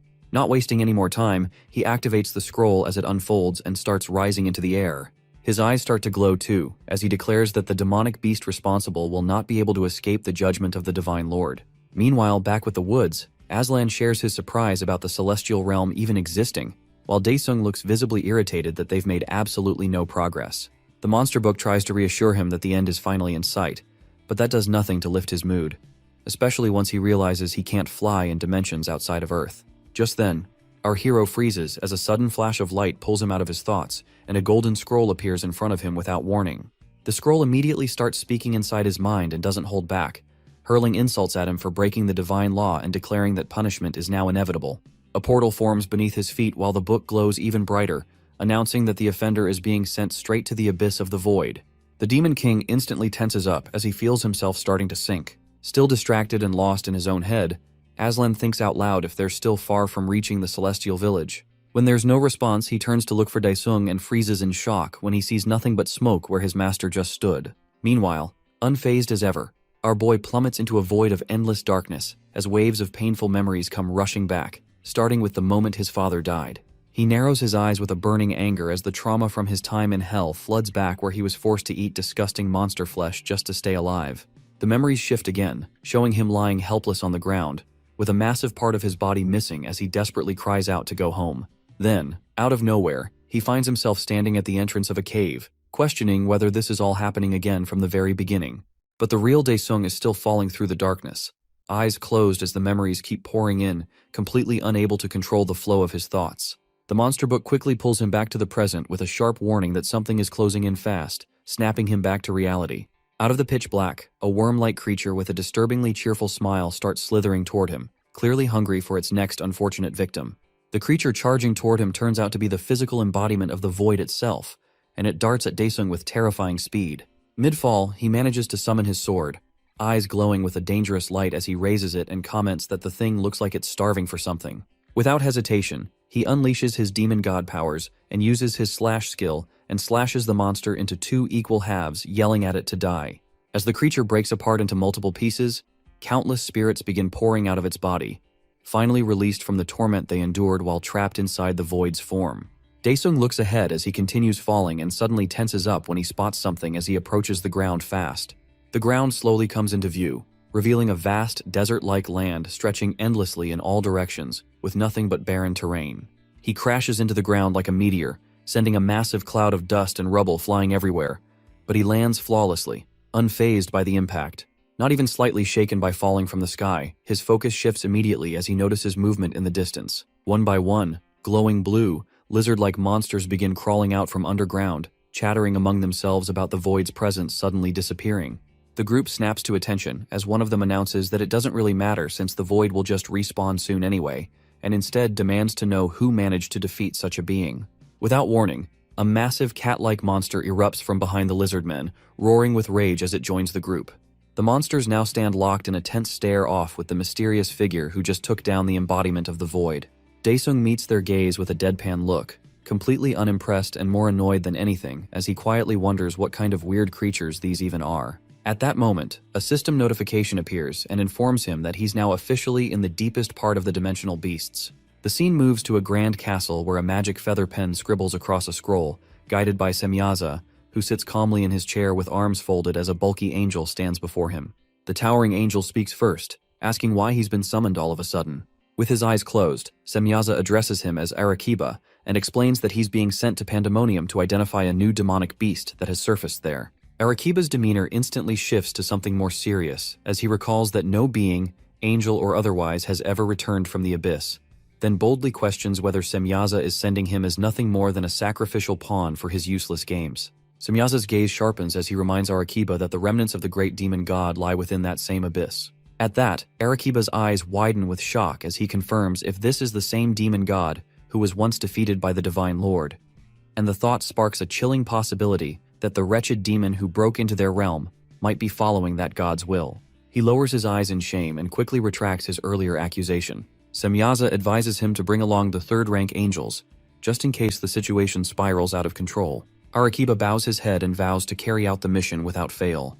Meanwhile, somewhere deep within the abyss, a pair of hands slowly let sand sift between their fingers, which belong to Pandemonium Administrator Yen, who randomly yells into the emptiness that there's absolutely nothing here. Speaking to no one in particular, he wonders aloud if the void's sudden disappearance means a new demonic beast has arrived. Just then, a vortex begins forming in the ceiling which snaps him out of his line of thought. At the base of a massive tree stump, a puff of smoke reveals 3 sudden arrivals in a cloud of smoke, who turn out to be Arequiba, flanked by 2 twin lesser angels standing closely behind him. In front of them, a mass of vines begins to twist and form a clump, from which the Administrator Yen suddenly emerges and asks the towering angel what brings it down to the bottom of the pit. Arequiba wastes no time and addresses Yen directly and orders him to open the gates of Pandemonium immediately, explaining that there's something he needs to confirm. Elsewhere, back on the plains, a flash of light crackles in the air as a tree and 3 figures begin to take shape, formed entirely from streaks of lightning. Arequiba and his subordinates have now entered the abyss, quietly observing their surroundings until something in the distance stops them cold. Their eyes widen in shock as they spot the Demon King grinning while seated atop the same giant wolf monster from before, who now does not dare defy his master. Our hero refers to the surrounding monsters as his minions, and though none of them seem thrilled, they stay lined up in formation, too terrified to do anything but obey. Eager to grab the spotlight, they dash forward with swords raised high. The twin angels confidently assure Arequiba that they've got everything under control. Daesung doesn't hesitate for a second and summons his chains, launching them straight toward the oncoming angels. The twins are instantly trapped, completely immobilized by the chains as they lose all ability to move even slightly. Daesung charges in, sword in hand, shouting at the celestial intruders to accept their fate. In that instant, Arequiba's focus sharpens as one of his eyes transforms into gears and cogs, and he activates his celestial ability, Time Reversal. Before they even know what's happening, both angels end up trapped in the Demon King's chains as Daesung charges at them, fully ready to end their pitiful lives with a single blow. But right before our boy's attack can land, Arequiba uses a skill called Observation Reversal and instantly teleports the angels behind him, leaving the Demon King momentarily puzzled. As Arequiba quietly tells his angels that he suspects the demon beast in front of them might actually be the new Demon King, our boy locks his eyes on Arequiba's mechanical clockwork eyes, clearly wanting to claim them for his growing collection. Without holding back, Daesung unleashes his mana release and shifts into his true Demon Lord form, catching Arequiba completely off guard. He dives in with full force, aiming to finish it fast, but gets irritated when his attack misses yet again, while Arequiba calmly remains unscathed with both his angels still beside him. The Demon King starts assuming that Arequiba's eye must be some kind of advanced version of his own, and his magical book backs that up by explaining that the man has an ability allowing him to completely reverse events. Arequiba wonders why the Demon King hasn't weakened, since all demonic beings are supposed to lose half their power when they pass through the abyss. He directly asks if the king absorbed an angel's divinity, which the demon confirms with a proud grin as he casually lifts his hand, signaling his minions to charge at the angels. The monsters charge in, howling for revenge and ready to rip the angels apart. But they freeze mid-rush when Arequiba casts Resume Observation, a skill that creates a perfect copy of the Demon King who wipes out the monsters instantly, and even tries to bind the original with his own chains. The Demon King slices through the chains with his swords, but gets immediately surrounded by the twin angels who both launch their attacks at once, hoping to finish him off for good. However, once the dust settles, they realize their strike wasn't enough as the Demon King emerges unscathed, having shielded himself using Wings of Demon King, a powerful ability he acquired after taking down an angel. Arequiba figures out that the Demon King must have absorbed Barakiel's divinity, while our boy starts to realize that this angel isn't just absorbing his attacks, but can even mimic them completely. The Demon King can't help but wish he had apostles of his own to back him up, which immediately reminds him of the Seed of Destruction Aslan which he's capable of summoning. With a blinding flash of lightning, Aslan appears before them, and Daesung wastes no time ordering him to eliminate the angels. Aslan casually mentions that he's been testing all his abilities until now, and is finally ready to show his true strength, which makes our boy crack a joke, telling him he'll get promoted to a full apostle if he pulls this off. That actually catches Aslan off guard, since in his mind, he already was a full-fledged apostle. Still, he takes it as a personal challenge to prove his worth and activates his Titan King transformation, a move so powerful it leaves the angels trembling as they try to process how a demon beast could summon a Titan. The towering Titan loudly declares death to the angels and throws a massive punch, only to have it stopped cold by Arequiba's observation nullify. Without missing a beat, Arequiba follows up with Resume Observation and sends the punch right back at the Titan, launching him into the air. Arequiba scoffs at the Titan's foolishness, clearly amused by how confidently the beast charged in. But that arrogance doesn't last long as the Demon King swiftly drives a slick stab into his back, shattering his pride in an instant. Still coughing blood and gritting through the pain, Arequipa manages to activate his observation reversal ability just in time to break free from the Demon King's hold. And as he slips away, the king spins around only to find one of the twin angels right behind him. Arequipa wastes no time and tells Yen, the administrator of the pandemonium, to get them out of this mess immediately. But before anyone can move or speak, the demon lord casually divorces the twin angel's head from his body like it's nothing. And the sight of Shamziel's lifeless form sends the remaining twin angel spiraling into a wild panic. In a flash, Daesung marks both the angel and Arequipa, cloaking them in a sinister purple glow as he declares that no one escapes once they bear his mark. Yen freezes in horror, watching helplessly as the angel Arequipa begins to lose his divinity, the light draining from him bit by bit while Yen yells out in desperate protest, unable to do a thing to stop it. The remaining angel shouts at Yen to cultivate the void before it's too late. But the warning comes a second too late as the extraction finishes, and the Demon King successfully absorbs Arequipa's divine observation eye, corrupting it into a twisted version of its former self, his very own demonic eye. The power it grants is overwhelming, allowing him to nullify or copy enemy attacks, scan through their past actions, and even see their ranking in an instant. With a brief surge of raw power, a crimson beam blasts from the Demon King's eyes, lighting up the void with an unsettling red glow. And as the glow fades, he turns to Administrator Yen, expecting him to prove useful. But Yen completely blows it, stammering out that while he does have administrative control over the pandemonium, he will never hand it over to the Demon King no matter what. Our boy, after finding out about Yen's role as the administrator, smiles at him softly, realizing just how sensitive the information is that he carelessly let slip.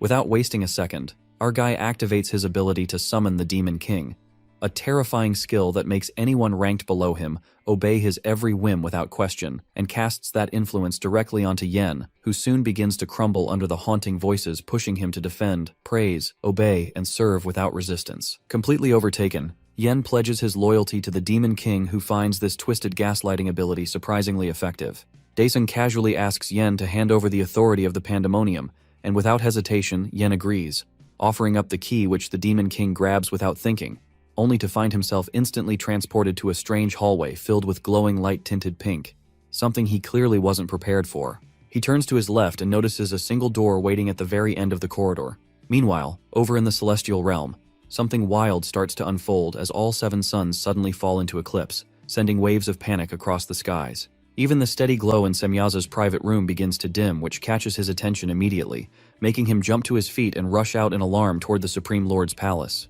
When he finally arrives, he is blocked at the gates by 2 angels who are firmly guarding the entrance to the chamber. Semyaza demands that the angels step aside so he can access the oracle of the Lord, but they explain that the Supreme Lord has forbidden anyone from entering the chamber. Semyaza lowers his head and sighs, accepting the Supreme Lord's plan before moving on to summon all the beings present in the celestial realm. Every being responds to his call, including Sahariel, the 3rd-ranking angel, Ramiel and Kokabiel, both 2nd-ranking angels, along with others. In a decisive moment, Semyaza declares war on all demonic beings and urges everyone to prepare for the battle that lies ahead. Meanwhile, our guy walks down the hallway of the pandemonium until he reaches the door. Using the key Yen gave him, Daesung opens the doorway and is surprised by what he finds inside. He steps into a classroom that he instantly recognizes as the one from the middle school he attended as a child. There, he notices a little girl doodling in her notebook and approaches her. She is surprised by his sudden appearance, but then smiles warmly, revealing that she has been expecting him. Our guy grabs a chair and leans on it, asking the girl who she is, but she counters by asking who he thinks she is. He uses his 3rd authority, the evil eye, to read her rank, expecting some arrogant brat, but is shocked when a shadowy figure appears behind her, and her title changes to the primordial demon lord Satan. She's ecstatic to see that he has also acquired her demonic eye while our guy asks why he has been summoned here. She explains that she wanted to meet her successor, the one who could obtain the key to the abyss, so she planted a trigger to make their meeting possible. In a burst of what seems like madness, she rejoices at the thought of finally winning against her longtime enemy and begins to laugh maniacally. The shadowy figure appears beside our guy and asks Satan if she's ready since he already looks prepared, but Satan points out that he's still a novice and they will need to help him. Just then, shadowy demons of darkness surround Daesung and start debating whether they should enter his body or leave him behind, while one wonders if he is even worthy to stand alongside them. Our guy loses patience with the demons and flails his arms to shoo them away before telling Satan that he doesn't need any help and will simply do what he came to do before going back home.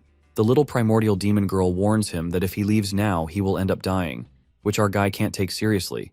but Satan sees potential in him despite being a rookie and decides to test it by landing a flying kick right to his face. Our guy blocks the kick with his hand, confident he can parry anything thrown at him.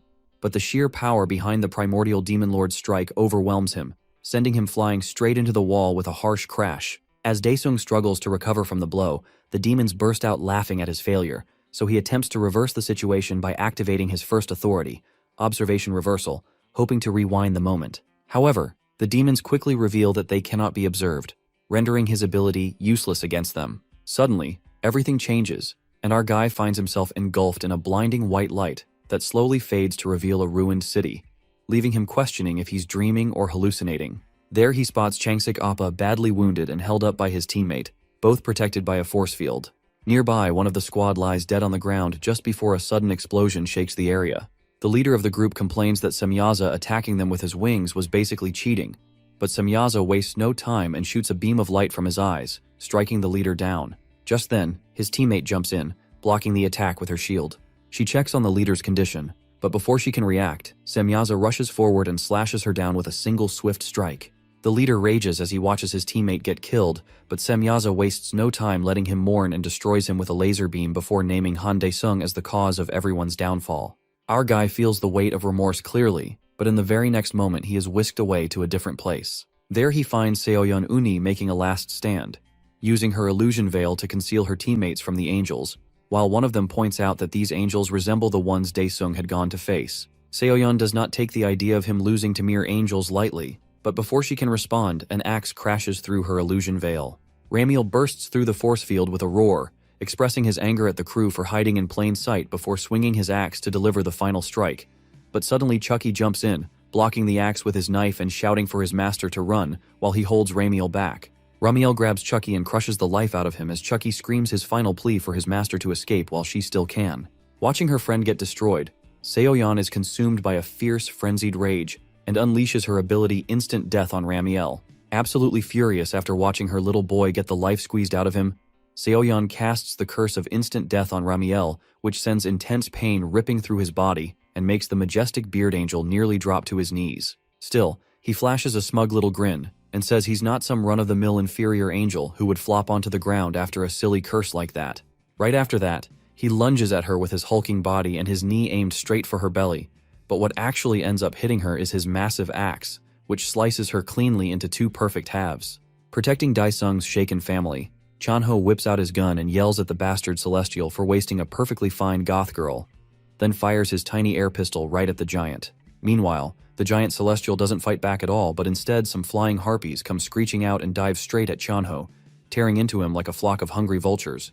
That whole horrific scene leaves Jisoo and her mother completely traumatized as they cling to each other in fear, watching the inferior angels slowly approach them next. Watching the last people he truly loves and holds close meet such a brutal end right in front of his eyes leaves our Demon King standing there completely speechless. With nothing but pure rage blazing in his eyes, he swears to brutally destroy every single one of the trash bags from heaven. Right then, the shadows start swirling around him again and remind him this is the fate waiting for him not too far down the line if he keeps ignoring what they're trying to say. On the other hand, the ruler of hell tells the creepy little ghosts to shut their ugly mouths, but then Satan's sugary voice slips into his ear and softly asks if he's truly seen what's coming for him. Later, as he poofs back into her eerie dimension, he straight up refuses to believe what he just witnessed could actually be the future. But she gives him this smug little smirk and says things will go down exactly like that without her divine-level wisdom guiding him. The shadows jump in and start roasting his sad excuse of using his full potential as the Demon Lord. But Daesung isn't some fool and demands they drop whatever scheme they're trying to run on him. With a cutesy little grin, Satan says she'd love to help him out, which immediately makes him raise an eyebrow and wonder what exactly she's getting out of it. After that, she explains she'll let him borrow one of her shadows, and it'll help fight Rudra's annoying angels so he can destroy them all and get back to his family safe and sound. One of the shadows throws a fit and reminds her she's forgetting their deal, which makes Daesung instantly suspicious of whatever game she's playing. Thinking hard, the senile girl strokes her chin like she's trying to remember what she even promised, and when one of the shadows jogs her memory, she finally reveals his actual job is to use that power to recover her body. Seeing him all confused and thrown off, she casually explains that during her last showdown, Luthra tore her body apart like it was cotton candy, and now she can't leave this creepy dimension without a physical vessel to hold her soul together. Since our Demon King already plans to wipe out all of Rudra's minions anyway, She says it's basically a win-win deal, but he's got a way more burning question on his mind. Out of the blue, he asks the tiny hellspawn if she was the one who summoned him there in the first place. She stares at him with a deadpan poker face, dragging out the suspense before flashing a cheeky grin and claiming she has no clue at all, really. He tells her to cut the act and be serious, but Satan just says it was actually her cute little grimoire that did the summoning. Instantly recognizing the name, he stares and asks if it's really what he thinks it is, and the ghost whispering right into his ear confirms that yeah, it's the Pantheon. It starts cracking jokes, saying those weird quest pop-ups he keeps seeing like he's in some game are all part of the Demon Lord growth system created by the original Pantheon. The little demon casually adds that she sent the grimoire out under Luthra's big dumb nose to find a new successor, since she couldn't do it herself. With that, she throws the question back at him, asking if he's down to take the deal, and honestly, our boy admits it's actually a pretty solid offer. Just then, he spins around after hearing the voice of his own grimoire, and that's the moment it hits him that technically, he's supposed to be a fragment of the original Pantheon too. The book yells that even if the Pantheon made it, it's definitely not some evil spawn of Satan, and Daesung instantly clowns on it by saying it's just a crappy bootleg knockoff. But he quiets down when the book politely asks him to just hear it out for a second. While he quietly chats with his bootleg fake Theon, the shadows start swirling around all confused and try to pressure him again, saying he's got no shot at survival without their power. But our boy just grins silently like a mastermind and seals the deal with the devil herself. Meanwhile, in the heavenly realm called Elysium, an army of monstrous angels kneels before their big boss, Semyaza. Ramiel asks if the progenitor of all demon lords might appear, since this is the biggest war between the heavens and humanity, and wonders if she's really been resurrected. The masked celestial points out that all 7 suns have eclipsed at once, clearly marking the return of the great devil. Hearing that a serious war is coming, the others begin to lose their morale, and Duriel suspects that Satan might try to retrieve their power. As the majestic bearded angel wonders what their supreme leader actually wants, Semyaza tells them to stop thinking and just follow whatever orders they get.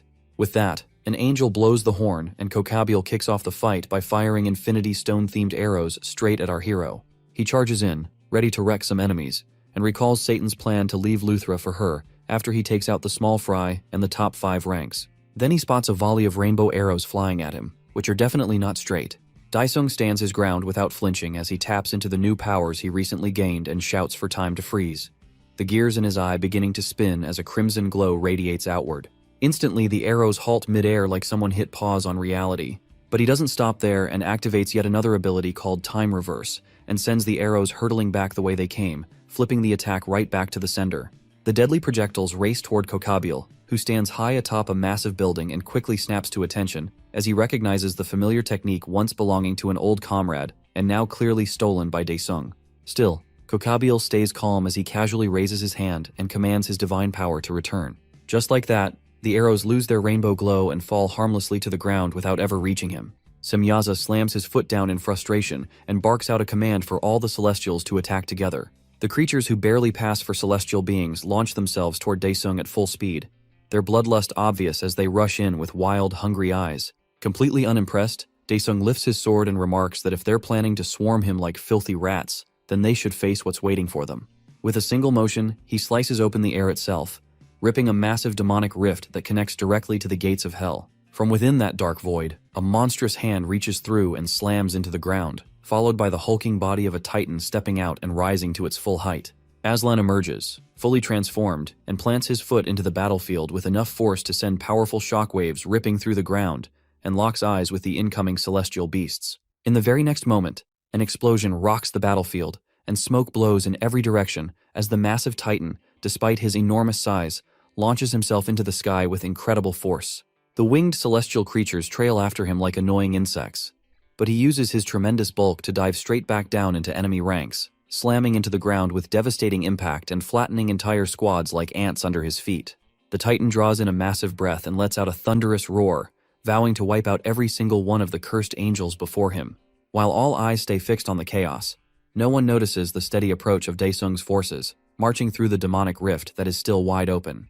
With cries of death to the angels, the demon army storms into the celestial realm and loudly hails Aslan as the demon god's official commander. Aslan looks back at his fellow soldiers, a smirk creeping across his face as he wonders if this impressive display might finally earn him a promotion to a full apostle. Over on the other side, Duriel is absolutely shredding her giant harp, blasting out intense battle music that sends waves of motivation across the battlefield. Fueled by the sound and clearly vibing with their favorite waifu, the celestial troops surge forward, strengthened by the music buff.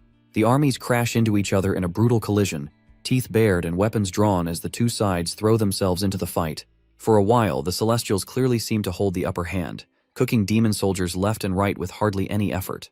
Much to their surprise, the wounded demons start to undergo horrific changes, their forms mutating as they're forcibly turned into celestial beasts against their will. Doriel's eyes begin to glow intensely as she commands her troops to hold out for her, continuing the mass transformation of enemy fighters into celestials mid-battle. Right after that, Aslan suddenly snaps his gaze upward just in time to see a massive hammer swinging down toward his head. He grits his teeth as he catches the Mjolnir with his bare hand and stops it in its tracks. Ramiel, fuming with rage, calls him a filthy traitor and cusses out Aslan for attacking the celestial realm after everything that happened on his home planet. Aslan stares at him blankly, completely lost, not understanding a word of it as he keeps a knuckle sandwich lined up. Still enraged, Aslan declares himself as a human from Earth and smashes his fist into Ramiel's cheek, sending shockwaves through the ground. Ramiel gets blown back from the powerful blow as he crashes into the castle wall with a loud thud, but still manages to hold onto his hammer. Kokabeel locks in as he launches himself off the castle wall and rapidly fires off arrows one after another, hitting every target with perfect accuracy as he takes down wave after wave of demon soldiers with his hack skills. He crashes down hard onto the ground, which somehow does not break his noodle legs, and remains optimistic that his radiant magic arrows will carve out a path for the celestial troops to push through the enemy forces. All around him, more demon soldiers keep mutating into celestial beasts, turning against their own in the middle of the chaos. Kokabeel suddenly freezes as he hears a familiar voice behind him, casually announcing it has found its arm. Turns out, it is Daisung, who simply stands there behind the archer angel and looks completely calm as explosions continue to burst across the battlefield. Out of nowhere, a sneak attack almost gets the jump on him, but he quickly raises his sword to block a spear aimed straight at his heart, then slides back a little to regain his footing while facing whoever just tried to land the hit. And just when one annoying enemy doesn't feel like enough, a whole swarm of Kokabeel starts diving toward him from the sky, forcing him to glance away from Sahariel for a second. Kokabeel wastes no time taunting that even with the stolen observation eye, Daesung still won't be able to dodge the strikes from his phantom aim. Sahariel quickly charges forward with his spear and shouts at the demon to stop resisting and just die already. Daesung's body turns into pure darkness, and he flashes a sly grin like he's keeping something hidden. The angel duo doesn't hold back, unleashing a combined powerful attack right at him, causing a massive explosion that sends dust and debris flying in every direction. Kokabeel leaps back from the blast, hoping they've finally taken out the demon, but his expression quickly shifts to panic as dark shadows start to pool around him, something that should be impossible in the celestial realm. Daisung suddenly bursts up from the darkness, laughing like a complete maniac, and grabs Kokabeel's arm, nearly scaring the life out of him. Wasting no time, he tears the limb clean off like it's just a detachable Lego piece. Kokabeel lets out a gut-wrenching scream, sounding exactly like someone who just lost an arm, while Daesung gleefully holds up the severed limb like it's some sort of twisted trophy. Just then, a bright light slices through the smoky haze and catches Daesung off guard as a searing laser blasts right through his body, punching holes in places they should not be. Out from the smoke steps Semyaza, looking absolutely furious as he growls that he's been watching the demon this entire time. But Daesung's shadowy form repairs itself effortlessly, like the wounds were never there in the first place, while the shadow side takes control and immediately realizes that Rudra has handed over one of his eyes to the cursed angel. Daesung watches as Semyaza raises his finger to the sky, the light above him beginning to gather into a spirit bomb. The light above continues to grow alarmingly until even the celestial soldiers begin glancing up with concern, the sheer force of the energy kicking up clouds of dust. The demon army struggles to protect themselves, shielding their bodies from the blinding light that seems to burn straight through them, while the celestial soldiers stand tall, completely unaffected and even more fired up than before. Daesung's shadow form raises an arm to shield itself, grimacing in pain as smoke rises from his dark body, yet he still manages to laugh through it all, giving Semyaza credit for finally figuring out how to fight a demon like him. With a cold glare, the angel leader decides that the battle ends now and pushes his hand forward, dragging the blazing mini-sun closer to the shadow with crushing force. The shadow, now visibly cracking under the heat, screams out in frustration and demands to know what's taking Daesung so long. Then, in a flash of blinding white wings, something darts across the battlefield, slicing through the air. Semyaza winces as the streak passes by him and a chunk of his face is ripped out, spraying golden celestial blood everywhere. A radiant figure rushes past the stunned leader, clutching a glowing golden orb in hand. Semyaza hunches over in agony, golden blood now pouring from his eye socket like a fountain. The winged figure peels his mask away, revealing it's Daesung the entire time, now holding a severed eye in his palm and admiring its brilliance. Without hesitation, Daesung channels his inner Uchiha and screws the eyeball into his socket like he's just replacing a light bulb.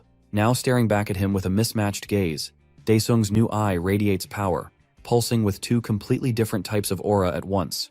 The system lets him know that he's absorbed Satan's right eye, officially completing the set and unlocking the ability to wield Theon's ultimate skill in the mortal realm. Satan's shadow immediately starts going off at Daesung for taking so long to get there, but he casually replies that good timing doesn't just happen on command. He remembers the moment back with Satan when she told him to bring out his chains, which had him more than a little confused. He summons them anyway, and the primordial god quickly starts poking around like a mechanic. Daesung just stares at her like she's finally lost it from being in isolation way too long, but she then spins around holding the flaming chains and tells him to attach his swords to them and says it will unlock her special skill. Still suspicious, Daesung narrows his eyes and asks what this so-called mysterious special skill even was. Back in the present, he launches his newly upgraded weapon straight at the angel and activates the special slash move, putting every ounce of strength into it. Semyaza struggles to delay the inevitable, barely managing to block with his light orb technique. The clash between the two forces sets off a massive explosion, but somehow both fighters hold their ground. Daesung's veins start bulging as he grits his teeth and throws everything he has into this final push to end the nuisance in front of him. Now running on fumes, Semyaza uses every bit of energy left just to keep the strike at bay. In the end, Daesung breaks through and slices clean through the light orb, leaving the angel leader frozen in shock without even enough time to react. His Kratos-inspired sword keeps carving right through Semyaza and officially sends him to the Shadow Realm. As the blow lands, the angel leader realizes that his death will send the entire celestial realm crashing down. After running his mouth endlessly, Semyaza finally hits the floor for good, leaving behind nothing but the demon sword standing in his place. The demon lord yells that they brought it on themselves when they dared to wipe out his family in the future, and begins making his way toward the two. Meanwhile, Sahariel shows his sorrow for his handicapped brother as he holds him close, and quickly decides they need to get out of there right away. But just then, Daesung hurls his sword straight at them, and it tears right through the spear-wielding angel's chest in one clean strike. He then calmly pulls his sword back, letting golden blood drip along the way as Sahariel vanishes in a puff of smoke, joining his leader in Neverland. Daesung then steps up to the archer angel who stares at him frozen in fear, completely still. But it's far too late for any begging now, and the archer's eyes fly wide open in pure shock the moment he feels something strike hard into his back. Yet it isn't over that easily, because Daesung immediately senses something fast approaching and turns his head. Ramiel is filled with fury after witnessing the fall of all his comrades, unleashes insults at the demon lord and charges straight at him. Daesung instantly recognizes him as the same steaming pile of trash who took out his friends in the future, and that memory only fuels his own rage. Ramiel storms forward, consumed by blinding anger at everything he just saw, but Daesung is equally furious and brings out his chains of Olympus once more. Using his speed and agility, Daesung whips the chains right at the bulky giant and treats him to the exact same punishment he gave to his old master, while yelling that this one's for his precious goth baby mama and Lil Chucky. That massive angel bursts into smoke as well, which rises in the sky, and stillness finally settles across the battlefield. Moments later, Daesung goes full mukbang mode, snapping up the various exotic demon god parts like a cursed Lego set, and the demonic shadow starts drooling as it declares that the body's now almost complete, laughing wildly the whole time. Daesung throws out a cocky grin and shoots back a question, asking if the body's even really his, which causes the shadow to instantly break into a cold sweat. Our demon king crosses his arms like a grumpy girlfriend and declares that the body belongs to him now, which only makes the shadow even more nervous. He desperately starts to circle around him and brings up the deal they made, but Daesung just plugs his ears and acts like he can't hear a word. Eventually, unable to bear anymore, he waves both hands and admits he's just messing around, telling them to relax and maybe take a chill pill. The demonic shadow, now clearly furious, demands that Daesung use his real name already, but Daesung drags it out, telling him to hang on a second as he summons his grimoire. Pantheon nearly collapses from shock at such an outrageous name, but Daesung quickly claps back, pointing out that the monster book is technically just a copy anyway. With no good comeback, the book stays completely quiet. He then asks Pantheon how much time they've got left in the celestial realm, to which the book summons a glowing clock right in front of them. The system shows they've got just about 2 hours left, and Daesung checks again with Pantheon to confirm what he said earlier. Pantheon looks personally offended by the idea that he'd lie and insists there's nothing to worry about. Daesung then turns back to the demonic shadow and makes sure all he has to do now is say the real name. The shadow nods and tells him to speak the true name and declare that the body is being returned. But before Daesung can say anything, a brilliant pillar of light bursts into the sky from beyond the wall, catching his attention as he stares at it. The shadow suddenly yells that it's arrived, grinning with anticipation as he says the real battle is about to begin. After that, the massive pillar of light comes crashing down on the entire castle, while the two guards glance at each other with pure fear, clearly dreading whatever nightmare is about to unfold. They yell out in shock that the supreme god has finally descended into this realm while their faces are frozen in disbelief. His demonic shadow wastes no time barking at Daesung to quit stalling and just hand the body over already. On the other hand, Daesung closes his eyes in silence while those clingy shadows swirl around him like houseflies and beg him not to drag this out any further. While he pretends to listen, he chooses instead to go see who this so-called big shot really is. He suddenly dashes away from the souls in the blink of an eye, and leaves them stunned as they scream at him to quit being a dumb clown and come back because he can't even use his powers without them. But Daesung doesn't stutter. Instead, he seems confident enough and thinks that just because he can now tap into Pantheon's ultimate skill, he can annihilate anyone in his path. Daesung then rockets toward the castle gates like an angry comet as he dives down from the skies. The guards freak out instantly as they wave their weapons and yell for him to stop right there, but Daesung just bulldozes through and blasts the gates apart like a kamikaze missile. Meanwhile, one of the guards lets out a grunt of pain as the shockwave flings him straight into the building, and Daesung stands there chilling at the entrance. The guard keeps sliding back slowly into what looks like an open library, where there's a person just sitting in a chair reading like nothing is happening. The poor guard turns into smoke while the figure casually keeps reading the book without even glancing up. After that, she mumbles something under her breath as she flips through the book that's labeled with our demon lord's name. Daesung doesn't waste even a second, and as he rushes while dragging his sword across the floor without a shred of hesitation. With zero chill, he flings his blade at the mysterious figure using the chains, but an invisible force field casually blocks the strike while she just sits there still glued to her book. Right after that, he crouches with a stone-cold expression and calmly asks if she's the one they call Rudra. The veiled woman finally lifts her gaze from the pages and hits him with his full government name. Daesung squints his eyes, clearly both annoyed and curious, and asks the lady in black if they've ever met before, or if she's just being creepy. She simply lifts the book she's holding and tells him that she's been reading all about him this whole time. As this happens, Daesung tilts his head in confusion and repeats her words just to make sure he heard it right. The veiled woman then starts pounding her fist on her own legs as she grinds her teeth in anger and says Rudra is beyond disappointed in him. Her expression suddenly twists into something seriously ugly, while she keeps repeating the same word again and again with her fist clenched tighter every second. On the other hand, Daesung instantly goes on full alert with the realization that this is no average weirdo and activates both of his demon eyes as a precaution. Out of nowhere, a massive finger shoots out from the figure towards him like a cursed missile, but he narrowly dodges by sliding hard to the side as it crashes into the floor with a deafening thud. Daesung quickly notes in his mind that he was way too weak to block that move and had no choice but to dodge to survive. Then, the veiled angel stretches her hand toward Daesung while throwing him a smug sneer, and this time an enormous hand shoots out, towering way above the endless rows of bookshelves like it owns the place. Daesung eyes the incoming hand with a whole lot of irritation and starts rolling around like he's in a Dark Souls no-hit speedrun. The veiled woman brings her hand down, followed by its massive version, but Daesung leaps up and parkours right over the gigantic limb with extreme smoothness. As soon as the hand crashes into the floor, Daesung doesn't waste the chance and hops up onto it and sprints toward the celestial figure at max speed. His eyes glow crimson red as he raises his sword ahead of him and speeds up, closing the distance between them. But suddenly he senses something weird happening, and just like that his mana starts draining fast, which causes him to slow down and lose nearly all of his power. At that point, the two massive hands lunge forward midair as they try to smash him like a literal bug, right when he has no mana left to defend himself and can't do a thing to stop them. The hands clap together with violent force and crush him in between like he's a fly. Once the hands pull apart, Daesung is just lying there, completely sprawled out in the palm, unable to move even a single finger.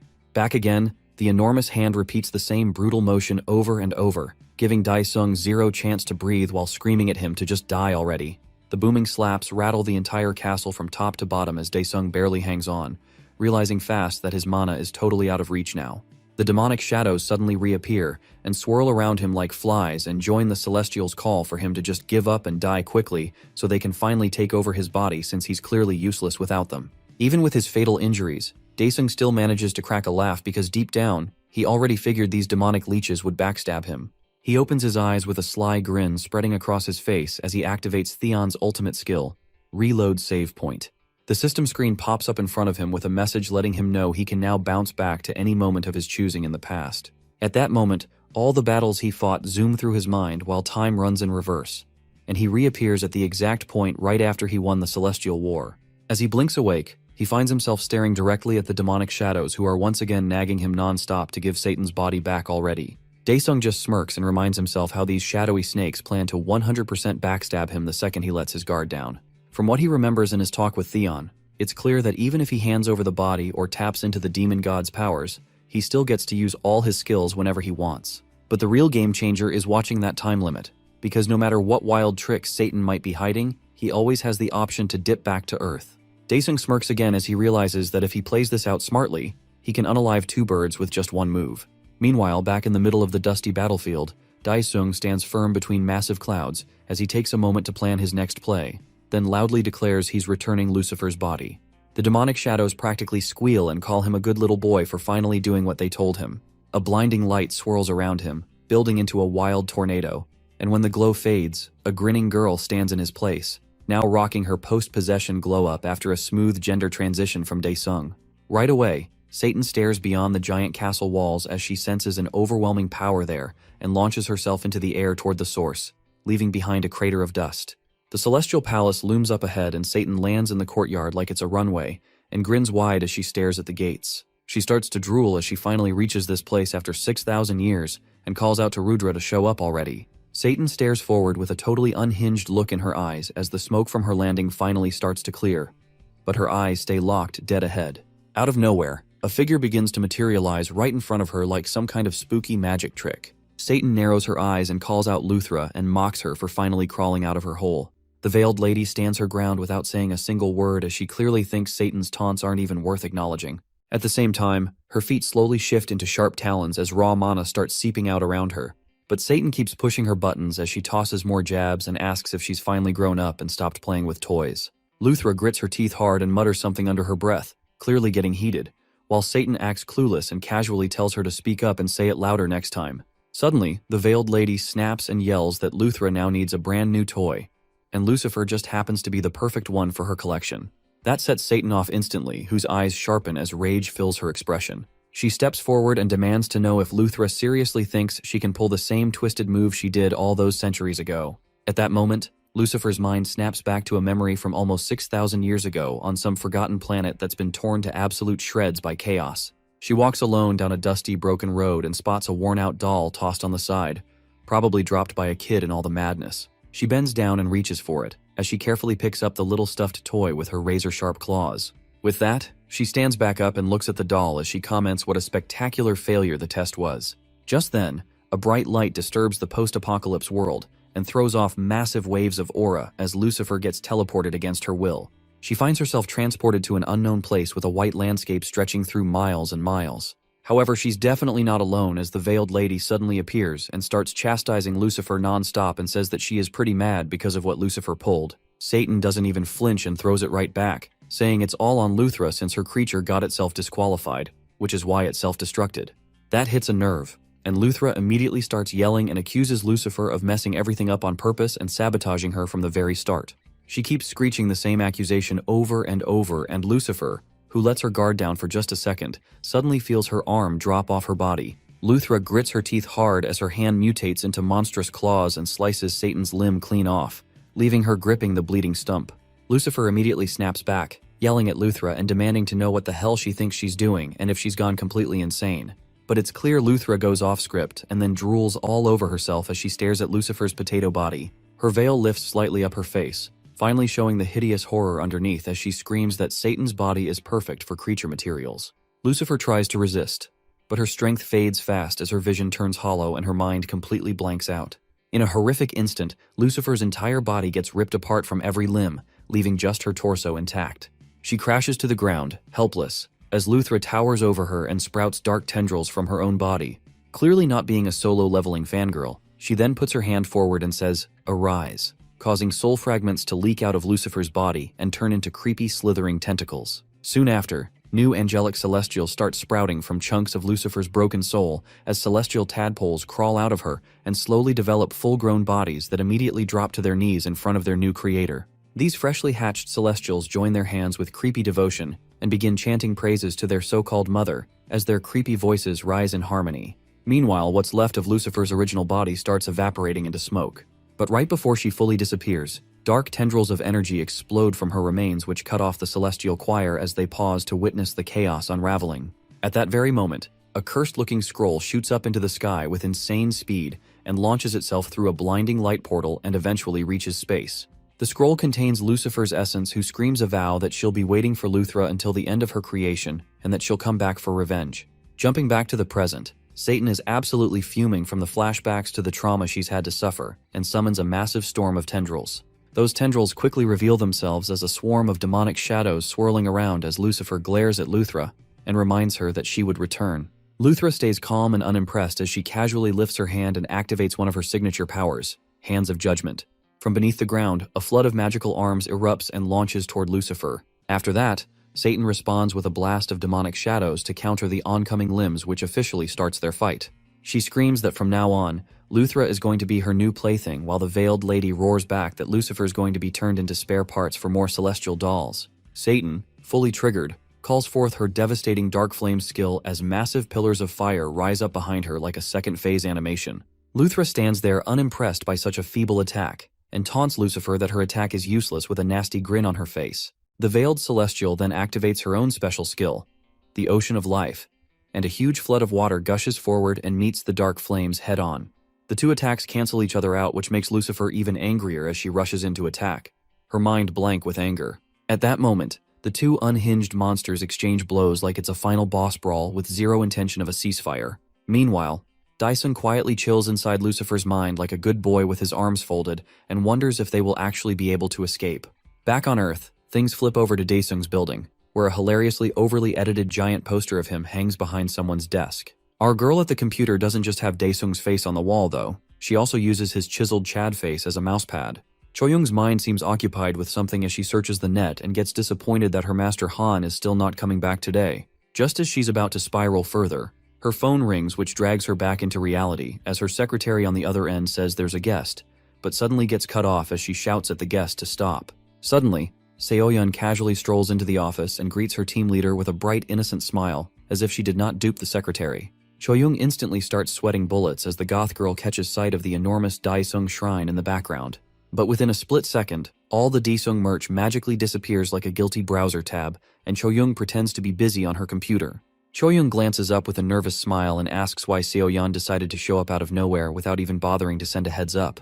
While the two keep talking, a blazing meteor hurtles straight toward Earth like it's got some beef. Seoyeon teases her that she had no idea that Choyoung had a thing for collecting her master's merch, making her even more embarrassed. Seoyeon takes a sip from her tea and addresses the elephant in the room to finally sort out their love triangle mess once and for all. Choyoung blinks as she is little thrown off, but then snaps back fast that her love for him will never stop, so Seoyeon should just hit the road. Seoyeon shoots up from her seat and calls Choyoung out for playing dirty, even though she came here to talk things out like a civilized rival.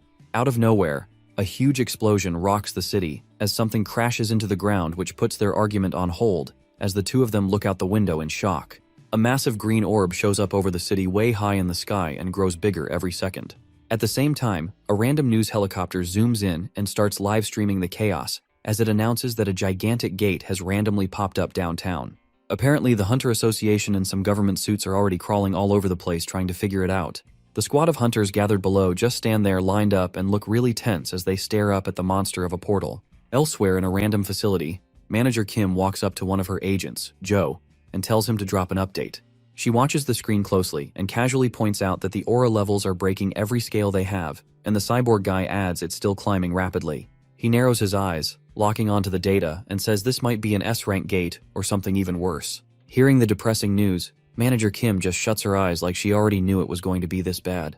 Director Joe glances at her and asks whether they've picked which clan's going to lead the raid or not. Manager Kim adjusts her glasses, about to answer, but then just zones out completely like her brain hit a loading screen.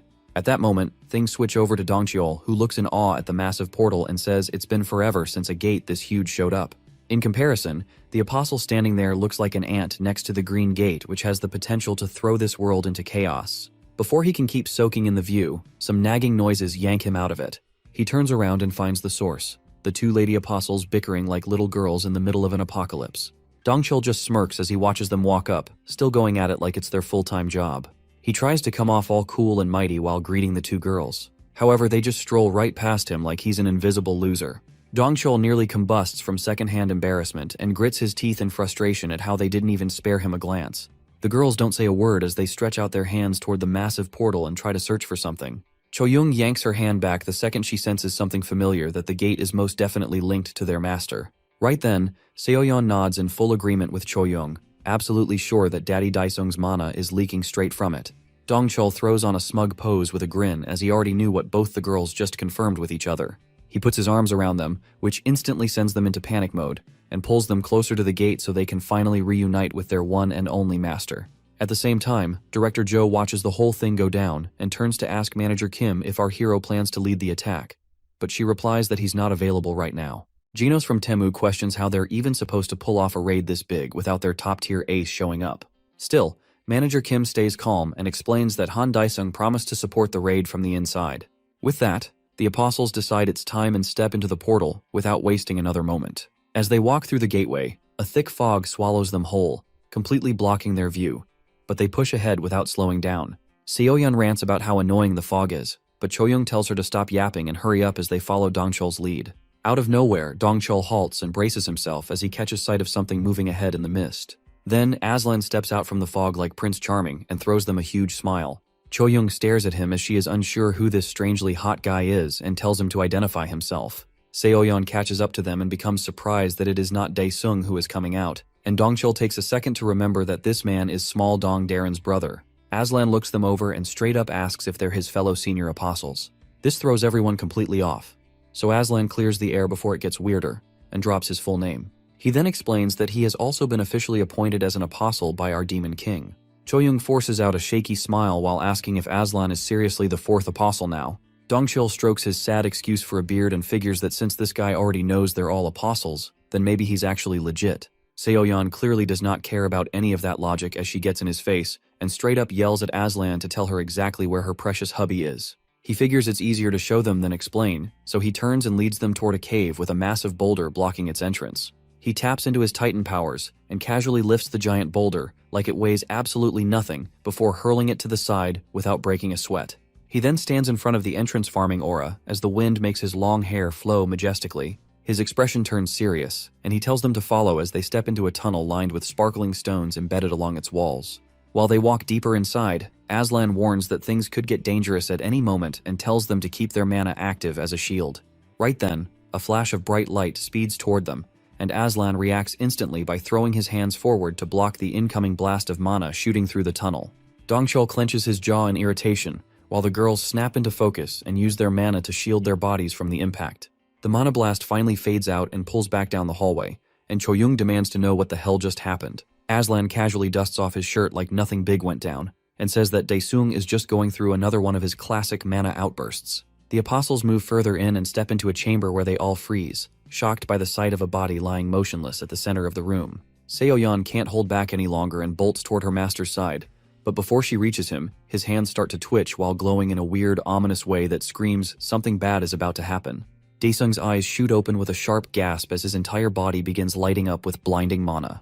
The power surge reaches such insane levels that it lifts him straight off the bed while Seoyeon braces herself and tries to shield against the overwhelming force. Meanwhile, Choyoung stays fully ready as she steps forward and activates her ultimate protection barrier that forms a tight, invisible dome around her leader.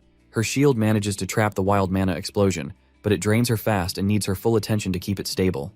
Dongchul calls out for Daesung to snap out of it, and Aslan compliments Choyoung on being able to suppress the blast like that, but she quickly tells him the barrier won't last long, so he better hurry up and start explaining. Aslan's expression drops into something grim as everyone turns toward him and are clearly waiting for an explanation. He reveals that Daesung saved him back when he was locked up as a prisoner in the Celestial Realm. After breaking him out, the two of them ended up going to war with the Celestials without hesitation. Aslan continues that in the middle of the chaos, Luthra caught him with her tendrils. After that, he gets force ejected out of the fight as Luthra sends him crashing down and descends to finish him. Then, as Lucifer comes in once again and approaches the ugly lady crouched over on the ground, thinking she's about to get some action from the hot blonde man, she proudly declares with a heel stomp tagged with Luthra's name that it's her victory. The stomp hits her head with a deafening echo and puts Luthra's head a foot deep into the earth, but the yokai-looking monster suddenly pops up with its long neck and starts cackling like a lunatic. The moment she yells, "Arise," Dozens of blisters begin popping up all over Lucifer's body and creep up her arm, making it look like a nasty spiked bat. Luthra keeps laughing as she reveals that she had planted seeds of her little babies inside of Lucifer's body a long time ago, and now it is fertile land for them to hatch. Meanwhile, Lady Satan makes a face befitting of her cursed title as she watches herself lose her one and only shot to finally beat the ugly supreme being after 6,000 long painful years, and starts throwing out every single swear word she memorized from the darkest corners of the dictionary at the trap-laying hoe who just ruined everything. However, even as she meets her humiliating end, a burning presence begins to violently erupt from the deepest and darkest etched layers of her scorched soul. On the other hand, our hero scoffs at the little demoness, knowing full well that even she failed spectacularly once again, which Lucifer also finally senses as she looks down and notices the crimson flames erupting from her hand and the nasty blisters slowly beginning to disappear. Her little bird brain can't process how this maniac can possibly take over again, and she throws a tantrum begging him to give her body back. Without a single care to spare, our hero calmly brings his hand out from inside of her guts, and before she can even squeak out a word, the ruler of hell makes his triumphant return back in action. Without hesitation, he tells Luthra to start praying to whatever gods she believes in because he's about to wipe the floor with her entire existence.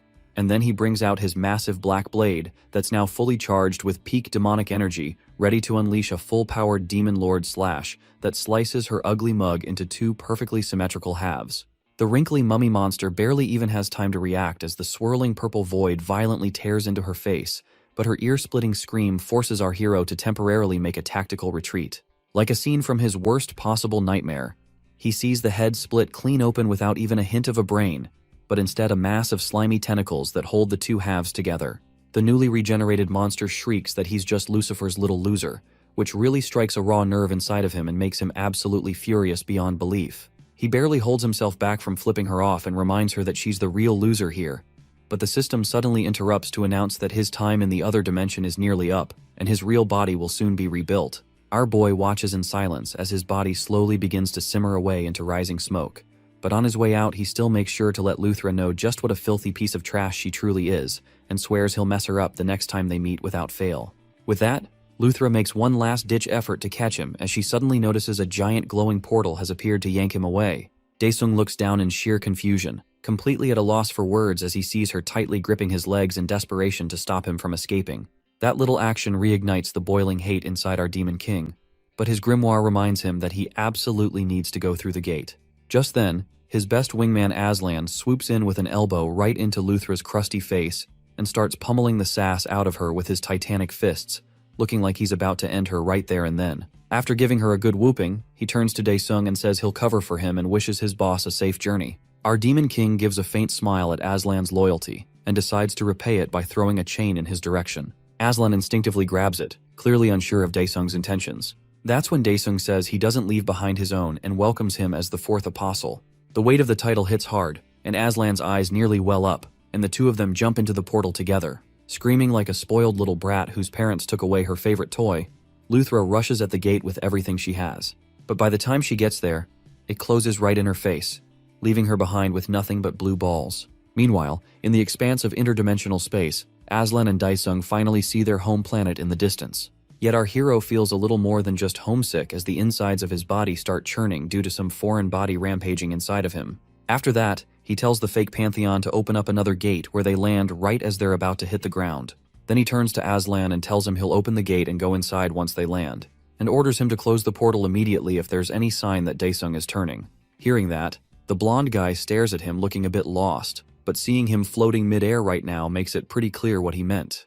Meanwhile, Aslan explains that they cleared out all the monsters as soon as they landed, and he's been holding back our hero's berserk magic surge since then. Seoyeon lights up right away and smugly says this is her area of expertise, which makes Dongchul wonder if she's actually serious about helping. Surprisingly, Choyoung shuts her rival down and says that her technique won't work, looking super uncomfortable while saying it. On the other hand, getting cut off before she can even explain really annoys Seoyeon, but Choyoung goes ahead and reveals that the plan involves kissing her man awake like it's a fairy tale. Seoyeon argues that it worked last time, but Choyoung fires back that his power isn't sealed this time. It's literally bursting out all over the place.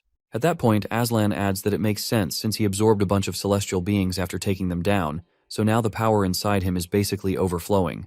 That's when Choyoung suddenly suggests that all of them just help drain the extra magic power out of him together, before things get worse. Soon after, the 4 apostles gather in front of our demon king, and one by one, they place their hands forward and get ready to absorb his magic power, thinking it might help ease his suffering even a little. Seeing Daesung spiral into another sudden surge, Choyoung yells that there's no better time than right now, and the whole gang jumps in to start taking in the demonic energy. Our hero grits his teeth from the pain while none of them has any clue about the war raging inside him at that moment. Deep inside that ticking time bomb of a body, he takes hit after hit from Satan and her creepy little demon lord shadows in a dimension that somehow feels worse than the hell he's been through. After both sides stop to catch their breath for a second, he asks the absolutely unhinged girl if it's really smart to keep fighting him when they clearly have a shared enemy nearby. With a deadly glare, she snaps back that no being in existence feels more dangerous to her than he does. Just then, the Celestials who've been watching from their front row seats decide to jump into the action and surround them, announcing that they'll now carry out the mission assigned to them by their supreme leader. Telling the 2 demon lords to give up and become nourishment for them, the snake-like Celestials, or so-called angels, launch themselves forward, but Satan barely reacts since their target is Daesung, and she casually decides to team up with the enemy to take him down. At that, our hero grows furious at the spineless cowards ganging up just to take him out. But before anything else can happen, the 3 angels suddenly start weakening fast as the magic energy gets drained straight out of them by some external force. Luckily for Daesung, even the little girl starts to feel her energy being pulled away like clothes drying under the sun. This opening is exactly what the ruler of hell has been waiting for. And with a sharp grin, he lunges at little Lucifer, raising his massive black blade and slicing at her like a sushi chef on a mission. However, this doesn't spell the end for her, or for the Celestials trapped inside his body, and our hero suddenly jolts awake in the real world. As he sits up on the cold stone bed, he spots his apostles lying all over the floor like passed-out festival-goers, having taken in as much of his power as they could. He stares in disbelief at both his hands and notices that one of them has turned dark, which makes it unclear if he actually absorbed all their power or if something went wrong midway. Suddenly the hand starts giving off this creepy aura and a sharp pain shoots straight up his arm. So he does what any mildly sane person might in that moment and starts punching the life out of it with his other hand, like it personally betrayed him. Right after that, his possessed hand shifts into the shape of a mace and makes our demon king spiral into panic over what move he should even try next. He quickly realizes that there's a weak seal on the guys resting in his hands, and then finally turns to the ones who helped him escape, wondering if they were the real reason he got out of that mess in the first place. He walks up to them and calls out to his goth girl, who looks like she's just now recovering from eating the strongest edibles ever crafted by Snoop Dogg himself. But the moment she hears Daesung Uppa's voice, it jolts her back to reality, and she shoots up looking surprised before throwing her arms around him like she's marking her territory in front of the squad. After that, Choyoung also climbs out of her magic coma and rushes over to cling on too, clearly not willing to be left out before the 2 girls immediately start arguing all over again. The ladies lock eyes in a full-on staring contest to assert dominance as best girl, which gives Dongchul a headache so bad he decides to just ignore it and instead turns to his boy to ask about the chaos he just went through in the celestial world. Our demon king flashes a happy grin as he greets his buddy, but he is apparently super annoyed at being left behind while Daesung went solo to hog all the fun and glory. Aslan tells him he already explained the whole thing to the others, and Daesung feels genuinely relieved that everyone made it back safe and in one piece. Seeing a perfect chance to score some wifey points, Choyoung blushes and quietly says she was actually the one who came up with the idea to absorb his mana and help him. But before she can bask in any praise, Seoyeon cuts in and points out that her dumb plan almost got all of them a one-way ticket to heaven without a gate. With that awkward moment behind them, the gang finally steps out of there and starts making their way back home after the reunion. Meanwhile, outside a gate, the vlogger kid shows up looking pumped and proudly announces that he is live in the presence of the famous squad of cheerleaders. On the other hand, the bald dwarf decides it's his time to shine and bashes his spiked bat into a goblin twice his size, and then strikes a pose for the camera like he's starring in his own movie and says he's way too cool for low-level trash like that. The senile sock then turns to the camera to shamelessly advertise his club. He announces a limited time sale of 50% off for only one day. However, the chat suddenly goes wild because they hear that the real Daesung has returned from an S-rank gate after a mere 6 hours. The 2 are completely shocked as they watch the king return on their phone. Vlogger Boy immediately starts thinking about how much money he could make from a collab. He instantly begins ignoring the old man and tells his audience that he plans on filming the king himself inside an S-rank gate someday. His audience explodes with excitement when they hear that, completely forgetting about the geezer. Man was brutally betrayed by the unloyal clout chaser. The scene then shifts to the Hunter Association, where the branch manager is meeting with our king directly. Manager Kim sincerely thanks him for making quick work of both the Heavenly Mother cult and the S-rank gate for them. Our boy gives credit where credit is due, He says Aslan and the others handled most of the fighting inside the gate. With that in mind, the branch manager questions how Aslan joined his ranks. The American Association officially declared him dead or missing. Aslan's expression suddenly turns serious as he explains how he was kidnapped by mysterious beings from another dimension. Both of them are left dumbfounded when they hear this revelation. Daesung explains that this incident is the exact reason they are meeting today. Meanwhile, at the Hunter's prison, Enforcer Eunmi is now standing in the courtyard wearing a prisoner uniform just like everyone else. The moment the female inmates notice her, they surround her from all sides, clearly ready for revenge. The woman coldly stares at them. She does not fully realize the situation she is trapped in right now. One of the inmates notices the guard nearby is practically sleeping on duty, so she sneaks up and grabs Enforcer Eunmi from behind, wrapping her neck with a thick rope. The inmates ask if she recognizes them, but the woman with balls of steel says she cannot remember every pathetic goon she threw behind bars. That answer infuriates the prisoners, so they immediately gang up on her and beat the stuffing out of her while calling her a cultist witch. Suddenly, they hear the sleeping officer shout from behind. They all decide to scatter for the time being. Before leaving, they make it clear that they can do whatever they want to her anytime now. As the enforcer lies battered on the floor, she hears a whisper in her ear that gives her a massive, splitting headache. The scene then transitions to our hero's home. He is seriously confused when his sister suddenly hugs him with tears in her eyes, like she truly missed him. The scheming little goblin is doing all this because Chanho told her their marriage is impossible if she does not win over her brother's blessing first. His worried mother quickly pushes the little gremlin aside so she can finally see her son properly. She is shocked when she notices how unnaturally white one of his hands is, but he casually brushes it off as a strange side effect of his skills. Anyway, he asks his mother if she can cook some mom's spaghetti tonight. To his surprise, his sister offers to help with making the food too, wearing a cutesy smile. That makes him 100% sure this good little sister act is all part of some elaborate scheme. Elsewhere in the city, the lady from the Heavenly Mother cult cries all alone while hugging a picture of herself with her precious son. She still has vivid flashbacks of the moment the monsters attacked. Right before one of them crushed her, he protected her with everything he had, but he was too weak, so he was brutally crushed during that incident. As she sits there crying softly, she suddenly hears a knock at the door. When she checks who is outside, she is baffled to see her son standing there. But her boy does not look like she remembers at all. He carries an ominous aura, and there is a golden glint in his eyes. She frantically asks her boy how he is alive after the monster crushed him.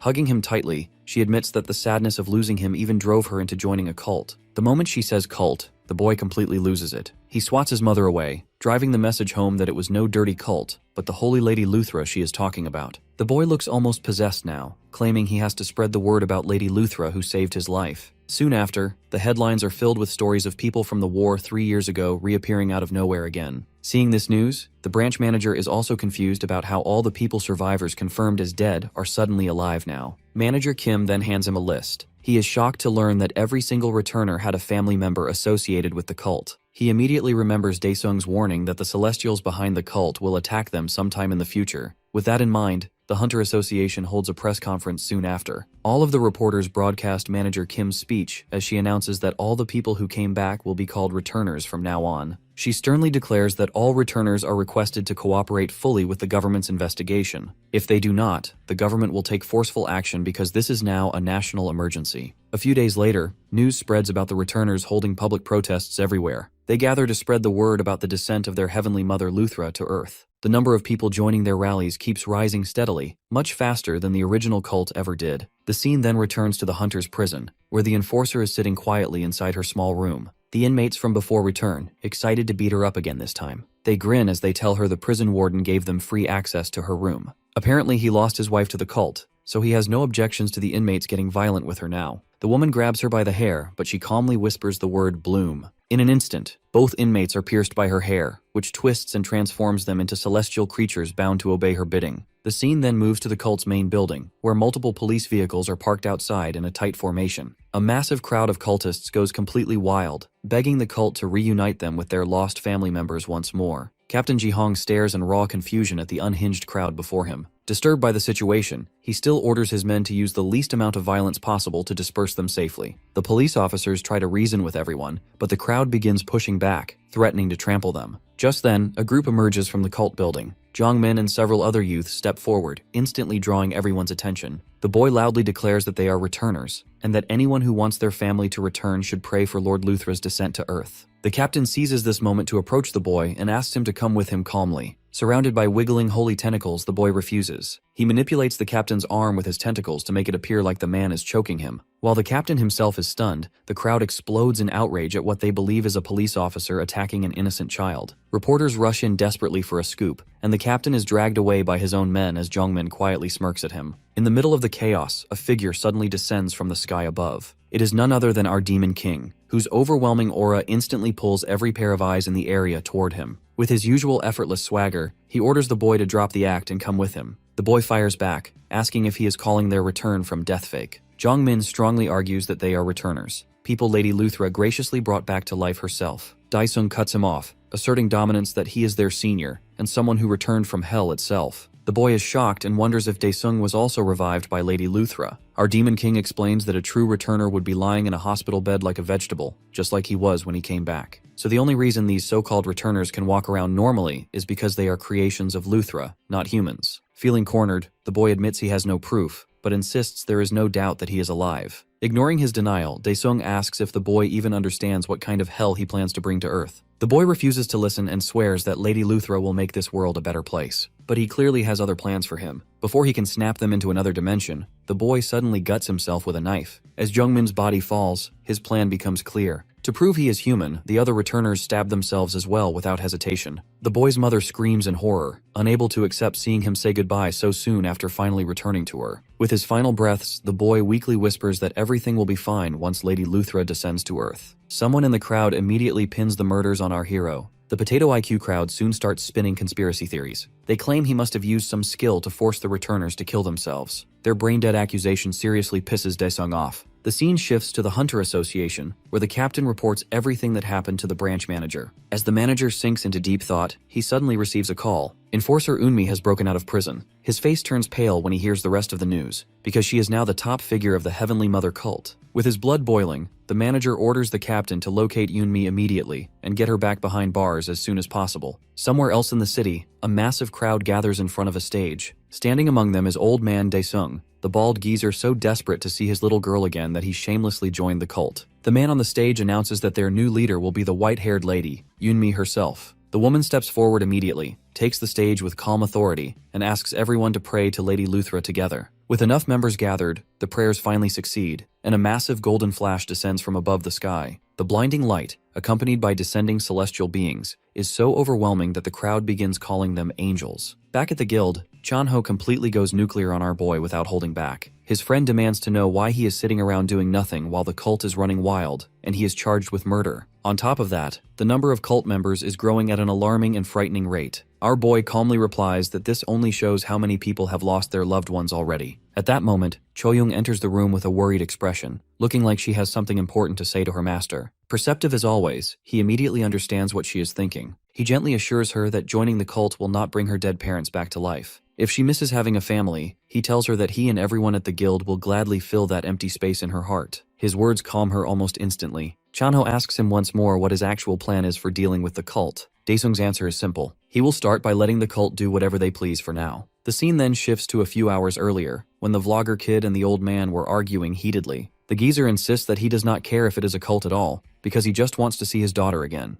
Yongchil reminds him that the returners are fake creations made by Luthra. But when the old man looks at the picture of his precious little girl, he gives zero shits about the truth as long as he can see her again. Yongchil finally gives up trying to convince him after hearing that, and swears that he will expose the fraud no matter what it takes. The scene transitions to the Armageddon wastelands, where a massive concert is already underway. The song lyrics mixed with the crowd's chants sound disturbingly close to a ritual meant to summon Lucifer himself. Not just there, but across every nation and corner of the world, gatherings are happening simultaneously. They all pray in unison for Lady Luthra's descent to Earth. Bathed in an overwhelming golden glow, Seo Eunmi announces that it is time for the worldwide returner rally to welcome Lady Luthra's arrival. Elsewhere in the wasteland, the captain's partner asks why Daesung is not part of the current operation. The captain explains that our hero explicitly stated he does not want to be involved in this mission at all. When his partner starts guessing the reason, the captain cuts him off and reminds him to stay focused on capturing Eunmi before it is too late. Back with the massive crowd gathered before Eunmi, she selects a believer to demonstrate the returner ritual publicly. Her finger points straight at the old man, who struggles to believe he could be chosen. He joins her on stage and she warmly asks for his name. Before he can even answer, Eunmi somehow already knows it. She also reveals that she knows the name of his daughter he lost long ago. She then raises her hand, and two men drag forward an orc restrained with glowing golden chains.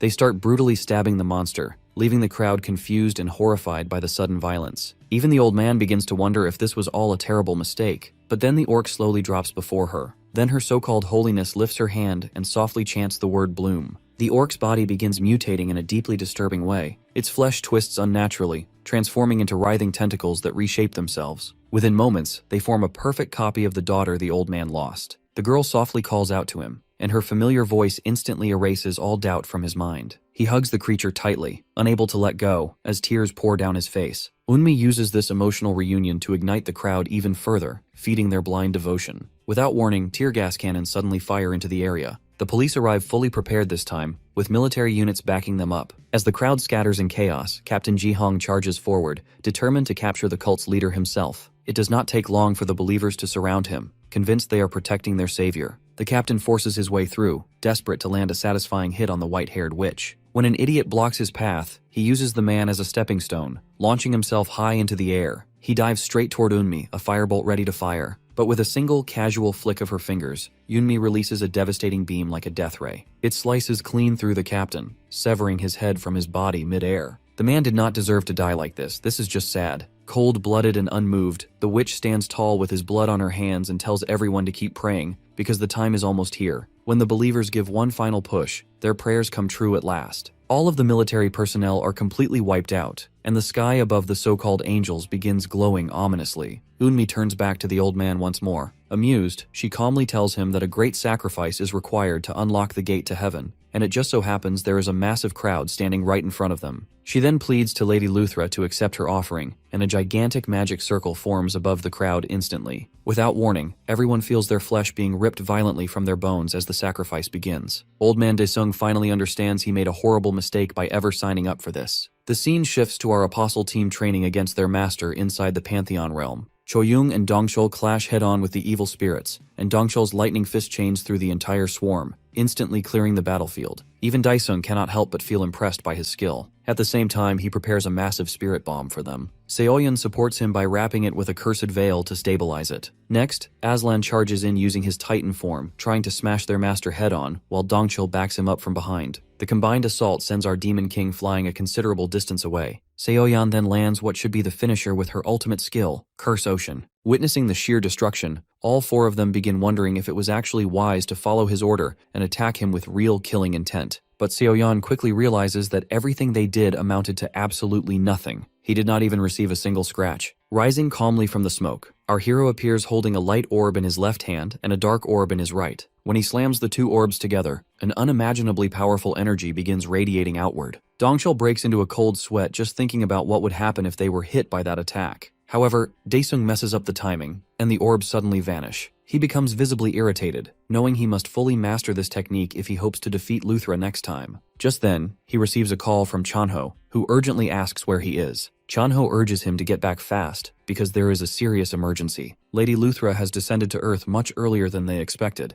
The scene returns to Earth, where a massive fissure violently tears the sky open, and a lightning bolt crashes down onto the stage below. A tall figure dressed in white robes steps out, radiating an eerie, overwhelming aura. Unmi drops to her knees and bows deeply to the lady who is, without question, the being she has been desperately trying to summon this entire time. Luthra's arrival is broadcast worldwide. Countless humans erupt into celebration at her descent. Soon enough, the lady finally speaks, brazenly stating that the sacrifice they offered is far too little for her to fully manifest. She casually gestures with her hand, forming a powerful magic circle. Her calm expression slowly twists into a sinister grin as she declares that many more lives must be sacrificed. The crowd screams in agony as their life force is literally drained straight from their bodies. People cry out for someone to contact the Hunter Association immediately. In the middle of this chaos, the old man runs with his little girl as far as his frail legs can possibly carry him. He realizes he must get as far away as possible if he wants his daughter to stay alive. His daughter asks where they are going, saying that Lady Luthra is calling out to her. Old man Daesung desperately begs her to forget everything and just trust her father completely. He turns around for one brief moment to look at the destruction behind them, but when he turns back again, he sees the OG Daesung standing there. Our king calmly asks the geezer what the hell he is doing in a place like this. Sharp as ever, he immediately notices that the girl the old man is carrying is a returner. When the geezer refuses to hand her over, he decides to let it go.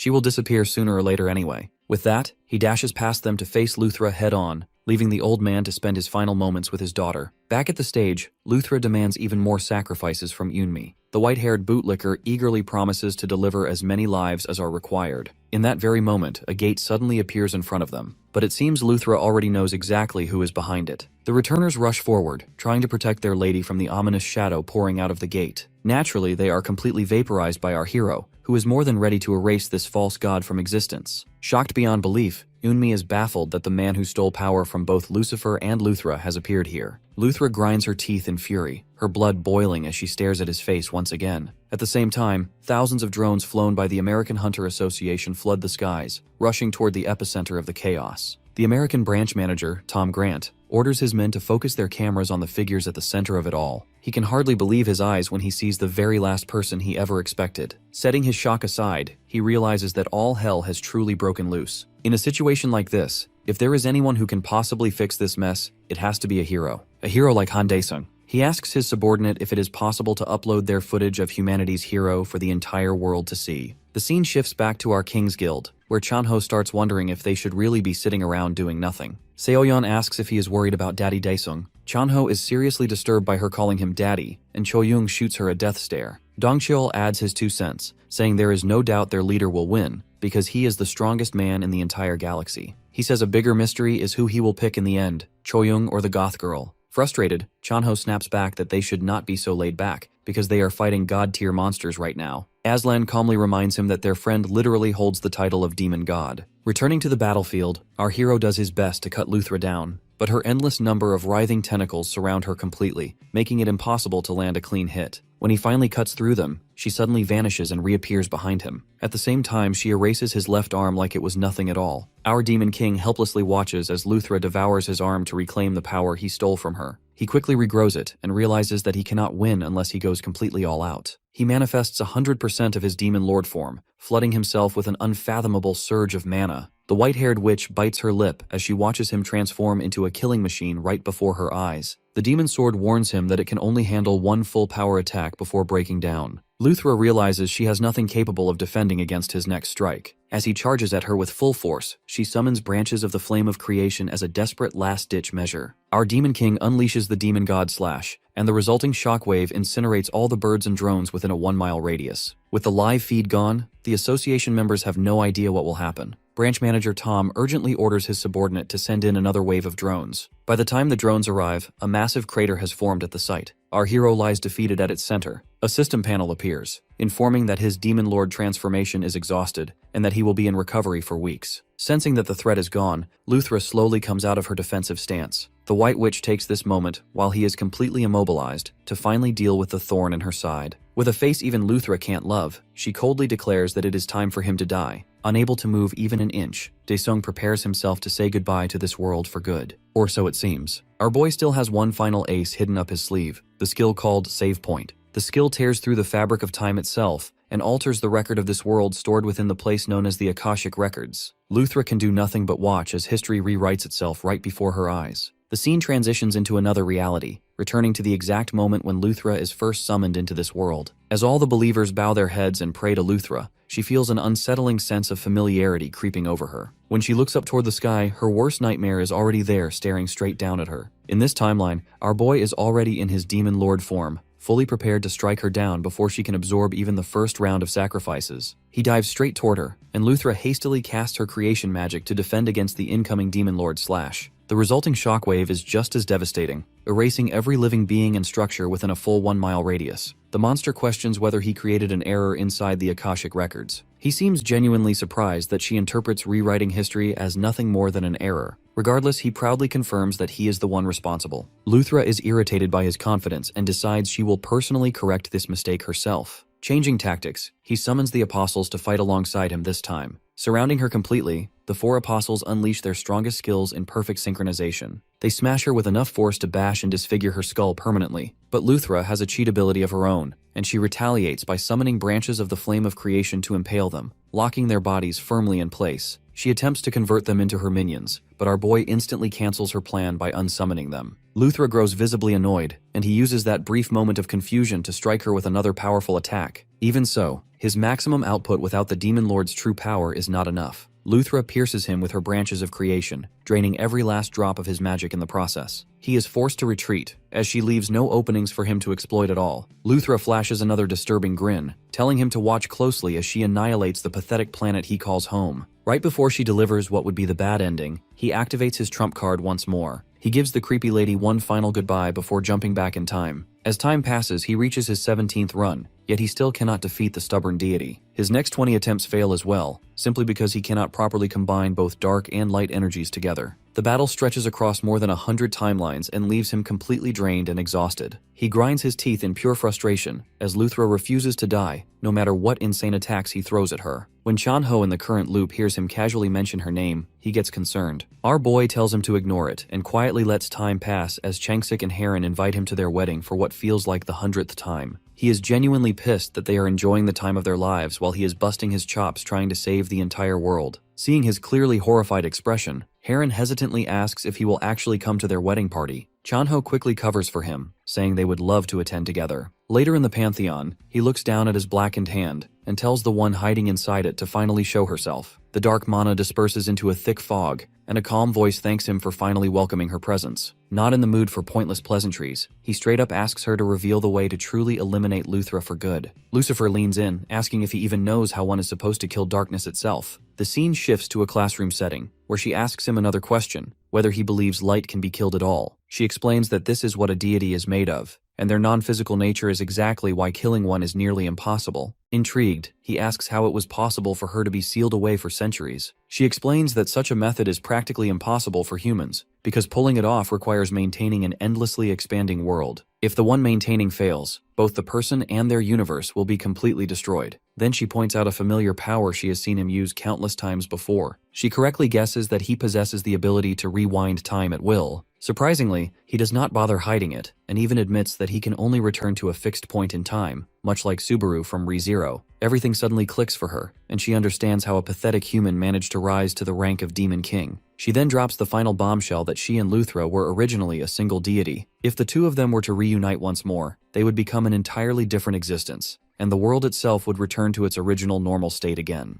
Confused, he asks her to speak in terms he can actually understand, so she gives it to him straight, explaining that the combined being would disappear into an immaterial form, like the air surrounding him, that will rid him of both menaces at once. She explains that all he needs to do as the owner of Akashic power is merge all of her dark energy into Luthra using his white hand. At that moment, his fake pantheon suddenly reports that everything she said is completely true. Our Demon King questions why it is speaking up now after staying silent ever since he entered the world of the Celestials. The magical book awkwardly excuses itself, saying it exhausted all its power to open the gate and only just recovered now. Hearing the book also confirm Lucifer's theory, he warns her that he will go along with her plan for now. However, he makes it clear he is not afraid of sealing her away again if she even thinks about stabbing him in the back. The incarnation of hell grins widely, clearly delighted to hear that threat. Later, at the wedding, Seoyeon complains that her master is still pushing her around even on such a beautiful occasion. Trying to cheer herself up, she starts buttering up her future mother-in-law with exaggerated enthusiasm. Meanwhile, Dongchul and Aslan are genuinely amazed that Changsik managed to land such a stunning bride. The hall manager finally grabs the microphone and prepares to begin the ceremony. Suddenly, Heron is stunned by something far up in the sky above them. When Changsik turns his head to look, he is equally shocked by the massive flash of lightning crashing down from the heavens. The entire hall freezes in disbelief at the sight. All of the attendees start wondering if this is some kind of special wedding effect only included in a deluxe package. But this is Luthra's event, and she is clearly pleased that everyone our hero loves is gathered here together. The four apostles immediately spring into action, and Heron urgently tells everyone to forget the wedding and evacuate because things are about to get dangerous fast. But Changsik tells her to protect everyone and leave with them while he handles the enemy himself. Plus 100 respect to this gentleman.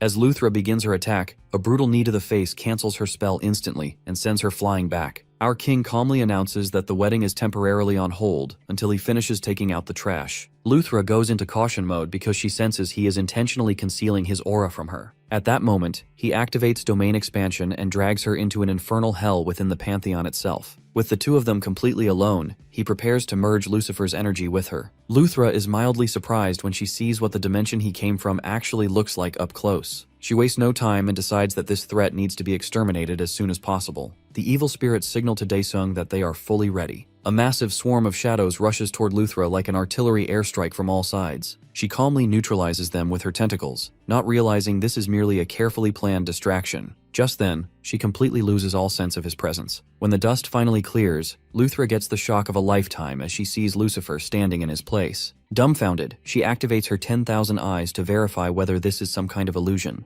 Out of fear, she even summons the Sword of Creation into her grasp. All of that proves completely useless against Lucifer's overwhelming raw power. Our boy uses his hellfire chains to tightly restrain the freakish deity. He slowly approaches her, bragging that he knows her one true weakness. That bold claim makes the creepy lady laugh out loud. She is immortal, and there is no method in the universe a mere human like him could ever use to kill her. He grins widely and tells her he knows that all too well already. He also knows that she and Lucifer once shared the same body long ago. All 5 of Luthra's eyeballs bulge out when she hears that. Our boy is visibly amused to finally see her arrogant smirk disappear. Lucifer's information was spot on, and his pale left hand is the key to entering Luthra's body. Panicking, Luthra desperately tries to convince him this is a huge mistake, claiming Lucifer fed him false information to erase her and the entire universe. But our boy is not easily deceived. The fact that Luthra is sweating harder than a league player makes it crystal clear Lucifer was right on the money. He pierces her chest with his left hand and begins pumping her full of Lucifer's dark mana. A massive pillar of mana erupts on the spot as the two beings violently merge together. Daesung's transformation completely collapses after expending every last drop of his energy. He watches the smoke slowly clear, wondering if the insane plan actually succeeded. Standing there is something that looks like a buff, big black NPC whose textures haven't finished loading yet. He asks the creator if their plan was a success or not in the end. Confused, the creator questions him back, demanding he explain who he even is first. Our guy is annoyed that Lucifer forgot him so quickly after he fulfilled his part of their deal. He wonders out loud if the merge messed with her memories badly. Hearing him mention the merge, the creator suddenly remembers that it had been divided for a short period of time before. Our boy reminds it that he wants his side of the deal with Lucifer upheld properly because he helped her merge with Luthra successfully. That is why he can still sense its presence when it should be impossible to sense the original creator at all. He asks the creator if it plans on disappearing into nothingness,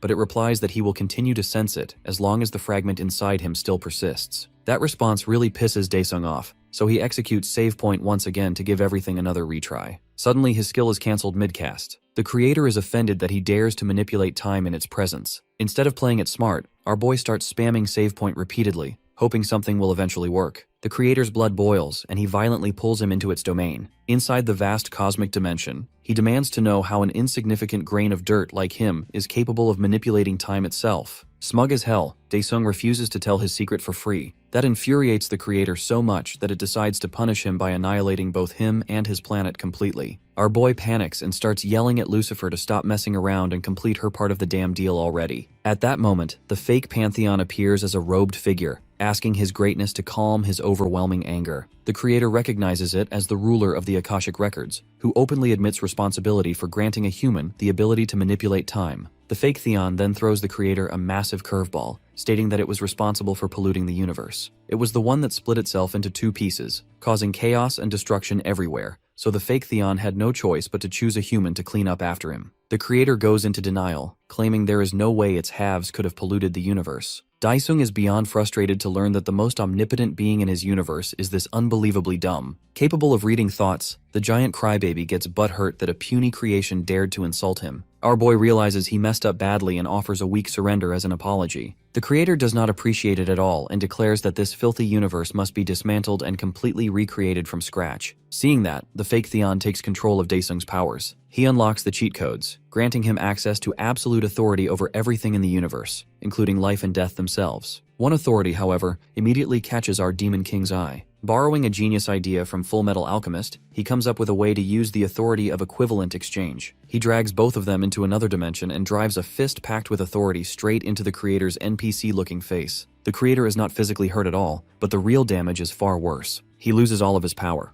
Through equivalent exchange, our boy sealed all of his authority in return for his own. Now they can finally settle things the old-fashioned way. The jacked deity starts crying, like a baby after taking away all his toys. Daesung does not waste the opportunity and knees him hard in the gut. He follows up by beating the hell out of the buff man-child, who is still pretending he is a god. The fake Theon watches with interest, clearly impressed by such a creative way to shut down an omnipotent being. He asks what should be done with the big guy now. The fake Theon replies that everything he needs to do is already done, and that it is time for the two of them to sort things out themselves. The fake Theon demands the creator to join him. The creator refuses and summons his own magic book. Daesung braces himself, ready to throw hands again, but the buff guy hesitantly admits he was defeated. He asks if all of this was part of the fake Theon's plan. That is when he learns the truth. The idea to seal both himself and his enemy was actually Daesung's from the start. As a reward, the creator says he will not dismantle the universe just yet. It is not like he even has the power to destroy it and create a new one anymore. After that, both beings fall into silent thought. Our hero instantly realizes this is a bad sign, because those two are definitely about to cook up even more trouble for him. Sure enough, the fake Theon explains that they cannot do anything now that their authority is sealed. That is exactly why they need him to take over in their place until they regain control. Our boy completely loses his shit at the sheer audacity of these bastards. They pile more responsibility onto him after he already went through literal hell and back. The fake Theon apologizes, but he does not accept it for a second, knowing the sneaky bastard already saw this outcome coming. The creator chimes in, saying that delaying the universe's rebirth is a massive favor for a mere human. Daesung shuts him up immediately, pointing out that he spent centuries cleaning up the mess they left behind. At this point, he honestly would not even mind if this stupid universe got wiped out. The two cosmic entities try to sweeten the deal, telling him he will live like a deity above everyone else instead of working some dead-end part-time job like a normie. When he refuses without hesitation, they change tactics and say he will have to spend the rest of eternity stuck with them instead. That is an absolute deal-breaker for him, so he finally caves and agrees to take the job. They reactivate the system for him, and he makes a vow to fulfill their duties as an intergalactic janitor. Before they send him back, he makes one last request, asking them to let him customize his outfit first. The scene shifts back to Earth, where Young Chil and the old man are arguing because they are late to the wedding party. Their bickering abruptly stops when a gate suddenly opens right in front of them. Our boy steps out wearing a sharp outfit and sporting a fresh new cut. With that, the wedding party continues, and he is relieved that he can finally celebrate the joyful occasion in peace. A few days later, an archdemon prepares his army to conquer the universe. He has gathered the strongest warriors across the galaxy and is ready to crush anyone who stands in his way. Right before his forces can march out, a white-haired man with a sword appears behind him. The demon demands to know who he is. Our hero casually introduces himself as the intergalactic trash collector, where demon overlords are the trash. The demon throws a furious tantrum at his offensive answer, but it ends instantly when he is sliced into 100 pieces right in front of his army. Our boy gives the stunned crowd a big thumbs up and tells them to live peaceful lives, unless they want to end up on his cutting board next. As time passes, gates completely stop appearing on Earth. With that threat gone, every nation begins developing new resources and industries. Hunters who were once treated as elites are now little more than glorified unemployed people. Because of that, the Daesung Guild does everything it can to help them reintegrate into normal society. Inside the guild building, Chanho is overwhelmed by the sheer number of jobless hunters asking for help. He is caught off guard when he runs into Jisoo. She tells him that her mother wants him to join them for dinner over the weekend. She also admits she feels lonely at home, since Daesung has not returned in a long time. Chanho grows worried, wondering where Daesung disappeared to after everything finally settled down. The scene shifts to a well-known fast food restaurant, where Cho-young now works as a waitress. The owner laughs, saying he was a hunter just a few months ago and now spends his days frying chicken legs. Cho-young tells him to stay positive, pointing out that the restaurant business is booming. When the old man wonders where Daesung vanished to, she blurts out that he told her he just wanted to relax for a while. The story then moves to a city in the land of freedom and guns, where a hooded, unhinged woman hands out flyers on the street. She urges people to put their faith in the Heavenly Mother, swearing that she will descend once again. The nutcase turns out to be Eunmi, and the police finally arrest her, sentencing her for the crime of mass murder and prison break. On the other hand,